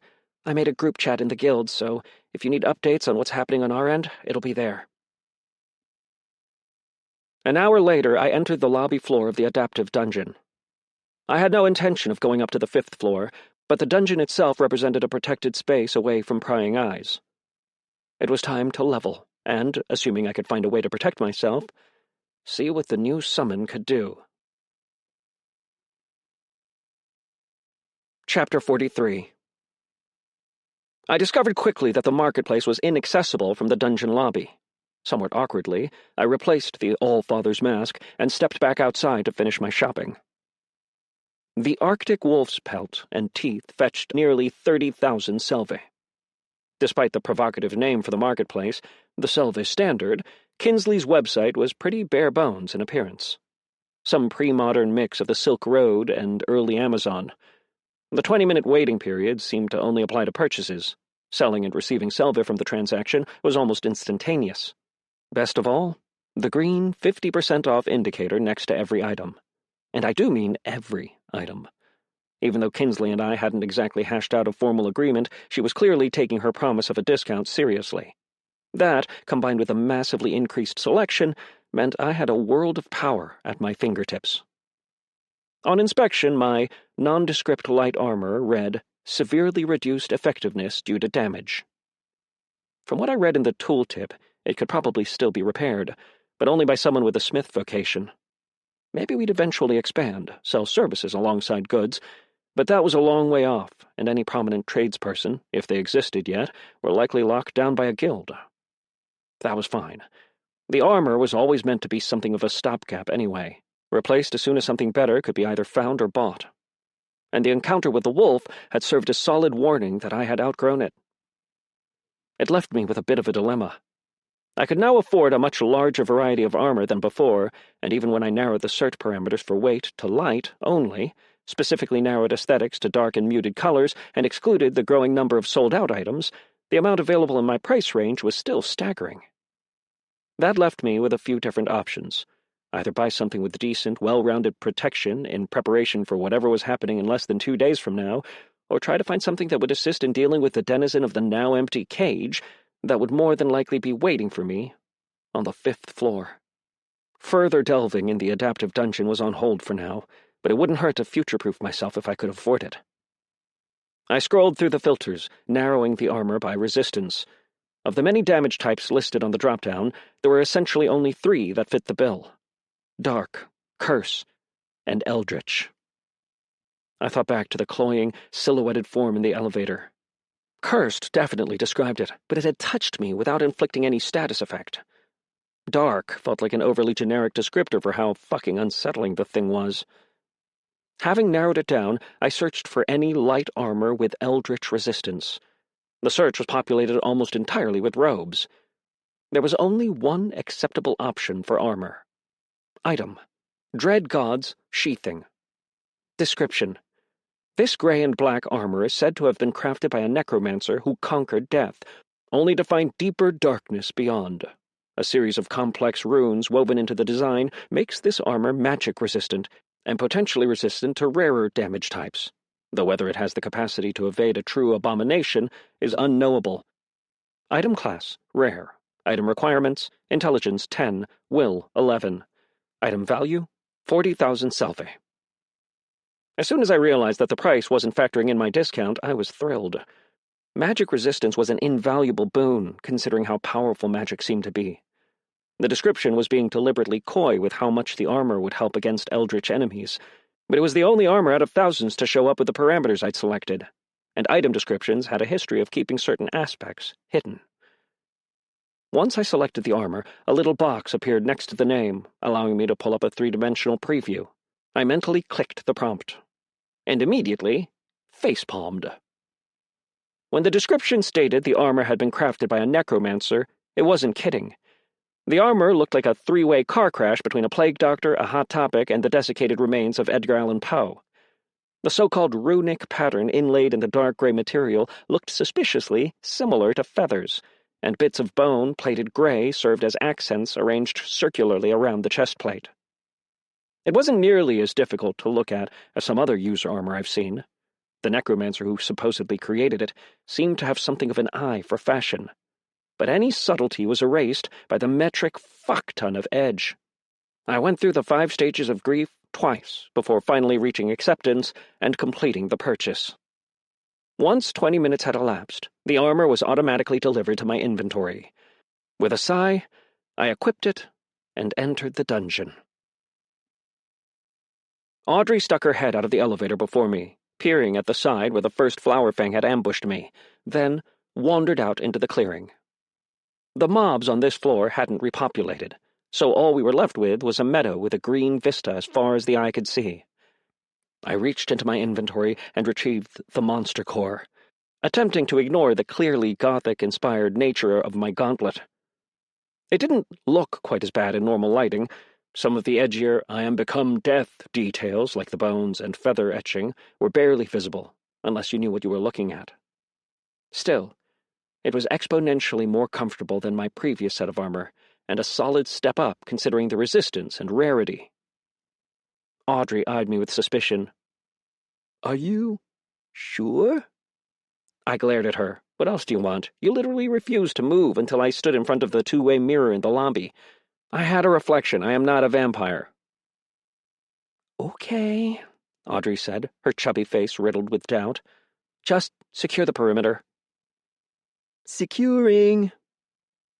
Audrey drifted away, but not before sending me a mental image of flower fangs taking refuge from a storm, in the wrong cave, subsequently chased out by humanoids with sharpened fangs, clad in outfits with more than passing resemblance to the armor I had just purchased.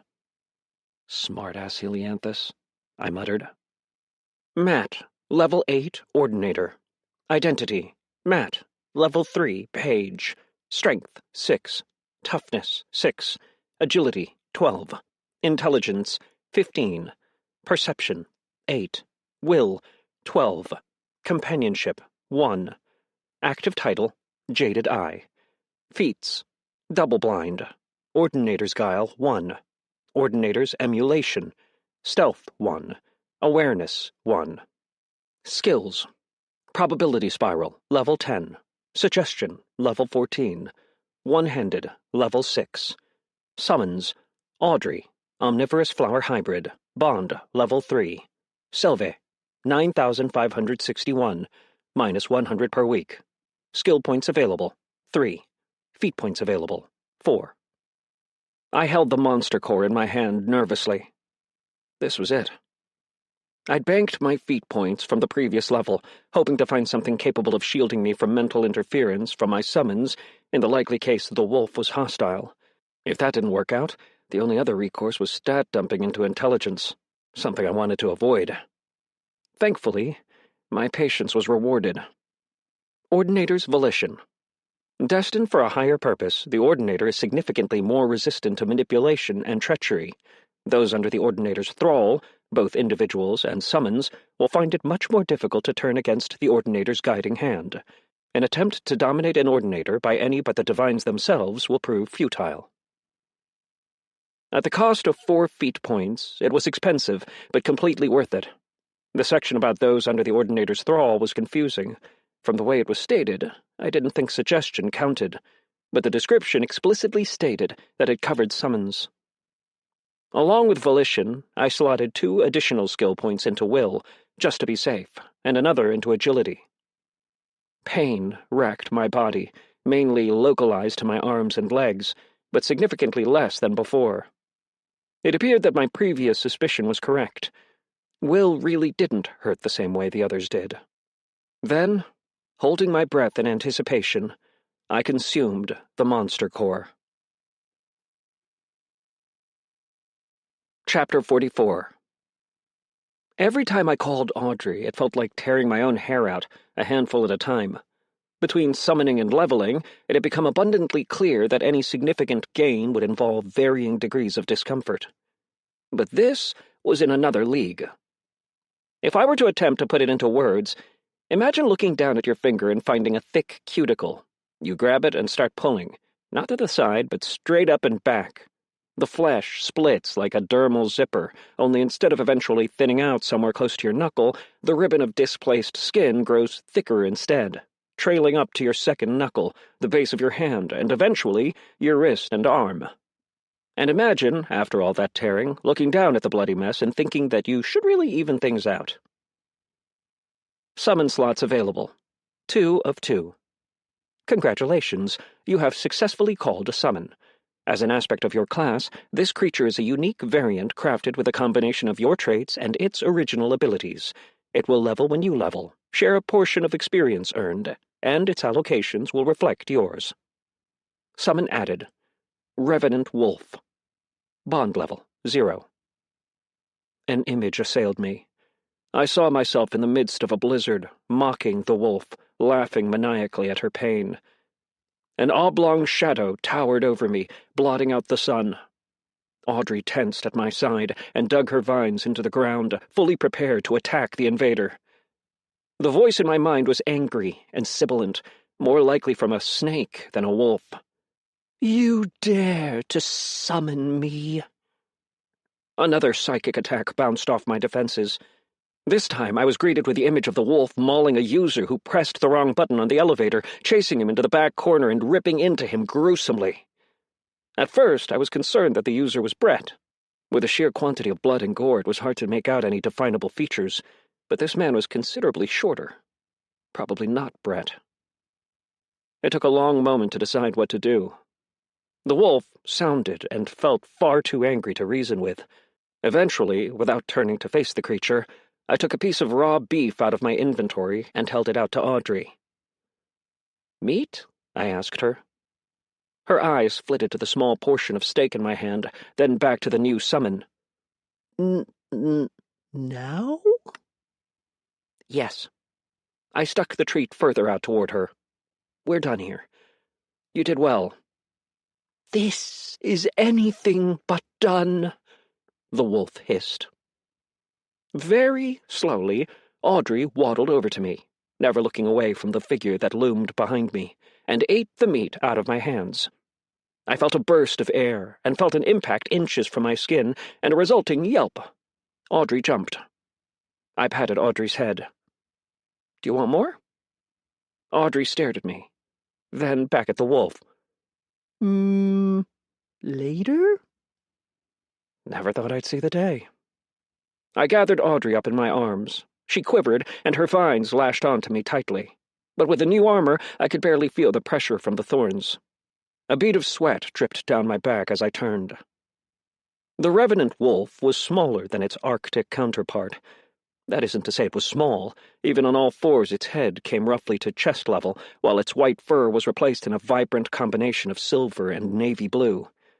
All that aside, its teeth were the real kicker.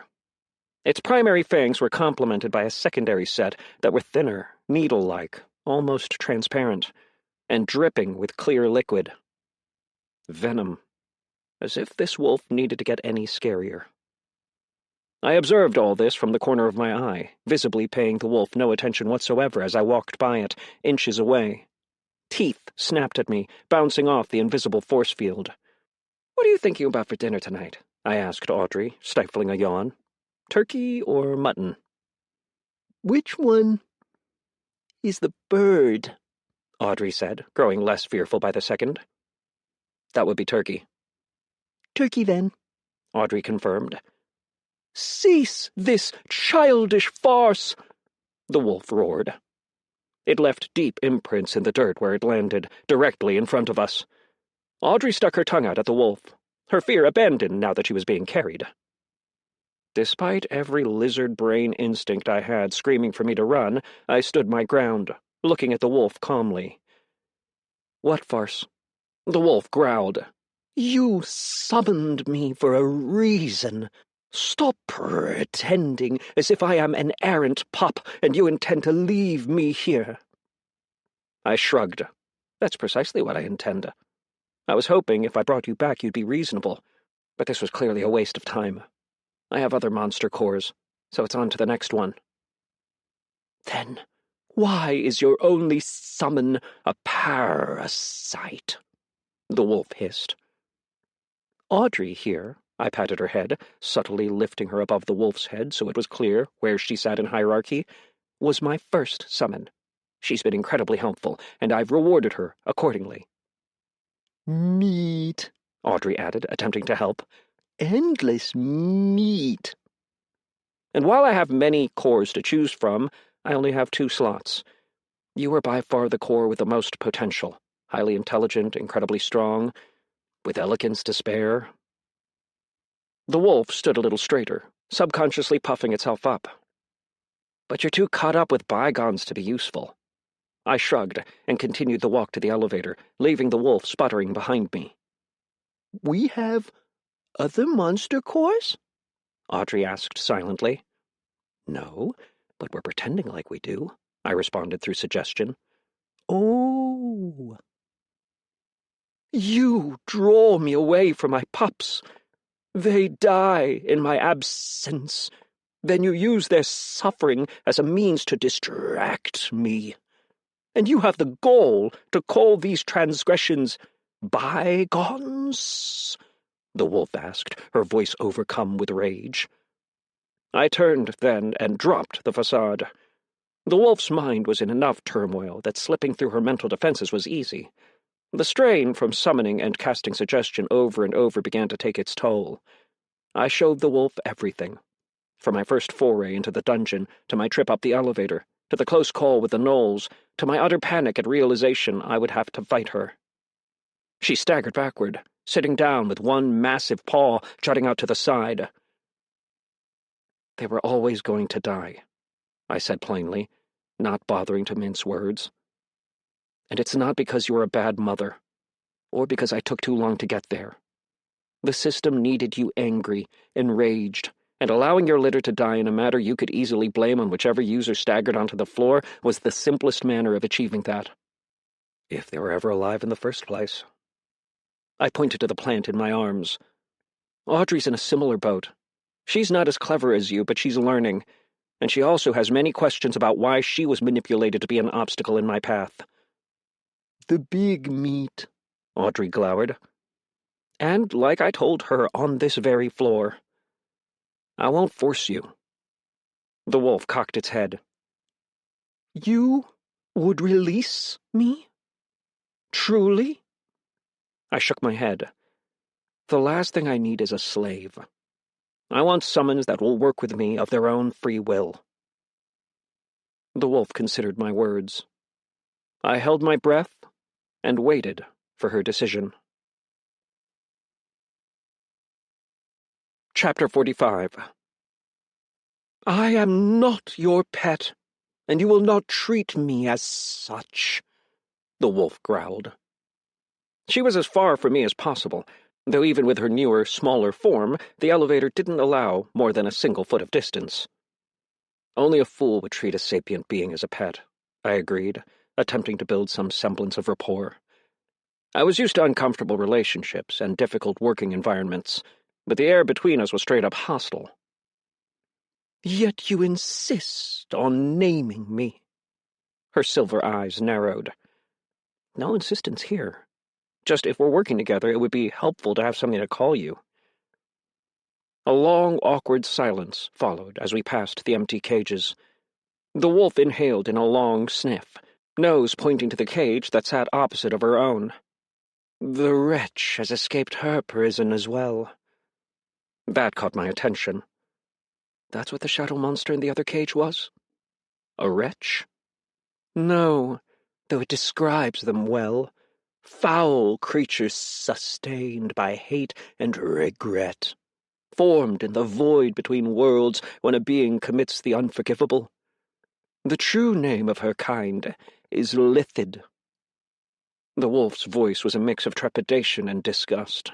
I'm pretty certain that thing is waiting on the 5th floor, I said quietly.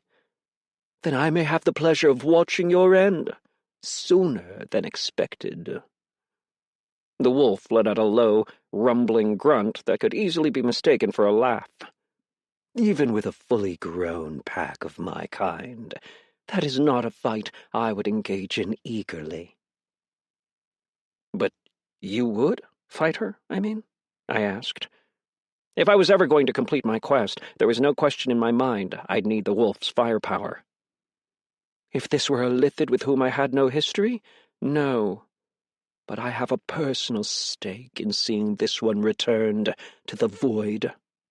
She, the wolf's jaw clenched, taunted me, stoked my doubt and fear for my pups until my mind consisted of nothing else, forged enjoyment from my misery, and when I consider the possibility of returning the favor, my heart quickens.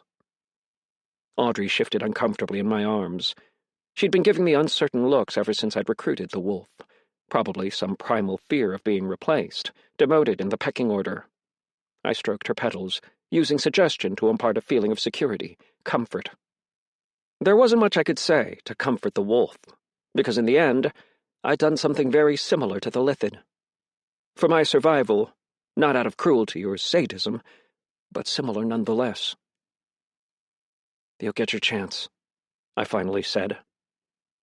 I still wasn't fully confident that I could rely on the wolf. She was crafty, and I wouldn't be surprised if she was plotting against me even now.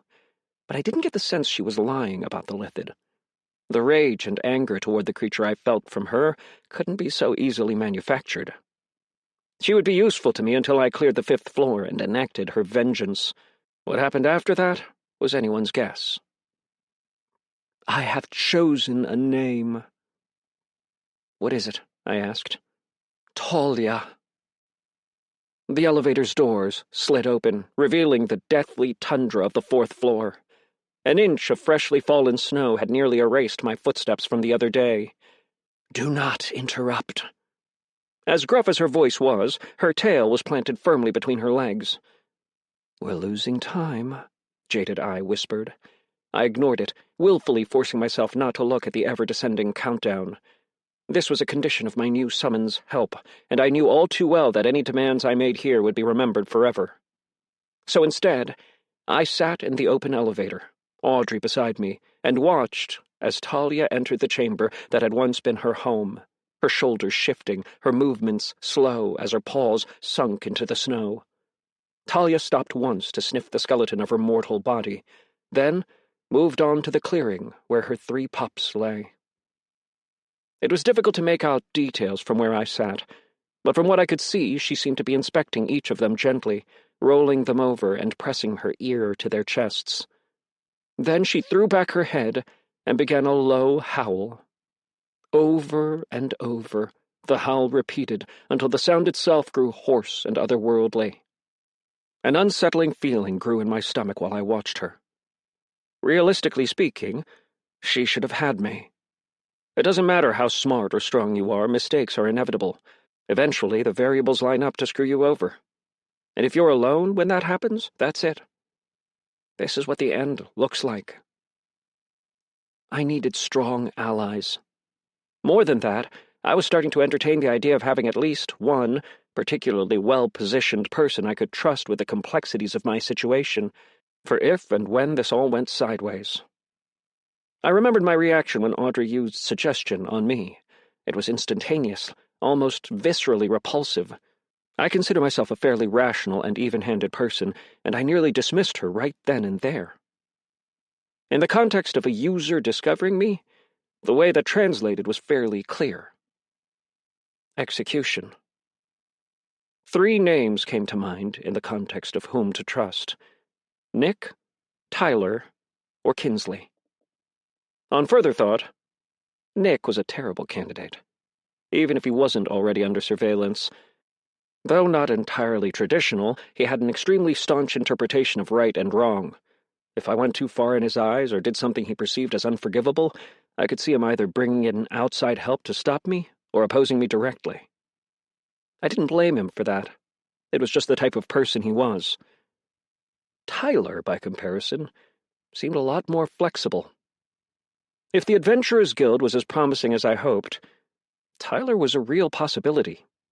He was capable of making hard calls under pressure, and also mature enough to listen to reason. Kinsley, well, I'm not sure why I thought of Kinsley. She was likely to be prominently positioned, and already knew something was off with my situation, given the way we met. Part of me chided myself for even considering it. Kinsley was just a kid who was already under enough pressure to crush a normal person. That the system wouldn't consider disclosing information to her a failure of my personal objective also factored. It wasn't something I could act rashly on, and I had no intention of acting on it at all until after the transposition event, when the shape and trajectory of all this became more clear. I fed Audrey another few strips of raw bacon, only noticing when she paused mid-bite that the revenant wolf had returned. Her head hung low, her ears flat. The air felt like a coiled spring, ready to explode if the wrong word was spoken. I pushed myself to my feet. I needed to get to Nick's as soon as possible to try to get a handle on whether or not he was likely to get himself killed. "Ready to leave?" I asked.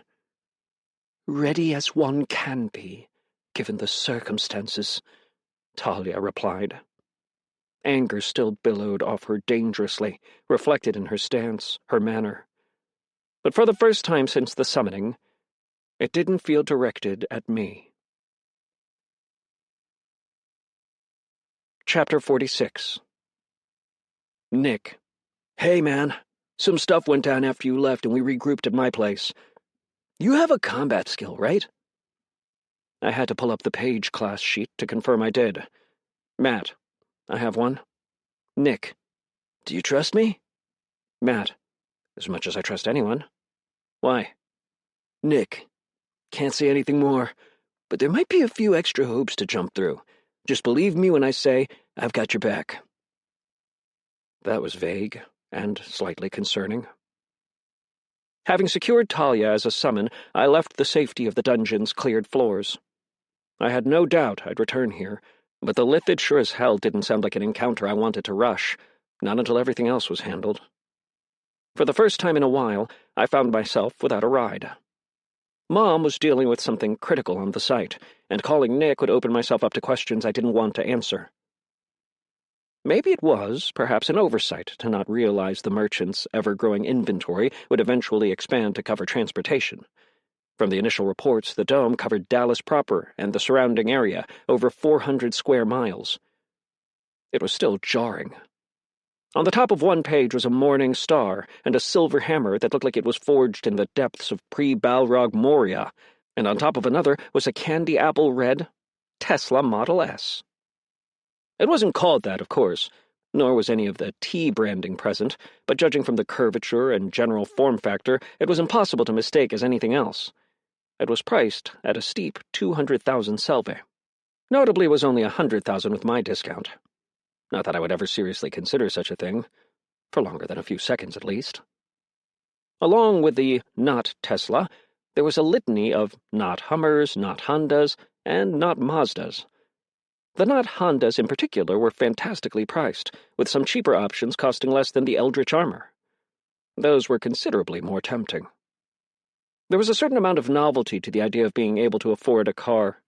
Even when I was seriously considering one before all this, when my biggest problem was having a way to get home from college in case my siblings needed me, my wildest fantasies involved a small down payment, low interest rate, and a reasonable monthly bill. The idea of being able to purchase a car outright was completely foreign to me. Still, I wasn't an idiot. Stupid, visible spending was the most overdone and cliché way to get people to wonder where exactly you were getting the capital and start connecting dots they wouldn't otherwise. So no. However tempting it might have been, I wasn't going to buy a car until I had some affiliation or legitimate job to explain where the funds were coming from. But I was sure as hell going to buy a bike. Not a motorcycle, An electric bike. I'd wanted one since the first helpline incident, when I'd stolen it back for the client with more crypto than sense. Compared to my purely pedal-driven rusty-chained piece of junk, the 5 short blocks I rode it back to the school parking lot was bliss. I picked one in the middle range that looked similar to my previous bike. It came in a half-dozen colors, including a silver that was nearly an exact match. The only people likely able to tell the difference would be my siblings, who knew for a fact my late bike lacked a battery or a mechanophile with piteously low standards. It was almost identical. Riding it, though, was a whole other thing. Wind blew through my hair as I took a tight turn, going up on the sidewalk to avoid a mess of abandoned cars. I nearly crashed a half-dozen times when I first started, the thumb throttle's abrupt acceleration taking a while to get used to. The cycling infrastructure always sucked here, with next to no bike lanes and borderline homicidal traffic. It was one of the few ways the post-Dome City was an improvement. There were more potential obstacles and detritus, but less traffic overall, with people driving less and less due to the gas shortage. I spotted a few system-branded vehicles as I crossed Midtown. I caught myself smiling a few times. It was such a small thing, not having to pedal my bike, but it felt symbolic of something greater. It lasted until I reached my destination. The gated community smelled of grass clippings and old money. 10 lakes hung in gilded lettering on the right side of the entryway, the concrete driveway leading up to a beige-bricked security hut. A sweating guard let me through after I gave him Nick's name and address, but not before giving me and my newly acquired bike some serious side-eye and a strict warning not to ride on the sidewalk. As I rode slowly through the neighborhood, jaded eye pointed out no less than 20 cameras. Some were placed where you'd expect, up high on light posts or community buildings. Others were particularly hidden in strange places, like trees and even a parked utility van. Nick was waiting for me in the driveway, hands plunged deep into the pockets of his khakis, the sleeves of his light blue button-up rolled to his forearms. He grinned and gave a wide wave, as if directing traffic. "Look who finally decided to show up!" I pulled the brake and dismounted, placing the bike into my inventory before he could get a closer look. "Sorry, had something to do." "Always busy," Nick chided. "Just happy you're here, man." "Where else would I be? Doing sketchy mat things? Honestly, I expected you, of all people, to have some sort of angle on this by now." He studied me carefully. I had to be careful here. Nick was one of the few people closely familiar with how I operated. Right now he was being curious, but if I was too flippant or dismissive, that curiosity could easily turn into suspicion. "I have a few ideas, all theoretical. It's been too chaotic to put anything into action, though, at least as a civilian. Too many variables I'm out of the loop on." Nick nodded, seeming to buy it. "Careful as always, but you're a civilian no more." I wrinkled my nose. I'm not sure being a page is much different. If you're some sort of night class, doesn't that basically make me your errand boy by definition? He planted an accusatory finger in my chest. "One, I know what it sounds like when you're fishing. We'll talk about classes and whatnot after the girls get here. And 2, no. Maybe if you're going by the medieval grown men squatting on pots interpretation, but me having a potentially better class doesn't mean I'm going to treat you any different." His face grew cloudy. "Not to mention that'd be stupid as hell. You're the last person I'd want plotting against me." He held out a fist, and I bumped it. I caught the vaguest hint of a lilac cologne. "Fair enough. What's the plan for today?" "Pizza in the kitchen, then planning, then team building with the group. Not necessarily in that order. Figured we'd play it by ear." He indicated for me to follow him, and I did. "Where the hell did you get a pizza from?" I asked, puzzled. From recent memory, there wasn't any pizza in Kinsley's stock. Nick couldn't cook, and, from what he'd said at the cafe, he was house-sitting. "Figured, given the situation, it was time to get a little better at practical bachelor skills. Made it from raw ingredients." He rubbed the back of his neck. "Took a few tries." Bullshit. He jokes constantly that he couldn't boil water if someone put a gun to his head, and it's probably true, Jaded Eye buzzed. Even without the title, it would have been obvious that Nick was lying. I was more confused than alarmed. Nothing else he'd said, up to and including not wanting me as an enemy, read as even remotely deceitful. Some people, uncomfortable with deceit, sometimes lead with small, unnecessary lies. It's not pointless or pathological. Rather, for them, it's a necessary primer to grease the wheels for whatever they're actually endeavoring to hide. The question was, what exactly was he hiding, and why? My title was still on cooldown for another hour, so no using cruel lens to cheat. I'd have to do this the old-fashioned way. I asked the obvious question. Just us for now? Nick nodded, a little too quickly. Yep. The dark red door opened into a multi-story atrium. Nick left the door open behind him and kicked off his shoes at the entrance. I looked down, pretending to follow suit while I studied the entryway. Next to Nick's boat shoes were 2 marks of dirt on the planked floorboards. I breathed in slightly through my nose and caught a note of wood cleaner. Women size 7 and 9 respectively. Shoes hidden, floor cleaned in a hurry. Ginny and Say are already here, but he doesn't want me to know that for some reason. The question is, why? None of them seemed hostile at the meeting, and despite carrying all appearances to the contrary, this doesn't feel like a trap. But if it was a trap, where would I be hiding? Subconsciously, my vision was drawn to the overhang. I stepped beneath it, and immediately jumped back as a figure came plummeting down. Chapter 47.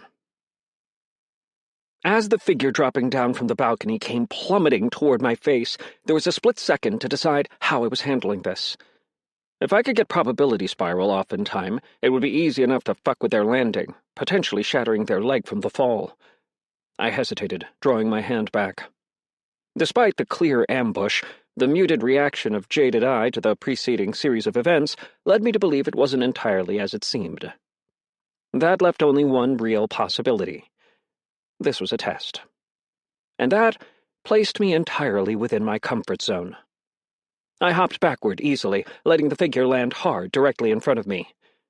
Say's mouth was tightened in concentration, her body off balance from the fall. She was fully decked out in lightweight armor, a glowing eskrima stick in her hand. Behind her, I saw Nick reluctantly drawing out a much larger stick with a crossguard. Now that I think about it, recruitment went a little too smoothly. A small smile played across my lips. Okay. They had no intention of making this fair. If I went all out, there was a possibility I could win, but that would likely reveal far too much and put me at odds with the team.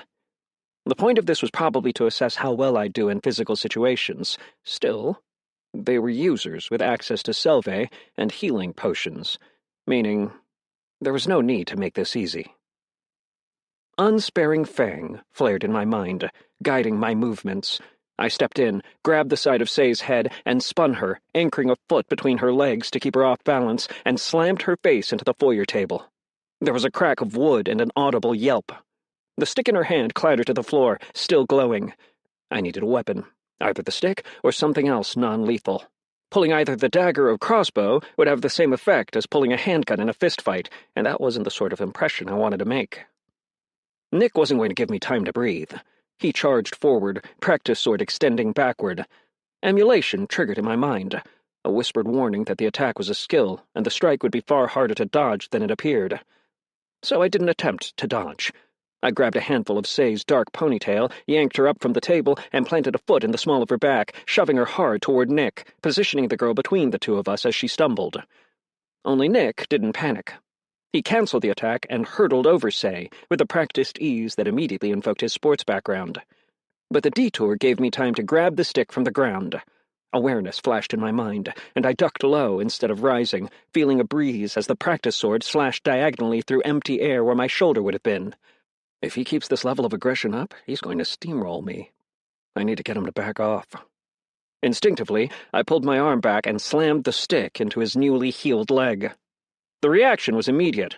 Nick hit the ground and rolled away from me, hand inspecting the place of impact, sheer terror on his face. His leg was spasming, likely due to whatever buff Say had placed on my commandeered stick. Nick's terror faded almost immediately to a partially sour look. I couldn't blame him. I hadn't done it intentionally. My strategy in every fight so far had hinged almost exclusively on exploiting weak points. It was the only way I was winning, and the strategy itself was becoming second nature. Despite its healed and restored appearance, I targeted the leg subconsciously, hoping to knock him out of his flow state. Only, it appeared that all I'd managed to do was piss him off.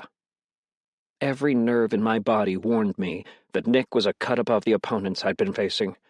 He was likely either close to my level or higher, and his base physical stats would have started much higher than mine. If I underestimated him for a second, it was over. Even knowing that, it was unbelievable how fast he was. His strikes came in blisteringly quick combination, each attack effortlessly flowing into the next, giving me little window to do anything but retreat. I backpedaled wildly through the house, the rubber soles of my shoes squeaking until I hit something that rattled behind me. That should have been it. Nick pulled his sword back, immediately ready to capitalize on the distraction when he hesitated, his gaze flicking behind me. I used the moment to dodge away, snapping my head out of the way of a horizontal swing. It gave me just enough time to take stock. The living room was aesthetically bohemian, littered with small, expensive-looking furniture and tiny statuettes. The object I'd backed into was a cabinet with glass panels, filled with small porcelain dolls. That's right. It's his aunt's house. He wants to avoid wrecking the place. I shot him a nasty smile and reached toward the coffee table. In response, Nick looked almost comically concerned. "Matt, don't!" Before he could finish, I threw a 1/10 scale bust of Debussy's head at his face. The throw was remarkably more accurate than it would have been weeks ago, approaching his nose with a spiral and velocity I hoped he, in particular, would appreciate. His eyes widened as his instincts clashed, and he attempted to catch the bust and move out of the way simultaneously.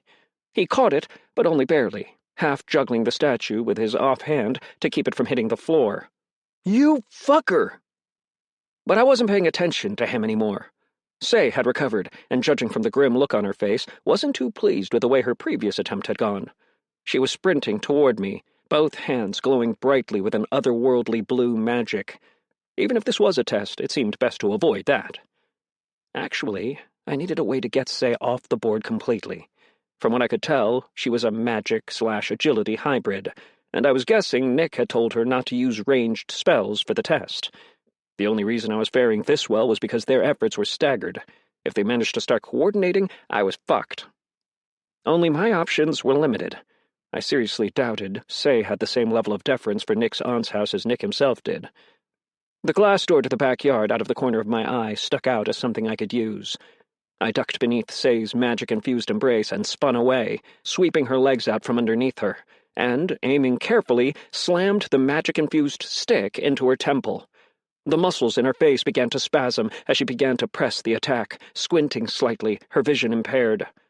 Her blows were small and deliberate, reminiscent of Wing Chun, not ideal for someone like an MMA fight, but perfect for making contact with a spell. I retreated deliberately, fighting the instinct from unsparing Fang to block rather than dodge. Right when the positioning was almost perfect, disaster struck. Say feinted with a finger strike toward my face, and when I reacted, immediately grabbed my arm. The warning from awareness came too late. Creeping frost spread quickly from my arm to my shoulder. Say gloated, smiling victoriously. Without enough leverage for anything else, I reeled my head back, then plunged it forward, my forehead colliding against her already broken nose, and hopefully obscuring her vision further. Say staggered backward with an understandably stuffy cry of, "Motherfucker!" When she rallied, her charge was half-assed and half-blind. Harnessing the momentum, I slid the glass door open, grabbed her, and narrowly avoided her glowing hand as I threw her out. A discreet application of probability spiral ensured that her stumble was extended, sending her careening, fully clothed, into the pool. Nick, in the meantime, had clearly lost the struggle to keep the bust intact, as it was lying shattered on the floor. "Say seems nice," I commented. "Yeah, she's great," Nick paused. "A lot better when she has access to her whole repertoire." I circled back to the center of the living room, next to the oval-shaped crystal table. "Are we done?" Nick shook his head. "I want to see what you can really do when you're not pulling cheap bullshit." Uh-huh. I crouched down and grabbed the crystal coffee table by its base, ignoring the pain in my frozen arm as I brandished the top of the table toward him like an oversized shield. Nick audibly groaned, muttering something that sounded like, Come on, man. He was both faster and stronger than I was. No way in hell was I giving him a fair fight. Before either of us could break the stalemate, a cloud of gold, glowing dust settled over both of us, carrying with it the scent of lilac. I tried to move, and found I couldn't. My entire body felt like I was encased in tar, unable to budge more than a few inches at a time. The table slipped out of my hands in slow motion and landed on the ground, glass unmarred and intact. "Ginny, you were supposed to sit this out," Nick said, voice as strained as I felt. Ginny was sitting sideways at the top of the stairs. Her armor was similar to Say's, though it was white rather than black, with flowing white fabric that seamlessly meshed with silver regalia. A single wooden scepter, topped with black ironwork, framing a violet jewel, crowned the top. "Figured I'd end it before the two of you destroy our base of operations." Ginny scowled at Nick, then gave me a friendly wave. I waved back, though the action was hilariously slow with the spell in effect. If the point of this was to test me, I could see why Nick had asked her to sit out. A single cast of that at the entryway with the others out of the area of effect. It was a review of the lesson I'd learned on the 3rd floor of the dungeon, facing off against the gnolls. Magic was fucking scary. There was an angry-sounding knock at the glass door. I held my hands up in mock surrender and smiled. You got me. Chapter 48. "Where the hell did you learn to fight like that? No way that was just the combat skill." Nick grabbed several cheap beers from the fridge, placed the bottleneck against the counter, and then thought better of it, hunting through the drawers until he found an absurdly overcomplicated bottle opener. "It looked like judo to me," Ginny commented. She was leaning against the counter, close to Nick, but positioned slightly away from him. He crossed easily into her personal space, handing her one. I blinked, numerous things clicking in my mind. The shared scent of perfume, the easy camaraderie between them. Nick really did move fast. Ginny continued. "When you weren't throwing things or bothering tables anyway. My uncle had a studio, or dojo, or whatever you call it." I took lessons as a kid. Guess some of it stuck. I squeezed past Nick, opening the freezer and searching through it until I found a package of frozen peas. Carefully I wrapped them in a towel and brought it back to the living room. Say was lying on the couch, blanket over her face. I pulled it back. She squinted at the sudden brightness and groaned until I gently placed the bag of peas on her forehead. The grumbling was cut off by a shiver and sigh of relief. The health potion was helping with the swelling and bruising, but her nose was still a mess. "That was the martial art of hitting Say in the face. A lot," Say said indignantly, her tone stuffy and nasal from the still healing damage. Then, a second later, "Thanks for the ice." On that note, was that Wing Chun? I asked. Say opened a single eye and peered at me suspiciously. "Because I'm Asian?" All my social nerves seemed to come back at once. I know it's Chinese, and you're not. Just recognized it. "From the secret fight club you've been running?" Nick called from the kitchen. "I fucking saw Ip Man a few times, okay?" I snapped back at him. Ginny and Nick both snickered. "Too loud," Say groaned. And I liked how it looked. Picked it up for cardio. "Fair enough," I said. "Give me the blanket back." Careful not to touch her, I pulled the blanket back over her head. "Matt, you want a beer?" Ginny asked. I heard Nick whisper something. Then Ginny spoke again. "Or, water?" I rolled my eyes at Nick's mothering. "Water would be great, thanks." Sudden movement caught my eye when I returned to the kitchen, Ginny's and Nick's hands returning to their sides. They were holding hands. It was tempting to tease Nick, but realistically, it would probably embarrass Ginny more than him, so I held my tongue on that. Nick pulled up a stool beside me. "All right, out with it," I said. "Out with what?" Nick asked. "The reason you guys decided to throw me into the deep end despite my only having a class for a day." Ginny and Nick both looked over to where Say was, sprawled out on the couch. We, Nick trailed off. We ran into a problem, Ginny explained. There was a fourth member before you, hunter type named Randall. He talked a big game, but when we started clearing the area around the trial... Dude went full apocalypse now, Nick said, mouth tight. Just completely lost it. Pissed himself. Eventually, he accidentally shot Say in the back with an arrow and ran off. Ginny lowered her voice to whisper level. I was against testing you. Nick was too. But Say insisted. Since we don't really have a lot of time, she wanted to make sure you weren't going to immediately lose it. I nodded, understanding. And then I smashed her face into the table. Nick grinned. I was just going to watch, pull Say away once she got her gut check. But after that, I wanted to get a little action too. I snorted. And the level differential? I'm level 3 still, and I'm guessing the two of you are significantly higher. Nick took a swig of beer. So, for my extensive information gathering... Ginny rolled her eyes. You mean calling everyone you know and asking questions? Like I said, information gathering, Nick confirmed. Levels seem to operate in terms of breakpoints. You put a few points in strength, right? You had to. A few, I confirmed, keeping my deception as close to the truth as possible, before I realized the stat points were going to slow down. Nick winced. Probably should have mentioned that. My bad. Point being, a few points didn't make you a bodybuilder, right? I shrugged.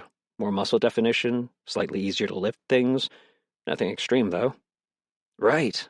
Nick nodded. Just like a few points in intelligence doesn't make you a genius. I've been mainlining strength, throwing a few points here and there toward agility and toughness. The first few... He squinted at me. You're going to make fun of me if I say gains, aren't you? 100%.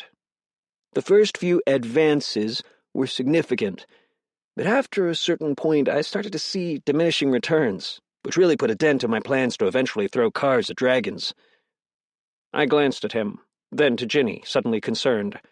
Have either of you actually seen a dragon? Ginny shook her head, her face serious. No, I keep telling him to stop tempting fate. If there's going to be dragons, there's going to be dragons, and me talking about them isn't going to matter. Nick interrupted. Anyway, a friend of mine told me he was experiencing something similar until he hit level 10. My mind tripped over itself. How the fuck were people already that high? I'd been pushing myself to the brink without a party to share the experience with. Still, I couldn't comment anything to that effect without drawing suspicion. Is that common? Feels like I'm starting on one hell of a back foot at 3. Nick chuckled. No, I'm level 6. Say and Ginny just hit 5. Dude was a monster long before the meteor, total grinder. What he told me was that something happens at level 10. He was cagey on the details, but he basically encouraged me to keep putting points in strength. I considered that. Definitely sounds like a break point of some kind. Ginny hopped down from the counter and walked around the center island, tossing her empty into the blue recycling bin. What I can't understand is, why? Could be a few different reasons, I mused aloud. Might be intended to keep us from out-leveling or dominating quest content too quickly. Could be to keep the gulf between users from widening too quickly. Keep us all on a semi-even playing field. Nick pointed at me. See? That last part was my assumption as well. Still, even if stats couldn't carry a user, I knew all too well that a single perk, used correctly, could make a massive difference. There are bigger problems. I looked at Nick. Did you mention to anyone else that you could turn an NPC into a user? Anyone who might have sold that information to another group?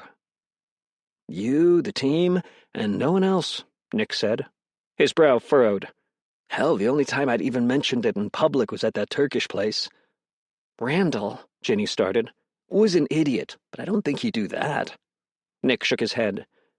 It was totally him, Say called from the other room, her nose sounding fully plugged. It had to be, Ginny said, exasperated. I certainly hoped it was. Nick hadn't realized it yet, but if it wasn't their previous fourth, and he'd really been as careful as he claimed, then it was almost guaranteed that someone in this room was leaking information. The upside is, no one even attempted to follow me, so they're probably just scouting you, looking to bolster their ranks with someone who can award user status to preferred civilians, I said. They're going to be real disappointed when they find out I can only do it for one person at a time," Nick grumbled. I pressed my lips tight, considering the situation. We might be coming at this wrong. The ability to create a new user is invaluable, yes, but if they're actually looking to recruit you, it could have something to do with your class itself. They might know something we don't. "Maybe," Nick admitted. Then his eyes glazed over as he navigated his menus. "Currently we're on a timetable. I feel it would be better not to leave that trial for after whatever happens when that timer ticks down in case we need the XP. Moreover, I think it's best for us to have some cushion time for recovery if things go sideways." Okay, that's not a lot of time to spare. So now what? I asked. "Now we review abilities and figure out how you fit in with the team." Nick strode to the glass door and gave me a sour look. "Away from anything fragile." There was a rustle of fabric and a groan as Say removed the blanket and rose to her feet. I followed Nick into the backyard, content to let him take the lead for the time being. His group had an established dynamic, and so far there was no reason for me to mess with it. I was dying to learn more about user abilities in general, apart from my own, and I needed as much information about Nick's class as I could get, to get a metric for how much shit he'd gotten me into. Chapter 49. It was reminiscent of times long past. Even early on, I wasn't great at making friends, but that didn't stop my parents from trying. There was a never-ending series of play dates in my early childhood. Set encounters eventually gravitated from meeting schoolmates at McDonald's to hours spent attempting to clear a particularly difficult game. But there was a golden period during the resurgence of D&D. For a while, it was just me and the DM, Brandon Hugh, the son of one of my mother's finance friends. He looked every bit like you'd expect. Acne, glasses too small for his face, and the slightest whisper of a lisp that only revealed itself when he was stressed. But goddamn could he tell a story. I pulled Daff into it. Daff pulled one of her friends, and soon enough we had a group. Thing was, Brandon wasn't content to just let us describe what we were doing. He wanted us to act it out. The better we acted, and the more clever our solution, the more Brandon would fudge roles in our favor. And yeah, looking back on it now, you're right. It was pretty cringeworthy. LARPing before we knew what LARPing was. But those shared moments, no more than a few minutes per multi-hour session, where strategy, group storytelling, and luck all melded together in a perfect moment, are memories I still cherish. Which should be your first warning sign that you're getting attached. Jaded I tactlessly cut through the nostalgia. I had no intention of staying with this group long-term. It wasn't a good fit, and while the scrappy page class wasn't hard to emulate while it was low level, that would only grow harder as the group gained experience. It would be a lot easier to dismiss them out of hand if they were incompetent, but they weren't. Not in the slightest. It was approaching late evening, though within the instance, the sky and lighting all appeared to be midday. Say and Nick were sparring further in. Say was a druid, which was precisely what you'd expect, a mage with less direct firepower and a focus on buffs and debuffs. Nick wasn't breaking a sweat, but that was an aspect of his class. He was a ceaseless knight. From the skills and feats he described, the class was almost broken. He had, to my shock, foregone awareness entirely, instead taking a laundry list of cheaper, class-specific perks tailored to one purpose, to be able to take on enemies far above his level and still stand a fighting chance. There was something else to it. Some sort of pact or ethos he had to adhere to, the consequences of not doing so supposedly severe enough to cause him to lose access to certain feats permanently. According to Nick, they were all things he would have done anyway. I was recovering from a spar with Nick in a poolside reclining chair, watching Ginny cast a ranged crystal spell over and over again. A violet-blue cloud of magic coalesced into 2 solid projectiles. She was firing them in a pattern. Careful aim, then one, then another right after. 1, 2, 1, 2, 1, 2. How did you end up with Nick? I asked, wording intentionally double-edged. Ginny's surprised expression lasted less than a second, but it was there, confirming what I already knew. We were hanging out when the meteor hit. Oh? I asked, hoping she'd provide more details. It's kind of a funny story. I've been having a hard time over the last few months. It's not something I've advertised. I wanted to avoid making things worse, with rumors and such. But she trailed off. It's been lonely. I finished for her. She nodded.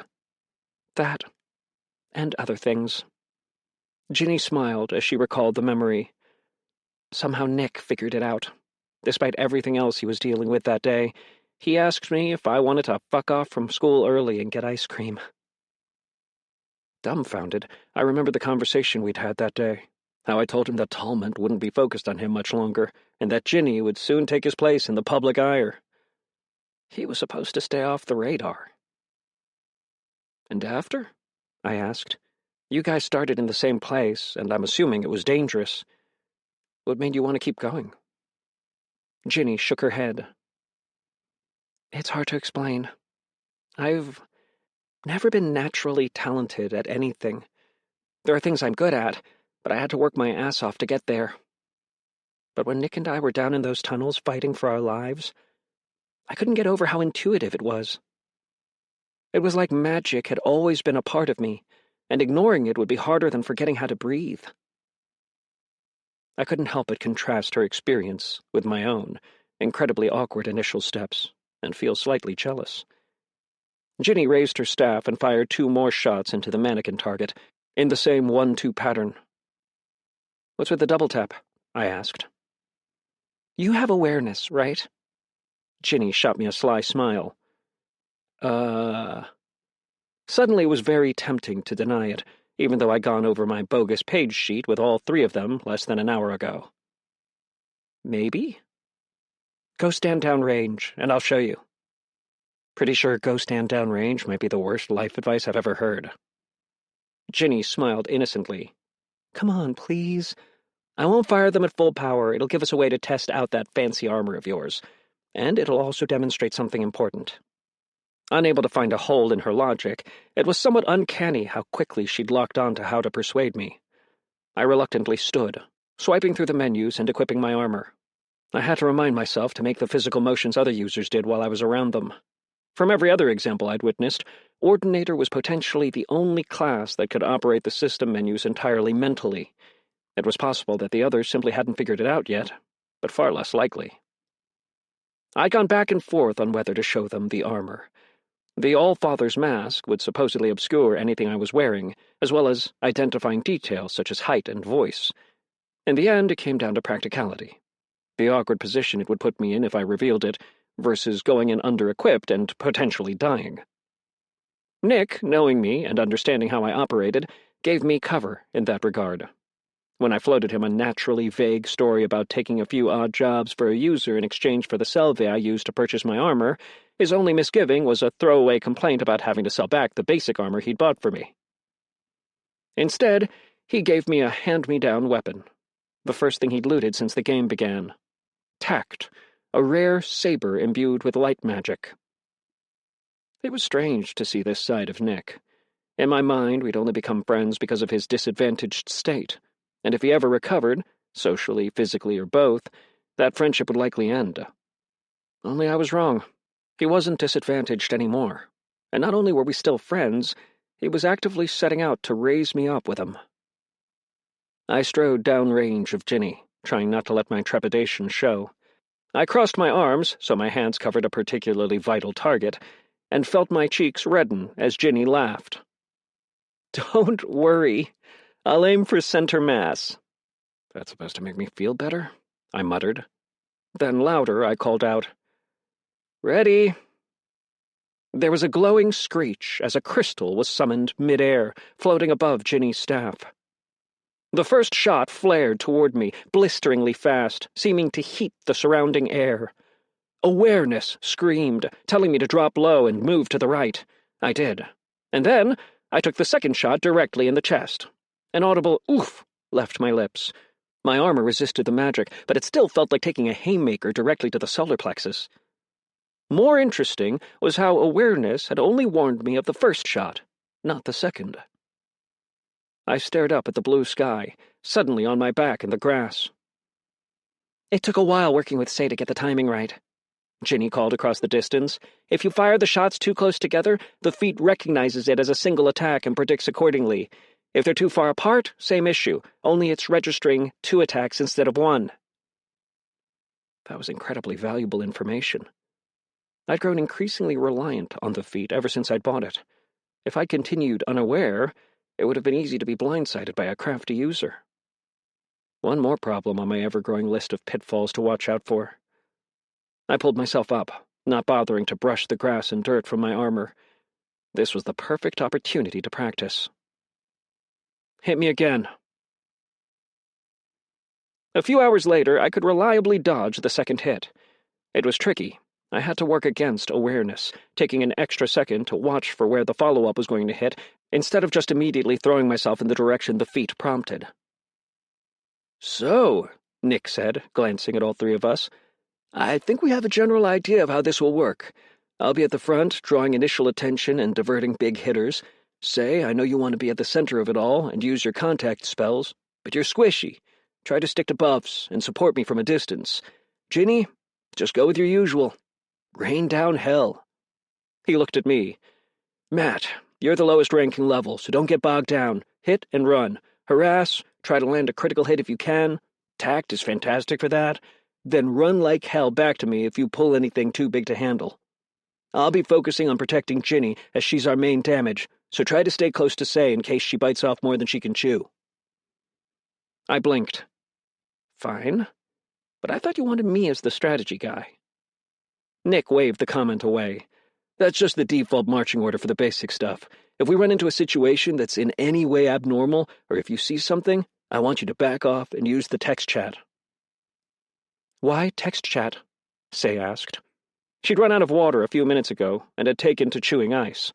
"Because Ginny and I have been talking, and we're pretty sure some monsters can understand us." Nick chewed his lip grimly.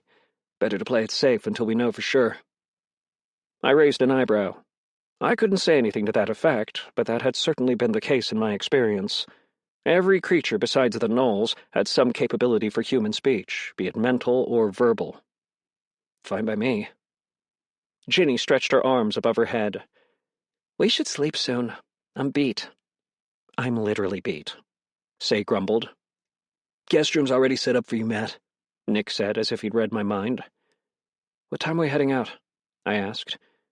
"As early as possible." Nick rose from the couch. "I want to be able to double back a few times. Make sure no one follows us to the tunnels." "Okay," I said. But in truth, I wasn't willing to leave the countermeasures entirely up to Matt. Sometime later, after I was set up in a guest room that was likely larger than our entire apartment, I pulled up the system screen and sent a message. "Matt. Kinsley. I need a door." Chapter 50. I considered switching to Born Nihilist before I put on the mask. In the end, I decided against it. Jaded Eye was the tool for the job here, even if maintaining anonymity was paramount. I didn't know what I was looking for. A white panel van would be too obvious, but a delivery van, or even the black Escalade itself, wouldn't have stuck out much considering the neighborhood. I had to hope the title's effect would be reduced somewhat, as I wasn't in any severe and current danger. After ensuring the guest room door was shut, I summoned Audrey, equipped my armor, and pulled the Allfather's mask over my face. A surge of panic and resentment settled over me as Audrey slithered into my hood. I don't know any of these people. Any one of them could be working with Daphne's group or someone worse. Isn't it all too convenient? They wake up after the meteor and find themselves with direct access to a potential treasure trove, and they just happen to want to share it with me? Please. I frowned, attempting to shake off the thought. With the enhancement effect of the mask, it was more difficult because the title's asides felt less like intrusive thoughts and more like they were genuinely my own. It was convenient. And it was possible there was more to it. But it wasn't that simple. This thing had layers. The system was hand-picking people, assigning them special classes. Who was to say that it wouldn't do the same with choosing where we started, what resources we had access to? Just because something seemed unlikely, felt suspicious, didn't mean the source of that suspicion was any of the actors involved. The web itself had to be considered as well. Kinsley's door placed me directly on the doorstep of one of the many residences facing Nick's gated community. The shadows felt longer, more dangerous, as if an ambush could be waiting in any one of them. I set out on foot at first, as withdrawing a full-sized bike out of my ass like a magician pulling a rabbit out of a hat would be a clear giveaway. My armor seemed to disappear into the shadows, melding until it was hard to see my fingers in front of my face, and every time the shadows were washed away by an errant streetlight, I felt the slightest tugging sensation, as if it was endeavoring to return to the darkness behind. There was nothing in the description about that. But as I've said before, whoever was writing the item descriptions needed to be fired. I narrowed my search to a few blocks around the 2 automated entrances to the gated community, waiting for jaded eye to latch onto something, anything. There was nothing that stood out. No flower delivery van, no one sleeping in their cars. The strangest thing was the absence of cars parked nearby, but that was more likely a difference in neighborhood than anything else. No need to park on the street when everyone has their own garage. All those little conveniences. Must be nice. I shook my head, attempting to head off the bitterness. My circumstances had already shifted in a big way. I was likely far ahead of the curve in comparison to the rest of the population. Letting jaded eye pick at old wounds was a pointless distraction. At some point, I switched to my bike and finished the circuit. Then another, and another. Finally, I stopped and dismounted where I'd started, beneath the burnt-out streetlight. Occam's razor. Buzzcut was listening to our conversation. With everything else that's happening, maybe he actually bought it, and they're prioritizing, leaving Nick alone until after the transposition event. The overhead light flicked on, burning the shadows around my armor away. My heart hammered in my chest as I took a few steps back, suddenly blinded, staring up at the light and the metal column in confusion. "Meat?" Audrey hissed into my ear, a single vine extending out to point downward. I followed it. The small oval panel on the light pole was hanging open. There was a mess of circuitry in the background and 2 black dots suspended in the foreground. They blinked, and I nearly shouted, taking an involuntary step back. The eyes shot out of the panel and onto the ground, a translucent, nearly invisible form following. It took a moment for all the pieces to click together. It was a crab. A clear, gelatinous-looking crab, no bigger than a fist. And it was hauling ass. "Get it," I hissed. Audrey leapt out of my hood, sending me a flash of appreciation. It had been days since she'd gotten any action. Unfortunately, the crab wasn't easy prey. It hightailed it sideways through the yard, grass rippling around as it zigzagged, dodging blows from Audrey's vines. I tried to cast Probability Spiral on it, and felt an unpleasant sensation when the ability slid off. System notification: you have disturbed an unaffiliated entity. Cease hostilities or receive a penalty. The fuck? I cast Suggestion on Audrey immediately, feeling frustration in her reply as I called her back. As much as I understood the irritation, I knew how punitive the system could be. It wasn't worth the risk. At least now I had loose confirmation that whatever was in the streetlight wasn't some sort of surveillance measure from Daphne's group. It was... what? Just an invisible alien crab in a light pole? I watched the light carefully. It seemed to be operating perfectly in line with the rest of them. Did the crab repair the light? Or break it by climbing into it in the first place, like some kind of energy leech? Does it even matter? This was all a distraction from why I'd originally come out. Jaded Eye had been uncharacteristically quiet, as it usually was in high-stress situations, but it hadn't triggered on anything. Not even a false alarm. Either Buzzcut had taken the bait, or they had some other way of keeping an eye on Nick's whereabouts. Unsure of what else to do, I took the door back to Nick's guest room. I removed my equipment and left Audrey on the bed, sneaking down the stairs to the garage and checking the underside of his Jeep for anything out of the ordinary.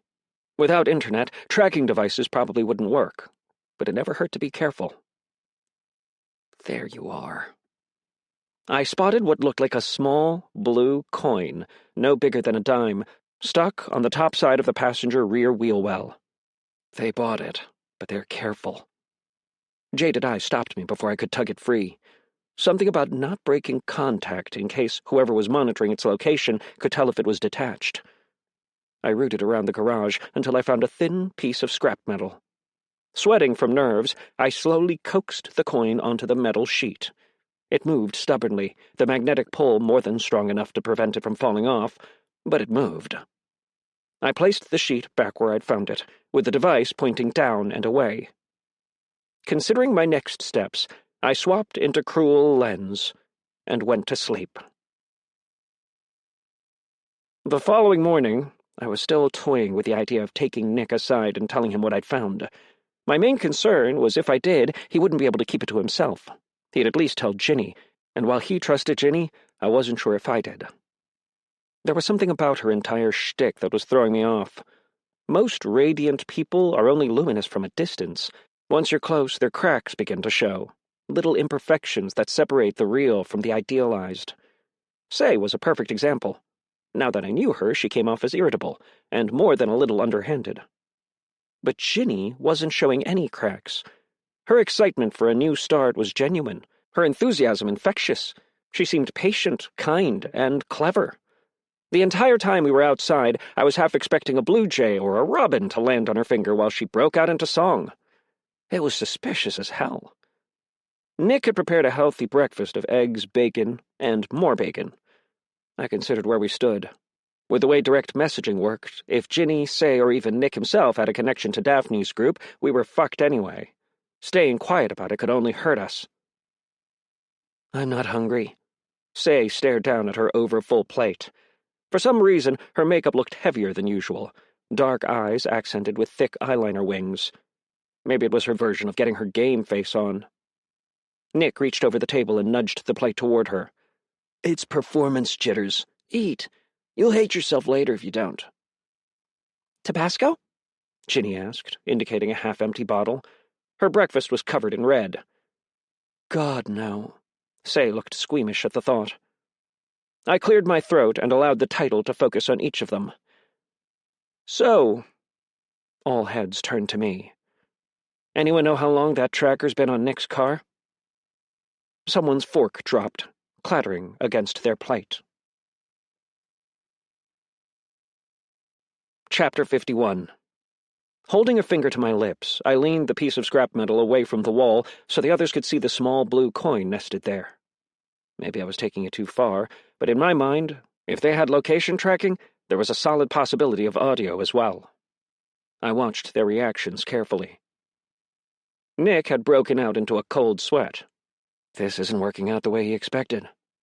Something gave him the impression everyone would play fair. Could be his own personal naivety, but more likely a quest, the system, or something about his class. Say stood on the edge of the doorstep, chewing her lip. Her standoffish demeanor dissolved into fear. She's the weak link. This system business was already freaking her out, and the third-party issue might break her entirely if it comes to a head. Ginny didn't look nervous. From the way her mouth firmed into a harsh grimace and her green eyes blazed, she was experiencing an entirely different emotion altogether. Ginny's not surprised, but she didn't know it was there. Some outside entity fucking with what's supposed to be her second chance? This won't dissuade her. If anything, it will solidify her resolve. It was something of a relief. Unless they had some method of spoofing my title, no one had any knowledge of the device. Unfortunately, that also meant we were back to square one. Before I could motion for them to come back inside, Say emerged from paralysis. She brushed past me and checked the underside of the car's wheel wells, then laid down on her back to inspect the undercarriage. Another person might have been insulted by the implication that I'd searched poorly, but it actually raised my estimation of Say. I was the new person in the group. Nick trusted me, but the others had no reason apart from his word to do the same. Say was either checking to ensure I hadn't missed anything, or suspected some oddly executed misdirect. A moment later, Nick followed her, popping open the engine block and the trunk. There was nothing more to find, I'd made sure of it, but I appreciated that we were all on the same page. They stayed silent, the only noise the car's creaking suspension and the rustling of upholstery. Eventually they gave up, and I shut the garage door behind us. Say stuck a finger at me. Spill. How did you know? It's not rocket science, I shrugged. Nick hasn't spotted a tail since the restaurant. Figured they were keeping tabs on him some other way. Say's eyes narrowed. You just have it all figured out. Ginny's eyes were glazed, her hand making phantom movements. There's nothing surveillance-related in the store, unless I'm putting in the wrong keywords. Couldn't find it either. Or anything in that category, I admitted. Either the people running the market are filtering what they make publicly available, or they don't all carry the same stock, Nick realized. We're really just going to move on here? Say looked at the other two for support. The new guy discovers you're being tailed, then just so happens to be the one to find a tracker on your car? Am I the only one who sees the issue? Nick shook his head. Say, I hear you. If it were anyone else, sure, but I've known Matt for a while. None of this is out of character for him. He's cautious, and that caution has saved his ass and mine, more than a few times. She's too entrenched in what happened to her to see an outsider as anything besides a liability. But it's subconscious, instinctual. Drawing attention to it may cause her to second-guess herself. Conflict now versus conflict later. I stared Say down, unblinking. I'm not Randall, and this situation is complicated enough without you bringing in old baggage. It came out more barbed than intended, a possible side effect of cruel lens. Nick winced as Say took a subconscious step back. Ginny stepped in the middle, gesturing gently. Let's focus on the present. She turned to me. What's the best way to handle this? Can we throw them off the scent? Attach the tracker to someone else's car? Say snorted. Pretty sure that only works in spy movies. I shook my head. Say's right. Say looked over at me in surprise. It'd be a good idea if they didn't already know where Nick's staying. That ship has sailed. Plus, if the tracker suddenly starts moving, they're likely to pay more attention. Nick scratched his chin. And if we leave it here, it confirms what they're already assuming. We're here waiting out the transposition event. Exactly. Still seems like a bad idea to drive it, since they might still be on the lookout. Nick glanced at Ginny. Your car's in the park down the road, right? Ginny grabbed her purse. When the small, decidedly pink Prius pulled up in front of Matt's house, I couldn't help but groan. At least it's not bright pink. In truth, it wasn't much better. The pearlescent white with shifting pink undertones was more than a little eye-catching. It was similar to the paint job on Mary Kay Cadillacs. We piled in, only a few bodies short of this being a real clown car experience. I've got to get my Jeep in something similar. Nick grinned back at me from the front seat. Never took you for a pink guy, I said. I did, Say commented, but Ginny said I was wrong. I meant the general look, not the color, Nick scowled, then glanced at Ginny, who was quietly tittering in the driver's seat. What's so funny? No one clued him in. I left my seatbelt loose so I could face the rear window. With jaded eye back in the title slot and traffic as dead as it was, I was confident in my chances of spotting anyone following us by car. A notification dinged as soon as we left the curb. Quest received. Quest, a friend in need. Primary objective, complete Eberle's trial. Secondary objective, keep all members of the party alive. Personal objective, remain unidentified by other users. Threat level, ? Experience gain, L. Time limit, before the transposition event. Reward, class-specific boon. My brow furrowed, looking over the details of the quest. I had no idea who Eberle was, or the details of a class-specific boon, but it sounded valuable enough that the undisclosed threat level was alarming. Did you guys get a quest for the trial? Yep, Nick answered from the front seat. It finally popped up for you? What was the threat level? Nick browsed through his menus. Medium? Should be nothing to worry about. Any secondaries on yours? Nope. No time limit either. Just clear the trial, get the boon, easy peasy. This was a problem. The system was giving us differing information. For what purpose, I had nothing but theories. Unless it considered my secondary objective to keep everyone alive worthy of upgrading the threat level. It's showing in question marks for me, I commented, attempting to give them some sense of warning. Probably because you're lower level, Say said. I frowned. It was possible that the quest was factoring in the lower-leveled identity, but I wasn't sure I agreed. Matt, page identity. Level 3 page. Strength, 5. Toughness, 4. Agility, 9. Intelligence, 10. Perception, 5. Will, 6. Companionship, 1. Active title, Jaded Eye. Feats, Pages Focus, Awareness 1. Stealth. Skills, Critical Strike Level 2. Bolster Level 2. One-Handed Level 6. Selve, 500. Keeping to the ethos of good lies being closest to the truth, I kept my fear limited to things I could easily emulate. Awareness and stealth were both feats I already had. Page's focus was a passive feat that granted minor precognition, allowing the user to identify points of opportunity. Obviously, I didn't have access to the actual feat. I took it because it allowed me to reverse engineer an explanation for anything unlikely that happened due to my actual skills, probability spiral, and suggestion. Only there was a little symbol next to it that I'd missed going over the stat sheet the first time. I focused on it. Considering how reticent the system was to explain anything, I was surprised when a text box appeared, but not as surprised as when I read the contents. Chapter 52. Due to a unique feat interaction, you may assimilate class-specific feats from an established identity on level up. Assimilated feats may not make up more than 25% of an Ordinator's build. Any assimilated feat will work with reduced effectiveness compared to the original, though this reduction is not as significant as the reduced effectiveness of emulated skills. The description floored me. My main concern with building up a user identity was long-term. The identity perks were just window dressing. If I somehow acquired a tank identity, eventually I wouldn't be able to back it up, and it would be all too obvious that I wasn't who I claimed to be.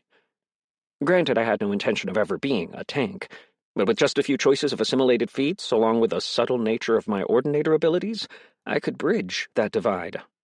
Not to mention, I could potentially round out my character in ways that my chosen Ordinator branch had locked me out of. Paige had several ranged feats that looked promising. "Are you salivating?" Say was looking at me in distress. She called up to the front seat. "Anyone want to trade seats? He's salivating." Nick's cool blue eyes studied me in the rearview mirror. "Dude, you just ate." I wasn't salivating. I rolled my eyes. Just thinking about battle tactics. Thought it would help if I knew more about your skills. "Seems normal to me," Ginny piped up from the driver's seat. "Thinking about blasting mutant elk always makes me peckish." I wasn't salivating. "The elk? Really?" Nick asked Ginny, eyebrows raised in disbelief. "They had growths and shit." My initial reaction was ew, but the smell when we burned them. Say trailed off with a happy sigh. "Okay, now I want to trade seats. Or cars, for that matter," I shot back. The idea of eating creatures as intelligent as the Revenant Wolf was making me queasy. "Actually," Nick cocked his head, "that's not a bad idea." "I'm not eating mutated, cancer-ridden monster elk," I said firmly. "Not that." Nick twisted in his seat to face me and say, "You knowing more about our skills, since you're doing the tactician thing." Say's mouth popped open as if a thought had just occurred to her. "That's right. We can share character screens." I didn't need Jaded Eye screaming in my ear to remember the complicated nature of double-blind. Other users will not be able to identify you as a user through system delineation or appraisal skills. Be wary. This keeps you from identifying them through traditional methods as well. "And you just thought of this now?" I asked, attempting to buy time. It was possible that the system wouldn't consider voluntary sharing of information as a traditional method of appraisal, but it was far from a sure thing. "We haven't really had to use it much," Ginny admitted. "It's mainly been the three of us, talking through options as we level." Say had been uncharacteristically attentive toward me ever since I discovered the tracker on Nick's car and noticed my reaction was off. She leaned her head on her palm. "Personally, I'd love to see your character screen. We talked through some of it already, but that didn't really satisfy my anal retentive side."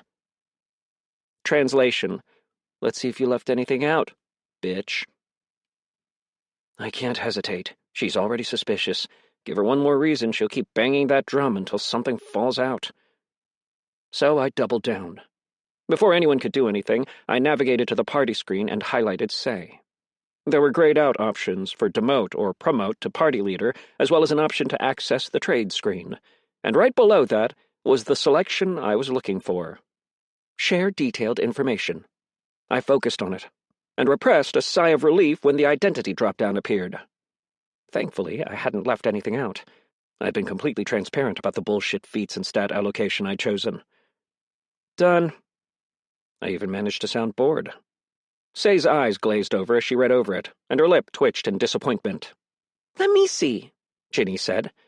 "Not while you're driving." Say shook her head. "All right, I'm sending you mine."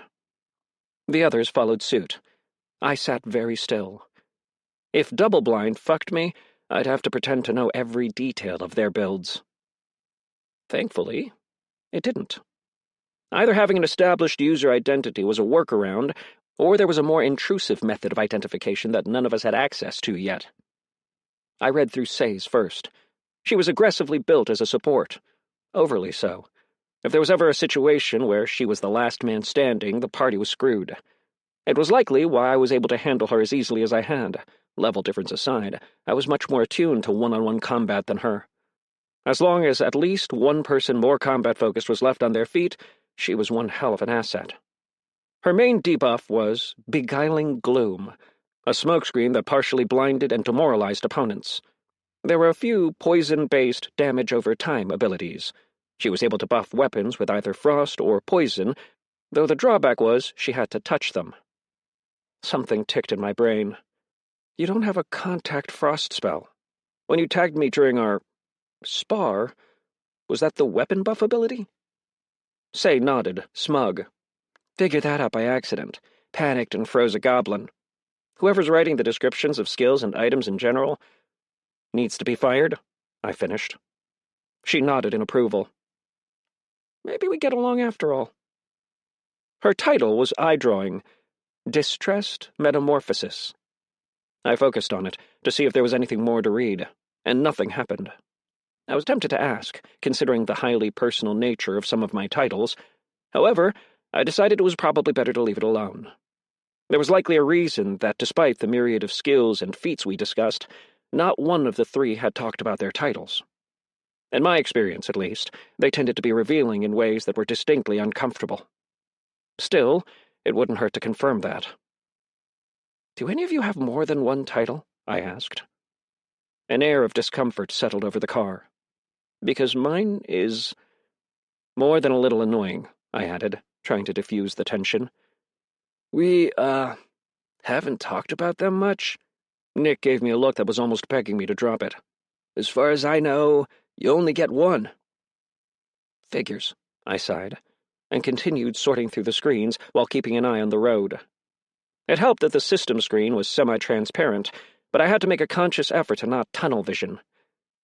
Nick was a powerhouse. As he previously said, his chosen feats all revolved around taking a beating and dishing it out. Like some sort of masochist tank DPS hybrid. What he hadn't mentioned was that his main counterattack ability, Arbiter's Retribution, relied on catching damage with a shield. From the description, it worked similar to a battery, building charge until he decided to dish it out. Also notable was Vindictive, a feat that kept him conscious and on his feet until he died. Damn. Not sure if I would have picked that one for obvious reasons, but it made sense with his build. His title was illegible. A literal black bar hung over it like a redacted military document. I suspected it had something to do with the ethos he mentioned. And considering how everyone had reacted the last time I mentioned titles, I decided to let it go. Having read through both their sheets, it was clear that Nick had a natural synergy with Say. He was incredibly hard to kill, and as long as he was alive, she could buff him. Is that the same Escalade? We'd stopped momentarily at a light. My heart hammered as I focused entirely on the street behind us. There was a black Escalade parked on the side of the road. They all looked the same, so there was no way to know for sure, but a feeling of dread settled over me. I nearly opened my mouth to call it all off when a woman pushing a stroller approached the Escalade. She pulled a key fob from her clutch and clicked it, the lights on the Escalade flicking on. The light turned green, and I kept watch as the car grew more distant. Barely visible, the woman pulled an infant in a onesie from the stroller, hoisting it in the air like Rafiki in The Lion King, and loaded it into a car seat. Keep jumping every time you see a black car, idiot. Annoyed at how quick, jaded I was to switch targets, I pulled up Ginny's sheet. Then I read it again. By the third time, I realized it wasn't going to make sense if I read it a dozen times. I studied her in the rear view. She saw me looking and gave me an uneasy smile. "Happy to answer any questions you have about my sheet when I'm not driving." In other words, Say and Nick didn't know. I gave the sheet one more cursory scan, just to confirm I hadn't imagined it. Yeah, I had many questions. Chapter 53. Ginny, Level 5 Magus. And that was where everything went off the rails. There was so much wrong with her sheet I could barely mentally catalog it all. Her stats were absurd. Intelligence and will were in the mid-20s, everything besides companionship in the 10s. She had more than double the number of skills I did, almost all of them spells that looked anything but beginner material. Divine Tempest, Soften Greater Target, and Mass Slow, just to name a few. Her feat list was just as long. When Nick was discussing general marching order, he'd asked Ginny to just rain down hell. I could see why he hadn't needed to be more specific. I went through her feats one by one, searching for something, anything to explain how the hell she'd gotten so powerful at such an early stage. They were all good picks, but there was no bullshit asking the genie for more wishes selection that would have made sense of it. All her feats were magic-focused or class-specific, save one. Inscrutable. Insulation from both monsters and users alike, with enhanced perception abilities. It was the sort of feat you'd take if you had something to hide. Something I was all too familiar with, and an explanation for how cruel Lens had missed this. She's still watching me, waiting to see if I'll say something regardless. Her title, surprisingly, wasn't redacted. Twice Bright. Unless I was misremembering, the title was a reference to an old Taoist aphorism. I frowned and took a moment to consider. Ginny specifically mentioned that they hadn't bothered to look at each other's sheets in a while. If they had, it was likely early on, before whatever was happening with Ginny's was apparent. It would be one thing if I thought she was a possible danger to Nick. If that were the case, I wouldn't give a damn what she wanted. But this wasn't that. Considering how stacked her stats were, it was clear her presence was hugely beneficial to the party. And I suspected from the nature of the quote that whatever secret she was hiding was a personal one. Therefore, none of my business. I looked up to where she still watched in the rear view. Quick question. Have you tried using any fire spells while Say's Beguiling Gloom is active? Ginny sagged in visible relief. No. We usually use that for positioning and start attacking once it wears off. What are you thinking? Nick asked. Depends on how Gloom works. We've established the fact that the system doesn't give us all the information. If it's demoralizing because they can't see, it probably doesn't matter. If it's demoralizing because it's gaseous, and that's an effect of breathing it in, small chance it might be combustible. I shrugged. I like it, Nick grinned. So much for subtlety, Say commented. There was a lurch as the tiny Prius pulled up under an overpass, and the smooth road was replaced with rocks. We're here, Ginny said. I was curious, especially if it turned out to be something I could copy somehow. But it was better to wait. The average person is terrible at keeping their own secrets, and this had been weighing on her for a while.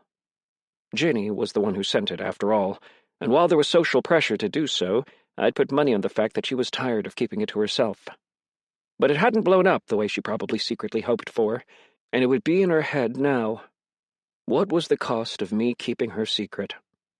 Would I, at any given point in time, send Nick a message on the side asking about it? Why I kept it in the first place? Yeah, Ginny would initiate the conversation. It was just a question of when. If I didn't know any better, I'd say the others were leading me into a trap. It wasn't as if we'd suddenly gone off script or anyone was acting suspicious, save the many glances that Ginny was sending my way. It was more how abandoned and eerily quiet the path was.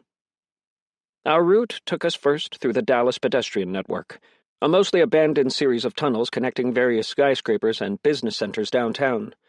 It was a well-lit series of white-floored tunnels, broken up by stone pillars, relatively well-maintained before the meteor, and while there were signs of vacancy and fresh graffiti, it was still relatively clean, and tidy, and empty. "You guys sure we're going the right way?" I asked, finding the silence broken only by footsteps more than a little unnerving. "Pretty sure," Nick replied from up front. "It looks expansive, but most of the side passages are closed down and don't really lead anywhere." "This isn't even the spooky part. Wait until we get into the Santa Fe tunnels proper," Say said grimly. "It's some real found footage shit." "Fantastic," I muttered, fighting the urge to switch into my armor. Maybe it was just jaded I working in overdrive, but I really didn't like being underground with our only potential exit miles away. The only real upside was how difficult it was to be stealthy here.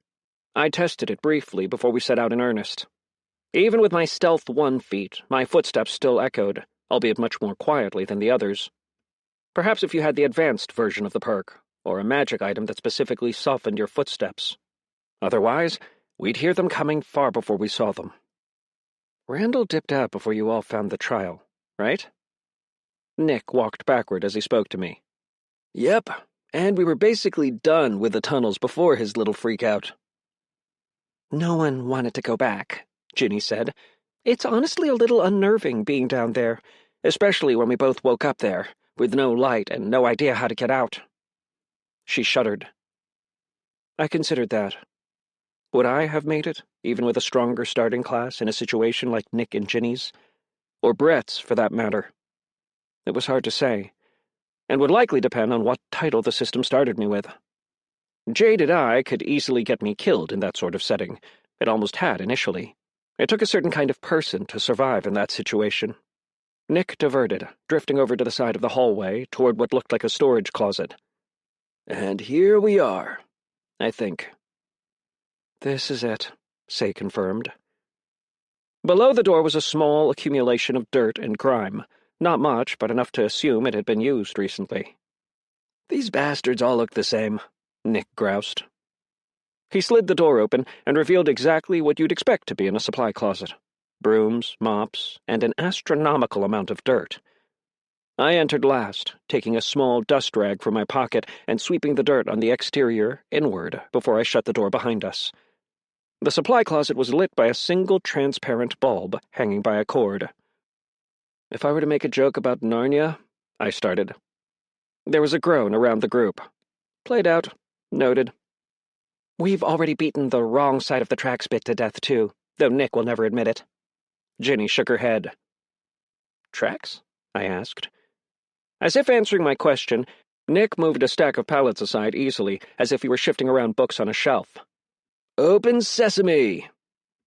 "Also played out," Say murmured. "All right, everyone suit up." Nick stared at the hole grimly. He was all business now, and equipped with hardy-looking metallic armor, a silver sword with an emerald at the pommel that was at least half as tall as me, and a shield roughly the size of a car door. He looked heavy, and, more importantly, like he would make a lot of noise. Beyond the palace was a gaping hole, showing nothing but black. Ginny pulled a brown satchel out of her inventory and handed out 4 flashlights, giving me an encouraging smile when she handed me mine. "Make sure you stay close." "Last-minute check," Nick said, not turning from the hole in the wall. "Everyone good on health potions?" It was important that we all had our own individual supply, in case anyone got separated. The bare minimum was 5. I had 8, but I hadn't advertised the excess. My excuse for the armor was already thin. No need to make myself look more suspicious. Once everyone confirmed, Nick turned and dropped down the waist-high ledge, then stepped into the dark. His flashlight reflected off a long rail, bisected by rotten wooden planks. Wrong side of the tracks. I went back and listened at the door, making sure there were no approaching footsteps. "New guy." Say was staring at me over the drop-off. "Hurry up." Still, I kept my ear to the door. There was nothing. Not even the slightest echo. Satisfied for the moment, I flicked my flashlight on and followed the others into the dark. Chapter 54. The darkness was cloying, I wasn't certain if it was an aspect of my new armor, or if it was really just that dark. Even the flashlights, big and heavy enough to double as a vicious club, barely gave us enough illumination to see more than 20 or 30 feet ahead. The ground was a treacherous mix of concrete debris, gravel, and rocks, and beneath our crunching footsteps was a litany of other sounds, squeaks, skitters, and the occasional flapping of wings. The hair on my neck stood on end. Unlike the sanitized and cheery aesthetic of the pedestrian network tunnels behind us, there was a feeling of wrongness here. Not unlike the first time I entered the adaptive dungeon. Something touched my neck and I jumped, swinging the flashlight around and bringing my saber to bear. Ginny squinted in the light, looking nearly as surprised as I felt. I quickly pointed the flashlight away from her at the ground so I could still see her face. She held a finger to her lips. At first, I mistook her meaning as some strangely timed reminder to not mention my discovery in the car. Then she pointed to her flashlight, then behind me, in the direction we were walking. I turned. A green something at ground level was illuminated within the halo of her flashlight. Nick had slowed down considerably and was gradually pushing forward, his angular shield held up to his chin. The metal of his armor was still audible, but less so than it should have been, possibly a side benefit of one of his feats. I kept pace beside him, hefting the saber experimentally. It was bigger than I was used to, but still small enough that it fell within the purview of unsparing Fang. It wouldn't slow me down. Eventually, I got close enough to see what Ginny's flashlight had been highlighting. It was a goblin. It could have been asleep, save the savage slash that ran from shoulder to waist, almost splitting it in half. I looked back at Ginny and nodded that her message was received. Jesus Christ. It was overwhelming how many bodies there were. Mostly goblins at first, hewn, stabbed, eviscerated. I spotted at least a dozen, with more cropping up at every step. Something occurred to me, a slight incongruity that didn't make sense. I messaged Nick directly. Matt, maybe it's stupid, but I figured the monster bodies would disappear. Both the Arctic wolf's remains and the Flower Fang's corpses had disappeared from the dungeon on subsequent visits. Now that I thought about it, though, the Arctic wolf's pups had stayed where they were, buried in the snow. Nick, nah, I thought the same thing. They stick around. And stink around, for that matter. Maybe it was because the creatures I killed existed in a dungeon. The why was beyond me. The stench hit me just after he mentioned it. I stuck my flashlight in my armpit and pulled the neck of my underlayer of shirt to my nose, trying not to gag. It smelled like a mix of slaughterhouse and the apartment dumpster right before pickup day. Just before it threatened to be too much, we were past the small enclave of goblins. It was still hell on my nose, but the bitter, chemical-heavy scent that came next was at least marginally less nauseating. There were a series of holes bigger than my head punched in the wall on the left side. I didn't have trypophobia, but the visual was making me feel uncomfortable regardless. A bit of light from my beam bounced off something dark and reflective. It turned out to be chitin. A long and segmented centipede with a gaping maw bigger than 5 Great Danes stitched together was huddled in a death curl, its many legs clutched in on itself. I noticed that Say took the long way around, and I unashamedly followed her. We kept up that pace for nearly half an hour. I'd slowly drifted toward the back of the group. My hands were shaking from nerves. I needed an opportunity to summon before we reached the trial. Thankfully, the others weren't checking behind them often. I diverted the beam of my flashlight out of the view of the group, and rather than risking someone noticing the click, unscrewed the back cap until it flickered off. No one noticed. Slowly, I began the process of summoning Talia. Beads of sweat formed on my forehead. I swiped at them until it was clear there was no point in doing so. It was all I could do to keep my breathing even and not draw attention to myself. There wasn't really a good way to do this. I needed her out now, in case something jumped us the moment we entered the trial. It was a risk, but this was possibly the only opportunity I had. After a few more painstakingly long seconds, I felt her presence. To my right, I saw a flashlight beam pan across the tunnel wall. Someone was turning around. What? Hide, now. I sent an image of my 3 companions with suggestion, making sure to draw attention to their flashlights. I got a flash of displeasure in response and felt a gust of wind rush against my neck. The flashlight blinded me. I had a hand up to block it, my eyes immediately watering. Jesus. Problem with the flashlight? Say's voice called to me. She sounded genuinely concerned, rather than annoyed. I could feel my heartbeat in my throat. Where the hell had Talia gone? I fought the urge to look for her, instead fiddling with a flashlight. It, just went off. Didn't want to break silence unless I couldn't fix it. Not a bad way to get picked off, if that's what you're going for. Say's voice echoed off the walls. We should be fine now. Looks as empty as last time. Make sure you use chat if something like that goes wrong, Nick said. He sounded confused. Probably was wondering why I'd used chat to ask him about the bodies and not the flashlight. I smacked the flashlight's body twice and discreetly screwed the cap in. The flashlight flickered back to life. Fixed it. All good. After the others turned back, I felt another blast of displeasure mixed with smugness, this time coming from directly above me. I looked up and immediately wished that I hadn't. The upside-down outline of a wolf clung to the ceiling. A long strand of venom hung from her mouth, her teeth bared as she breathed in and out. Get ahead of us. Find the trial door. Get inside if you can. I attempted to keep the suggestion firm, revealing none of the uneasiness I felt. And if the entrance is impossible, I am just a summon, after all. The second half dripped with derision. Then wait outside and say what I tell you. No. Excuse me? I felt the vein on my forehead pulsing. I will follow your lead as long as our interests are aligned, but you will not puppet me as you puppet the Flower Fang. Fucking... But she was already gone, her outline scampering along the ceiling, almost invisible unless you knew she was there. Up ahead, Ginny stiffened, her flashlight going to the ceiling just a minute too late. We're not alone.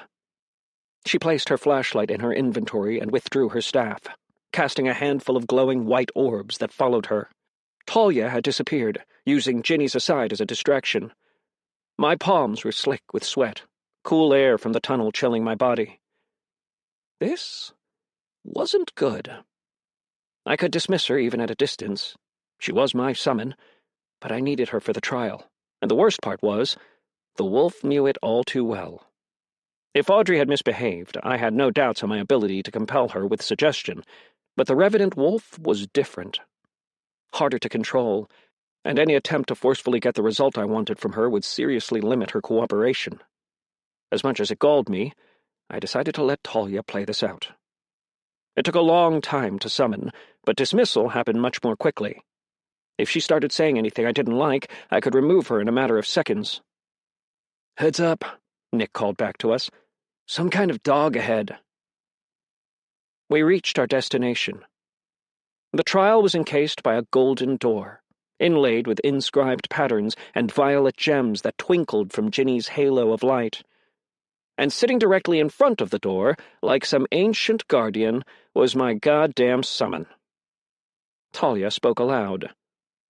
Welcome, humans. It is a good day for hunting. Even as the others spread out into formation, I fought the urge to bring my palm to my forehead. Chapter 55. Nick held his sword out to say. Her hands glowed, and a creeping layer of slick green covered his blade. I wouldn't do that, Talia warned, holding completely still. Her voice was guttural, but somehow distinctly feminine. I wondered what the others thought of her. The wolf's appearance was typically intimidating on account of her size, deep furrowed brows, and silver eyes that appeared to see everything. But to my surprise, she seemed to be suppressing some of her more alarming side. Her teeth were hidden, even when she spoke, and her elongated tail slowly wagged back and forth. Nick carefully returned his sword hand to his side. Just, taking precautions. Oh, not the preparations. That's very good. A sign you may endure that which is to come. The fur on her tail flattened out. the tip becoming much more pronounced as she pointed it in the direction of Nick's sword. More the choice of magic. Frost won't work well on me. Her tail flicked to say, Poison's a better bet, but only if it works better than my own. Why the fuck is the monster talking? Say whispered. Better question, why is the monster giving us tips on how to fight her? I whispered back. She's gorgeous. Ginny took a step forward before Say held her back. You, girl, have a fatal case of dog person. Say rolled her eyes. Nick was looking back at the group for guidance, and finding us at as much of a loss as he was, turned back to my summon. We came here to fight monsters. As such, we were not prepared to meet a creature of such grace and poise. Pray tell, what is your name? Pray tell? My mouth dropped open. It would have been unbearably cheesy if Nick wasn't selling it so damn well. The level of charisma he was pulling off was approaching Hollywood levels, even if he was spouting B-movie dialogue. Which made it all the more irritating when my summon giggled.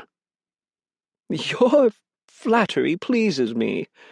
I am Talia, the watcher of the sacred realms, the blessed beast of the Everwind, and protector of precious things. Jesus Christ, ham it up, why don't you? Talia lifted her lip, discreetly displaying a single fang in my direction. Nick cleared his throat. And what is your purpose here, Talia? The watcher of the sacred beasts, blessing to the realms, and protector of precious things? My summon shook her head. Just Talia will do. And you are my purpose. I am a spirit guide given corporeal form at the adjuration of the goddess Sif, who smiles down upon you all this day. I shook my head. You can't just hand people a good thing without subjecting yourself to suspicion. She was being too direct. This wasn't going to work. Right on cue, Say stepped forward. So you're here to guide us through the trial? I am here to accompany you, Talia corrected. What lies inside is a mystery, even to me. Uh-huh. Say crossed her arms. So where were you the last 3 times we came down here? Did you intend to undergo the trial? I mean, we thought about it, but... No? Talia nodded. Behold, your question answers itself. Before Say could say more, Nick stepped in front of her. So your intent is to accompany us, just like that? Talia's eyes slipped to me, single fang showing again before she addressed Nick's question. I will partake of nothing you find within the trial, therefore it is customary to provide a small offering of thanks. You little... I stopped when the cleverness of what Talia was doing finally clicked. She'd come to the same conclusion I had. People value something that is paid for far more than something given freely. If she just offered her help, they'd regard her with suspicion, maybe even turn her down. Instead, the others were given a small hoop to jump through in order to earn her help. Just a moment, Spirit Guide, as I confer with my companions. Nick herded us far enough away that Talia was likely out of earshot. Okay, what in the actual fuck do we do? We could use the help, Say admitted, but I'm not sure if I like it. Probably a no for me. Matt, Ginny, Nick looked at us. You're both far better judges of character than I am. She seems earnest, Ginny said. I'm not sure about the titles. Kind of felt like she was making them up on the spot, and she didn't correct you when you got them wrong. Wait, I got them wrong? Ginny continued, but I think her intent really is to help, even if she's overselling herself a bit. Matt? All heads turned to me. They wanted me to be the tactician, the big thinker. It was an easy enough role for me to slip into. Keep in mind I have perilously little information I'm drawing from here. That being said, I don't like it. And if that thing just showed up and offered its help clearing some abandoned tunnel, I'd probably decline. I inclined my head toward the door. But look at what it's sitting next to. That looks more like a palace door than a dungeon door.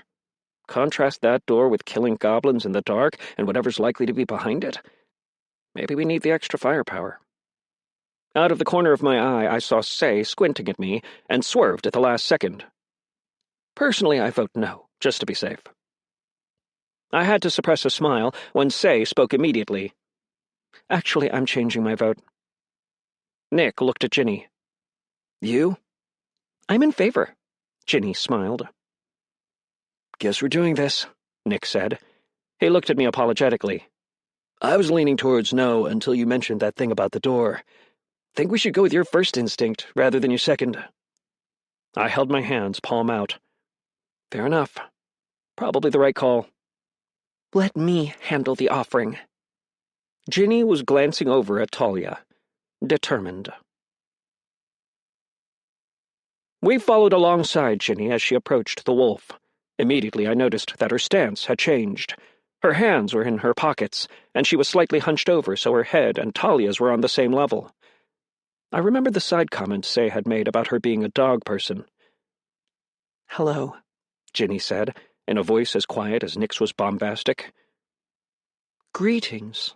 Talia's head swiveled toward Ginny, silver eyes focusing entirely on her. May I approach you? Ginny asked. You may, Talia said cautiously. Ginny took 3 steps forward, still leaving a respectful distance between her and the wolf. Nick had sheathed his sword, but I saw him rest his hand on the hilt. You asked for a small offering, Talia. Are you certain that will suffice? Ginny asked. So long as it is thoughtful, I will be satisfied. Talia inclined her head toward Ginny. You must have waited some time for us. Are you hungry? Talia glared at me. Famished. You told me not to treat you like Audrey, I mentally groused at her, not bothering to hide my irritation. It wasn't like there was a shortage of meat in my inventory. Of course, she ignored me. To my delight, I watched as Ginny pulled 3 moderately sized plastic containers out of her inventory. These were for my little friends at home. I haven't been able to see them in a while, so I stocked up while there was still inventory. Pet. Food. Talia's mask was slipping, her disdain apparent. Forgive the misunderstanding. My friends are Siberians, genetically similar to wolves, and they eat a similar diet. There's raw salmon, broccoli, carrots, apples, and bananas, all portioned correctly. Ginny popped the lid of one of the containers. Talia immediately took a long sniff and started panting. Would you be willing to sample it and tell me if they'll appreciate this particular mix? Damn, Ginny was good.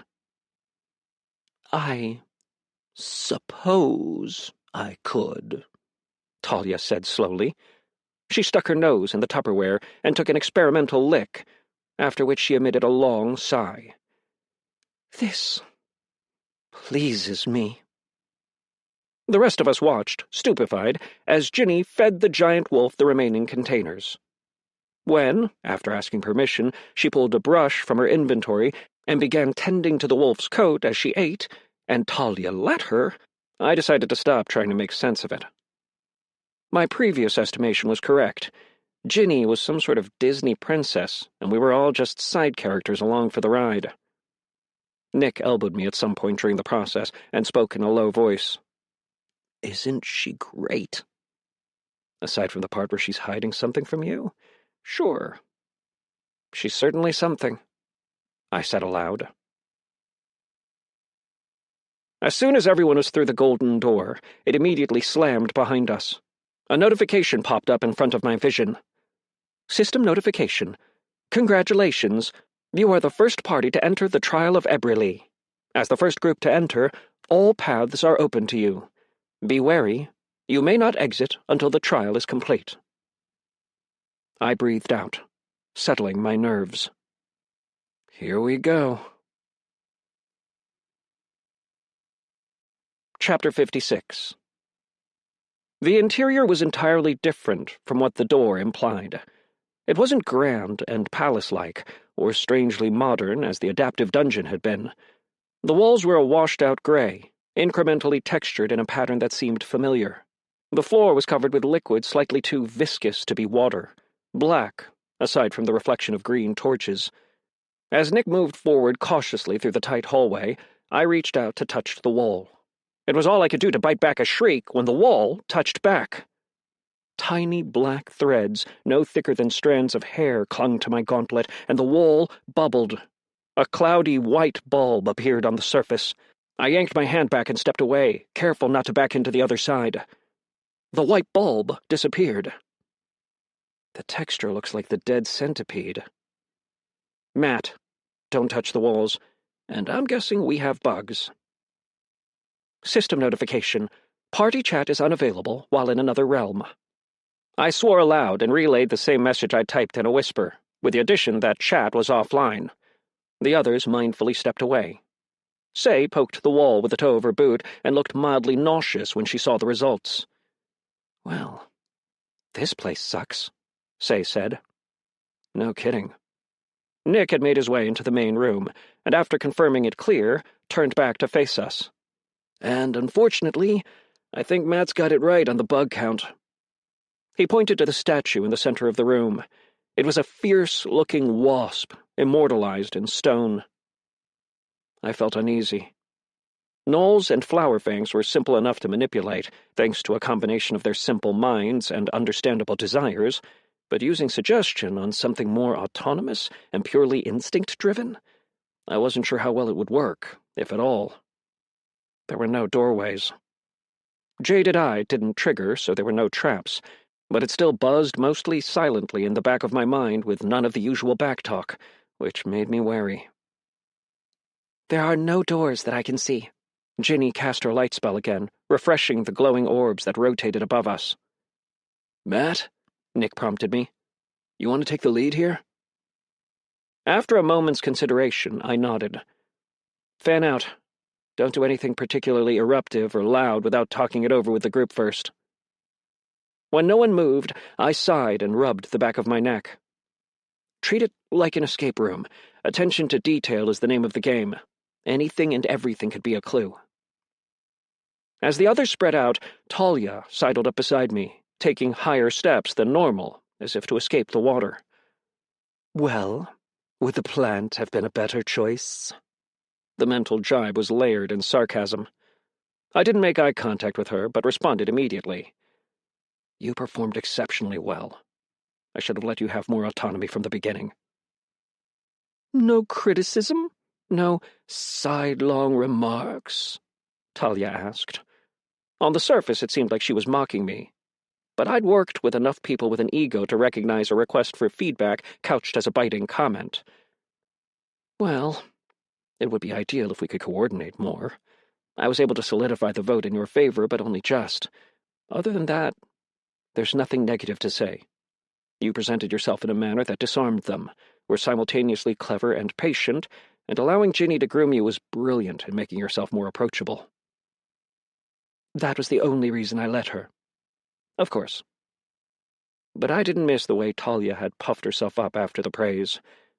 It had meant something to her, even coming from me, someone she had ample reason to dislike.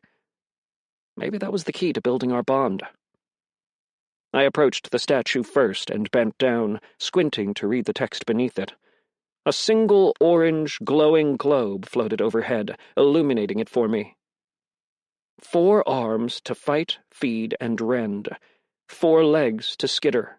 A legion of eyes to guide. An endless void once considered. Really? A rhyming clue? I scoffed. Other than the obvious inference to bugs, there was a near endless number of interpretations. Could it be referencing some specific insect? Ginny asked. She'd taken up a spot next to me and was studying the plaque. In the background, I could hear Nick and Say bickering about something. Probably not. I shook my head. The numbers are wrong. All insects have 6 legs, arachnids have 8, and arthropods have... many. Ginny gave me a funny look, and my social nerves picked up. I'm not usually this insufferable, but in a situation like this, I figure the details are important. Ginny chuckled. They are. All I was thinking was, if we ever have a trivia night, you're going to be my first pick. I blinked. It wasn't really something I'd considered, casually interacting with the three of them. We wouldn't be delving into dungeons and taking trials constantly, so it made sense. There would be downtime. Normally, the idea of that would have terrified me. I had so little in common with people my age with normal lives. Only now, I suppose I did have something in common. You might have to fight Nick for me, I said wryly. To the death, Ginny winked. Given her situation with Nick, if there was any inkling of flirting at all, it would have made me profoundly uncomfortable. But it was clear she was just being friendly. As I read over the plaque again, she circled around to inspect the statue more closely. No one told the wasp that insects only have 6 legs. Annoyed that I'd been too busy counting syllables to notice such an obvious detail, I took in the statue, moving from one side to another to get a clear picture. Sure enough, there were 8 legs in total. 4 of them were held high in supplication, as if praising some unseen deity, and the other 4 were planted firmly on the ground. 4 arms and 4 legs, I said aloud. You smart people figured this out yet? Me and Say are just kind of spinning our wheels here, Nick called over. Hey, Say snapped. Working on it. I took out my burner and jotted down the clue. I could probably remember all of it, but that wasn't a risk I wanted to take. When it came to riddles, a single transposed word could change the entire meaning. Say, possibly annoyed at being lumped in with Nick, left him and joined us in the center. She cocked her head. The antennae look like they're pointing at something. Little ripples in the not water emitted from her feet as she crossed to the back of the room. Hey, I found a door. My head snapped around, the situation in the elevator lobby of the adaptive dungeon all too fresh in my mind. Don't touch it! Say held her hands up in the air, scowling at me. Easy, control freak. Beyond her was the faint outline of a door, incredibly easy to miss unless you knew what you were looking for, with a circle imprint placed vaguely where the knob would be. Looks like the way forward. Nick glanced at me. It looks like one, yes, I mused. What are you thinking? Ginny asked. You guys got the system notification text at the beginning, right? It said that as the first to enter the trial, all paths were open to us. Meaning, there's multiple. The paths might branch further in. Ginny shrugged. There's nothing else in this room that looks like a door. Wordlessly, I returned to the statue. Say was right. Unlike the typical splayed depiction, the antennae were weirdly aligned, pointing directly at the outlined door behind us. So if that was the misdirect... There, I pointed. The rest of the arms are pointed skyward, with one pointing to that wall. Same with the feet. One pointing that way, Ginny observed. Sure enough, she was right. There was a single foot pointing to the back left corner of the room. I followed the direction, looking back and forth to confirm I was on target. I withdrew my saber and poked at the wall. Just as before, black strands emerged. I kept poking. A strangely spherical hole appeared, then another, and another. When it was done, I stepped back, not terribly happy with what I'd uncovered. 4 holes were arranged parallel, roughly at shoulder height, large enough to swallow up a small dog, or accommodate a human arm. Okay. Not liking the Saw vibes, Nick said. I kind of like my door better, Say responded. Chapter 57. It took some convincing. I tried to be patient, reminding myself that the others had never experienced a dungeon. In the end, everyone agreed to leave the more obvious door alone. But that still left us with 2 options. One set of holes corresponding with the arms, one with the feet. 4 arms to fight, feed, and rend. 4 legs to skitter. I frowned.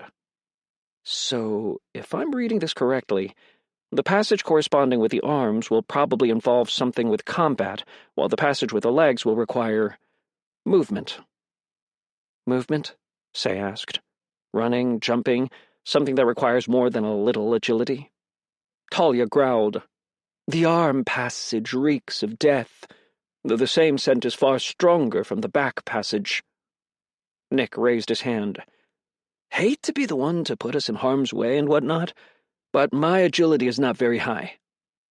Ours isn't great either, Say said, including Ginny in the statement. I knew that wasn't exactly true. Ginny and I would probably fare well in an agility trial, but I had no intention of watching Nick do the Indiana Jones boulder run in heavy armor. That only leaves us with one option. Ginny turned toward the gaping holes in the wall, looking mildly nauseous. I'll go first, Nick volunteered immediately. It really shouldn't be you, I said to Open Air as he continued striding confidently toward the wall. You're our primary source of defense and direct damage. It's not the first time I've been never mind. Anyway, you can't lead from the back, Matt. He winked at me. I felt my stomach tighten. Jaded Eye hadn't triggered when I'd revealed the openings, so it should be fine. But it felt uncomfortable, not being the one taking the risks. I wondered if that was my controlling side, or something else. He is truly your friend, Talia asked, the mental suggestion tagged with bewilderment. Is that so hard to believe? Honesty, charisma, the bravery to take things head-on. He would make a fine wolf. It almost sounded like she was gushing. I couldn't help but feel annoyed. Pretty sure you're not his type. Welp, it is just curious. He is your opposite, the light to your darkness. Talia was trying to get under my skin and was partially succeeding. I walked away from her, accompanying Nick to the wall. The holes undulated slightly. Go slow. Nick plunged his fist into the wall. The orifice immediately constricted, locking him in. What is... Oh, fuck! Nick threw his head back in a rictus of agony. Ginny and Say cried out in alarm. Even Talia jumped back, letting out a low growl. I crossed my arms. Are you fucking done? His face shifted into a grin. A little comic relief never hurts. I turned to Ginny, who looked anything but amused. Looks like he's stuck. We're going to have to take the arm off. I'll do the cutting, Say growled. I'll cauterize the wound when you're done, Ginny offered, her expression cold. Nick chuckled nervously. Okay. It was in poor taste. Let's get this over with. I stuck my arm in beside Nick's. Once again, the hole closed. The interior was frigid and slimy, and immediately made me want to take a shower despite my armor taking the brunt of it. Ginny followed suit. Say went last, pausing just before she slid her hand in. I swear to God, if we all end up stuck here. She trailed off and stuck her hand into the wall. Immediately the floor beneath us shifted. Talia jumped on just in time as the floor pivoted, the wall tearing loose from the flesh that bound it as we rotated 180 degrees. As soon as it locked into place, the restraints were released. Does anyone else feel... Ginny trailed off with a grimace. It hit me just a second after. A wave of rage, so intense it billowed in my gut, creeping up my neck. My hands balled into fists reflexively. More than anything, I just wanted to hit something. It didn't matter what. I swapped into Born Nihilist immediately. I could still feel the anger radiating beneath it, but it was safely locked away beneath the tranquility of the title. I tore off my left gauntlet and looked at my arm. There were 2 tiny marks there, like a spider bite. God damn it. We're dosed. Ginny was either impervious because of her title, or her stats were high enough that she could easily shake the effect off. She was talking to Nick in a low voice, and while he sounded raspy, he was listening. Say, on the other hand, was giving me a look that I could only interpret one way, like she wanted payback. I ducked under a brutal haymaker. She wasn't even bothering with the Wing Chun anymore. I reached out to her with suggestion. Stop. Think about what we're doing, why we're here. You made me look like an idiot, she seethed, swinging her arm in a vicious backhand that narrowly missed my face. And I promise you a rematch. I stopped mid-sentence to shift out of the way as a foot lashed out of my head. When we're safe and away from here. I didn't care that she would likely win, so long as it squashed this idiotic beef between us. Ginny caught her arm and hauled her back. Enough! Say struggled against her.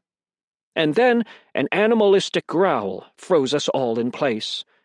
It had all happened so fast, I hadn't even had time to take in our surroundings.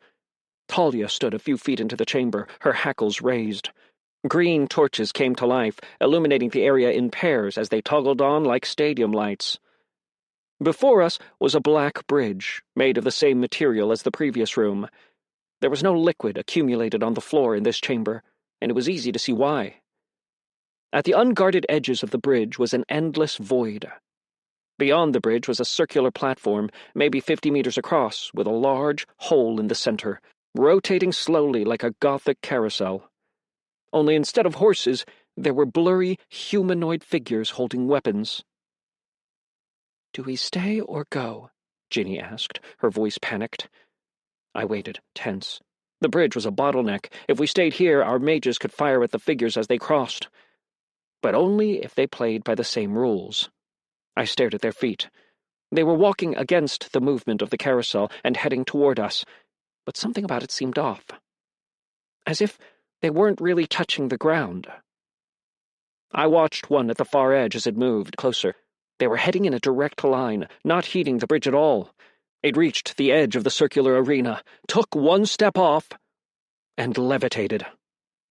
"Matt," Nick said, still panting. "I see it. No choice. Push! Now!"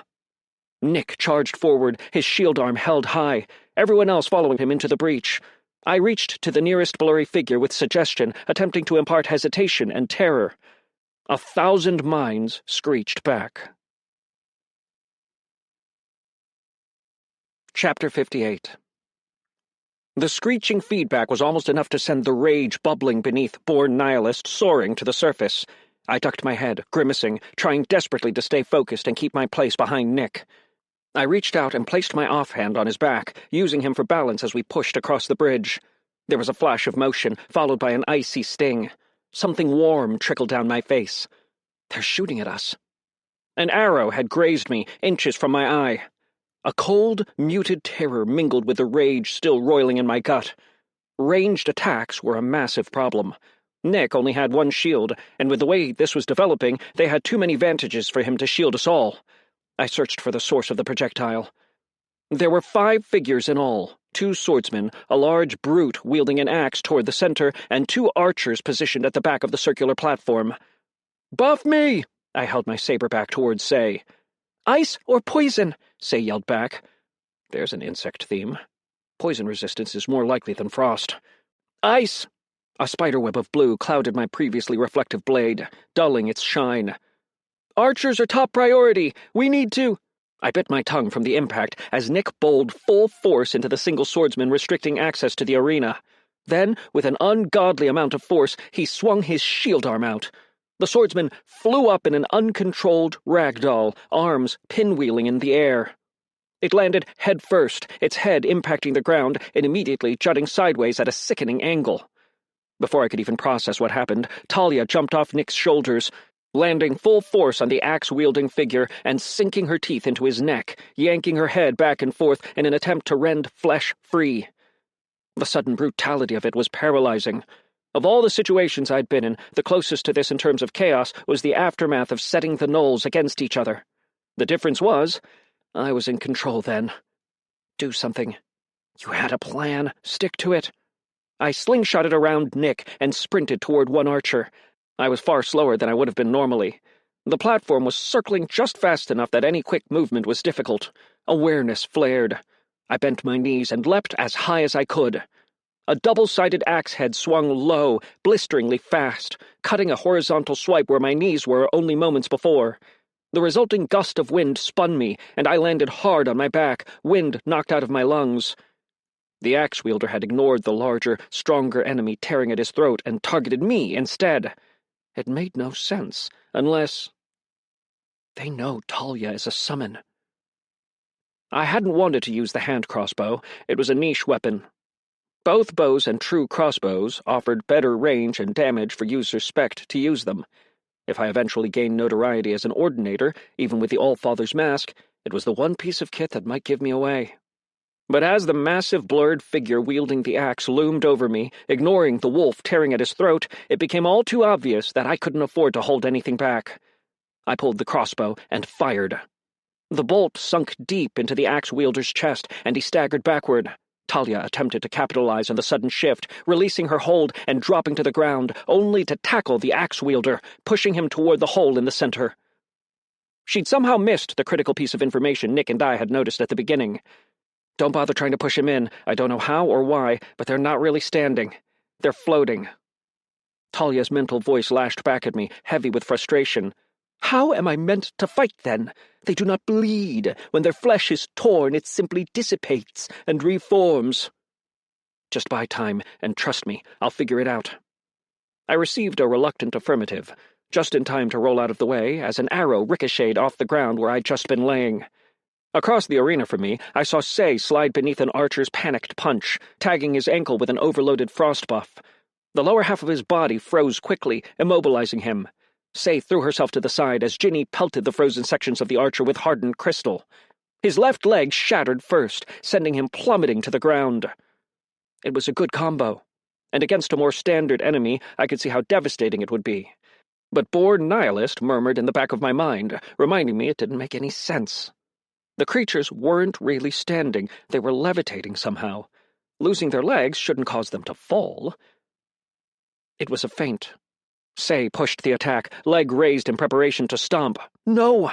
I broke through Say's mental defenses with suggestion, all but screaming for her to get away. She heeded the warning just a second too late. The downed archer vomited something on the ground, composed of the same blurry material that formed its body. It stretched forward and latched onto Say's retreating foot. She fell to the ground immediately and screamed.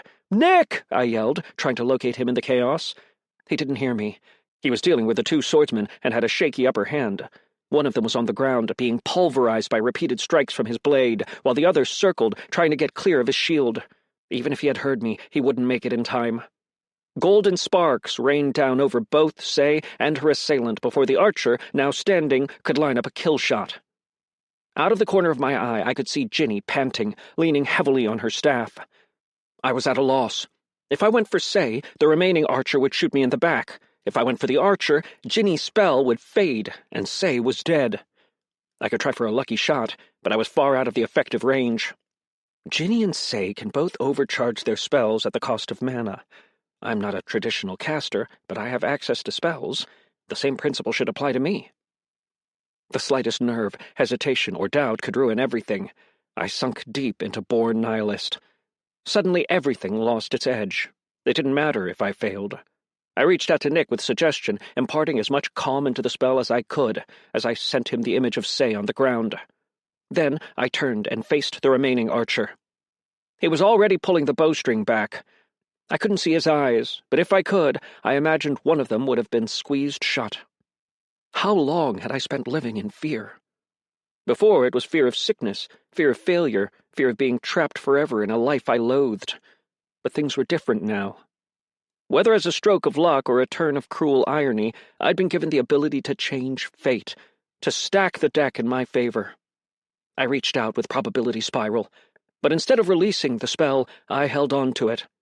It was almost imperceptible, but there was a tightness in my hand that grew warm, then unbearably hot. My vision swam. The archer released his arrow. I could see everything, where it would hit, the velocity, exactly where it would land.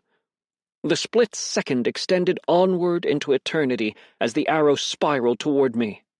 I took a half-step to the side and brought my palm up, its shaft grazing against my glove as I adjusted the arrow's trajectory ever so slightly and released the spell. Time sped up again, blisteringly fast compared to the snail's pace just moments ago. The arrow flew directly toward the axe-wielder, who had just dislodged Talia and was in the midst of a massive backswing. The arrowhead pinged off his axe at an angle, now twisting wildly in the air like a fumbled football, arcing over the center gap. Finally, the arrow's serrated point sunk deep into the head of the archer standing over Say. But it wasn't over yet. Ginny's magic faded away. The second archer screeched and released his draw, the shot going wide and landing with a thump in one of the swordsman's back. My vision tunneled to a pinprick as I gasped for air, throwing myself in a staggering run toward the archer before he could knock another arrow. Chapter 59. Imagine for a moment waking deep underwater. The salt stings your eyes, your lungs burn, little bubbles of oxygen tickling your nose as they slowly trickle out. You struggle, try to fight your way to the surface as the burning grows more pronounced, more unbearable. Your lungs convulse, pulling desperately for air against tightly drawn lips that slowly loosen, until you finally breathe, water rushing in to silence you. But it's not over. Because you reach the surface, and now, with water crackling in your lungs, it's a mile of hard swimming to shore. That was how it felt.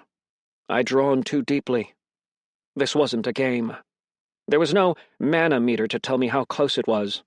The only thing there was a primal recognition of how close to the brink I'd come. My vision was still tunneled as I reached the archer and plunged the frozen blade directly into his chest. He screeched and threw his head back. I watched what had happened to Say, so I was ready when the Gaussian blur of white noise ejected from his mouth. I tore the blade free and let unsparing fang guide my movements. My saber flew in a lightning-fast pattern, carving off his leg, his arm, meeting little resistance as the limbs separated. I put the entirety of my back and arms into the final blow, cleaving him from head to groin. The two halves of his body separated. Some of the blur faded. Little gray objects no bigger than cicadas attempting to bridge the gap and pull the butchered figure back together. Before it could fully reform, I moved behind it and pulled the Blade of Woe from my inventory. Its entire body showed a dull gray, save one exception. A little silver sphere, no bigger than a walnut nestled in its left side, trying desperately to dig its way deeper through the growing frost. I dug it out with my fingers and, still breathing hard, crushed it. It let out an ungodly mew, and the blurry form that had once looked vaguely humanoid dissipated. Suddenly, the screeching feedback I'd received on my first attempt to use suggestion made all the sense in the world. I ran to where Ginny had dragged Say, yelling as I approached, "Hit the smokescreen! Now!"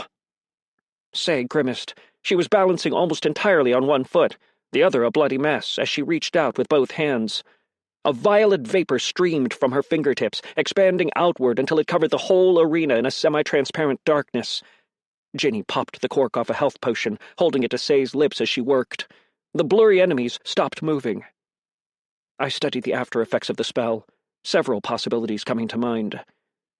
How long does it last? Not long. Say clung to Ginny for support. Less than 3 minutes. They can still hear, though not as well. Learned that one the hard way. Fades when we attack, I'm guessing? Yep. Ginny was staring at me like I'd grown a third eye. How did you... I gave her the slightest shake of my head, and she stopped. When I'd pulled my little stunt with probability spiral, it had occurred to me that Ginny might catch on. She was the only one with line of sight.